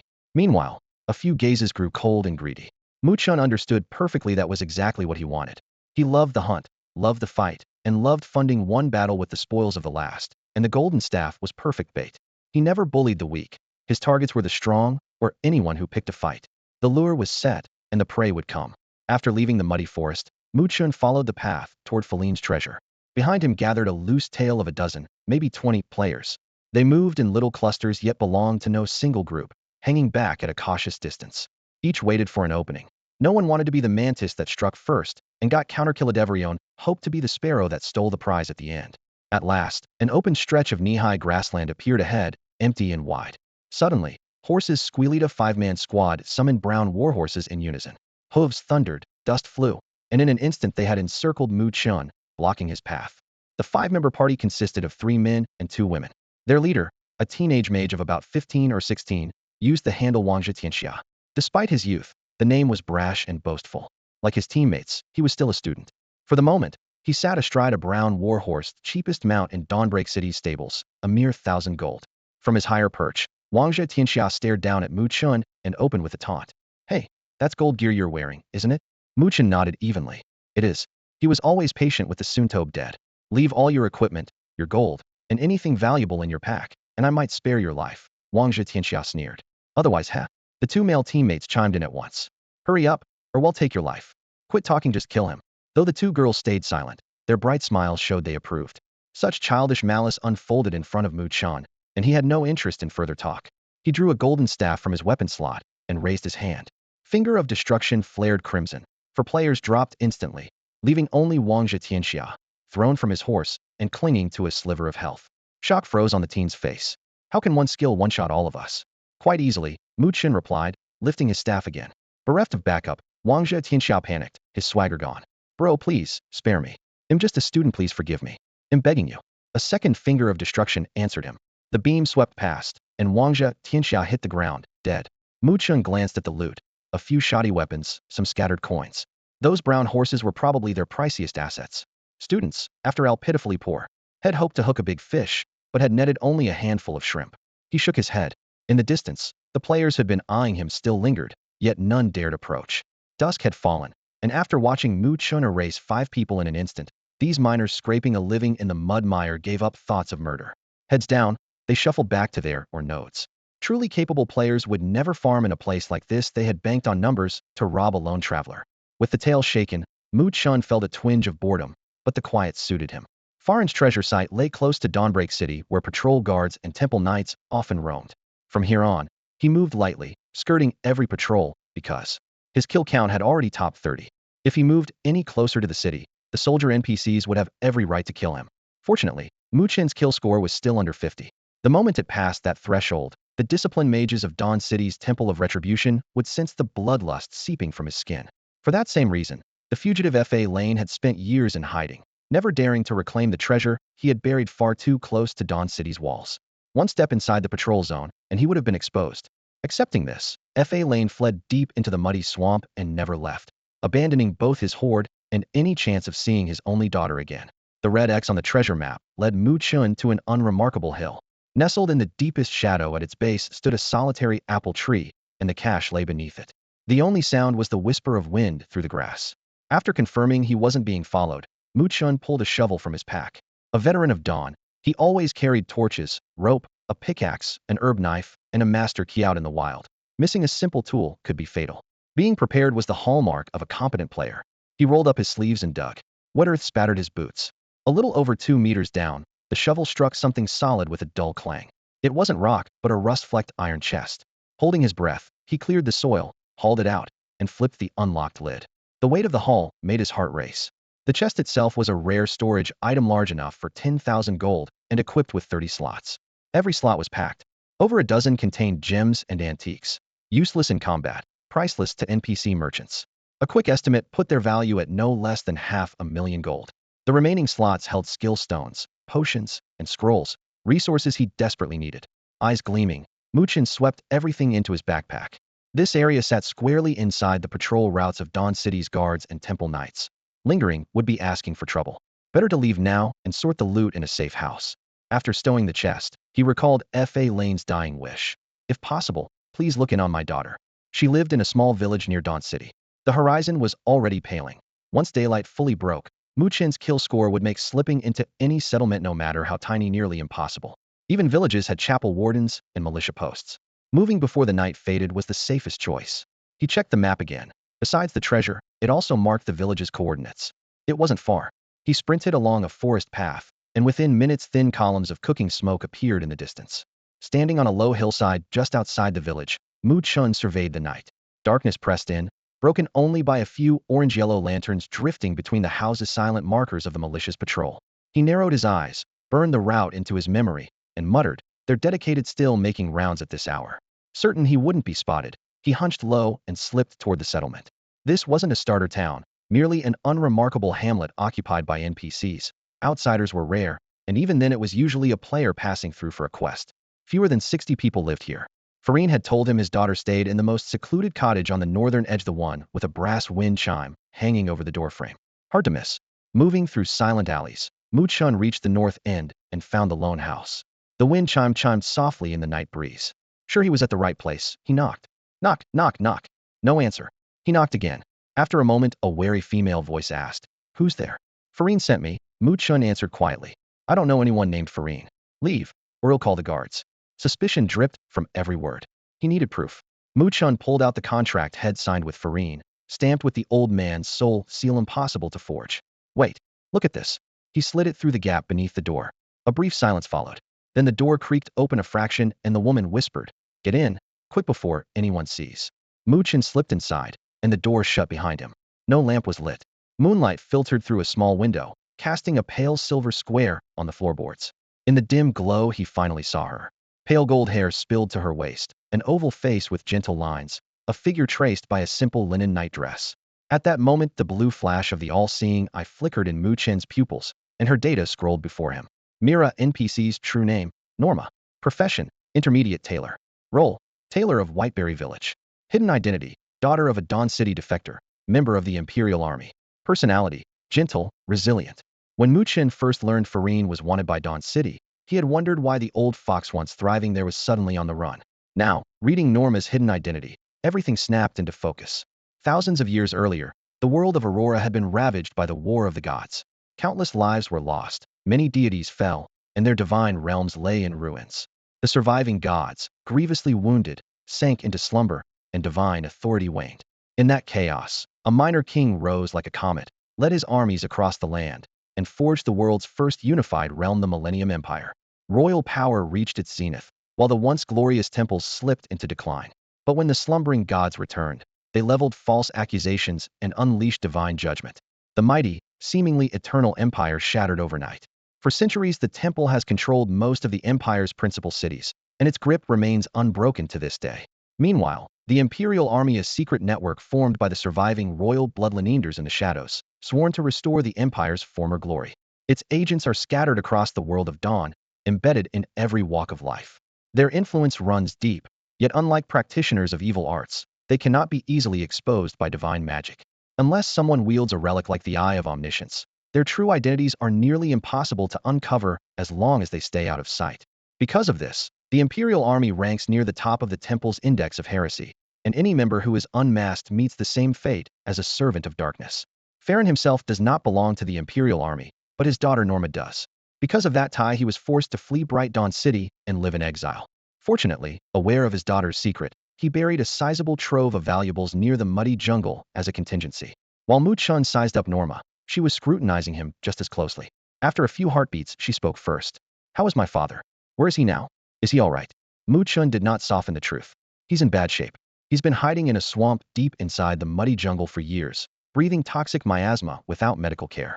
He's critically ill and has only a few years at most." "What?" Norma froze, tears welling instantly. Is that really true?" "It is. Father." She covered her mouth, sobbing quietly as her shoulders trembled. Moments later, she wiped her tears and lifted her gaze. "Why did you come to find me?" "Your father asked me to check on you," Mu Chen replied calmly. "I see." She steadied her voice. "Do you know exactly where he is in the muddy jungle?" "I need to see him." Mu Chen hesitated. "The people hunting him are still stationed around the jungle's edge. If you move in openly, they'll be suspicious." "That won't be a problem," Norma said firmly. "I have my own way to avoid them. Just tell me the precise location." Since she was so confident, Mu Chen offered no further warning and described Farron's hideout in detail. "Thank you." Norma removed a brass horn pendant from her neck and handed it to him along with the contract he had slipped under the door earlier. Mu Chen tucked the contract into his pack and studied the finely crafted horn. Horn of Charge. Rarity, bronze. Type, necklace. Class requirement, none. Stats, 10 vitality, 10 agility. Skill, charge F. Durability, 1010. Trading a single location for a bronze-grade necklace is generous, Mu Chen murmured. The item's main stats were vitality and agility, which he didn't need, so he stashed it away to sell to One Leaf Spring or list on the exchange later. Deep down, he couldn't help but praise the hidden quest. The reward was indeed rich. With Farron's request fulfilled, Mu Chen had no reason to linger. He nodded to Norma. "He'll be going now." "Wait." Norma raised a hand to stop him. "I need a favor." "What favor?" Mu Chen glanced back, catching the scent of a quest in the air. "I want the priest in the Baigua village chapel dead." Norma stood at the mouth of the dim hallway, arms folded. Her tone was offhand, yet carried a blade-sharp note that brooked no refusal. Mu Chen narrowed his eyes. "Which temple is he with?" "The Temple of Dawn, obviously." Norma shrugged, as if stating the law of gravity. "This is Dawn City. No other temple has a foothold here." Mu Chen fell silent, a faint crease forming between his brows. Killing a Dawn priest meant declaring war on the entire Temple of Dawn. Inside the church, the hierarchy was crystal clear. The War, Dawn, and Penitence temples formed the first tier, the church's fist in any crusade, while the Temple of Life sat on the second tier, brewing potions, healing believers, laying curses, and running the player's respawn point, the life altar. Crossing the Temple of Life usually cost only a longer resurrection timer or a sneaky curse. They lacked real combat strength, and Mu Chen had never worried about their petty tricks. The Temple of Dawn was another matter. The Light Annihilation Mage Corps and the Judicator Paladins had earned bloody fame in several divine wars. Offend them, and they could feel the squad of death-defying elites every bit as relentless as the Penitence Temple. Farron's fate was proof enough. Years had passed, and Dawn City still kept scouts posted around the muddy marsh, and even sent raiding parties into the swamp to hunt that fugitive down. Noticing Mu Chen's hesitation, Noma arched an eyebrow in mockery. What's wrong, scared? A clumsy bit of provocation. Mu Chen didn't bite. His voice was as cool and honed as a freshly whetted blade. Depends on the reward. Pay me enough and he'll kill the priest or the Dawn God himself, for that matter. Pay me too little, and he'll do the math. He truly didn't fear the Temple of Dawn. What worried him was whether Noma could afford his price. A single bronze necklace wouldn't begin to balance the risk of angering a first-tier temple. If she was already leaning on mind games, she was probably broke. You? Kill a god. Don't be ridiculous. Noma snorted, words sharp as razors. Sheep raised by the gods can't even bring themselves to touch a priest, let alone talk about slaying a deity. Believe whatever you like, Mu Chen said evenly. If the price isn't right, I don't move. You profit-driven adventurers have no conviction at all, Noma spat, unable to hide her anger. Mu Chen's face remained impassive as he met her gaze. After a brief silence, Noma exhaled and forced her voice back to calm. What do you want in exchange for the priest's life? That depends on what you can put on the table. Mu Chen's gaze drifted around the room. Aside from a sewing machine, some coarse fabric, and a few rankless garments, there was nothing else. Nuoma silently followed his eyes across the bare interior, her fingers twisting the hem of her clothes. I'm busy, so we'll be going. His voice was quiet, but left no room for argument. Mu Chen spoke, turned, and headed for the door. Wait, Nuoma blurted out. Mu Chen looked back, expression calm. Nuoma drew a deep breath, straightened her back, and spoke with urgent seriousness. I really don't have anything of value left, but she paused, eyes burning. Would you like the friendship of the Imperial Army? No. Mu Chen's answer was crisp as he resumed his stride. Nuoma froze, her next question almost breaking. Why? Without turning, Mu Chen replied, his words landing squarely in her ears. If you were a lieutenant or a field officer, that might carry weight. But you're just another foot soldier, a pawn. Your friendship isn't worth a copper. Nuoma's eyes widened, her lips moved, yet no rebuttal came. She knew he was right, only a high-ranking offer might sway him, especially since he already distrusted the temple and the Imperial Army's influence was useful. But she, fine, I understand. You can go. Her voice fell, and her expression dimmed. Mu Chen's hand rested on the doorframe. Then he suddenly turned, one brow lifted. Why did you kill the priest of Baigua village? Fury flared in Nuoma's eyes. He was scum. Hiding behind his title to abuse the women in that village, he didn't even spare girls under 10. Mu Chen's gaze darkened. Why not go to the village chief or ask the temple in Chincy City for justice? The village chief is his father, Nuoma ground out, and the priests at that temple are in league with him. If I were a combat class, I'd have cut him down myself. Anger seemed to ignite the air. Mu Chen was silent for a moment, then pulled a small dark purple doll from his pack and held it out. This is a voodoo church doll. It will help you. The words voodoo doll made Nuoma's heart jolt. She accepted it with both hands, examined it closely, and, once sure it was genuine, looked up, her expression solemn and complex. A voodoo doll, one of the church's treasure skills without leaving a trace. For a mere priest, it was more than enough. Back in Twilight Village, Mu Chen had looted several from a voodoo shop, selling most, but keeping a few good things are worth holding on to. Thank you. He'll repay you someday. Her tone was resolute. See that you do, Mu Chen answered lightly. Afraid he might doubt her, Nuoma nodded hard, earnest as if swearing an oath. I mean it. He'll remember what you've done for the rest of my life. Mu Chen smiled, but said nothing more. He leaned to the window. Seeing no militia patrols, he slipped through the door and left Baigua village at speed. The sky was already pale. On the eastern horizon, the sun tore through the night, and dawn quietly arrived. Once he was well clear of the village and sure of his safety, Mu Chen found a secluded clearing and logged out of the game. His consciousness returned to reality. He removed his helmet, excitement shining in his eyes. A gold item, huh? In his last life, Mu Chen wouldn't have bothered to bend over for one even if it were lying on the ground. But in this life, at the very start of the game, a single piece of gold gear was already a blessing. He glanced at his phone 5:07 a.m. Turning his head, he saw Song Jia lying beside him, a VR helmet over her head, their shoulders almost touching. She wore a white jasmine print sundress, and her long, straight legs were sheathed in sheer white stockings. Because her mind was in the game, her body in the real world twitched now and then, much like a person dreaming. One careless movement sent the hem of her dress sliding up to her waist. Mu Chen looked instinctively, his pupils dilating before he flushed crimson and jerked his gaze away. The girl wasn't wearing anything under the dress, only those knee-high socks. He blindly grabbed a blanket from the bed and draped it over her, covering her steadily maturing figure. Only then did he dare look again. The helmet hid most of her face, revealing just a delicate chin and a small cherry-red mouth. Her lips parted slightly with each breath, the pale pink gloss catching the light. Such an innocent child, he thought. What in the world had she suffered in her previous life to become the infamous demon queen? Now that she was in his care, he felt responsible for guiding her into a gentle, kind-hearted girl.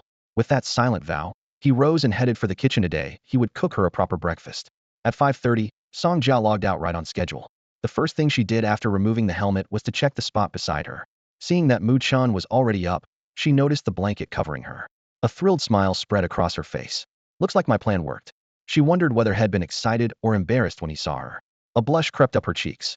Maybe I should install hidden cameras in the bathroom and bedroom, she mused dreamily, so I can watch him anytime. Oh, Mu Chen, I want you so badly. After a moment, she climbed out of bed, her white-socked feet touching the cold floor. By the time she stepped out of the bedroom, the dazed expression had vanished, replaced by the bright innocence of a teenage girl. Good morning, Brother Mu Chen. She called cheerfully to the man busy in the kitchen. Morning, he answered with a smile. Let me handle breakfast, she offered, walking over. No need, Mu Chen said, waving her off. I'm almost done. Just sit tight and eat. All right. Sanja obediently took a seat at the dining table to wait. Had decided to keep breakfast light. During his last grocery run, had picked up a few packs of Japanese tonkatsu ramen along with spring rolls, steamed buns, and dumplings quick. Easy foods perfect for the morning. He dropped the noodles into the boiling water. Once they were done, he slipped in the soup dumplings and let them simmer for another 3 minutes. Steam rose quickly from the pot, the broth bubbling with tiny beads. In the steamer beside it, spring rolls and meat buns were only just beginning to heat through, needing a bit longer than the noodles. When everything was piping hot, Mu Chen carried 2 fragrant bowls of ramen and a plate piled with steaming spring rolls and buns to the table on a stainless steel tray. Sanja hurried over and set the dishes in place. As soon as they sat down and picked up their chopsticks, Sanja burst with excitement. Yesterday, I was running a dungeon with my classmates, and we got super lucky. We killed an elite monster, and it dropped a piece of black iron gear. We sold it for over 10,000 gold, so each of us got 2 or 3,000. She looked up. Big brother Mu Chen, what do you want for lunch? My treat. Mu Chen chuckled. Keep the money for yourself. If you need more, come to me. Autumn's almost here, and the weather's cooling off. You don't have many warm clothes, so order a few online. The apartment's chilly put-on underdress, or you'll catch a cold. MHM. Got it. Song Jia replied with a sweet nod. After breakfast, Song Jia grabbed a rag and the vacuum to tidy the place. She didn't bother changing, still wearing the white jasmine sundress and matching knee-high socks. When she finished, she started dance practice in the living room. High kicks, spins, full splits moves so wide that flashes of scenery slipped from beneath her hem. Mu Chen buried his attention in his phone, scrolling through forums, Weibo posts, and game guides one after another. He hit a trending topic. Someone had snapped a photo of him wandering the street last night with that golden staff and uploaded it. The comments were going crazy, everyone dissecting where the gear might have come from. Clearly people had too much time on their hands. Mu Chen shook his head, amused, and kept scrolling. At exactly 7 o'clock his phone lit up. It was his big sister, Mu Gu. He answered at once. Chen, are you awake? Her voice was gentle. Obviously he was awake, otherwise he wouldn't have picked up, but Mu Chen still replied dutifully. I'm up. What's wrong? Yishuang and I want to drop by and see you today. Where do you live? Mu Gu asked softly. Mu Chen glanced at Song Jia, who was stretching her long legs flat against the floor. They were completely innocent, but if his sister and Lung Yishuang walked in and saw them sharing an apartment, the explanation would be a headache. My place is a mess, better if you don't come. He'll meet you instead. Where are you two? It's fine. I can help you clean, Mu Gu insisted. No need. I can handle it. Mu Chen deflected, then changed the subject. By the way, I'm craving Han Ming's soup dumplings. Can you take me there? Of course. We're on the shopping street, come over, and he'll take you. Mu Gu agreed with a laugh. After hanging up, Mu Chen sighed inwardly. His sister was as easy to fool as ever. He took a cold shower, got cleaned up, and changed into fresh clothes. Before heading out, he told Song Jia, I'm stepping out for a bit. He'll be back before lunch. See you later, brother Mu Chen, Song Jia waved. He went downstairs, flagged a cab, and headed toward Jinan City's shopping district. The shopping boulevard lies in one of the busiest parts of downtown. A little after 7 on a weekend morning, the street is already packed. At the entrance, a huge fountain shoots water into the air, spraying a sparkling mist that grabs every passerby's attention. Not far from it, 2 stylish, striking young women, Mu Gu and Lung Yashuang, stand side by side, waiting for someone.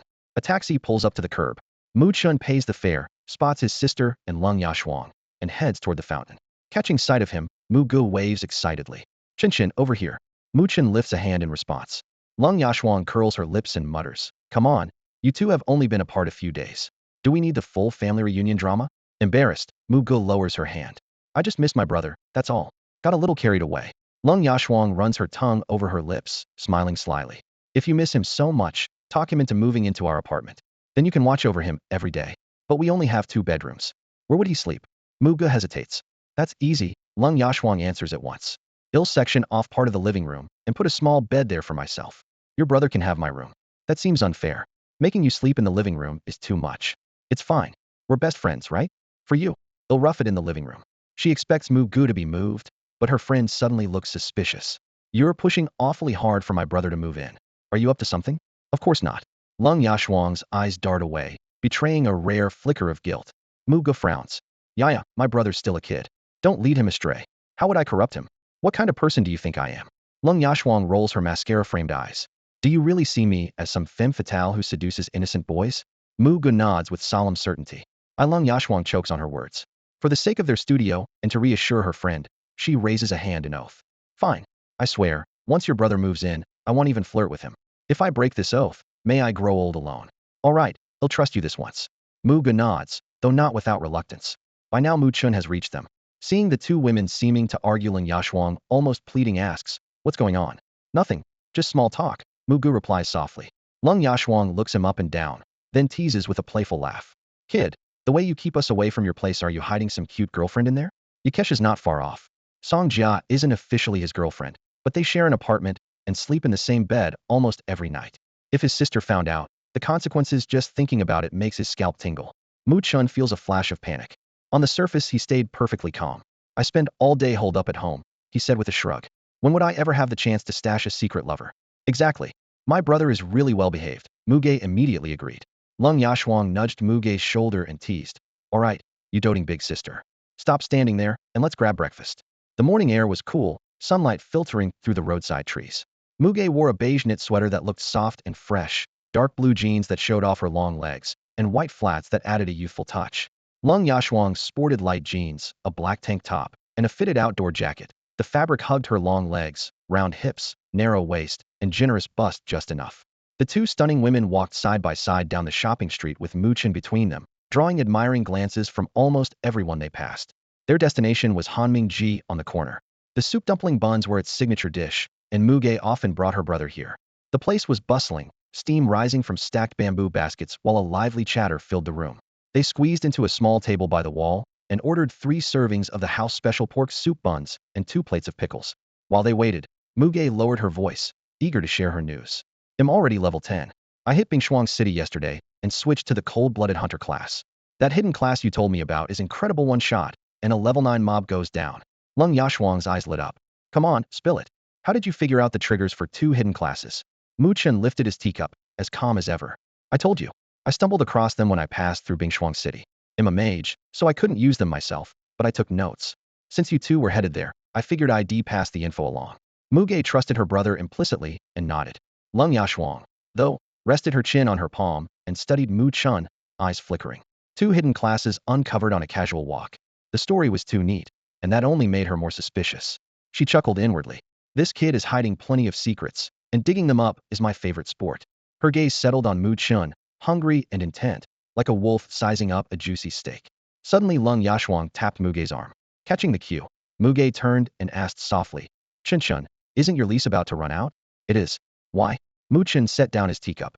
When it does, move in with us, Muge said with a smile. Mu Chen frowned in thought. I'm not sure that's a good idea. I'm a guy living with 2 women, pretty inconvenient. Besides, I'm used to living alone and don't like sharing with people I'm not close to. I'm your sister, not some stranger, Muge shot back, a hint of irritation in her voice. Sis, I wasn't talking about you, that's not what I meant. Mu Chen hurried to explain. Lung Yashuang propped her chin on her hand, her eyes gleaming as she pressed him. So you're saying you don't want to live with me? Exactly. Mu Chen nodded, his expression stiff. You little brat. You don't know how good your sister is to you. If you don't move in, you're the one missing out. Lung Yashuang puffed out her cheeks and glared at him. Mu Chen cocked an eyebrow deliberately. If I do move in, what's in it for me? Plenty. I'll wear black stockings for you every day. Lung Yashuang caught Mu Ge's murderous stare midway through the sentence and swallowed the rest. Mu Gu toned down her glare and coaxed softly, come stay with us. It'll be easier for the 3 of us to look out for one another. I'll wait until my lease is up. Mu Chen shook his head. He was already planning to find a bigger place. The current flat was too small to fit even a gaming capsule. Once he upgraded to a larger apartment, he'd invite his sisters to move in so they could all take care of each other. His stance was firm, and Mu Ge had to drop the subject for now. Lung Yashuang, however, eyed him suspiciously. Even the promise of black stockings didn't tempt him. Could he actually like men? She was the campus beauty of the conservatory, with admirers lined up around the building. Any other guy would be ecstatic to live with her, yet Mu Chen seemed uninterested. Weren't men in their 20s supposed to love black stockings? Confident in her legs, she resolved to find the right moment to put on those stockings and show Mu Chen what he was missing. Humph. Before long, steaming soup dumplings and side dishes arrived. The three of them chatted idly while they ate. Halfway through the meal, Lung Yashuang suddenly remembered something. After swallowing a dumpling, she asked, I saw you trending on Weibo. Did you really get a gold-grade staff? Mu Chen had just lifted his chopsticks to grab some pickles. Hearing that, his hand paused. He hadn't expected the news to travel so fast, but it made sense. Had appeared on the global announcement twice, and anyone searching dust on the Dawn forum could find a flood of photos. Last night had strolled through the swamp jungle waving that gold staff, and plenty of players had snapped pictures. His ID was hidden, but his face Wazentanyan could match him with a little effort. Yeah, he admitted calmly. Wow, a gold item. Mu Ge covered her mouth in surprise. They say those can fetch over $1 million. These past few days, Mu Ge had been playing Dawn with Lung Yashuang every day. Immersed in their conversations, she had begun to grasp the game's gear market. Over dinner, Lung Yashuang scrolled through her phone and remarked, gold gear is priceless right now. The one you have is the first on the whole server. Put it on the exchange at 10 million, and people would still scramble for it. Mu Chen lifted his water glass and answered calmly, that's an exaggeration. Someone might take it for 2 or 3 million, but 10 million is impossible. Even the rich guilds and corporations don't throw money away. Give it some time. When gold gear isn't so rare, 10 million could buy 7 or 8 pieces. Hood volunteer to be the fool now. Fair point. Lung Yashuang agreed with a nod. Mu Ge's eyes lit up. Chin, you're incredible. We grind mobs every day and haven't even seen a single piece of silver gear. Seizing the moment, Lung Yashuang waggled her eyebrows. Hey, little brother Mu Chen, since you're so wealthy, why not sponsor your big sister? He'll wear black stockings for you every day. Mu Ge shot her an icy glare before she could finish. Lung Yashuang fell silent, cleared her throat, and changed the subject. Seriously, don't flaunt your wealth. I noticed you log in without hiding the glow on your gear. Aren't you afraid red names will camp you in the wild? She's right, Chin. Be careful, Mu Ge echoed. Mu Chen offered a faint smile. I know. He'll be more discreet next time. After dinner, Mu Ge, brimming with energy, dragged her brother out shopping. Mu Chen wanted to refuse, but she insisted he needed fresh air, so he accompanied her and Lung Yashuang until 4 in the afternoon. When they finally parted ways, he returned to his rented apartment. Sanja was nowhere in the living room. Mu Chen opened the bedroom door and saw her lying on her side, game helmet on, quietly immersed in dawn. Though his date-enhanced body had several times the stamina of a normal person, a whole day of shopping still left his legs aching. He silently admired his sister and Lung Yashuang's endurance. He lay down beside Sanja. The faint scent of her body mixed with laundry detergent drifted over and calmed him. After a short rest, he put on his own helmet and logged back in. The hidden quest in the Mire Swamp was still at the advance payment stage. To complete it, he needed to kill the High Priest's son from the Dawn Cathedral, and only then would the real experience reward unlock. But Mu Chen's main goal this trip had been Farron's golden staff, and since that was already in his inventory, he wasn't in a hurry. He materialized at the swamp's teleport node and glanced into his bag. Only 3 or 4 teleport tokens remained. If he wanted to finish the remaining hidden quests out in the wild, he would have to cover a lot of ground, and the few teleport tokens he still had were nowhere near enough. He needed to get his hands on more. Mu Chen's first thought was Yi Jichuanha could ask him to bring a few tokens the next time they traded. Unfortunately, Mu Chen's pack was nearly empty. He hadn't killed anyone lately and didn't even have a decent piece of gear to offer. Asking Yi Chun to make a special trip would leave him owing a favor, and he wasn't keen on that. After weighing his options, he thought of the Scarlet Bazaar. If the market was already up and running, he could simply buy what he needed. If it still didn't exist, he'd have no choice but to trouble Yi Chun for a few dozen tokens all at once. With his mind made up, he pushed aside every stray thought, stepped onto the teleport pad, and set his destination to the Forgotten Wilds. A token dissolved into light between his fingers, runes flared across the array, and a burst of white swallowed him whole. An instant later, Mu Chen was standing 1,000 li away in the Forgotten Wilds. This was the outermost edge of Dawn World, a place of endless horizon where almost no one ever set foot. Resources were scarce, monsters were weak just as the name suggested. It was a corner forsaken by the gods. He hadn't come for the low-level creatures, but for a player-run marketplace. The Scarlet Bazaar, a black market for red-named players where stolen goods were fenced, supplies traded, and information exchanged.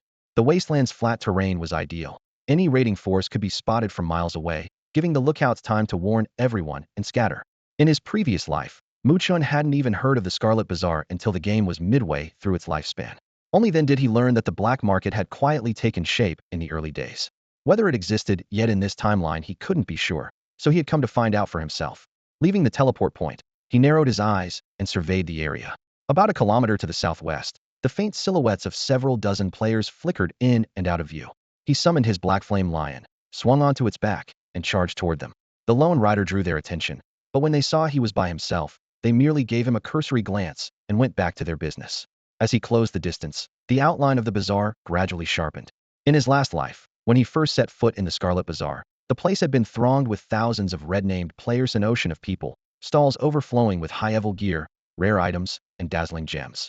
Assassination contracts and illicit services were commonplace. The market even hired its own guards to maintain order. Outside a town's safe zone, brute force was the only deterrent to robbery and murder.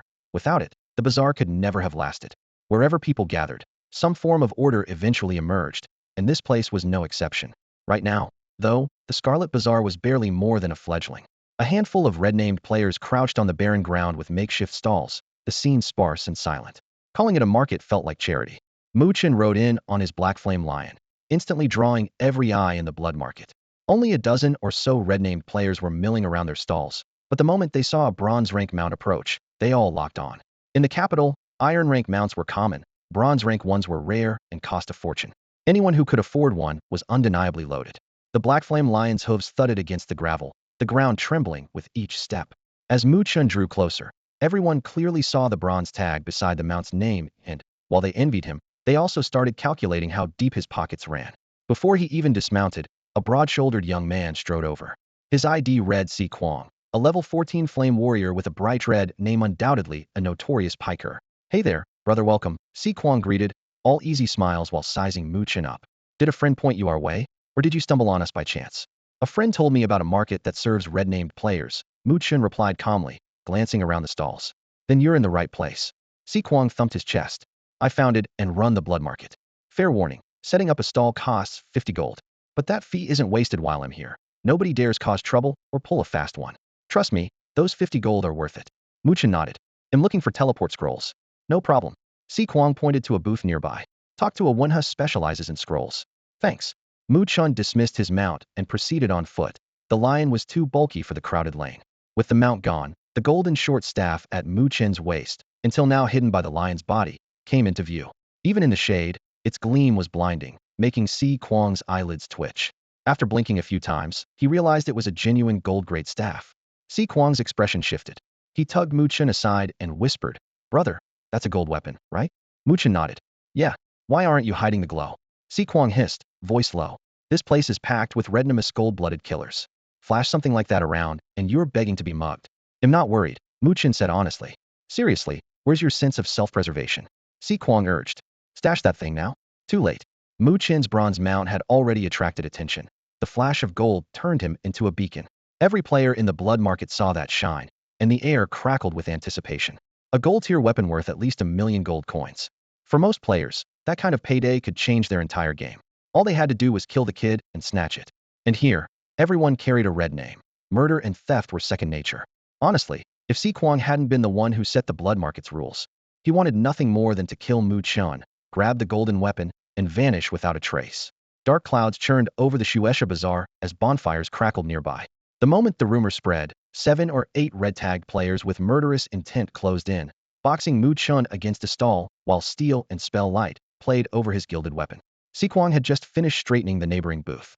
Seeing the scene, his face tightened, and he bellowed, Hey, have you all forgotten the rules? No fighting in my bazaar. Get lost," screeched a mage named Jianshu from the crowd. "What? You dare insult me?" A vein pulsed on Si Kuang's forehead. "Keep it up, and I'll blacklist you. You'll never set foot here again." Jianshu scoffed. "Like I care about this dump. Go ahead, blacklist me. Just don't meddle in my business. Cut off my profits, and you might as well kill my parents." Despite arguing with Si Kuang, Jianshu's gaze never left Mu Chen's golden weapon. Opposite him, a bladesman called Tianya Langren rested a long saber on his shoulder and said coldly, "Big words for so few people. That kid's gear is mine. Back off before I carve you up too." "Huh? The 4 of you think you can take me?" Jianshu retorted with disdain. Other red-tagged players, sensing turmoil, edged their hands toward their weapon slots. Si Kuang stepped into the center, raising his voice. "Brothers, let's calm down. Don't break the rules. This brother's here to trade.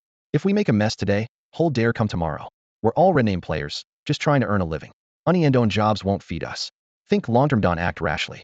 The Shueisha Bazaar owed its current size to Sikwang's hard work.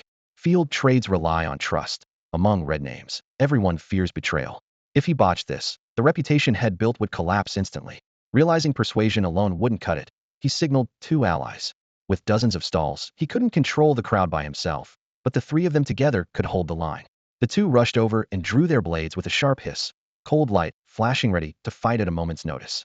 Expressionless, Sikwang issued a final warning. No one breaks the rules today. I know every one of you. Push me, and I'll hunt you from now on. These unruly red names had been forced to submit to him before. They knew he had the skill to back his words. At Sikwang's resolve, Jianshu and Tianyao Langren's factions faltered, reluctant to strike first. Yet the golden weapon still gleamed in the firelight, its lure overpowering. Greed finally won out in Jianshu. He gave a chilly smile. Fine. He'll pay 1 gold coin for his weapon. That's within your rules, right? But let's be clear. If the kid won't sell, he'll kill him on the spot. The saber-toothed tiger finished speaking, then turned and threatened Mu Chen again. Sikwang's face grew dark as he asked, word by word, Xiaohu, you really don't mind offending me, do you? The saber-toothed tiger shrugged with a cold laugh. Look, I don't want to fall out with you, but we're talking about 1 million. I can't just walk away. Kill him, loot him, and he'll have the down payment for a place. Boss, you know I've dated my girlfriend 3 years. We're still not married because I've got no apartment and no car. Can't you bend the rules for me just this once? Tianyao Langren erupted. You think you're the only one with problems? I've got a mortgage, a kid, and parents to support. He scored a line in the dirt with his sword tip. And you want the boss to cut you special slack? Where's your shame? The saber-toothed tiger's face darkened. He clenched his fists. They'll kill him, take the gold gear, then kill you. Tianyao Langren sneered. Go ahead. You kill him first, then he'll kill you. Tension crackled between the 2 groups, and Sikwang's expression soured. One-on-one, he feared no one. But if both crews joined forces and with red name players lurking nearby, a situation would spin out of control. The lure of golden gear was a juicy steak. No one wanted to let go. What to do? Sikwang's mind raced. He glanced at the source of the mess, Mu Chen. If the guy hadn't flaunted his glowing gear, none of this would have happened. Annoyance flared. Yet Mu Chen also looked oddly familiar. Before he could place the face, Mu Chen asked calmly, if I take out both crews myself, would that break your rules? Sikwang almost laughed. You're about to die, and you're still posturing? If you really wipe them out, they'll hand you 20,000 gold. Deal? Before the words were out, Mu Chen raised his golden staff. Blinding light coalesced into several fingers of destruction that shot forward. In less than 3 seconds, saber-toothed tiger, Tianyao Langren, and their 5 red name allies lay dead, their gear and coins scattering in a dazzling spray. Sikwang froze, mouth agape. Mu Chen patted his stiff shoulder and smiled. Better get the coins ready. I just did you a little favor, took care of the rule breakers for you. Sikwang and the other red tag players froze in shock. With one lightning-quick move, the black-robed youth had wiped out 7 purple-geared killers before any of them could even gasp. 7 bodies hit the ground at once, their equipment glinting in the dim light. The air still sizzling with residual magic, undeniable proof of a genuine one-shot massacre. Sikwang's lips twitched, his mind buzzing. A golden weapon, a mysterious prodigy, Chen AI. The forum rumor about the only player on the Chinese server wielding a golden weapon, could the youth before him really be that Chen AI? You're Chen AI? Sikwang finally stammered. Mu Chen lifted his hand and gave a casual nod. Cold sweat slid down Sikwang's back, his heart pounding like a drum. Twice featured in global announcements, no wonder he was terrifying. Shock, fear, and disbelief collided in his chest. Forcing down his awe, he managed a fawning smile. Master Chen AI, you stepped in for me today. I really should show my gratitude. Chen Ai's strength was beyond any ordinary carry. This was an ancient, god-tier pillar to cling to. Sikwang's mind raced, and he decided on the spot that he had to latch on tight. The fight had laid his own limits bare. While the blood market was still small, his personal reputation kept things under control. But if it grew larger and twice as many ruthless reds showed up, he wouldn't be able to hold the line. Sikwang was hardly short on ambition. At launch, someone had hurried to build the Dawn Trading Network, a black market whose daily turnover had already topped $1 billion. The founder skimmed a mere 1% fee and was drowning in gold. Sikwang wanted a bite of that pie, but the in-game auction house was too entrenched. So he pivoted and created the Blood Market, a haven for red name players. To him, Dawn Online practically encouraged PK. The penalties for turning red were steep, yet the rewards for killing players often dwarfed those for farming bosses. Red names would inevitably become a trend, and someone would open a blood market sooner or later. He simply moved first. But in a game world where real-world capital couldn't reach, only brute force mattered, and his wasn't enough. That made a powerful ally essential. Chen AI stood before him like a mobile fortress, and Sikwang's gaze almost sparked with greed. If he could win this man over, who would dare stir up trouble at the market? He immediately showed his brightest smile and sent a friend request. Master, let's add each other. 20,000 gold is a lot. I'll need some time to scrape it together, but I promise I'll have every coin within 3 days. Si Kuang spoke ingratiatingly. Mu Chen raised an eyebrow, letting his gaze rest on the man's face for a moment. The earlier quip about 20,000 gold had been nothing but a joke to him, yet Si Kuang had taken it seriously. One brief turn of thought, and Mu Chen understood that this fellow's aim lay elsewhere. In his last life, the blood market hadn't ballooned into a giant by luck alone. Si Kuang clearly had some skill. Friend request. Si Kuang accept? Mu Chen tapped accept. Haha, big boss, you're looking for teleport tokens, right? Follow me. He'll lead the way myself. Si Kuang all but sprinted ahead, afraid he'd miss a chance to curry favor. Not far away, the corpses of the saber-toothed tiger and skywave wanderer parties that Mu Chen had one-shotted were still lying on the ground, their blood fresh. The surrounding red name players fell silent, arrogant as they were. None dared provoke the famed Dust Lord. The crowd split as Si Kuang steered Mu Chen to a stall. The vendor's ID read Wen Zibinbin. He was a lean young priest with black-rimmed glasses that gave him a scholarly air, yet the deep red name above his head revealed a kill count higher than anyone else's nearby. A dangerous man, yet his booth held nothing but teleport tokens, not a single piece of stolen gear. Odd. Spotting them, Wen Zibinbin beamed. Lord Dust, need teleport tokens? Most spectators had already guessed Mu Chen's identity. Those who hadn't were being quietly filled in by their companions. Mu Chen nodded. How many and how much? They're 1,000 apiece at the main city general store. Mine are 1,200. When Zibinbin rattled off the figure, Si Kuang exploded before head even finished. That's robbery. 200 profit on plain stock? Highway thief. When Zibinbin stayed calm. I never said you couldn't bargain. 1,020 gold profit is enough. Si Kuang slashed the price without blinking. When Zibinbin spread his hands. Brother, it cost me 2 tokens, 1 to come, 1 to go. That's 2,000 in expenses. I at least need to break even. You can't skin a man alive just because you caught him alone. Fine, another 21,040. Deal? Si Kuang pressed. After thinking a beat, Wen Zibinbin nodded. Deal. Only then did Si Kuang turn to Mu Chen, fawning. Boss, that price work for you? If not, he'll keep haggling. When Zibinbin's expression darkened. Si Kuang, we've known each other a long time, don't push it. Keep this up and you can get lost. Si Kuang rolled his eyes. When Skywave Wanderer and Saber-Toothed Tiger were ganging up on me, where were you? When Zibinbin chuckled. I had faith. A few bumpkin mutts on fire slash, and you'd have their heads rolling. I was waiting for the show. Cut the act. Si Kuang snapped. If you're really a friend, tag along tomorrow and help me get revenge. If you won't, then shut up. They already died once, didn't they? What's the point? When Zibinbin replied. I don't care. Si Kuang barked. Anyone who breaks my rules is asking for it, and I'll kill them myself. Same deal. If you're my friend, come with me. If you're not, keep your mouth shut. He finished with a snarl, eyes sweeping the crowd, his massive axe buzzing as though it could split someone in half at any moment. Wen Zibinbin ignored the outburst. Instead, he looked up at Muin, the cultured smile on his face unable to hide the sharpness in his eyes. Master Chenai, we'll take his price 1,040 gold for each teleport token. How many do you want? 30, Muin answered crisply. 30, Wen Zibinbin spread his hands in apology. Sorry, I don't have that much stock. However many you have, that's what it'll take, Muin said, as calmly as if commenting on the weather. Fine, 23, Wen Zibinbin replied at once. Total comes to 23,920 gold. I'll shave off the change 23,900. A brief system chime sounded, and Muin transferred the money without hesitation. 23 silver-blue teleport tokens landed in his backpack, and the trade notification blinked across everyone's view before fading. Wen Zibinbin gave Muin a quick once-over, curiosity gleaming in his eyes. Never thought the famous Master Chenai would be a red name player too. I could ask the same of you, Muin countered. How does a priest end up red named? What can I say?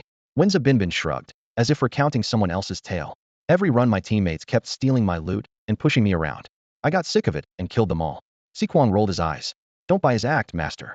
He might look harmless, but he's rotten to the core. Screws over his own party every chance he gets.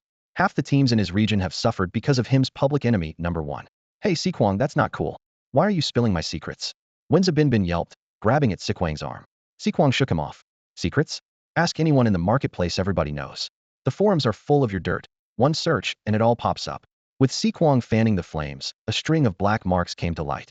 As a priest, he deliberately picked weak parties for dungeon runs. At key moments he slipped and stopped healing, letting teammates die beneath the boss. When the boss was near death, he landed a few high-damage judgment skills and took every drop for himself. Wen Zibinbin had chosen the Retribution Priest path, one that didn't officially unlock until level 30, but he had planned ahead. Apart from basic heals and a few buffs, every skill he learned was an uncommon offensive spell, and his gear was all spell power DPS. In real combat, he could match any pure damage class. The players he screwed over tried to take revenge, only to drop under his relentless rotations. His kill count and the bright red name above his head kept rising. Word spread across the forums, and his reputation tanked overnight. No one dared party with him now. Yet his slaughter points were so high, he couldn't return to the capital or take on quests.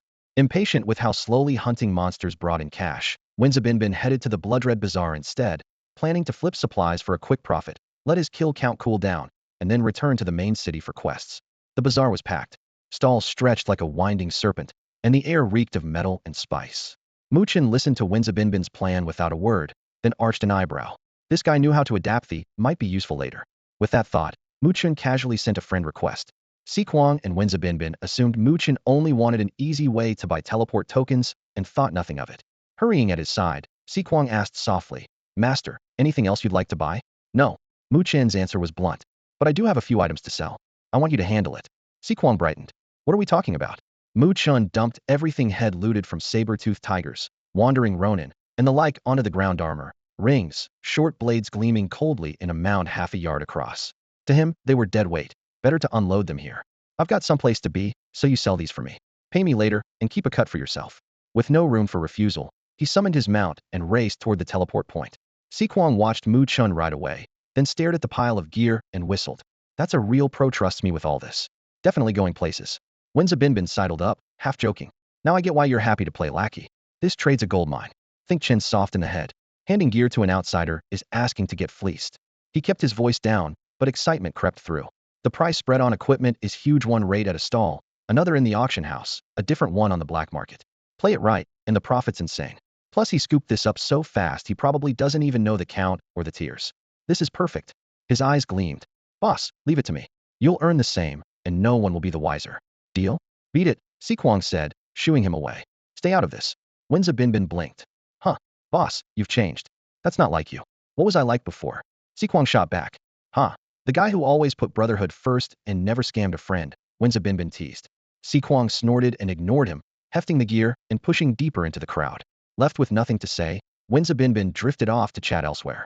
Siquang prided himself on having met all kinds of people, and he could tell that despite Mu Chen's youthful face, he was anything but knave-sharp and unfathomable. A man like that wouldn't act carelessly. If Head entrusted the gear to Siquang, there had to be a reason. Siquang neither could nor dared to play games with him. "I'd better do this right and make a good impression," he vowed, quickening his pace. The cold steel clanged and flashed in his arms, drawing curious looks, but his expression stayed solemn. He was determined to handle the sale flawlessly and live up to the trust a true pro had placed in him. Meanwhile, Mu Chen straddled the massive black flame lion, racing toward the teleport point for the Forgotten Wilds. The beast's fiery mane whipped in the wind, crackling softly. Suddenly, the in-game comm panel blinked an incoming voice call from Qingfeng Tianxia. Mu Chen frowned. Qingfeng Tianxia, guild master of the Breezewind Guild, one of the two major guilds in the starter village, was famous for his arrogance. He treated almost everyone with indifference, even the top players worshipped by countless fans.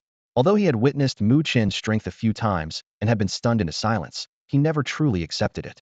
Since adding Mu Chen as a friend, he had never reached out. A call today was definitely unexpected. Suppressing his curiosity, Mu Chen swiped to accept. "Chen, got a minute?" King Feng's voice was a little hoarse. "What is it?" Mu Chen replied, straight to the point. Instead of answering, Qing Feng asked, "Do you remember the Blazing Fire Guild?" "I do. What's going on?" Mu Chen was growing impatient. Their relationship was hardly close, and he hated small talk.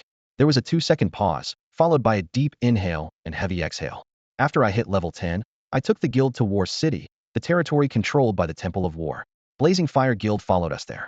Because of old grudges from Twilight Village, Fenghua Lianxing has been tripping us up at every turn.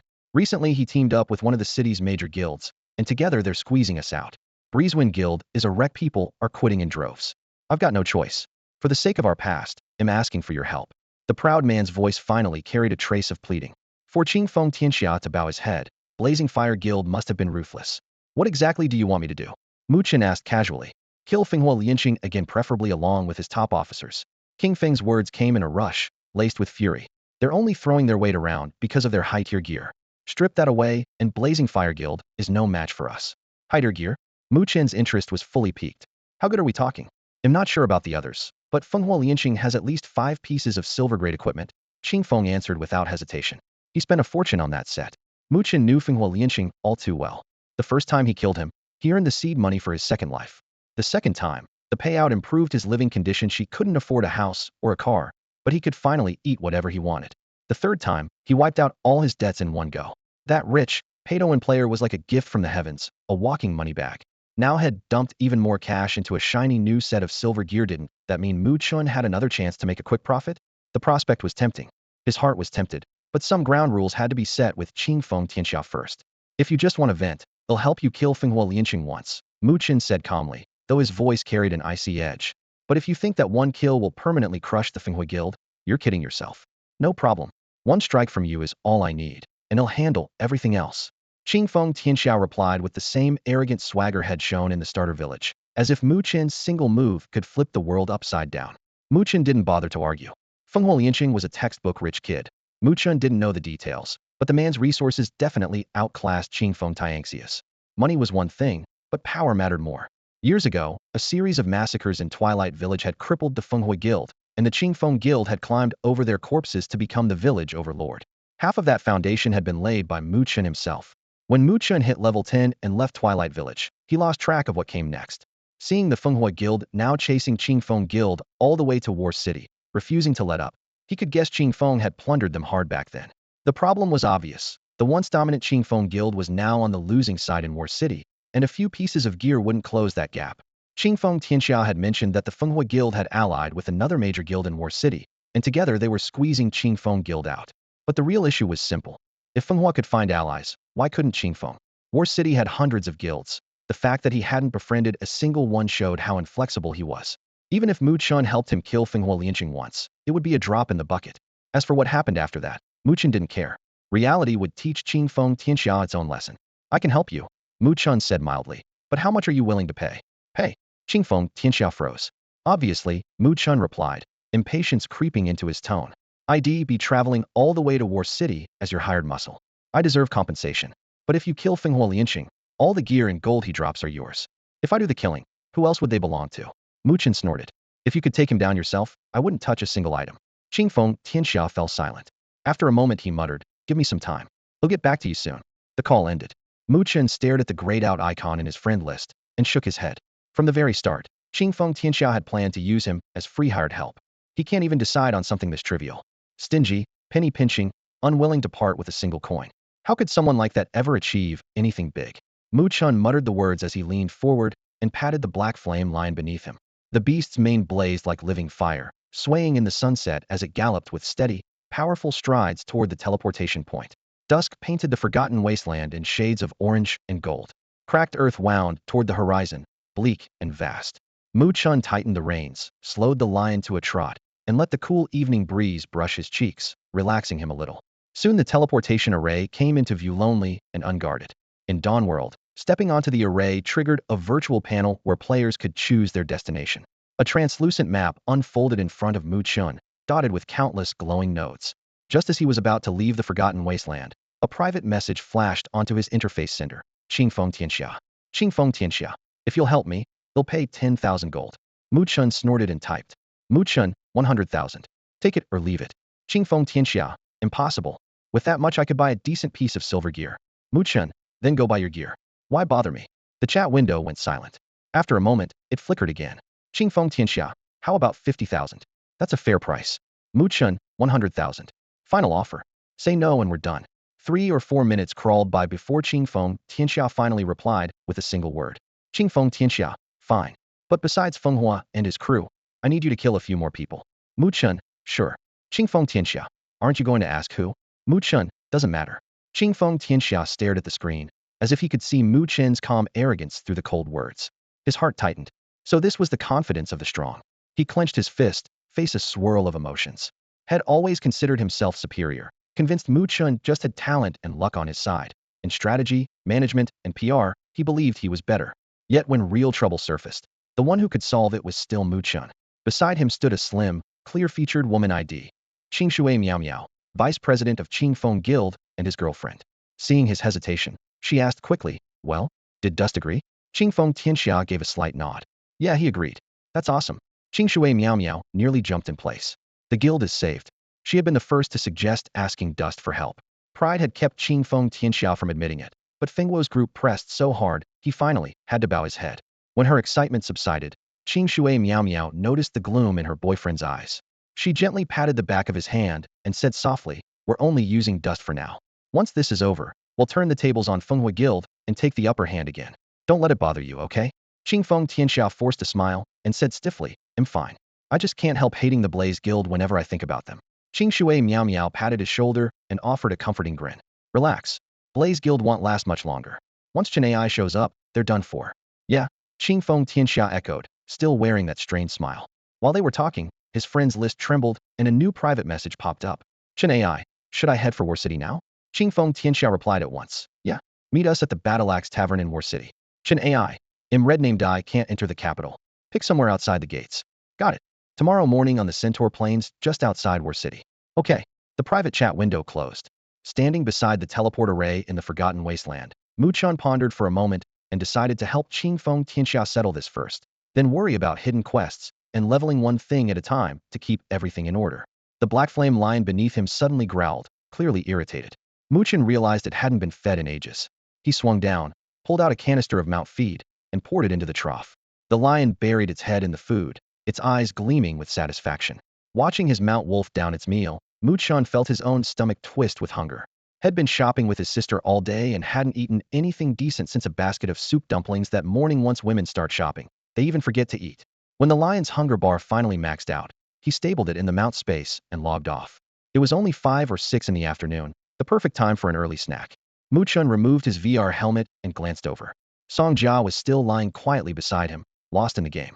Remembering she hadn't eaten either, he decided to invite her along. He placed a hand on her shoulder and gave it a gentle shake. She didn't react. Her mind was obviously still inside the virtual world. His gaze drifted to Sangja's delicate, pale feet.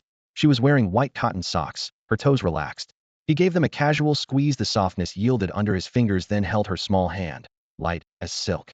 Both her feet and hands were relaxed, which meant she was safe in game. If she were in danger, her body would tense up. Players had proven that in his previous life. Satisfied she was fine, Mu Chen shook her shoulder a little harder. Songjia let out a soft hum and trembled slightly. The status light on her helmet turned yellow, logging out. A few seconds later it switched to red. She was fully offline. She lifted off the helmet, revealing a stunning face, her expression dazed. New players often felt dizzy for a dozen seconds after leaving full immersion. Veterans like Mu Chen had long since built up a resistance to such minor inconveniences. After a dozen seconds or so, the confusion on Songjia's delicate face faded. She turned to Muin, who was sitting at the edge of the bed, her eyes curving into a genuine smile. "Muin, what's up? Are you busy? Want to grab dinner?" "I'm free now." Muin set his phone aside. "I was just running a stall in the game, selling gear. Then I interrupted your business. Sorry." Songjia's voice was soft, yet full of concern. "It's fine. I'd already been at it for over an hour, and hardly anyone came by." Muin waved it off. "What were you selling? Why didn't anyone ask?" She pressed. "Just a few Baisha-grade pieces." Songjia stuck out her tongue. "Baisha, no wonder." Mukin's voice was calm. "The server's been up forever. Except for level 1 newbies, who still wants Baisha gear. Just sell it to the blacksmith. It's quicker, and nobody's going to pay real money for it." "Okay." Songjia nodded obediently, lifted the quilt, and started for the kitchen. Muin reached out to stop her. "Don't bother cooking tonight. Let's go out for barbecue, yeah?" "Go out? Where?" She looked around, obviously unfamiliar with the neighborhood. Muin frowned. There really wasn't a decent barbecue place nearby. He recalled a couple of good spots back in Jinan, but the round-trip cab ride would be more than an hour, and he wasn't in the mood. After shopping with his sister all day, he just wanted to stay home. Takeout would be easiest. He pulled out his phone, opened the delivery app, scrolled a bit, and settled on a highly rated barbecue joint. A few taps later the order was placed and paid. Estimated arrival, 30 minutes. While the food was en route, Songjia cleared the dining table, spread a disposable tablecloth, and washed 2 sets of cutlery. Muin lounged on the couch scrolling through forum posts. Out of the corner of his eye he saw Songjia padding around in white socks. The soles were already picking up dust. "Put on your slippers. Don't walk around barefoot, you'll catch cold," he reminded her. Songjia flashed him a sweet smile, but still didn't change shoes, continuing to flit about. Muin saw she was set on it and let it slide. Half an hour later the doorbell rang. These days delivery services really went all out. Not only were the ingredients delivered, but even a single-use grill came with them. Muin unpacked everything, lit the burner, and when the oil hit the iron plate it sizzled. Thin slices of wagyu landed on the hottest spot, turning from red to brown as the aroma filled the room. Songjia looked every bit the attentive wife, tongs in hand, flipping the meat and adding vegetables for Muin. He picked up a piece of pork belly, edges just beginning to char, dipped it lightly in sauce, and popped it into his mouth. Chewing, he mumbled, "You eat too." I can handle this, no need to wait on me. It's fine. I don't eat much. You go ahead, she replied with a smile. Muin gave up arguing and simply enjoyed her careful attention. They chatted as they ate. So what level are you now? He asked casually. Level 10 already. I've finished the main story quests too. Sanja's eyes sparkled. Tomorrow morning I'm heading to Black Lion City, and after that we can team up. Her face glowed with satisfaction. Muin thought for a moment, then asked, but tomorrow's Monday, isn't it? Aren't you supposed to be in school? At those words, Sanja suddenly remembered that she was only a middle schooler and had class the next morning. Realizing she couldn't run dungeons alongside brother Mu Chen, her smile vanished, replaced by deep disappointment the first time she had ever truly hated the idea of going to school. Mu Chen frowned in silence. The apocalypse would strike in just 3 years. Every extra level could mean the difference between life and death. Time spent in a classroom would be better spent grinding Dawn online at home. Yet Songjia was the model student. If he urged her to quit, she'd probably think he'd lost his mind. After a long hesitation, he forced himself to speak. Songjia, I think you should stop going to school. Huh?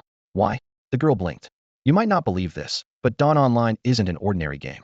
It's about to reshape the world. If we ride the wave, we won't get left behind. His tone was grave. The truth about the chaotic gods could wait, knowing too soon would only make her anxious. To his surprise, Songjia nodded without hesitation. Okay, I'll quit. Her quick agreement stunned him. You trust me that much? If I say drop out, you'll actually do it? She answered only with a gentle smile. But will your teachers and the school even allow it? It's fine, she said softly. My father owes money he never repaid. Debt collectors show up at school all the time. The teachers would be thrilled if I stopped coming, they'd finally have some peace. Mu Chen fell silent. From the teacher's perspective, her absence really would be easier. He shook off the thought and turned back to the menu. Barbecued meat, rice bowls, noodles, fried skewers. His digitized body devoured enough for 5 or 6 people. When they'd finished and cleared the table, they were about to lie down and log in when Mu Chen's phone buzzed. Caller ID, Yin Ruyu. He answered. The line crackled with breaking glass and curses. Mu Chen, please help me, Hound Nightclub VIP Suite. Hurry. Her voice was ragged, clearly disoriented. Songjia heard it too and clutched her shirt nervously. Brother Mu Chen, should we call the security bureau and let them handle it? Mu Chen thought for a moment, then shook his head. I'll go myself. She once helped me, can't just ignore her. But, he raised a hand to cut her off. It's all right. He'll be back soon. Don't worry. Mu Chen hailed a cab and headed straight for the Imperial nightclub. Throughout the ride he stayed calm, showing none of the panic one might expect after a distress call. In his previous life, not knowing Yin Ruyu's background, he would have been as frantic as an ant on a hot pan, wishing the driver could sprout wings. After all, in Jinan City only a handful of people dared to cross Yin Ruyu. Back then he had known little about her, only that a mysterious organization seemed to back her, giving her frightening resources. She herself was a formidable fighter, equally adept at close-quarters combat and firearms. In real life, 4 or 5 grown men could never get near her. On top of that, she commanded a security team made up of fugitives and retired soldiers who patrolled her surroundings day and night. The notion that anyone could bully her was absurd, and Mu Chen didn't buy it for a second. That call was most likely a trap. Yin Ruyu had set. The wicked woman wanted his body, and it wouldn't have been the first time she tried. Even so, he couldn't simply ignore it. Yin Ruyu had done him a favor before. Being duped was a small price to pay, but if she really was in danger. Roughly 10 minutes later the taxi pulled up outside the Imperial nightclub. The driver glanced at the pitch-black marquee and turned around. Buddy, looks like the place is closed tonight. The doors are bolted. Want me to take you somewhere else? No, we'll get off here. Mu Chen paid the fare, stepped out, and walked straight toward the main entrance. The Imperial was the largest entertainment complex in Jinan, a den of every conceivable vice. Respectable families never set foot in it, yet Yin Ruyu treated the place like her living room. As the city's flagship for nightlife, the building was extravagant to the extreme. A white diamond fountain bubbled at the entrance, 18 jade-inlaid steps glowed warmly, and 9 towering marble pillars evoked a European palace. On ordinary nights the curb teemed with traffic and neon lights flickered over swarming silhouettes. Tonight, however, the gates were shut, the forecourt deserted, not even a janitor in sight. Mu Chen's footsteps echoed across the empty square, and a sudden chill told him someone was watching him. He looked up, but saw nobody in the windows. At that moment, in a dark room on the 2nd floor, a powerfully built man in a black uniform, skin tanned like bronze, jerked away from the window. The instant Mu Chen looked up, retreating 2 steps. Sharp senses, kid, he muttered. I was a Special Forces reconnaissance squad leader, and he almost spotted me. While grumbling, he strode off toward a luxury suite on the 3rd floor. Inside, the suite was brightly lit, but the air reeked of blood. Wang Yambing, owner of the Imperial, knelt on the pricey tiles with several of his thugs, their faces battered and smeared with blood, trembling uncontrollably. Around the room, dozens of black-clad bodyguards stood like statues, each gripping a matte black pistol, eyes full of menace. Under the lights, the cold gleam of metal sent a chill down every spine. Those guns were real. In China, where firearms are tightly regulated, it was a serious felony. The private room was bathed in dim, warm light, two heavy imported leather sofas facing off across the floor. Wang Yanbing and several of his men knelt on the glossy tiles, their heads so low they nearly touched the surface. On the opposite sofa, Yin Ruyu and Cheng Manman sat shoulder to shoulder. Yin Ruyu was dazzling and seductive. A black rose-embroidered qipao hugged her narrow waist, and her long legs, sheathed in sheer black stockings, crossed high, their curves breathtaking. Cheng Manman's looks and poise were no less striking. Her oval face was framed by a perfectly tailored white jasmine qipao, and her straight legs stretched out, almond-colored heels tapping the floor. The two women were intoxicatingly beautiful, yet no man dared lift his eyes. The burly man who had just tried to peek at Mu Chen pushed the door open, shoulders hunched, voice lowered to a murmur. "Boss, he's here." Noted, Yin Ruyu replied casually. Her gaze slid over the men kneeling before her. "Drag them out of here. They're an eyesore." A bodyguard rested his fingers on the holster at his waist and asked respectfully, "Kill them or bury them? Isn't that the same thing?" Terror seized Wang Yanbing.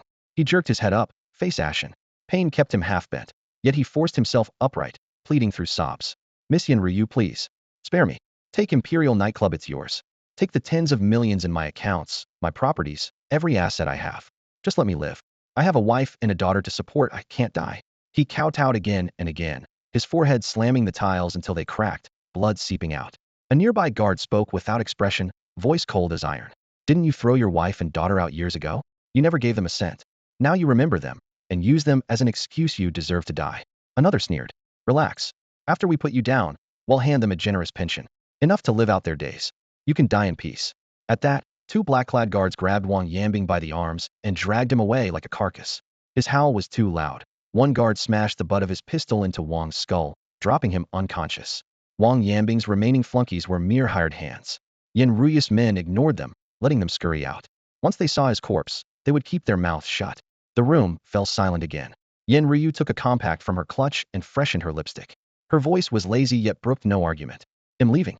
You finish the cleanup. No loose ends." Cheng Manman arched a brow. "Where are you going?" "Personal business. None of yours." Yin Ruyu sniffed, snapping the compact shut. She shot Cheng a sidelong glance. "And don't think I didn't notice you invited that little puppy of yours over. What are you up to?" Smack.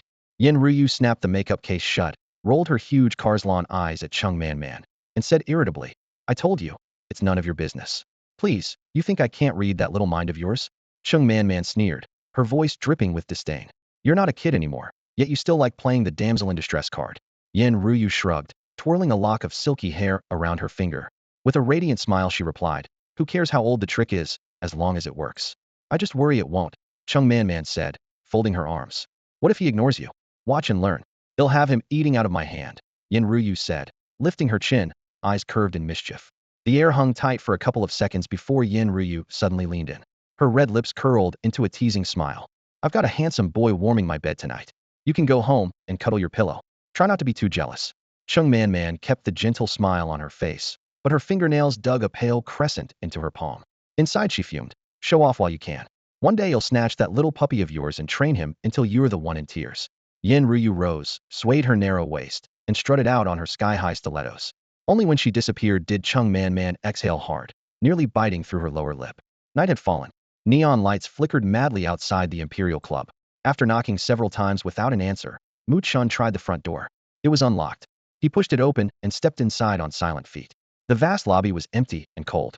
Under the dim lights, not even a single waiter was in sight. Over the phone, Yin Ruyu had said she was in a private room. Mu Chen had been here once for a college birthday party and remembered the suites were upstairs, though he had never gone beyond the first floor. Ordinary guests were confined to the ground level. The second and third floors were reserved for VIPs. With no one watching the place now, he headed straight for the stairs, planning to search room by room. The moment his foot hit the first step, hurried footsteps sounded on the second floor. Yin Ruyu staggered out of the stairwell, cheeks flushed, eyes unfocused, barely able to stand. "Mu Chen, help me." She lost her balance before she finished. Mu Chen darted forward and caught her slender shoulders. Yin Ruyu melted into his arms, looping her arms around his neck. Her softness pressed against his chest, her perfume intoxicating enough to set most men ablaze. But Mu Chen possessed his professional talent, abyssal will. That cold, boundless mental force swallowed all temptation like a bottomless pit. To him, the beauty in his embrace might as well have been a slab of pork. "Are you all right? What happened?" he asked softly. "Go now, they're right behind me." Yin Ruyu bit her lip, her voice slurred, as if she could faint any second. More footsteps and curses echoed from upstairs, close yet no one appeared. Mu Chen smelled a trap, but held her tighter. Parking garage? Emma, my car's there. Hurry. The scene was painfully familiar, a rerun from his previous life. Back then, young and naive, he had almost let Yin Ruyu drag him into bed. Now that she was playing the same trick, he hesitated for a beat, then decided not to expose her. He'll take her home and leave, he thought. If I call her bluff now she might flip out and try something even messier. All right, let's go, Mu Chen murmured. With that, he bent down, slipped an arm around Yin Ruyu's waist, and lifted her into a steady bridal carry, striding toward the Imperial Club's parking lot. Yin Ruyu was tall to begin with. In her high heels, she almost matched his height. Slinging her over his shoulder would look crude. Giving her a piggyback felt awkward. This was the only option. Eyes closed, she nestled against his chest, hearing nothing but the even strength of his breathing. That superhuman power sent ripples through her mind, and she couldn't help imagining how fierce he'd be once they reached a bed. In the garage's dim light, she drowsily pointed to a sleek sports car with a trident emblem. Mu Chen had no taste for luxury goods and didn't recognize the brand. Her purse was a jumble car, keys, a compact, a phone, even a handgun. He didn't so much as blink at the weapon. He simply fished out the keys, opened the door, settled her in the passenger seat, and drove toward her villa. Night slid past while she lay quietly. When the car stopped in the residential district, she drifted half awake, cheeks flushed, and wrapped her arms around his neck. Mu Chen had to carry her again. He meant to drop her on the living room sofa, but she clung so tightly, he could only bring her into the bedroom and lay her on the king-size bed. Head barely let go when she rolled over, whispering, "Water, I want water." He ignored her and turned to leave. "We're already this far, don't you dare run," she cursed inwardly, grabbing his hand and pleading in a slurred, coquettish tone, "I want water. I'm scared alone, please stay." Mu Chen tried to pry her fingers apart. Her grip was astonishingly strong. Every attempt failed. Seriously, how is she this strong? He thought. Ever since his body had been quantified, he considered himself far above ordinary men, yet he was completely outmatched and humiliating. If had known, he wouldn't have invested all those points in intelligence. Next upgrade, strength for sure. Unable to break free, he dutifully fetched water. A small table held glasses, liquor, and bottled water. He grabbed a bottle, twisted it open, and handed it over. She fumbled, and the water spilled onto her with a splash. Whatever fabric her dress was made of turned semi-transparent, clinging to her curves. The black stockings nearly torched what remained of his self-control. He reached for tissues to help dry her, but next to the box sat an unopened pack of condoms clearly laid out for him. Mu Chen drew a sharp breath. This was a trap, layer upon layer, and anyone would lose their head in it.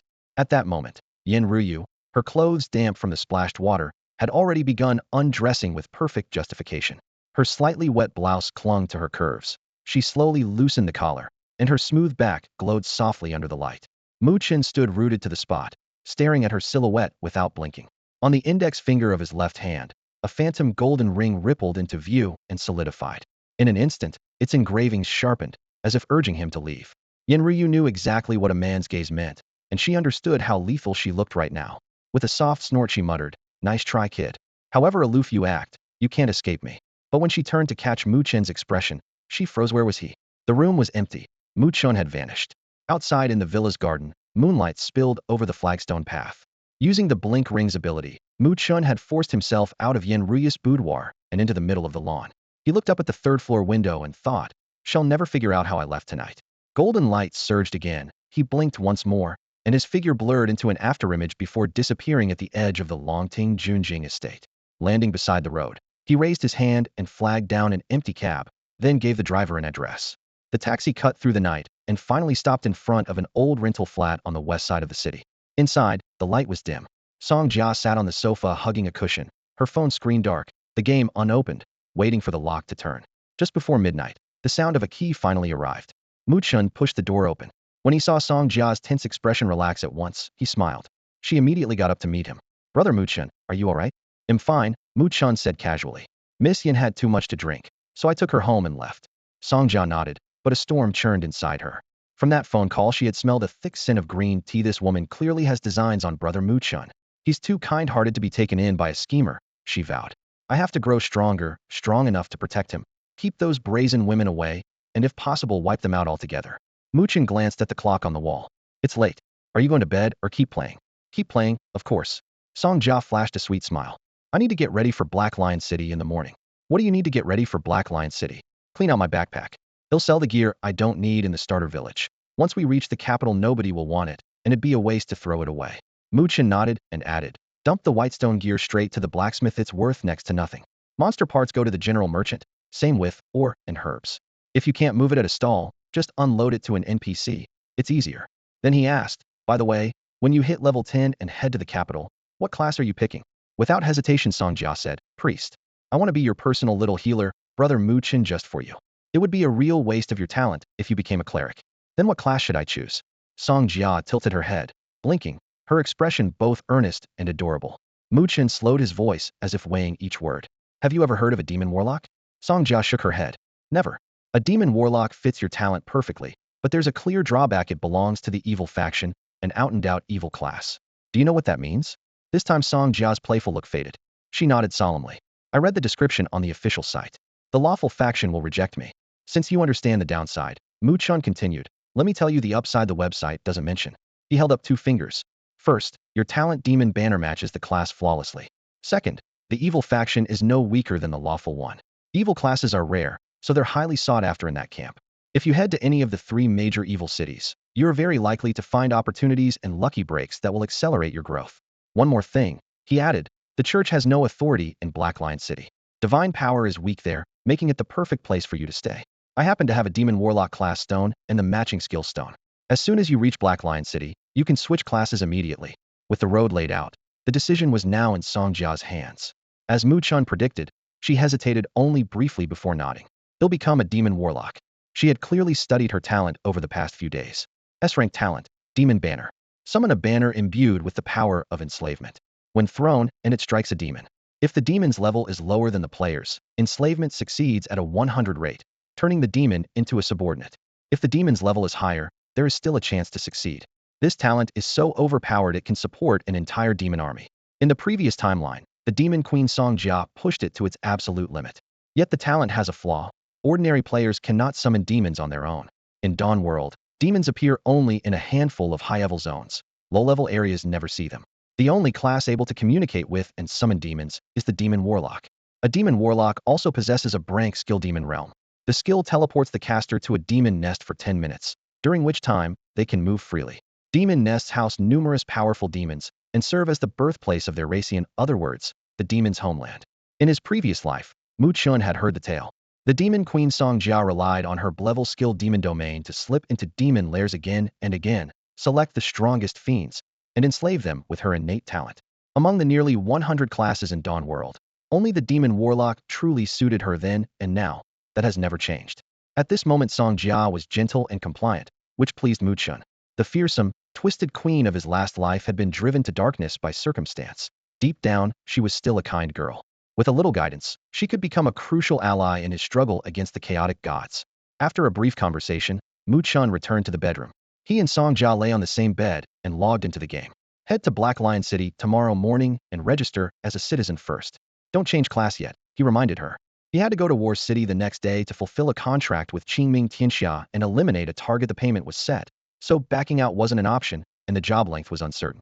Songjia was in no rush. Once he finished, he would hurry back to Black Lion City and guide her through the demon warlock class change himself. Some special classes require more than a class change stone. A quest might be triggered as well. Whether one appears or not is pure luck.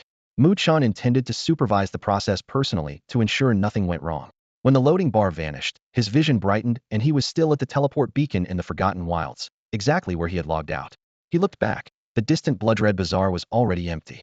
The bazaar was never large, and Si Kuang and the other 2 brothers had gone off to level and run dungeons, so no one stayed to watch the stalls.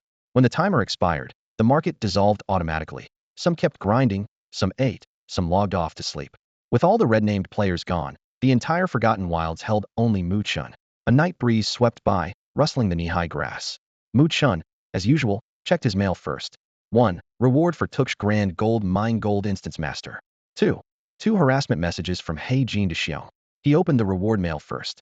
The long string of gold coins attached made the corner of his mouth lift. Over the past few days, the Instance Master rewards alone had netted nearly $500,000. Add the 1.1 million from equipment sales and the pile of gold and jewels Feline had stashed in his backpack, and he was looking at another handsome profit. After claiming the reward, he glanced at He Jin to Xiong's messages. The subject lines were nothing but profanity. Dawn World had no filter, so 5,000 years of colorful Chinese swearing ran rampant here. Unable to win, Yin Ruyu resorted to Abusi sign of poor character. Mu Chen couldn't be bothered to read further and deleted them on the spot. That trash killed twice and still hasn't learned his lesson. Next time I see him, he'll be calling me daddy.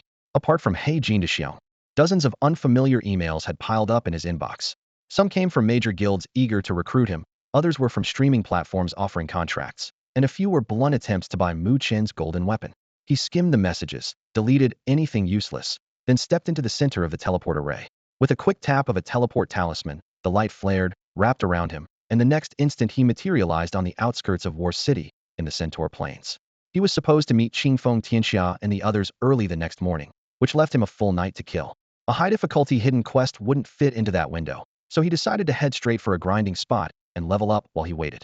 The Centaur Plains, a level 10 to 20 public zone, served as War City's beginner hunting grounds.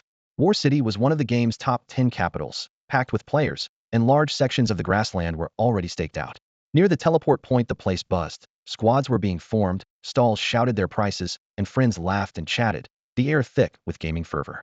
All of it fell abruptly silent when Mu Chen appeared, as though someone had hit mute. Every eye locked onto the golden Fearbringer staff at his hip, the first gold-tier weapon in the Chinese servers, and his second piece of golden gear. The first, the flicker ring, was hidden beneath the wide sleeve of his mage robes. In the internet age, news travels at light speed.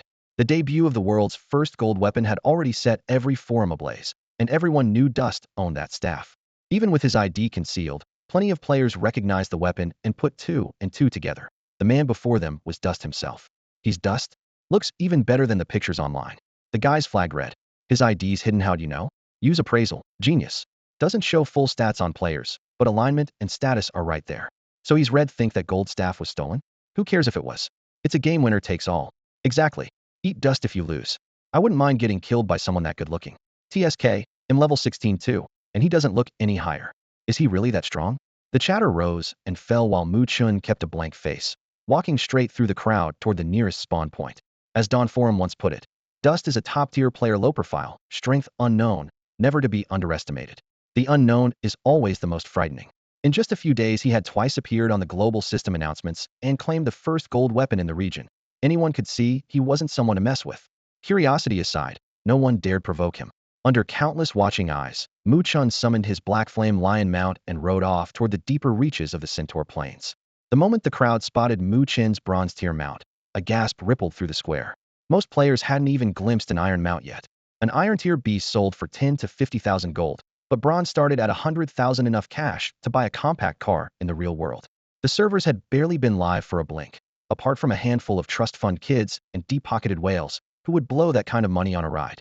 They wouldn't, but envy never asks permission. Jealous muttering soon followed. Look at him strutting around. Dropped 100K on a show pony, what a clown. Exactly.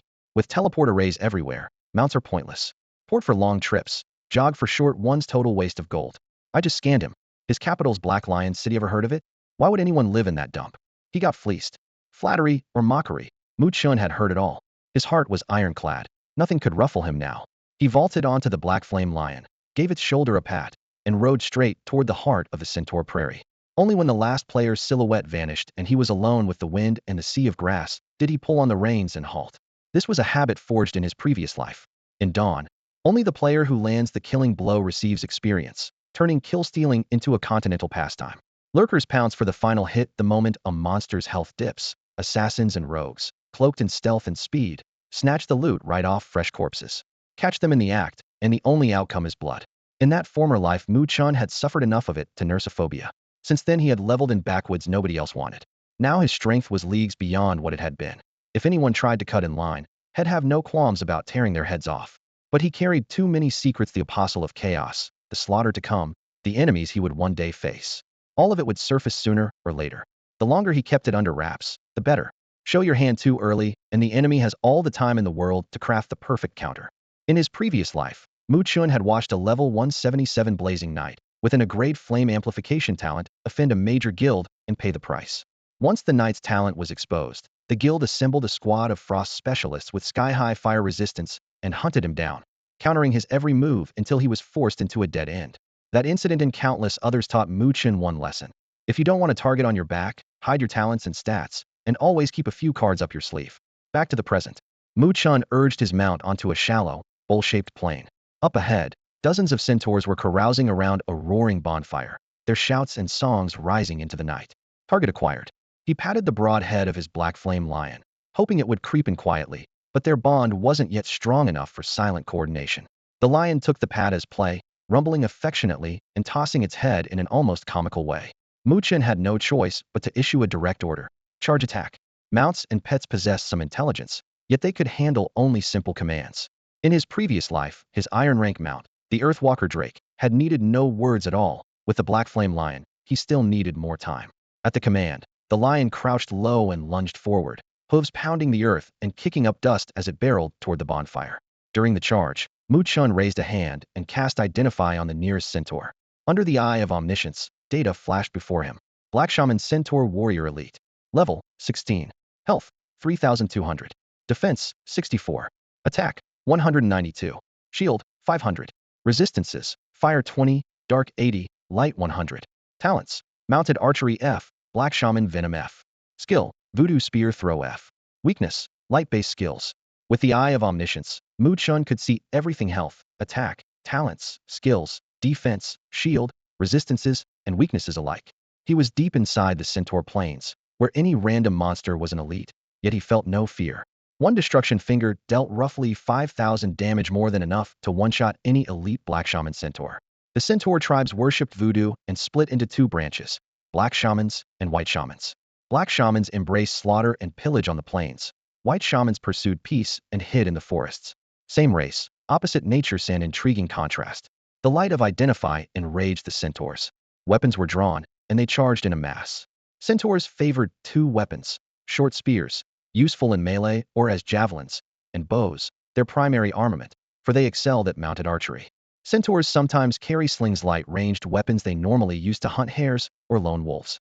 A few also have daggers or longswords taken from fallen foes, but they rarely draw them in real combat. Seeing only Mu Chen approaching, the seasoned centaurs spread out instinctively, forming a crescent that sealed off his escape. Once he moved into range, they knocked arrows and took aim at his head and heart. Dozens of shafts whistled toward him. Mu Chen lifted his hand and layered dozens of dark shields in an instant. It was the only defensive skill he had never merged with others.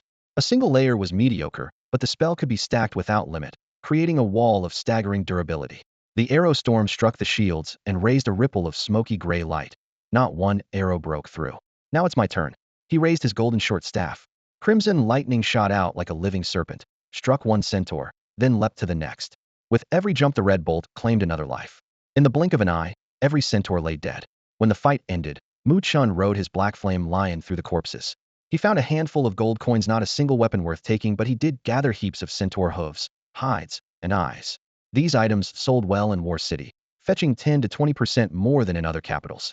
First, centaurs were magical creatures with innately enchanted bodies. Their hides could become scroll parchment, their eyes were key to farsight potions, and their hooves made special tools. Second, the Temple of War despised centaurs. They raided villages around War City year-round, and the city hall paid daily bounties for their scalps. Mu Chen couldn't enter War City and had no interest in the small reward, so he left the rest of the bodies untouched. After packing up his loot, he pushed deeper into the Centaur Plains, grinding mobs for experience. A few days away from leveling had let other players leapfrog him to level 17. Night fell and dawn chased it away. Through the long hours, he cleared elite and boss centaurs in the heart of the plains, climbing 2 more levels to 18, just 2 shy of 20. At first light, the appointed meeting time arrived.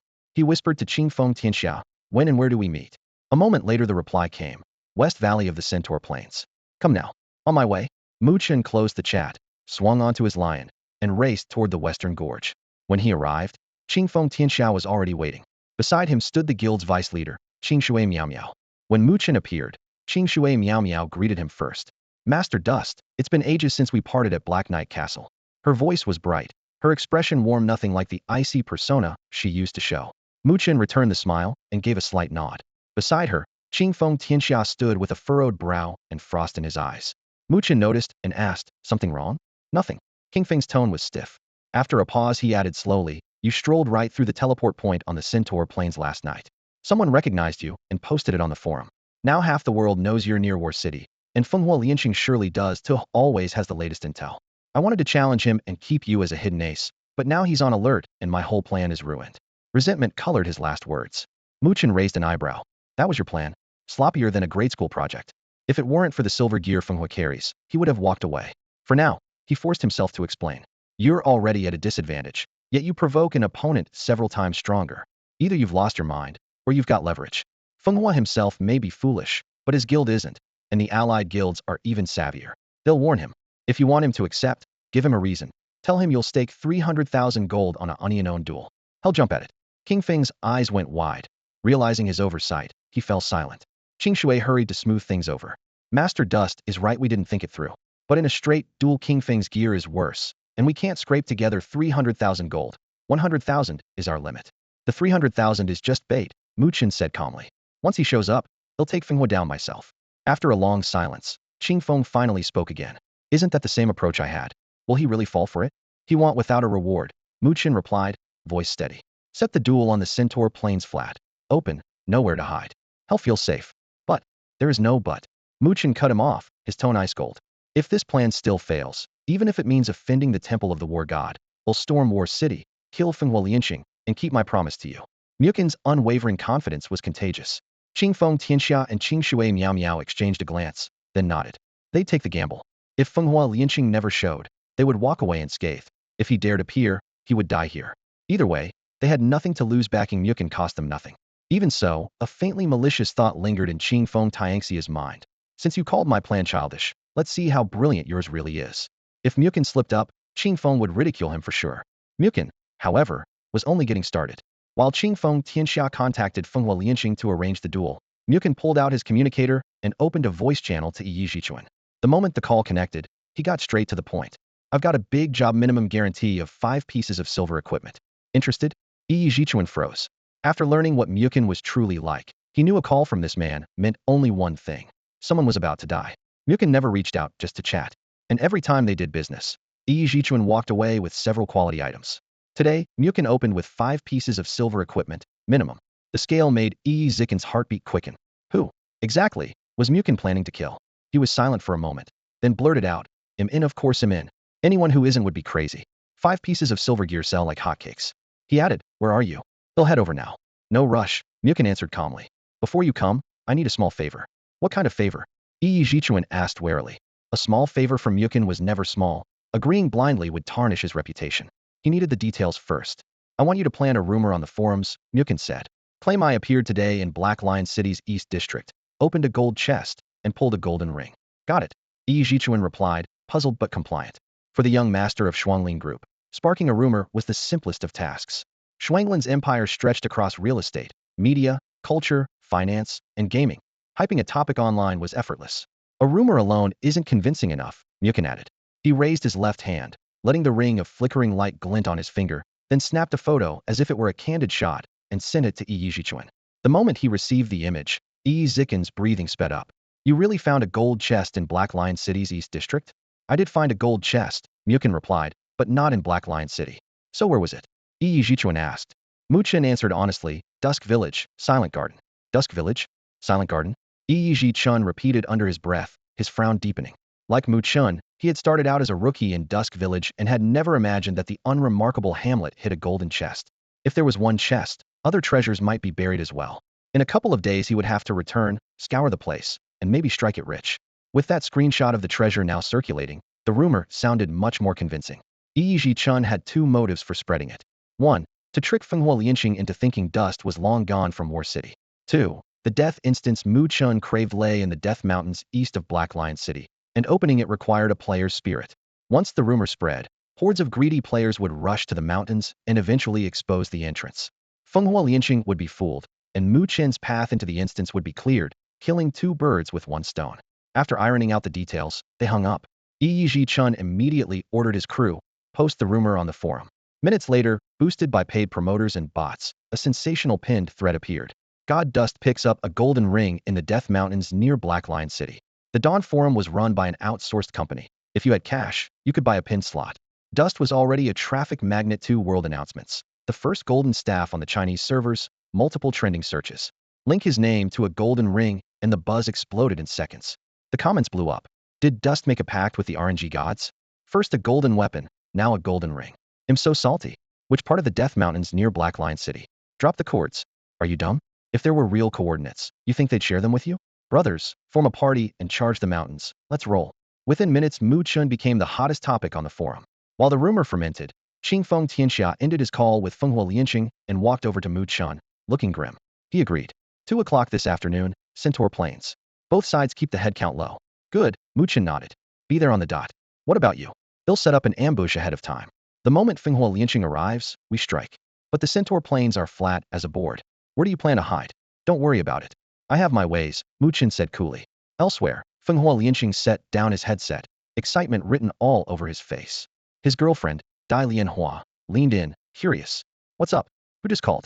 Heh, Qingfeng Tianxia. He called to beg for mercy? Better's bringing money. Money? What's going on? Spill it, Dai Lianhua pressed. Fenghua Lianqing chuckled. Qingfeng Tianxia suddenly challenged me to a unknown duel and put up 300,000 gold coins. You know his gear can't compare with mine. He'll wipe the floor with him free money. The corners of his mouth curled and barely contained smugness. I've soloed Qingfeng Tianxia before and crushed him. Looks like he's still unwilling to accept it. This time I'll give him a proper lesson and make him bleed. Dai Lianhua's expression tightened. She lowered her voice. When something feels off, it usually is. I just heard Chennai showed up in War City, roaming around the Centaur Plains. What Chennai's here? Fenghua Lianqing's smile vanished, the memory of Mu Chen's domination flashing through his mind. His hand clenched involuntarily. He drew a long breath. Why would he come? No idea. Dai Lianhua shook her head. I picked it up from a forum post. Someone spotted Chennai at the Centaur Plains teleport point. Fenghua Lianqing sucked in a breath. This could be trouble. You think Qingfeng Tianxia and Chennai are setting a trap? Highly likely, Dai Lianhua agreed. Why else would Chennai travel all the way to War City? Maybe King Feng's guild paid him to act as muscle and ambush you. Fenghua Lianqing's brow furrowed. So should I bow out this afternoon? No sense falling into their pit. He hated saying if 300,000 gold wasn't chump change, even for a rich kid. But the thought of facing Chennai again made his stomach twist. Better to lose the money than cross that devil. Dai Lianhua hesitated. We need a better plan. She, too, loathed giving up the coins, but safety came first. By their intel, Chennai had no special ties to King Feng's guild. He wouldn't help them for nothing unless they paid enough. The key question, where was Chennai right now? Fenghua Lianqing opened a voice channel. Track Mu Chen's location. As guild master, he had that pull. One order, and someone was on the job. He expected it to take a while, but within minutes the update came through. Boss, Chen Ace in the Death Mountains east of Black Lion City. Seriously? Fenghua Lianqing raised an eyebrow. Have you checked today's forum or the Weibo hot list? His subordinate asked. Not yet. Something big? Yeah, the forum's on fire. Intrigued, Fenghua Lianqing pulled out his virtual phone and logged in. Dai Lianhua leaned closer, eager to see. The moment his account loaded, a pinned post filled the top of the screen. Both of them saw it instantly. Both of them froze, and then envy and jealousy crept across their faces. This dust guy has unbelievable luck, Fenghua Lianqing muttered, his voice thick with resentment. Mu Chen had casually scooped up 2 pieces of gold tier gear, while his own silver set had been bought with hard cash. Nearly 1,000,000 yuan poured into Dawn, and still not a single gold item to show for it. The injustice was suffocating. Dai Lianhua stayed silent, her eyes fixed on the screenshot in the post. Mu Chen's sharp profile stood out in the shifting light, while her own expression grew impossibly tangled. Her mind flew back to the starter village. She had just hit level 10 and was leading a squad of Fenghua players in a main story fight, the boss down to a sliver of health and victory within reach. Then an ID named Dust, Mu Chen, dropped in out of nowhere, one-shot her, and finished off the weakened boss. All her effort evaporated in an instant. After respawning, Dai Lianhua had been so furious she nearly cried.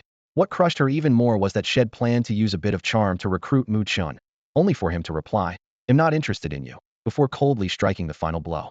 The emotional damage off the charts hurt far worse than losing her character. Shed held that grudge ever since. When they finished the post, they exchanged glances and caught the same undercurrent in each other's eyes. So Dust really left. He's headed for the Death Mountains, Fenghua Lianqing mused. Stay sharp, Dai Lianhua warned. With a teleport point, he can bounce between Centaur Plains and the Death Mountains in a few minutes. What about my duel with Qingfeng Tianxia this afternoon? Do I still go? Fenghua Lianqing scratched his head, torn. The old him never hesitated. His motto was simple. You disagree, you fight. But after being farmed by Mu Chen, just hearing the name Dust made his skin crawl. Maybe you should still go, Dai Lianhua said, equally uncertain.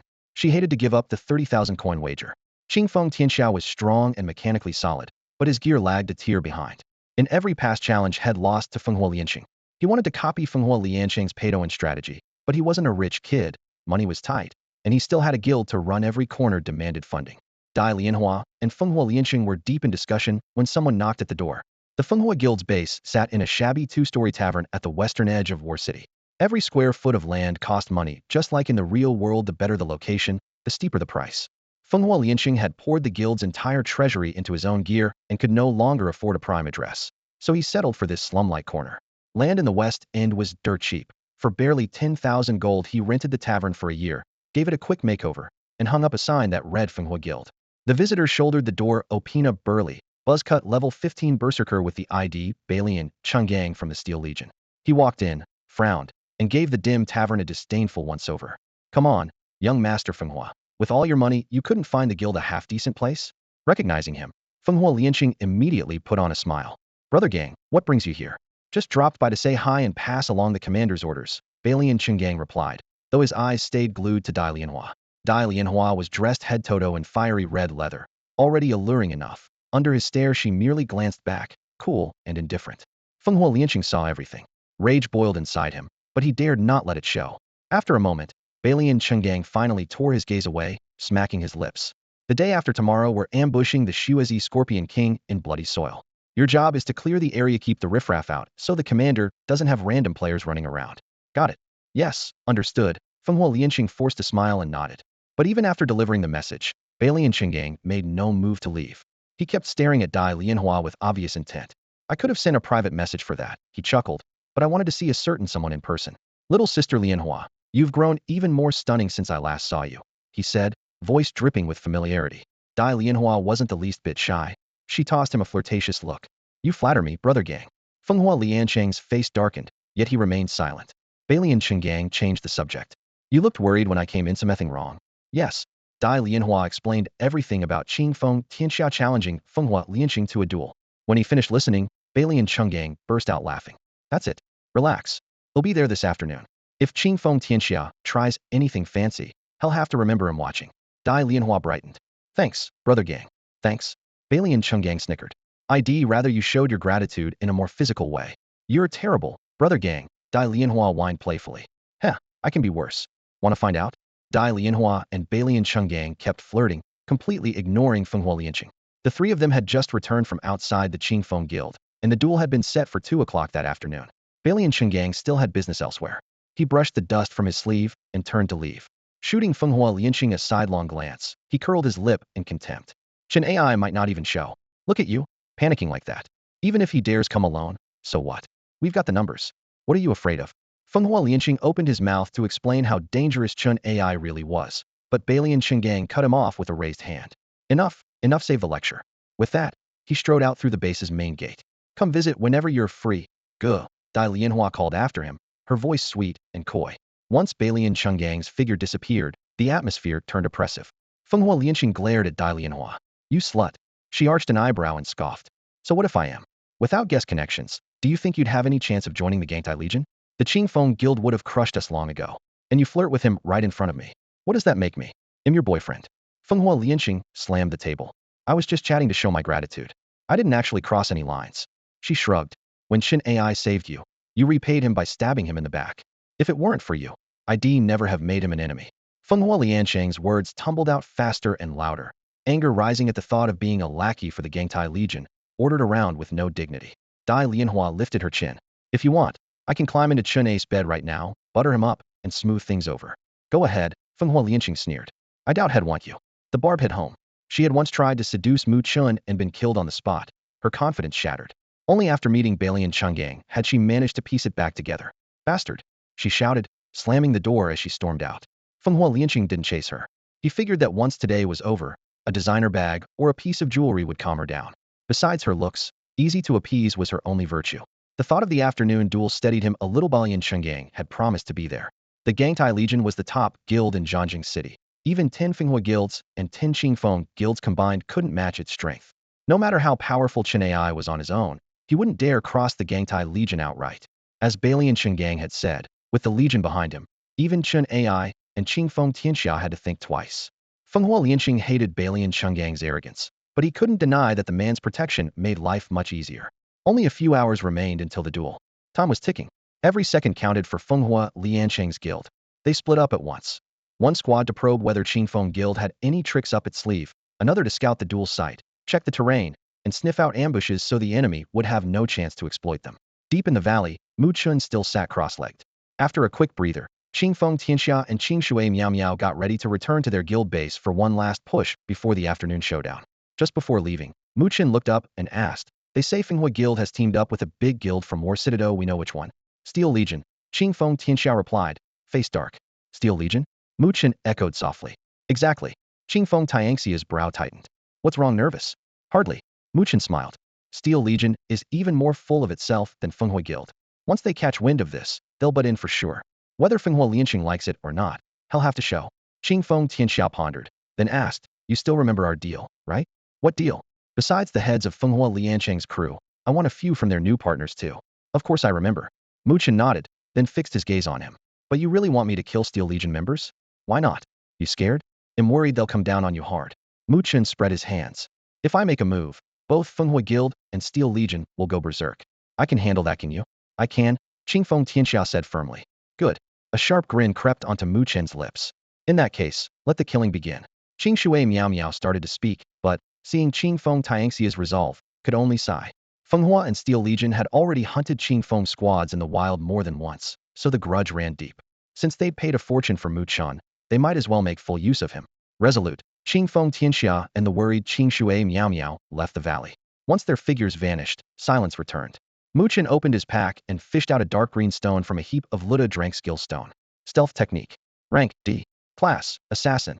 Effect. Places the player in stealth for 30 seconds. Any attack or physical contact breaks the effect. Cooldown, 300 seconds. Energy cost, 80. It worked much like a rogue's invisibility or an assassin's sneak, same principle, different name and details. Mu Chen had picked up several stones from Franin's treasure and had planned to fuse them later, but this one was perfect for now. He etched the skill into his body. A faint glow sank into him. Activating it, his outline blurred, his presence vanished. 30 seconds later, he stepped forward deliberately, shattering the cloak and reappearing then cast it again, blending right back into the air. After several tests, he confirmed it. The stealth technique could be recast the instant it ended or was broken, in theory, giving him unlimited up to practically permanent invisibility. Mu Chen's lips curled into a razor-sharp smile. When Fenghua Lianqing faces Qingfeng Tianxia, he'll lurk nearby and strike before they ever know what hit them.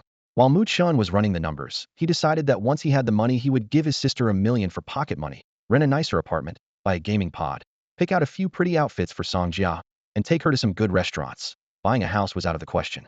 He drafted a mental checklist at lightning speed. Lease first, gear second, clothes and food for Song, Jia third, home ownership could wait. The reason was simple. In 3 years the Chaos Gods would launch a full-scale invasion. Any house would only be livable for 3 years, and whoever bought one would take a loss. If luck was on his side and the landlord died in the turmoil, he might even inherit the place for free. No sooner had the thought appeared than Mu Chen shook his head and banished the wicked idea. Mu Chen, you're humanity's last guardian. How can you think like that?" He mocked himself, then dragged his focus back to business. He pulled out his communicator, checked the time, and opened a voice call to Yi Chen. "Boss, I spread the message exactly the way you asked. You're trending again." Yi Chen's voice quivered with excitement. The trending list meant nothing to Mu Chen. He only cared whether the buzz around Death Mountain would keep climbing. "Good. When will you reach War City?" "I'm heading out now." "Where do I meet you?" "The valley on the western edge of the Centaur Plains." "Got it. Be there soon." The call ended with a crisp click. With the rendezvous confirmed, Mu Chen logged off in search of food. Noon was approaching and his stomach was already protesting. He removed the VR helmet, and the roar of thunder and sheets of rain flooded his ears. Through the window, rain mixed with the earthy scent of wet soil swept into the room. He drew in a deep breath, didn't mind the smell. It was the scent that had filled the air the day he died in his previous life and the day he was reborn, when the same torrential rain washed over the city. Without realizing it, he walked to the window, his dark eyes fixed on the sky. Endless banks of clouds churned overhead, and he slipped back into the memory. He lay battered in the mud as black rain poured down, water and blood merging into a dark red stream. Ahead of him stood the 4 chaotic evil gods, their cultists, and the traitors who had turned on humanity, their mocking gazes cutting him like knives. They had won. He had been utterly defeated. As death crept over his mind, he caught a final glimpse of the 5th chaotic evil god. The memory shattered. A soft hum sounded behind him. Song Jia had logged off as well. Like a kitten just waking up, she rubbed the sleep from her eyes and asked curiously, "Brother Mu Chen, what's wrong?" He turned, the gloom wiped away by a bright smile. "I'm starving. How about hot pot on a rainy day?" "Yes. Hot pot is perfect when it's raining." Song Jia's eyes sparkled. "There's a hot pot market downstairs. I'll grab broth and ingredients. You stay here and get everything ready, okay?" "Okay." After Mukin finished speaking, he grabbed a random jacket from the wardrobe and headed downstairs to buy ingredients for hot pot. A fine drizzle fell from a dull gray sky, pressing on the streets, so he picked up his pace, sweeping beef rolls, luncheon meat, fish balls, sweet potatoes, vermicelli, and a fistful of greens into the basket. In less than 20 minutes, he was sloshing back home with 2 heavy bags. As he stepped inside, the living room was already filled with the spicy aroma of simmering broth. Sanja moved quickly, washing and slicing the vegetables, potatoes, and sweet potatoes straight from the fridge. Red oil rolled in the pot, and she dumped in the beef rolls, fish balls, luncheon meat, sweet potato slices, vermicelli, and potato chunks all at once. Steam billowed instantly. Rain drummed outside, but the house was warm and fragrant. They cooked and ate as they went, the mingled heat and flavor chasing away every trace of damp chill. When they were full, Song Jia dutifully cleared the table while Mukin wiped the sweat from his forehead and returned to the bedroom to keep gaming. About an hour and a half had passed. He figured Yijichuan was probably tired of waiting. Logging in, he spotted Yijichuan in a nearby valley, accompanied by a slim figure. The man was not alone. Beside that familiar set of lavish gear stood a petite, doll-like girl. Yijichuan was explaining something to her in a low voice. She pouted in open displeasure while he smiled apologetically, bowing over and over. Mukin suddenly materialized beside them. Startled, Yijichuan reflexively took half a step back, almost mistaking him for an assassin or killer class notorious for racking up red names, and he had no desire to tangle with one. Like Fenghuo Lianqing, Yijichuan was a pay-to-win player who relied on top-tier gear to stay competitive. He preferred to run rather than fight, striking back only when cornered. Of course, money talked. When it did come to blows, few red-named players could overpower him. Recognizing Mukin, he finally exhaled and half complained, half joked. "Master, where did you go? I've been waiting over an hour." "Sorry," Mukin said easily. "I meant to grab a quick bite, but I suddenly craved hot pot and lost track of time." Yijichuan laughed. "Since you apologize so sincerely, I'll let it slide. But for making me wait this long, you owe me a discount on the trade. I can't stand here for free." "Fair enough." Mukin nodded. A small apology and a small discount meant little to him. The girl, silent until now, frowned. Her ID read Meng Dao Faya, a level 14 mist mage. "Seriously? You keep a lady waiting this long, and think a casual sorry covers it?" Mukin was taken aback. Zikin's expression changed on the spot. "Oh no, this little princess is poking a tiger.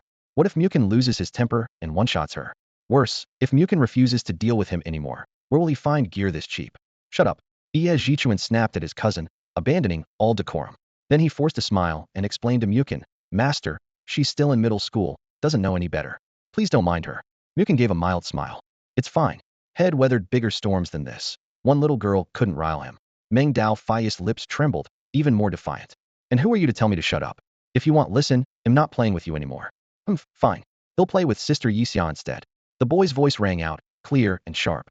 "Then I won't let Yixia play with you either. Sister Yixia doesn't listen to you." "I'm her brother, of course she does." Their squabbling echoed at the mouth of the valley. Caught in the middle, Yijichuan felt a vain throb on his forehead. He turned to Mu Chen, bowed, and forced a smile. "Sorry, master. Kids say the craziest things." "I'm not a kid, I'm 16 already," the boy called Meng Dao Faya muttered. "Shut it." Yijichuan snapped. The boy hunched his shoulders and finally fell silent. With the tension eased, Yijichuan hurried to business. "Master, when do we make the trade?" "A little after 2 this afternoon," Mu Chen answered coolly. "Same place, or do we meet elsewhere?" "Follow me." Mu Chen led them deeper into the gorge toward a low hill. A light breeze brushed their faces, and thigh-high weeds hissed underfoot. Yijichuan dragged Meng Dao Faya along behind him. At the summit, they could see the entire Centaur plain. Mu Chen pointed to the ground. "Stay here and keep watch. They'll come back as soon as I finish the kill."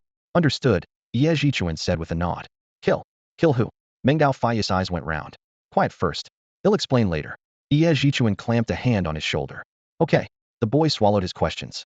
Mu Chen checked the time. 20 minutes until 2. "They'll go on ahead," he said. Before the words had faded, he triggered stealth, and his figure vanished as if wiped away by the wind. "Master? Where'd he go?" Yijichuan spun in place. "Teleport? Invisibility? Brother Lin Chun, where'd he go?" Meng Dao Faya craned his neck. "No idea. Just keep your mouth shut. He's gone and I still have to stay quiet? He might be nearby, listening in stealth," Yijichuan improvised. "Seriously? Trust me." The boy could only pout and fall silent. Elsewhere, still hidden, Mu Chen chained the blink skill from his ring of flicker, skipping across the ground in a series of short teleports until he reached the center of the plain, where Qingfeng Tianxiao and Fenghuo Lianqing had agreed to duel. Exactly at 2, Qingfeng Tianxia's party arrived. Including Guildmaster Qingfeng Tianxia and Vice Guildmaster Qingshui Miao Miao, they numbered 10. The 2 leaders remained unruffled, but the others looked ashen, like statues coated in dust. The boss suddenly challenges Fenghua Lianqing and even wagers 300,000 gold. Is he insane? No one dared say it aloud, but everyone was thinking the same thing. Qingfeng Guild had been targeted jointly by Fenghua and Ironclad. Their warehouse was nearly empty, and 300,000 gold was almost their entire reserve if they could scrape it together at all. If they lost this fight, the guild would almost certainly go bankrupt. So, while they waited the few minutes for Fenghuo's team to appear, every member was already calculating which guild to defect to when Qingfeng inevitably collapsed. Unlike traditional MMORPGs, Dawn's unique mechanics have spawned a sizable population of professional players who make a living by grinding monsters and clearing dungeons. To keep these players under their banners, the major guilds hand out gear with abandon and, much like real companies, pay monthly salaries, bonuses, and even benefits.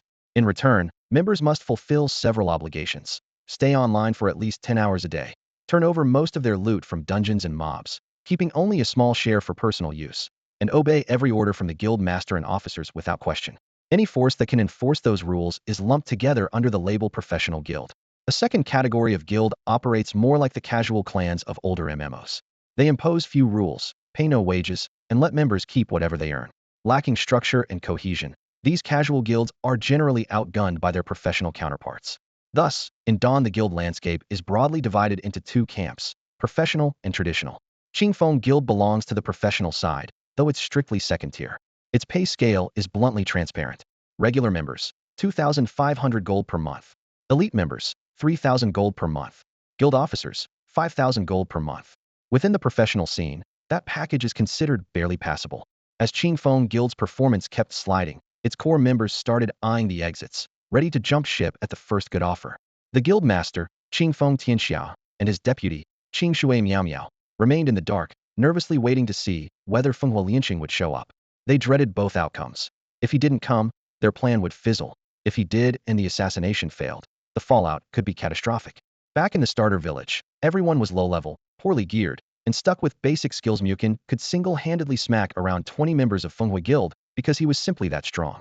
Now, with levels, gear, and skill trees all upgraded, one-shot victories are no longer guaranteed.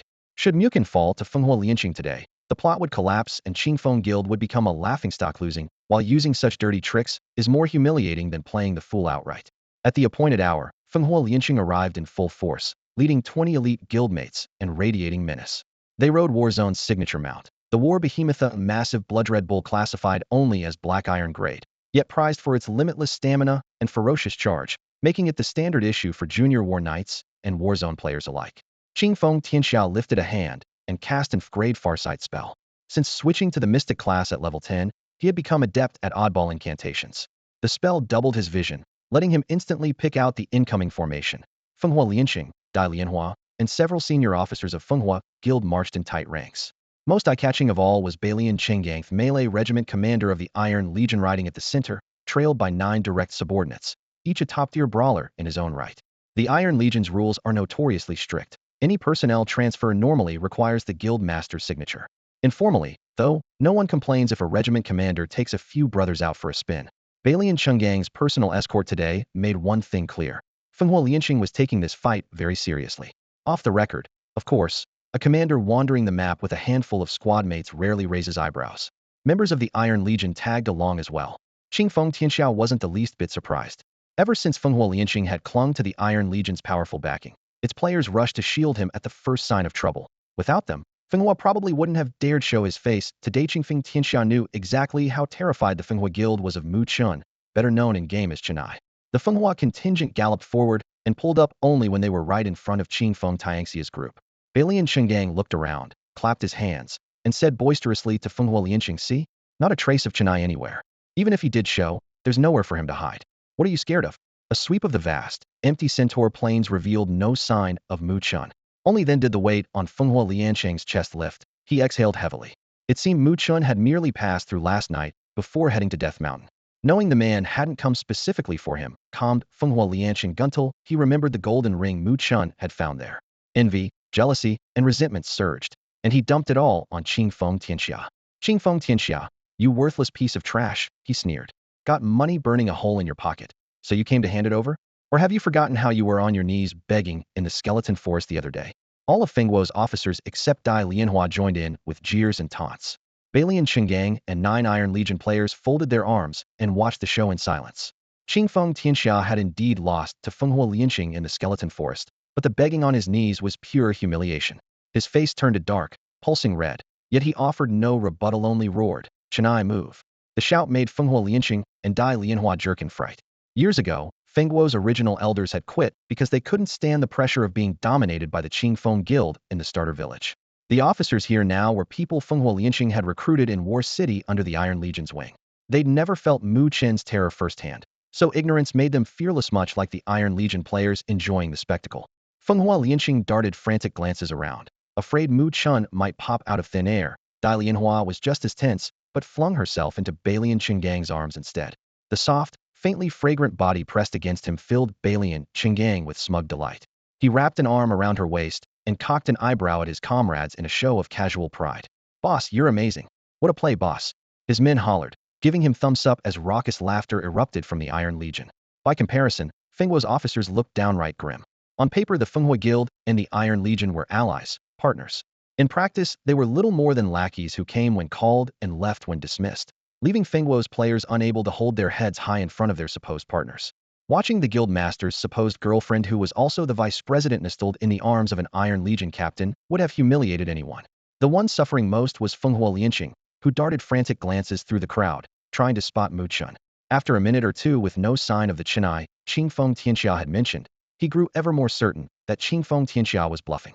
Just then, Dai Lianhua slipped free of Balian Qinggang's embrace. Balian Qinggang promptly squeezed her shapely backside, triggering the system's harassment prompt and asking whether Dai Lianhua wished to mark him as an enemy. She chose no and tossed him a teasing, seductive look. The glance made Balian Qinggang's bones go weak. He giggled foolishly and ran his broad tongue across cracked lips. Fenghua Lianqing saw their intimacy, but had no time to explode. He leveled a furious stare at Qingfeng Tianxia. "I'm killing you today. I doubt you can." The words had barely left Qingfeng Tianxia's mouth when Mu Chen lifted his invisibility and appeared at his side. When he first arrived at the duel site, Mu Chen had used invisibility and blink to slip beside Qingfeng Tianxia without a sound. After members of the Fenghua Guild assembled, he leaned close to Qingfeng Tianxia's ear and whispered, "I'm here, stay calm." The reassurance steadied Qingfeng Tianxia, who muttered, "Invisibility? MMHM?" Mu Chen answered, and both men fell silent. The moment Fenghua Lianqing heaped insults on Qingfeng Tianxia, Qingfeng Tianxia shouted with confidence, "Chenai now?"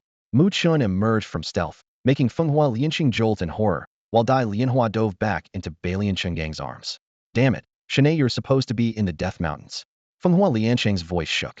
"I arrived an hour ago," Mu Chen lied smoothly. He had spread rumors through Yijichuan that he was still in the Death Mountains, both to mislead Fenghua Lianqing and lay groundwork for the next phase. So he had to keep the story straight. Fenghua Lianqing had never imagined Mu Chen possessed stealth skills. In his mind, only assassins, rogues, or killers could vanish. Among mages, perhaps an illusionist at best. So what class was Chenai, exactly? Memories of his past defeat at Mu Chen's hands surfaced, tightening his chest with fear. Sweat drenched his brow as he backed up a few steps. In panic, he glanced at Balian Qinggang, who was still enjoying Dai Lianhua's embrace, and clutched at the last straw of courage. "What do you want?" "To kill you," Mu Chen said flatly. Only then did Balian Qinggang narrow his eyes and drawl. "So you're Chenai?" Balian Qinggang, commander of the Iron Legion's melee division. "You've probably heard of me. Fenghua Lianqing is under our protection, so you." He never got to finish. Mu Chen raised a hand, and a blazing, beam-destructive finger shot forward, reducing the terrified Fenghua Lianqing to ashes on the spot. After finishing off Fenghua Lianqing, Mu Chen casually lowered his hand and fixed his gaze on Balian Qinggang, whose expression was frozen in shock. His tone was almost conversational. "You talk too slowly. I don't have the patience to listen. Next time you want to protect someone, speak faster." Balian Qinggang's face went from crimson to ashen, his chest rising and falling violently. The power Mu Chen had just shown left everyone present reeling. Fenghua Lianqing had rushed to the main city once he hit level 10 and switched to a shield warrior, pouring every stat and piece of gear into pure defense after being repeatedly one-shot by Mu Chen in the starter village. Balian Qinggang once joked that he was like an iron turtle, impossible to crack. Even the game's highest single-target assassins couldn't drop Fenghua Lianqing in one burst. Yet in front of Mu Chen, that iron shell felt like wet paper. One gentle poke, and it broke. If Mu Chen could instantly kill Fenghua Lianqing, no one with lower defense had a chance. And no one here had higher defense than Fenghua Lianqing. Before the crowd could react, Mu Chen flicked out several more fingers of destruction. Black streaks split the air, and the officers of the Fenghua Guild dropped before they could even scream. Not 8 seconds passed from first strike to last. They never had a chance to run. In the blink of an eye, only Dai Lianhua remained in Balian Chengang's arms. Mu Chen's eyes settled on her. The girl was attractive enough, but now she trembled uncontrollably, her face drained of all color. Clinging to Balian Chengang's waist, she sobbed, "Brother Gang, help me. Beautiful woman or not." Balian Chengang had no choice but to step forward. "Friend, could you give us some face? In the melee captain of the Gangtai Legion Guild, you've heard of us, right?" Only now did Balian Chengang truly understand why Fenghua Lianqing had been so terrified of Mu Chen. Internally he cursed. Is this guy even a player? He's obviously hacking. The Shuguang devs crack down on harassment, but let cheaters run wild? I've heard of the Gangtai Legion, Mu Chen said blandly. Hope flickered in Balian Chengang's eyes. No one wanted to cross a rising mega guild. But before he could breathe easier, Mu Chen's voice turned icy. Unfortunately, whether it's you or the Gangtai Legion, your face is worth nothing to me. Black light flashed again. Several fingers of destruction shot out nearly simultaneously. Balian Chengang, Dai Lianhua, and the rest toppled before they could even start to run. With eyes wide in fury, Balian Chengang managed half a roar you dare before the sound cut off for good. Bodies, gear, and gold littered the ground, glinting in the crimson glow. Mu Chen stooped, swept the loot into his bag, and smiled. Another profitable haul. He turned to Qingfeng Tianxia and his companions.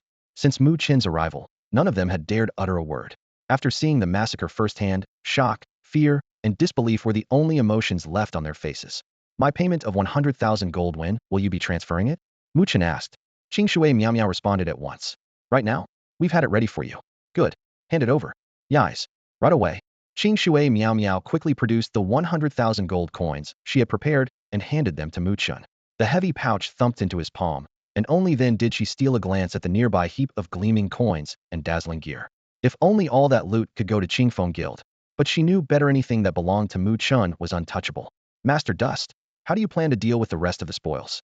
She asked in a half-whisper. The coins are easy, but your inventory can't possibly hold this much equipment. Not your concern, Mu Chen said coolly. He opened his comm panel and placed a call. Are you here yet? Almost. We're on our way, boss. Yi Zhichuan shouted over rushing wind. Mu Chen looked toward the western canyon. In the distance, two players were sharing a single mount, sprinting full tilt. Dust swirled behind them. Yi Zhichuan and his cousin, Meng Dao Faya. Once they dismounted, Mu Chen's eyes went to the girl first. If she's your cousin and her family's well off, why doesn't she have her own mount? Riding double slows you down. Long story, Yi Zhichuan replied with a shrug. Her parents won't let her spend a cent on the game. I brought her because I need the extra bag space as my walking storage. She wouldn't agree until I promised to buy her a mount. Meng Dao Faya stayed hidden behind her cousin, the earlier bravado gone. Huge eyes peeked at Mu Chen. Rumors said he killed without blinking, and Shed just hit level 14. Dying here would be a waste. Yi Zhichuan scanned the area, spotted the Qingfeng Guild members behind Mu Chen, and whispered, "Who are they?" "Clients," Mu Chen said. "They hired me for this run." "Oh." Yi Zhichuan nodded, secretly disappointed. If the boss wiped them out too, their gear would be worth a fortune. But business first. As before, he planned to pile all the loot together before sorting. With Meng Dao Faya helping, efficiency would double. Elsewhere, Fenghua Lianqing had learned his lesson. Before setting out, had deposited every last coin in the bank, and Dai Lianhua had done the same. He even ordered his officers to carry no cash at all. By sheer luck, that bit of caution spared them a massive loss. Balian Chenggang wasn't so lucky. He alone was carrying 50,000 gold, and his 9 subordinates held anywhere from a few thousand to more than 30,000, each for a grand total of 191,600. Ignoring the scattered coins, Mu Chen walked up to Qingfeng Tianxia and said quietly, "You should head back to your guild. Fenghua Lianqing will be coming for revenge, and he'll be here soon." Watching his sworn enemies drop dead at his feet filled Qingfeng Tianxiao with an indescribable rush. Yet Mu Chen's offhand reminder yanked him back to reality. The guild still needed someone in command. The Beacon Fire Guild's leader and officers had just lost all their gear in a single death, and their combat power had fallen off a cliff. Knowing that Fenghua Lianqing would never swagger in front of him again, Qingfeng Tianxia gave Mu Chen a brief nod of thanks and farewell, then hurried off with his team. Qing Shui Miao Miao stepped up, whispered her gratitude, and ran to catch the others. Mu Chen simply bent down and joined the loot-collecting crew. Yi Zhichuan and his cousin, Meng Dao Faya, were already stacking equipment, the cheerful chime of coins ringing non-stop.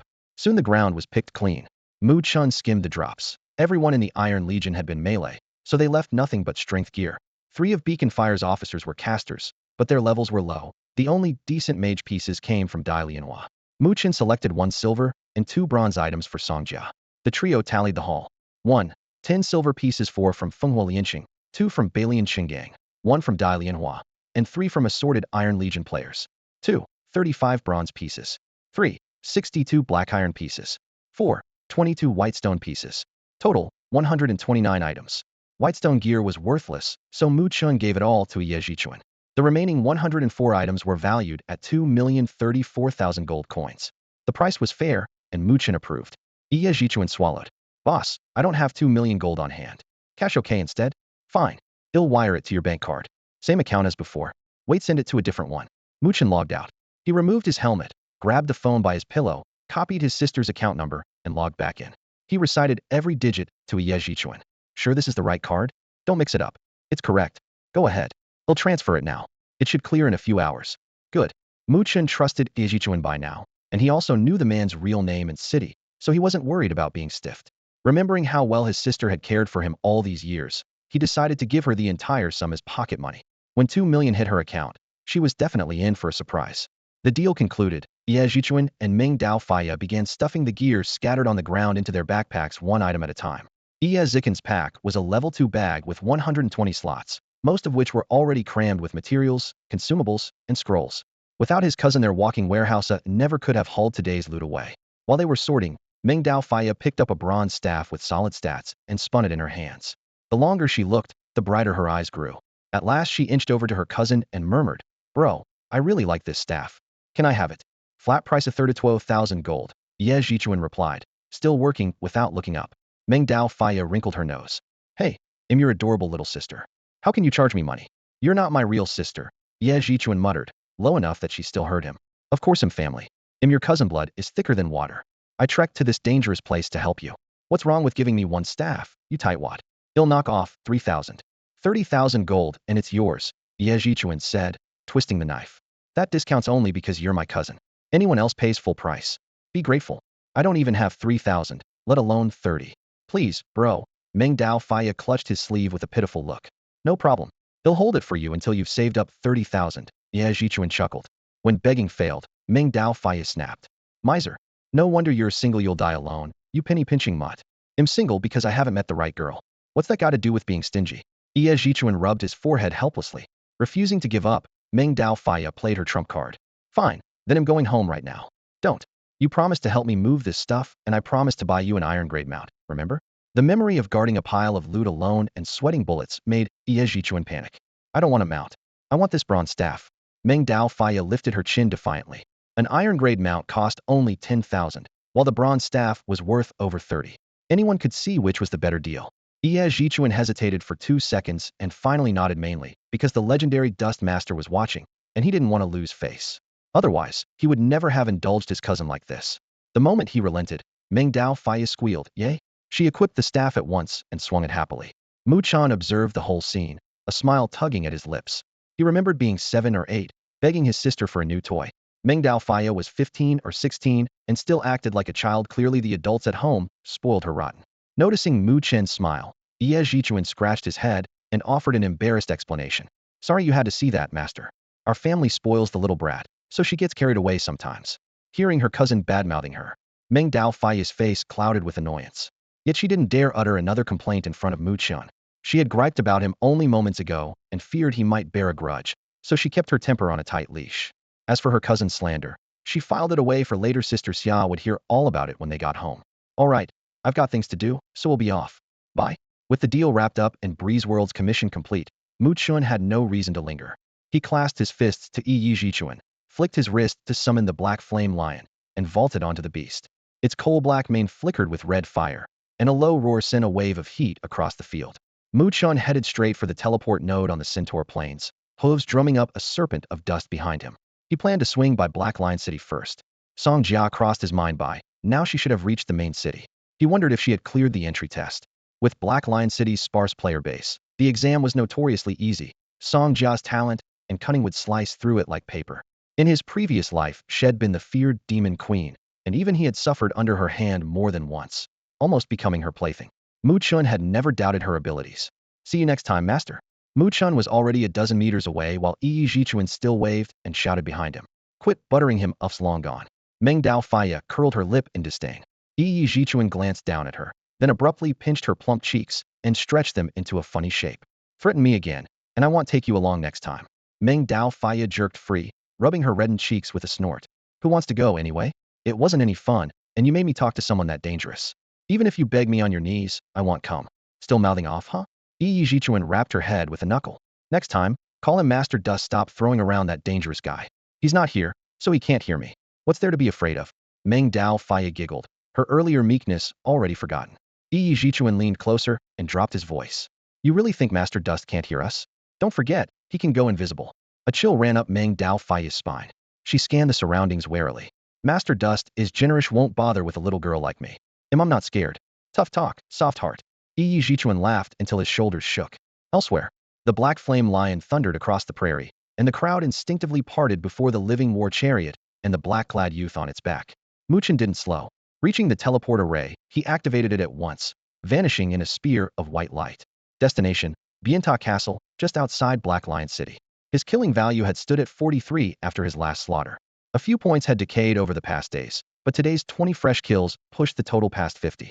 Black Lion City had no doubt issued a bounty by no first-time rewards ran around 5,000 gold, and the price would only climb from here. With a warrant on his head, returning to Black Lion City was out of the question, so Bienta Castle, the closest node, was his only option. After the teleport finished, Mu Chen found himself standing in the empty, shattered great hall of the castle and suddenly realized something crucial: had never added Sanja as a friend, so there was no way to reach her in-game. Left with no other option, he logged out.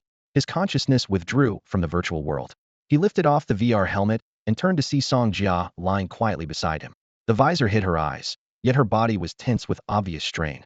Mu Chen raised a hand and brushed a fingertip against her feet, wrapped in white thigh-high stockings. The smooth arches were taut, her toes curled tight. She was clearly wrestling with some in-game crisis. Not wanting to startle her, he decided to let her be. Since it would only take a moment, he slipped off the bed to grab something to eat and make a quick trip to the bathroom. Thanks to Song Jia's meticulous care, the rental apartment was spotless, free of clutter, and carried a faint, pleasant fragrance that put him at ease. Pushing open the bathroom door, he spotted her underwear hanging from the shower rod, mostly white, with the occasional pale pink or blue and white striped piece. With no balcony, the bathroom was the only place to dry laundry. He looked away at once, reminding himself to suggest a better solution. After all, she was a young woman and they weren't related, so leaving things out like this felt improper. Business taken care of. He moved to the living room, opened the fridge, and pulled out a can of ice-cold cola and a bag of cheese-flavored chips. Song Jia's faint scent still lingered on the sofa. He lounged back, scrolling through the forums while crunching on chips. He had barely read 2 headlines when his phone buzzed. Caller ID. Sis. He knew at once it had to be about the 2 million that had just hit her account. The moment he answered, Mu Guess' anxious voice burst out. Chen, someone just wired over 2 million to my bank card. Was that you? Most people would think they'd struck gold, but every transfer leaves a trail. It could be a mistake. The bank could have glitched. Mu Guess' first instinct was to call the bank. Her best friend, Lung Yashuang, had stopped her, reminding her that her brother had been doing spectacularly in the game lately and might have actually made the money. So she called to confirm. Yeah, Mu Chen said. I picked up a batch of gear this morning and sold it for a good price, so I sent the money to you.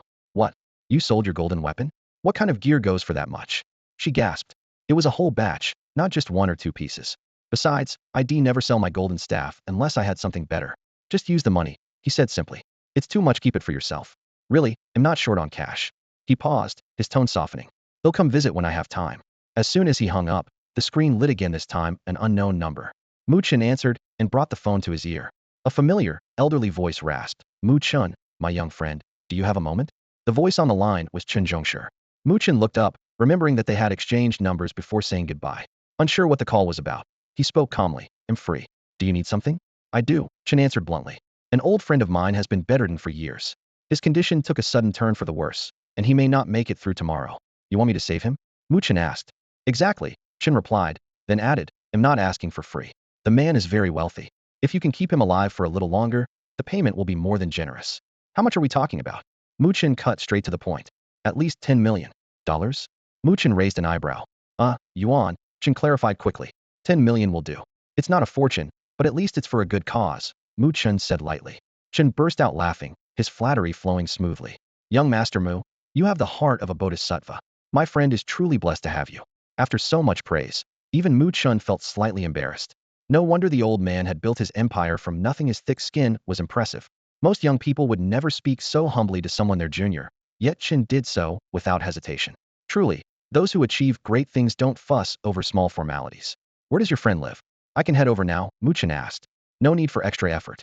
Just wait at home for a moment. They'll send a driver to pick you up, Chen replied. All right. After hanging up, Mu Chen stretched on the sofa, then went to wash up and change. His sister had bought him 2 designer outfits, but he still preferred his black tracksuit, durable, stain-resistant, and good at hiding blood if it splattered. He had barely pulled the outfit on when someone knocked. Thinking the driver had arrived, he grabbed his phone and keys and opened the door, only to find Chen Zhongshi himself standing there. The old man had come in person, certainly knew how to show respect. Ready to go? Chen asked with a smile. Mu Chen nodded. Let's head out. They started down the stairs side by side. Chen was elderly and out of shape. After only a few steps, he was panting hard. Climbing to the top floor alone had been difficult enough, and going back down was proving even harder. He bent over, hands on his knees, breathing heavily.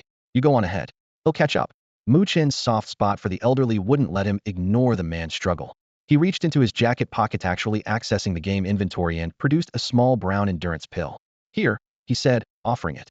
Chen hesitated, suspicion in his eyes. What is it? Just a simple stamina booster, Mu Chen explained. He understood Chen's caution. Important people never put unknown substances in their mouths. Poison or addiction could ruin everything. Affecting a serious tone, he promised, trust me, I wouldn't harm you. After a long pause, Chen clenched his teeth, took the pill from Mu Chen, and swallowed it. He pulled the oak stopper from the miniature endurance potion and stared at the thumb-sized vial of amber liquid. After a moment, he lifted it to his lips and took a tentative sip. A jolt shot through his features as if had been struck by lightning. Chen Zhongshi's eyes flew open. Then, tilting back his head, he drained the bottle. A searing warmth raced down his throat and burst through his veins. Power long forgotten flooded him like water through a blown dam. It felt as though time had rewound, and he were once more the vigorous young man of his prime. This is unbelievable. Chen Zhongshi raised a fist, his knuckles whitening with excitement. Mu Chen gave him a brief glance, his voice calm. Move. The potion won't last long. With that, he turned and headed downstairs, his steps steady and decisive. Chen Zhongshi hurried after him, questions tumbling out. What's this potion called? How long does it last? What's in it? 10 minutes, Mu Chen answered, offering nothing more. Outside, 3 gleaming luxury sedans waited at the curb, their metallic sheen conspicuous in the aging commercial district. Passers-by paused to snap photos. The stretched limo in the middle belonged to Chen Zhongshi. Its black paint gleamed like a mirror, faint patterns etched around the door handles. 5 or 6 bodyguards in suits formed a half-moon around it, opening the doors the instant the 2 men appeared. When Mu Chen first met Chen Zhongshi, the old man had been distraught over his granddaughter's injury, pacing like any anxious grandfather, nothing like the chairman of the Chen group. Now, however, the scene spoke of power and wealth. Once the doors closed, tinted glass sealed out the city's noise. The leather seats were plush, a hint of sandalwood hanging in the cabin. Still exhilarated by his renewed strength, Chen Zhongshi flexed his arms, straightened his back, and inspected his body as if it were newly forged. If only I could keep this feeling forever, he murmured. But time waits for no one. Barely 10 minutes into the drive, the heat inside him ebbed like a retreating tide. His limbs grew heavy again, his spine sagged, and disappointment clouded his face. At length he looked at Mu Chen with pleading eyes. Could you spare me a few more vials? Name your price. Mu Chen slipped a hand into his pocket and flicked out a dozen identical bottles, tossing them over casually. Cheap trinkets. Pay whatever you think is fair.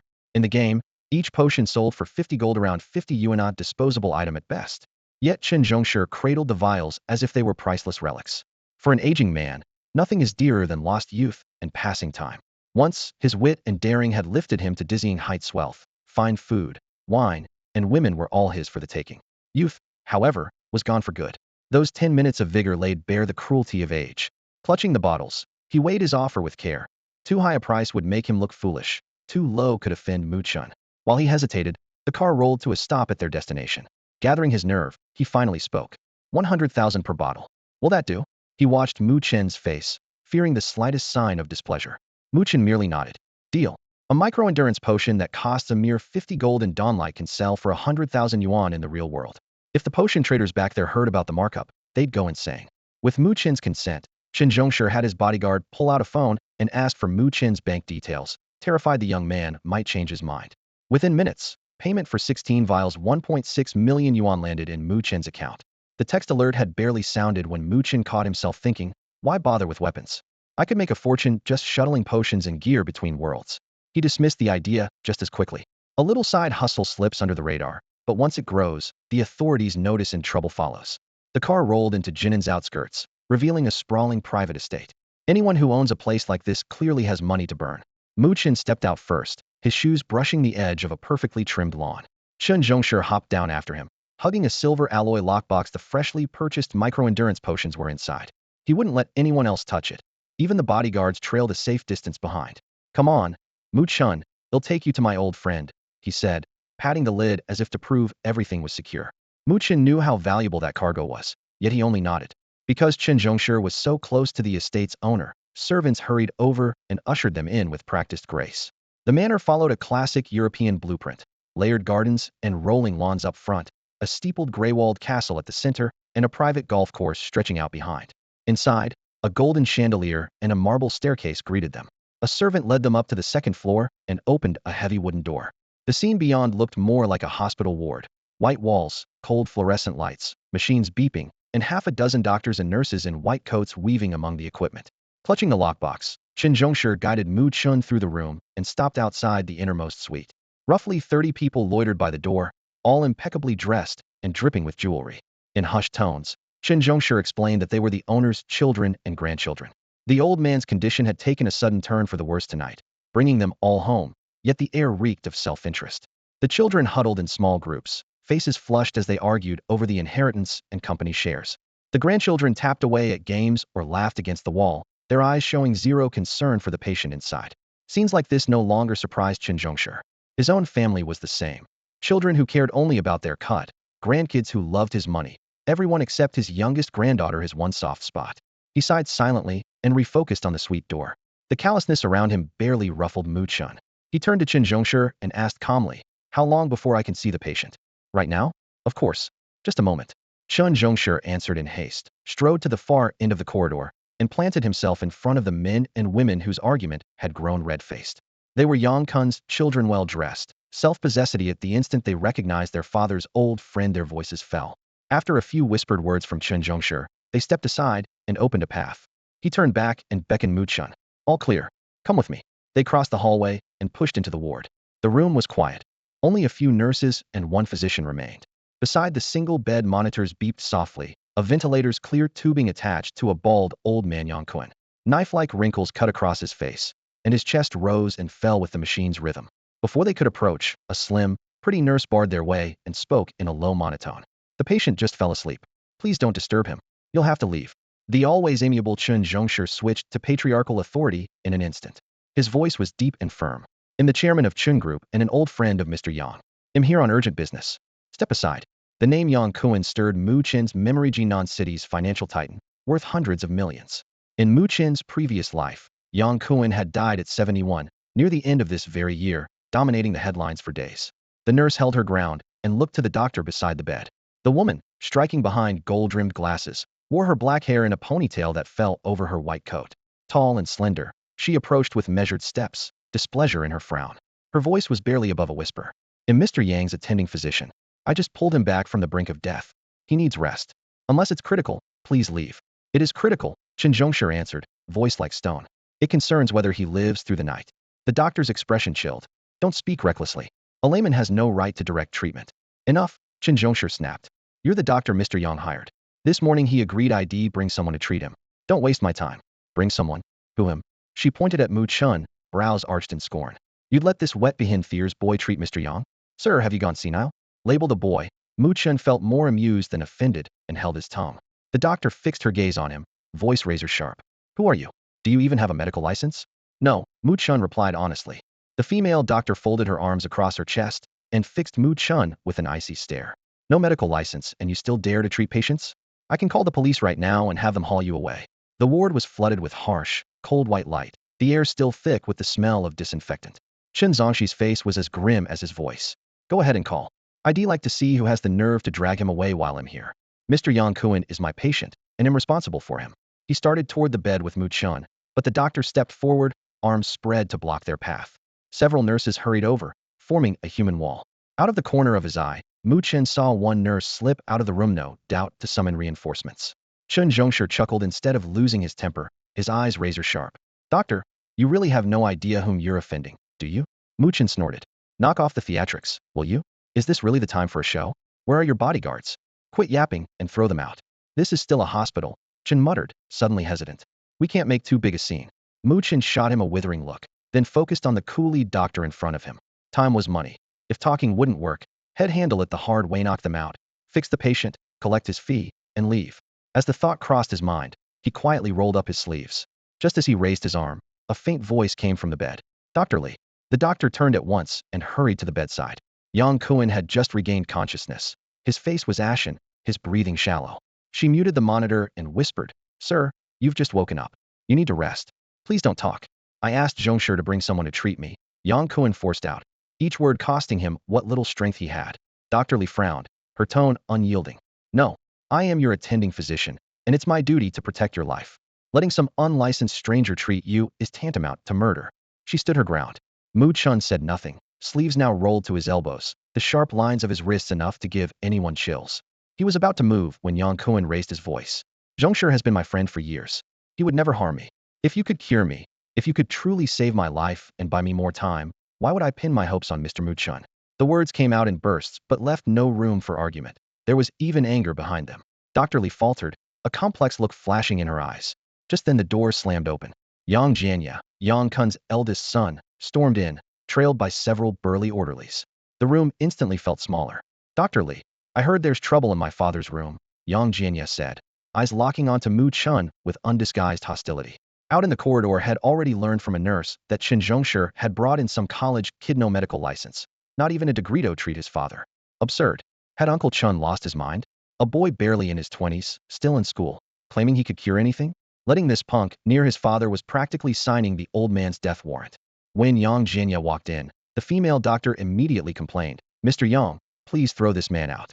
Don't let him cause trouble or disturb the old master's rest." "Fine." Yang Jianya turned to the burly orderlies behind him. "Get that kid out of here. Be careful not to bump into the other patients." The orderlies moved forward, their looming figures compressing the air itself. A cold glint flashed in Mu Chen's eyes. Suppressing the killing intent surging in his chest, he murmured to Chen Zhongsher, "If you can't stop them, don't blame me for stepping in." Chen Zhongshi's face darkened, but before he could speak, the frail Yang Kuan on the bed suddenly roared, "Let me see who dares. Zhongsher and Mr. Mu Chen are my guests. Disrespecting them is disrespecting me." "Dad." Yang Jianya tried to object. "Get out. All of you get out." Yang Kuan barked, his hoarse voice brimming with fury. "I'm not dead yet, and this house is not yours to run." The old man's authority froze the room. Yang Jianya slunk to the door without another word. The orderlies and nurses traded glances, then hurried out. Footsteps faded in the hallway. In moments, only Mu Chen, Chen Zhongsher, and the female doctor remained. Under the harsh white lights, the air grew tense. "Mr. Yang, this is my final warning," the doctor said, her tone icy. "If you insist on letting him treat you, he'll resign. Trusting a man like that with your life is madness, and it insults every professional physician here." Yang Kuan drew a steady breath. "It doesn't matter anymore. You can't cure me, and my days are numbered. Since there's no hope, I might as well try something else."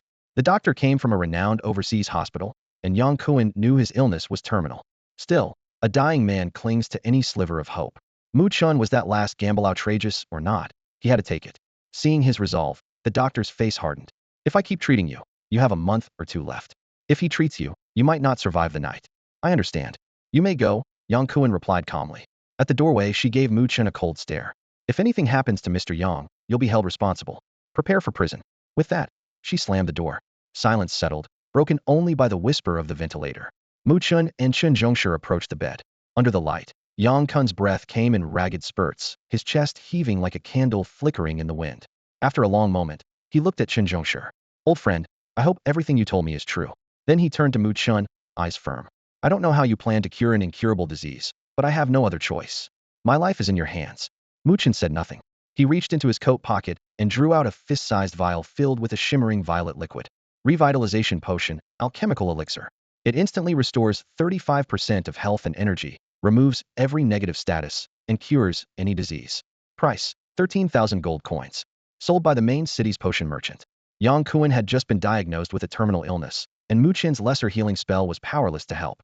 Fortunately, he still had one last trump card in his inventory, a single revitalization potion. It was one of the most expensive items on the merchant's shelf, and at 13,000 gold per bottle, no player was willing to buy it. Even the richest heirs and high-rolling whales hesitated at the final moment.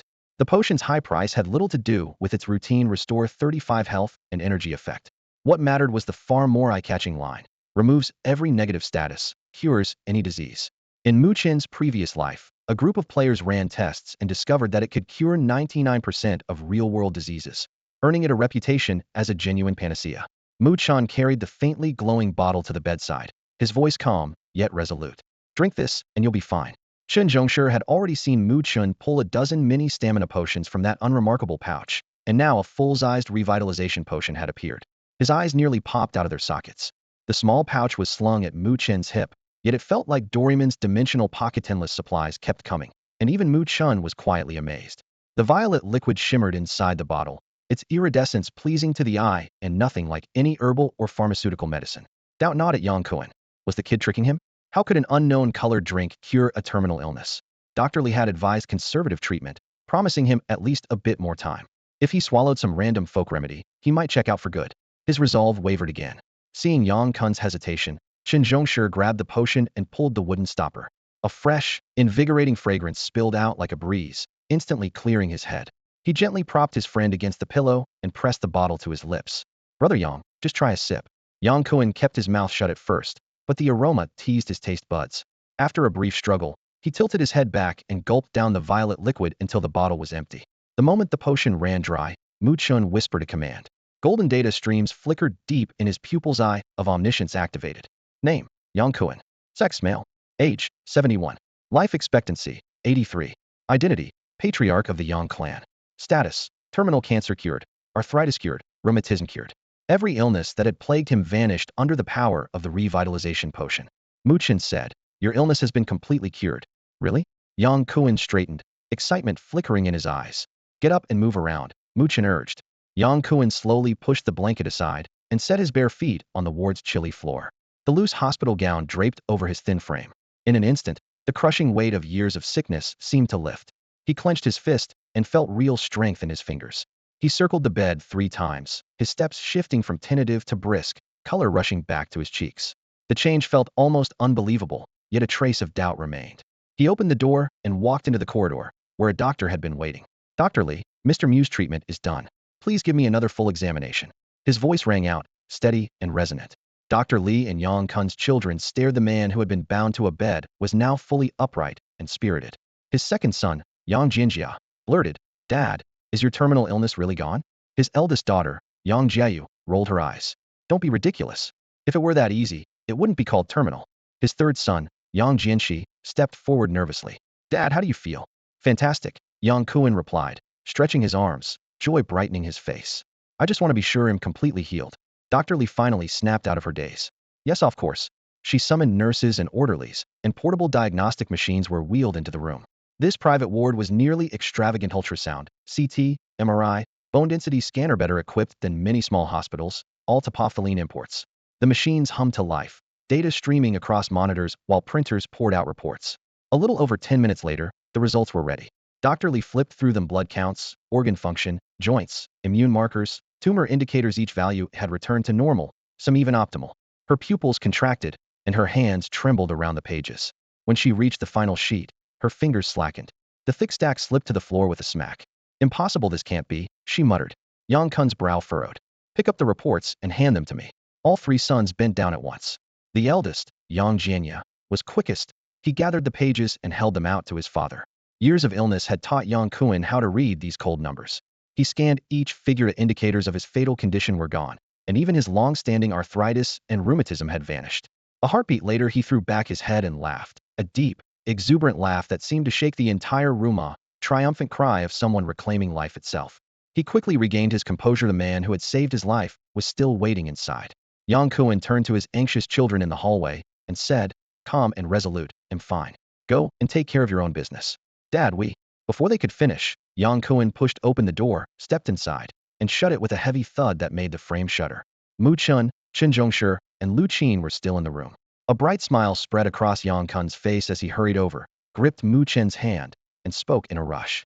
Mr. Mu, your medical skills are nothing short of miraculous.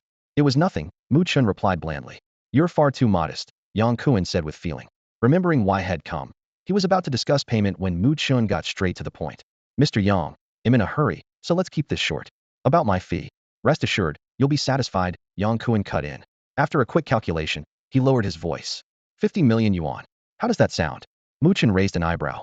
Had intended to ask for only 10 million. The revival elixir had cost him merely 13,000 gold coins, An ordinary currency would be useful for just 3 more years before Dawn World coins took over. 10 million would easily cover his current needs.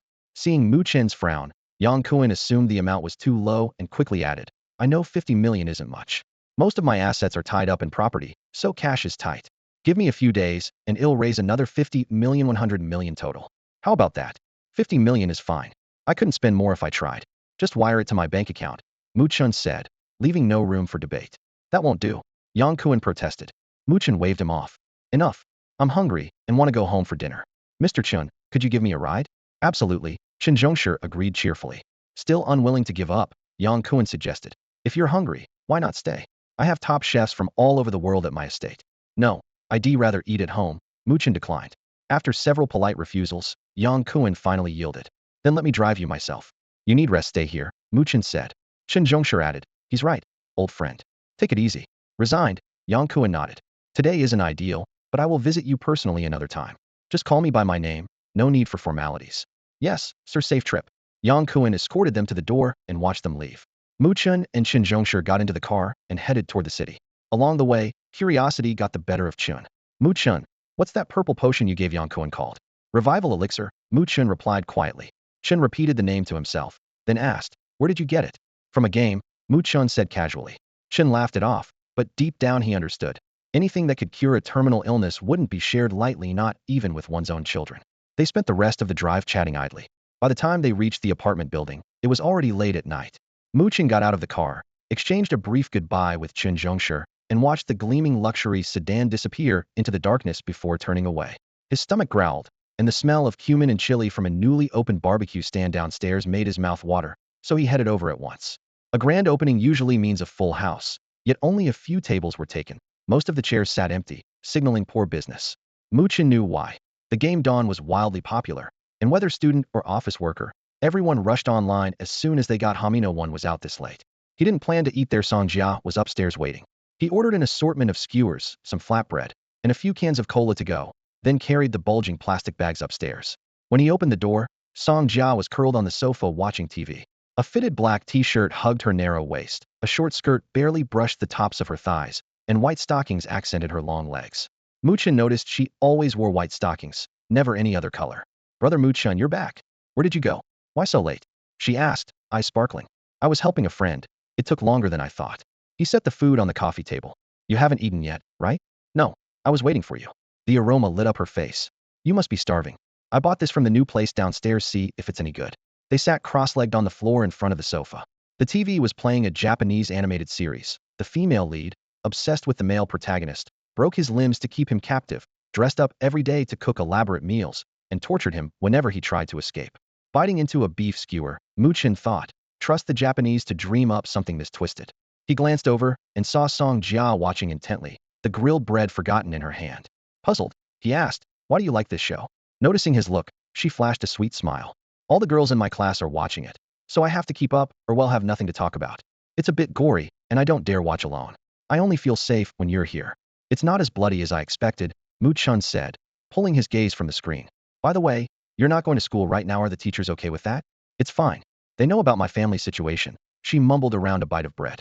Mu Chen swallowed his beef, took a sip of cola, and asked, weren't you supposed to go to Black Lion City today? Did you make it? And did you pass the entrance test? Yeah, I passed the test. I'm officially a third-class citizen of Black Lion City. Sanja replied. In the private chat, Mu Chen typed, good. When you log in, come to Flagellation Castle near Black Lion City. He'll wait for you there. Brother Mu Chen, why don't you just come to Black Lion City? Sanja asked, her curiosity obvious. I'm red named right now. I can't enter a capital, Mu Chen explained helplessly. Oh, I see, Sanja murmured. After dinner they logged in almost simultaneously. Mu Chen's character spawned beside the empty teleport circle inside Flagellation Castle, torches crackling against the dark stone walls. Sanja appeared at the east gate of Black Lion City, not far away. At a normal pace, she would reach the castle in 20 minutes. Minutes ticked by. Roughly 20 minutes later, Mu Chen heard someone outside calling his in-game name. He pushed the gate open. A night wind swept grid across the open plain, and there stood Sanja, waving her staff in front of the portcullis. In-game, Sanja wore a crescent white black iron robe and carried a two-handed white stone staff. Most of her gear was white stone quality, with a couple of black iron pieces hanging at her waist, typical for an average player. At this stage, anyone wielding bronze or silver equipment already looked impressive. Good evening, Brother Mu Chen. She blinked, her voice soft and sweet. And good evening to you. Mu Chen smiled back and pulled 2 stones from his pack, a demon warlock class change stone and a summon demon skill stone. He handed them to her carefully. Once you take this path, there's no turning back, he cautioned. Choose an evil class and you're tied to the evil faction for life. Be sure before you decide. Sanja nodded solemnly. Brother Mu Chen, I've thought it through. I won't regret it. With her answer given, Mu Chen placed the 2 stones in her hands. Sanja accepted the class change stone and activated it without a hint of hesitation. Shadow flames traced a pentagram beneath her feet, and the colossal silhouette of a demon lord swept behind her. Fire, darkness, and guttural incantations rumbled for several seconds. When the pentagram dissolved, the system message flashed. Class change successful, demon warlock. How do you feel? Mu Chen asked. Sanja patted her robe in a daze before answering. Not bad. Did you receive a class quest? Yes, there's one, she nodded. What is it? Mu Chen pressed. I have to find an NPC demon warlock to serve as my mentor, she read from her quest log. The NPC must be at least level 80, and I need 200 favor points with them. That's not too bad as far as class quests go, Mu Chen murmured. Then he added, but it's not exactly easy either. You can grind 200 favor with gifts, but the real challenge is finding a level 80 demon warlock NPC. He ran through his mental list. He did know a few high-level demon warlock NPCs, but most of them wandered all over the map. Anna, the mage trainer in the Dusk Village Tavern, was the easiest to locate. The 2 stones he had just given Sanja had come from her. She had even tried to entice Mu Chen into becoming a demon warlock himself. In his previous life, if Mu Chen had had the chance to become a demon warlock, he would have taken it without hesitation. It was a top-tier class on the evil side. Despite the many alignment restrictions, it granted devastating spells, agonizing curses, and powerful demon summons. With tier 1 damage and solid defense, plus a handful of obedient fiends, a demon warlock could hold the front line or send his minions charging forward. Plenty of players coveted that path, but most had to give it up because they lacked the luck, the connections, or the talent. In this life, however, Mu Chen had already advanced into the strongest hero class ever. The Nightmare Magiso, a mere demon warlock, no longer impressed him. In the starter village, most basic trainers sat between level 20 and 25. On paper, Anna was just a level 20 mage instructor, yet she managed to lure players into the demon warlock path right under the priest's nose. Her true power had to be at least level 50. Mu Chen guessed that Anna was lying low in the village for one of 2 reasons: to recruit talent for the evil faction or to find a worthy successor for the demon warlock legacy. Mu Chen intended to send Sanja to Dusk Village on her own to seek out Anna. Sangja's talent was extraordinary, the brightest of all the potential demon warlocks. Anna would treasure her the moment she saw her.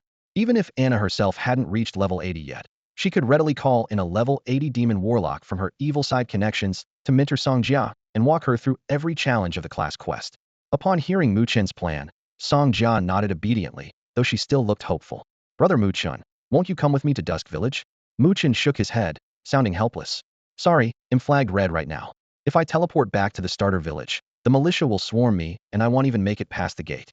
Sanja lowered her lashes, disappointment etched across her face. It had taken everything she had to reach level 10, and she had dreamed of staying by the side of the man she adored once she got to the capital. Yet after only a brief reunion, they were parting again, and the class quest had a 7-day limit. There was no time to spare. After adding each other as friends, Mu Chen opened his inventory and handed over the weapons and gear had picked out for her, then piled the gold and jewels from the Farine treasure into her arms. Sold to an NPC, they would bring in a fortune, more than enough seed money. He even threw in a few teleport scrolls. Until now, Sanja couldn't even scrape together a few hundred coins, a situation most players knew all too well. Not everyone could rake in millions like Mu Chen. He was, after all, reborn. If he couldn't climb back to the top and seize the #1 spot this time, what was the point of living again? Sanja was deeply moved by his generosity. The way she looked at Mu Chen was charged with desire and possessiveness, but he didn't notice. He assumed the emotion swirling in Sangja's eyes was simple gratitude. We can't afford to drag this out, Mu Chen said, voice low and fast. Go to Dusk Village and find the mage trainer Anna at the tavern. Stay clear of the church and the priestess. No one can learn what you really are. When I meet her, what should I say? Sanja asked, biting her lip, both nervous and excited. You don't have to say a word, Mu Chen replied, shaking his head. The moment you stand before her, she'll sense the demonic aura on you and know you're a warlock. Got it. Sanja nodded quickly. With that, Mu Chen activated Whiplash Castle's teleportation node. A pillar of sapphire light rose around Sanja, enveloping her and whisking her away. When the glow faded, the teleport hall was empty except for Mu Chen. He stood in silence for a moment, plotting his next move, then stepped into the center of the array and produced his teleport token. Light flared, and his figure was pulled away, vanishing into thin air. Ruined and silent, Whiplash Castle slipped back into lifeless stillness. Edge of the Reaper Desert. A night wind carried dry heat across the walls of the sand bazaar, leaving them mottled in shades of dusty yellow and gray beneath the moonlight. A neutral outpost run by the Merchants Guild, it followed rules far looser than the capital's strict codes. Gold was the only language spoken here. With more than 50 points of infamy on his head, Mu Chen was a wanted man who had no business entering any city. But the sand bazaar sat in a brutal wasteland where survival was expensive, and the guards cared only for coin. After a brief negotiation, he left the barracks 50,000 gold lighter, carrying a pass stamped with the captain's wax seal good for just 24 hours. Paying that much for a single day was unheard of among red-named players, but for Mu Chen it was necessary. He was headed for the heart of the Reaper Desert, and this was the only place selling a detailed map of the region. He tucked the pass into his pack and strode through the gate. The streets were quiet. Only the clack of patrolling guards and the occasional camel's bray broke the stillness. Under the street lamps, a few scattered players hurried past and slipped into narrow alleys. The sand bazaar had begun as nothing more than an oasis, and on the far side of the Reaper Desert lay the Elven Kingdom. The elves refused to open teleport portals to humans, so merchants had two choices: sail around the continent or brave this sea of death. Years ago, the Merchants Guild hired legions of adventurers, sacrificing countless lives to carve a trade route through the desert. Since then, every camel caravan bound for the Elven lands outgoing or returning paused at the oasis for a few days of rest. Over time, that oasis became a marketplace. Over the years, the bazaar expanded into a city, yet it kept its original name, Sand Bazaar. Mu Chen's destination was not the distant Elven realm, but a hidden oasis buried deep within the Reaper Desert, where a key NPC was said to unlock a richly rewarded secret quest. He knew the mud swamp like the back of his hand. Its borders were small, and as long as he headed roughly toward Farron's treehouse, he could always find it. The Reaper Desert was a different story. It sprawled across an area twice the size of northwest China. With no landmarks and no map, Mu Chen could run his legs to the bone and still never stumble on that oasis in the endless dunes. Although Sand Bazaar called itself a city, its permanent buildings could be counted on one hand. Most streets were flanked by tents. Following his memory, Mu Chen reached the outskirts, where trash littered the ground and the air stank of rot and dust. Hundreds of shabby little tents housed destitute drifters, the city's forgotten corner. He frowned at the low, tattered shelters. He chose a tent with a light still burning and slipped inside. A lean, pale-faced rogue in threadbare clothes was drinking alone. Startled by Mu Chen's sudden entry, the man froze, his right hand sliding toward the dagger on the table. "Friend, you're in the wrong place," he warned. Mu Chen skipped the pleasantries. From his pack, he produced a fistful of gold coins, at least 100 by the look of it, and let them glitter between his fingers. "I'm looking for someone," he said. "Tell me where he is, and the money's yours." The rogue's Adam's apple bobbed. "Who are you after?" "Erwin, a cartographer. A gremlin who never shuts up." Gremlins were rare in human cities, but Sand Bazaar's trade sometimes drew them. Wealthy gremlin merchants lived in spacious, spotless tents tended by servants. Only one gremlin had chosen to hole up in this slum. The description clicked instantly for the rogue. 30 steps north, he blurted. "Redrift tent." "That's him." The coins clattered to the ground as Mu Chen tossed them over. "For your sake, I hope you're telling the truth," he said mildly. "Otherwise I'll be back." The rogue was too busy scooping up gold to reply, nodding furiously all the while. Mu Chen stepped outside and took 30 paces north. Under the moonlight, he spotted a red-topped tent, its canvas glowing warm yellow from the candle within. He lifted the flap and entered. The cramped interior was jammed with books and scrolls, the smell of ink mingling with dry sand. Behind a low square table, a green-skinned gremlin hunched over his work, quill scratching briskly across a map. Mu Chen noted the creature's diligent sight was late, yet he was still hard at it. Gremlins resembled goblins, short, green-skinned, and decidedly unattractive. When it comes to brains, goblins are no match for gnomes. They may look alike, but they are two entirely different species. Activating his all-knowing eye, Mu Chen instantly scanned the green-skinned gnome before him. Name, Owen. With the target confirmed, he finally relaxed. In other words, he had found the right gnome. Mu Chen had barged in without warning, yet Owen remained completely unruffled. Inside the low canvas tent, an oil lamp flickered, throwing his hunched silhouette onto the walls.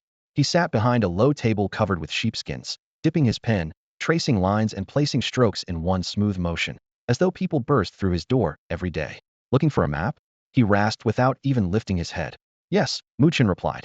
"Death's Sand trade route? Ancient ruins? Or perhaps the Skeleton King's treasure?" Owen reeled off 3 popular requests in a flat tone. "None of those." Mu Chen's eyes narrowed. "Then what do you want?" The gnome's quill kept moving, the parchment rustling. "The hidden oasis." The quill paused, a blot spread on the hide. Owen recovered quickly, resumed drawing routes, and drawled, "Never heard of any hidden oasis." I don't have time for games, Mu Chen said, voice turning icy. Hand over the map to the hidden oasis, or I kill you right now. Pick one. Only then did Owen look up, studying Mu Chen's handsome, yet chilling face. He muttered, the city guards are a bunch of drunks. Pay them, and they'll let anyone in. Murderers today, whole bands of bandits tomorrow. One more word, and he'll do it, Mu Chen said, drawing the staff of dread. The skull set at its tip glimmered with a cold light, as if black flames might erupt at any moment. Owen shut up at once. The map of the hidden oasis is useless to you. Sell it to me, and I'll pay generously. Mu Chen pressed on, mixing menace with temptation. How much? Owen asked immediately. Gnomes are clever and greedy. Owen knew he was powerless, unable to fight or flee. The only way to stay alive was to go along. Besides, money is a temptation no gnome can resist. Most gnomes become merchants, engineers, or alchemists, merchants being the majority. In the famed merchant guild, a third of the membership is gnome. In any guild-run city, their busy figures are everywhere. How about 10,000 gold? Mu Chen offered. Too low, honorable customer, the gnome said, shaking his wrinkled head. Have pity on poor homeless old Owen. Add a little more. 30,000. Still not enough, Owen sighed.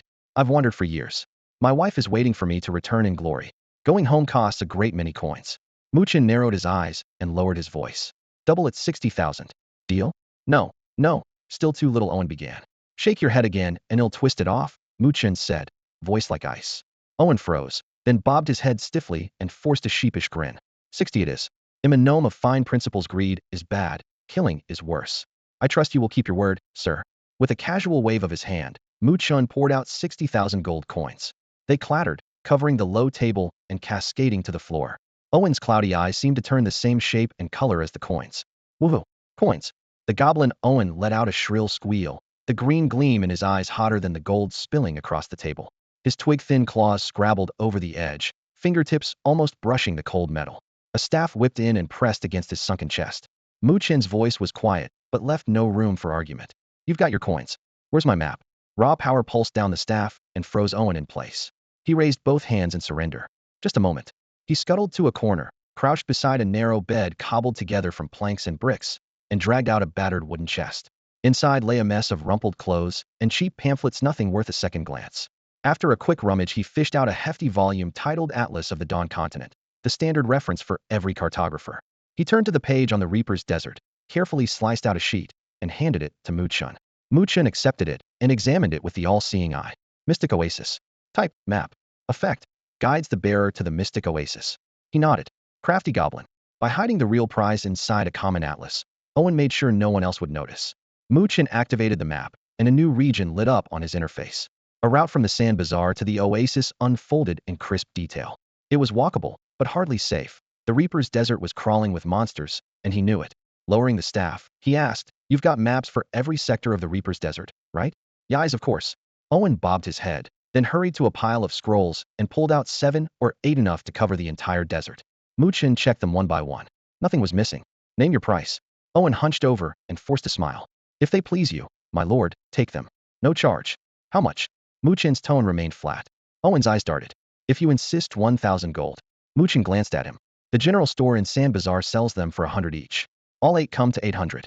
What's the extra 200 for? The goblin's smile froze. He coughed and backpedaled. You're right, my lord, 800 gold.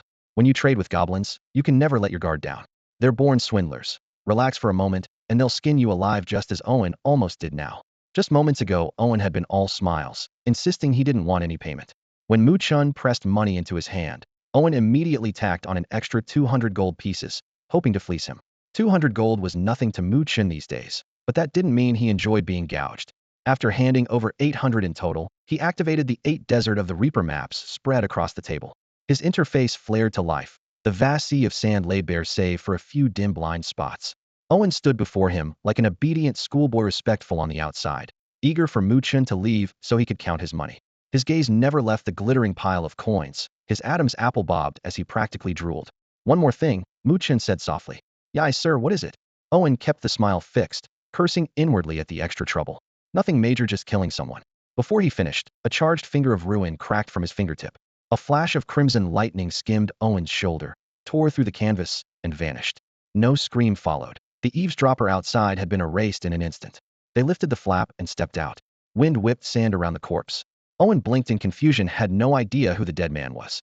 Mu Chen recognized him at a glance. The drifter who had been asking after Owen earlier. No wonder the rogue's life was in shambles. He couldn't even stealth properly, yet still dared to eavesdrope, was begging to die. With practiced ease, Mu Chen rifled the body, pocketing everything of value. He straightened and warned, "You handle the corpse. Don't flash that money around, or someone will kill you for it." A shiver ran through Owen. If Mu Chen hadn't acted, the rogue might have slipped into the tent once Mu Chen left, cut down the defenseless Owen, and vanished with 60,000 gold. "I understand," he blurted, nodding hard. "All right, I'm off." Mu Chen turned to leave. "Sir, wait." Owen called, his expression complicated. "You're heading to the Mystic Oasis to see Miss Itsuase, aren't you?" Mu Chen didn't deny it. He nodded. "Then if you meet her, could you say hello for me?" Owen hesitated, but the words spilled out. "What makes you so sure I'm not going there to kill her?" Mu Chen asked calmly. "You're a good man. You'd never harm Miss Itsuase," Owen said with conviction. "Me a good man?" Mu Chen chuckled at himself, offered no further comment, and walked out of the camp. Traveling the desert is far easier with a camel. A player on foot sinks into the sand and moves 10% slower. Camels are sold in every desert city, just find the mount merchant. Although Mu Chen carried a flicker ring that let him teleport, the mysterious oasis lay 30 kilometers away. Covering that distance by blinking bit by bit would leave even someone with boundless mana reeling from the constant spatial tearing. He had thought about riding his black flame lion, but on the soft dunes the beast's gait was heavy, far slower than on the plains. After weighing his options, he decided it made more sense to buy a mount built for sand. It was deep night, though. Every NPC in the outpost was asleep and the stable doors were shut tight. He would have to wait for dawn, still several hours off. What should he do in the meantime? As Mu Chen pondered, a soft system alert chimed, and a private message popped up. The sender was Si Kwong, the manager of the Crimson Bazaar. "Boss Dust, all the gear you asked me to sell is gone. How do you want the gold?" "Just mail it," Mu Chen replied. "Got it." Less than a minute later, a new message appeared in his inbox. The attachment was a single glittering number, 230,000 gold. These items had come from red-named players who had provoked him outside the Crimson Bazaar in the Forgotten Wilds. Mu Chen had casually killed them and scooped up the loot. Seeing the drops were decent, had left them with Si Kwong to handle. Now that they were finally sold, the 230,000 gold payout was a tidy sum. Mu Chen never put all his eggs in one basket. The more sales channels, the better. At the moment, his closest partner was Yi Chun, but their last cash purchase had shown funds were tight. In the future, when he farmed dungeons and enemies even more frequently, one buyer clearly wouldn't be enough. Si Kwong might need 2 or 3 days to move just a few items right now, but if the Crimson Bazaar expanded, it could become a reliable outlet. Gold in hand, Mu Chen replied, "Thanks for handling it. If you run into any trouble, let me know." That single line made Si Kwong's blood race. He ran the Crimson Bazaar as a lone wanderer, backed only by 2 brothers who helped watch the stall. The place swarmed with red-named players, and trying to impose order on them was like herding wolves. It took at least 30 murder-value 30-player kills without being killed to earn a red name, and every one of them was ruthless. In the past, Si Kwong's own strength had been enough to keep them in line, but as the bazaar's size and reputation grew, waves of new red names poured in, and he could no longer hold the line alone. Some even broke the rules to his face and refused to give him any respect. Si Kwong knew he needed backing strong enough to cow that pack of rebels. After witnessing Mu Chen's power firsthand, Death Maniac had already decided that Mu Chen was the perfect backer. Now that Dust God himself had acknowledged him, the guy was so excited his fingers trembled across the keyboard as he fired off a private message. "Thank you for noticing me, Great One. If you ever need anything, he'll be at your beck and call." Mu Chen glanced at the message, closed the friend list, and dismissed the window. Death Maniac was worth cultivating after all. In Mu Chen's previous life, the man had turned the Scarlet Bazaar into a powerhouse. When the day came to stand against the Chaos Gods, Mu Chen would need followers, and Death Maniac plus the Scarlet Bazaar looked ideal. With that thought, he logged out and lifted off his helmet. Night had settled in. Only a dim lamp glowed in the living room. A few greasy skewers lay abandoned on the coffee table. Mu Chen dropped onto the sofa, picked up a cold squid skewer with one hand, and scrolled his phone with the other. At 3 or 4 in the morning, the streets outside were silent, broken only by an occasional bark or meow. He opened the Dawn Forum for a casual browse, but a bold headline on the front page caught his eye. Shinhua City's newcomer king, Yi Tiandi, joins forces with the Divine Clan Guild. They're planning to tackle the Tuksh Grand Gold Mine and drag Dust God off his pedestal. Yi Tiandi, of course, was Yi Tian's in-game name, and the Divine Clan was one of Shinhua City's largest guilds. In his previous life, Mu Chen had worked his way up there from ordinary member to elite squad leader, earning countless merits. Yet the guild leader's sister had a crush on Yi Tian, and to curry favor she had thrown Mu Chen out despite all he had done. "Yi Tian, Divine Clan," Mu Chen muttered, eyes icy cold. "I will repay this debt in full." He calmed down and kept scrolling. The highest level players on the entire server were only level 19, and none of the legendary masters who once dominated the international scene had shown up yet. With Dawn's level cap set at 300, everything had barely begun. After catching a few live streams and killing almost 2 hours, Mu Chen waited for first light, put the helmet back on, and logged in again. By day, the Sand Bazaar was far livelier than at night. Merchants, travelers, and adventurers flowed between human cities and the Elven Kingdom. Humans and goblins filled most of the streets, but every now and then an elf would appear. Their striking looks made them instant focal points. Local NPCs merely spared the elves an extra glance, but players seeing elves for the first time lost all restraint. They called friends over, snapped photos, and even tried to throw an arm around an elf for a selfie, treating them like harmless background characters. They were in for a rude awakening. Elves in the world of Dawn were nothing like the gentle guardians of fairy tales. Proud, vindictive, and obsessive about cleanliness, they would kill anyone who laid an uninvited hand on them. Just as he expected, the moment those clueless players crowded around the elves, the proud Longiers snapped. With the help of his all-seeing eye, Mu Chen saw everything clearly. The attackers were a level 58 Elven Ranger and a level 60 Elven Warrior. To them, the sub-level 20 players were no different from infants in swaddling clothes, utterly helpless. Fairy tales get only one thing right about elves: they truly adore nature. Their favorite form of execution is to hang criminals from trees and let them suffocate. The desert was dotted with poplar, elm, and palm trees, and the elves picked a thick-trunk poplar, stringing the offending players up like rag dolls. The patrol from Sand Bazaar noticed from afar, but didn't even frown. Elves were big spenders, best not to provoke them. Players were dimetisan adventurers who would simply respawn. As long as the elves paid the public order fee, all was well. Among the onlookers, some gloated while others felt a pang of sympathy, and resentment toward the elves began to brew. Mu Chen, however, remained impassive. Players would come back to life anyway, so watching was a waste of time. He turned away and strode toward the trading zone, where several mount dealers had gathered, 3 green-skinned goblins and 1 human. Doing business with goblins was exhausting. Those little schemers were cunning to the core. Human merchants were usually crooked too, but at least there was a 1% chance of meeting an honest one. Goblins were swindlers 100% of the time. Mu Chen approached the human. The merchant was of average height, with a hooked nose and a thin mustache. His features looked fierce, yet his voice was cultured and polite. "Adventurer, how may I serve you?" "I'd like to buy a camel mount," Mu Chen said bluntly. "Certainly. I have 2 models, a yellow camel of iron quality and a white camel of bronze quality," the merchant replied, rubbing his hands eagerly. "Which would you prefer?" "The yellow one will do." "Understood. Please follow me." The merchant led the way, and Mu Chen followed close behind.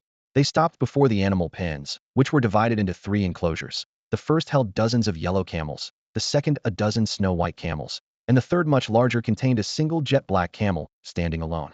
At the sight of the black camel, Mu Chen raised an eyebrow. Well, you've even got a silver-grade mount of black camel." The merchant turned and smiled. "Impressive. You recognized a silver-grade black camel at a glance." "Hardly impressive," Mu Chen chuckled. "There's only one breed of camel with a coat this dark. It would be hard to mistake it." "Not quite," the merchant replied, still smiling, a hint of mystery in his eyes. "There's another camel whose hide is pure black." "Oh, and what would that be?" Mu Chen's interest was piqued. "Have you ever heard of a demon camel?" "An epic mount, the demon camel?" Mu Chen's gaze sharpened. "Exactly." The mount dealer nodded and said, "A demon camel looks exactly like a black camel. So a few traders once mistook an ordinary black camel for one in the wild and tried to capture it, causing quite a scene." He paused, as if suddenly remembering something, then added in a hurry, "This black camel of mine was pre-ordered by a client. I didn't just grab it by accident." Mu Chen smiled faintly. "I understand. You don't need to explain." The dealer smiled back, nodded lightly, and let the matter drop. Epic Mount Demon Camel. Mu Chen had only seen the name in old tomes. He had never laid eyes on one. The thought made him study the sturdy black camel more closely before the dealer led him to a nearby pen. Several oil lamps hung on the rough wooden fence, their yellow glow illuminating the packed herd of yellow camels inside. The dealer gestured invitingly. "Pick anyone you like. Every yellow camel here is for sale." Mu Chen's gaze swept across the herd. Some camels had glossy coats and bright eyes. Others were skin and bone, with froth at their nostrils. The merchant sounded friendly, but his intent was clear: mix the good with the bad and let the buyer's eye decide. Most players' scout skill was useless in situations like this, but Mu Chen's all-seeing eye revealed every camel's stats, constitution, age, and potential alike. He didn't choose immediately. Instead, he asked, "What's the price for a yellow camel?" The merchant thought for a moment, then quoted, "Going by sand market rates, an iron tier yellow camel is 11,000 gold. Since we're both human, they'll give you a discount 9,000 each. How does that sound?" "Every yellow camel in this pen is 9,000? "Of course," the man replied without hesitation. "All right, he'll take that one." Mu Chen pointed without pause at a spirited camel standing on the edge of the herd. The dealer's smile held. but he felt a jolt. Mu Chen had picked the best animal in the pen. Clearly, this adventurer knew what he was doing. Still, a single camel wasn't worth ruining a reputation. On his order, an assistant led the animal out. When gold and reins changed hands, the deal was done, and Mu Chen gained a new entry in his mount roster. While they chatted, the dealer asked, "Adventurer, are you heading to Death's Desert?" "I am." "In that case, why not travel together? My caravan is bound for the same place. More people means more safety, and we can watch each other's backs." "Are you headed to the Elven Kingdom?" Mu Chen asked. "That's right," the merchant admitted. "I'm taking a different route. I'm going into Death's Desert to look for the Skeleton King bandit's treasure," Mu Chen said casually. Inventing a reason his real destination was the mysterious oasis, which he preferred to keep secret. The Skeleton King bandit's treasure, the dealer sighed. "When I was younger, I wanted to brave Death's Desert myself to hunt for that legendary hoard, but I had to give it up." "What stopped you?" Mu Chen asked, curious. The dealer spread his hands. "Family business, of course." Mu Chen felt no animosity toward those well-heeled heirs who stood to inherit their family fortunes. After purchasing his mount, he immediately set out for the mysterious oasis. Waving goodbye to the camel merchant, Mu Chen swung onto the tawny-coated camel and rode out through the north gate of Sand Bazaar. The camel glided over the dunes with ease, nearly matching the speed of a bronze-grade mount. Unfortunately, it excelled only in desert terrain. On hills, grasslands, or ice fields, its pace lagged behind even mounts of the same tier. In short, it was built exclusively for sand. Mu Chen pulled up the virtual map and set his destination to Mysterious Oasis. Once locked in, the camel followed the optimal route on its own, an ancient-looking form of autopilot. Morning light spilled across the golden sea of sand, and wind-borne grit swept past the camel's hooves. Half reclining against the saddle, Mu Chen soaked in the vast dawn landscape while he traveled. The distance from Sand Bazaar to the mysterious oasis was 30 kilometers. At the camel's pace, the trip would take about 2 hours.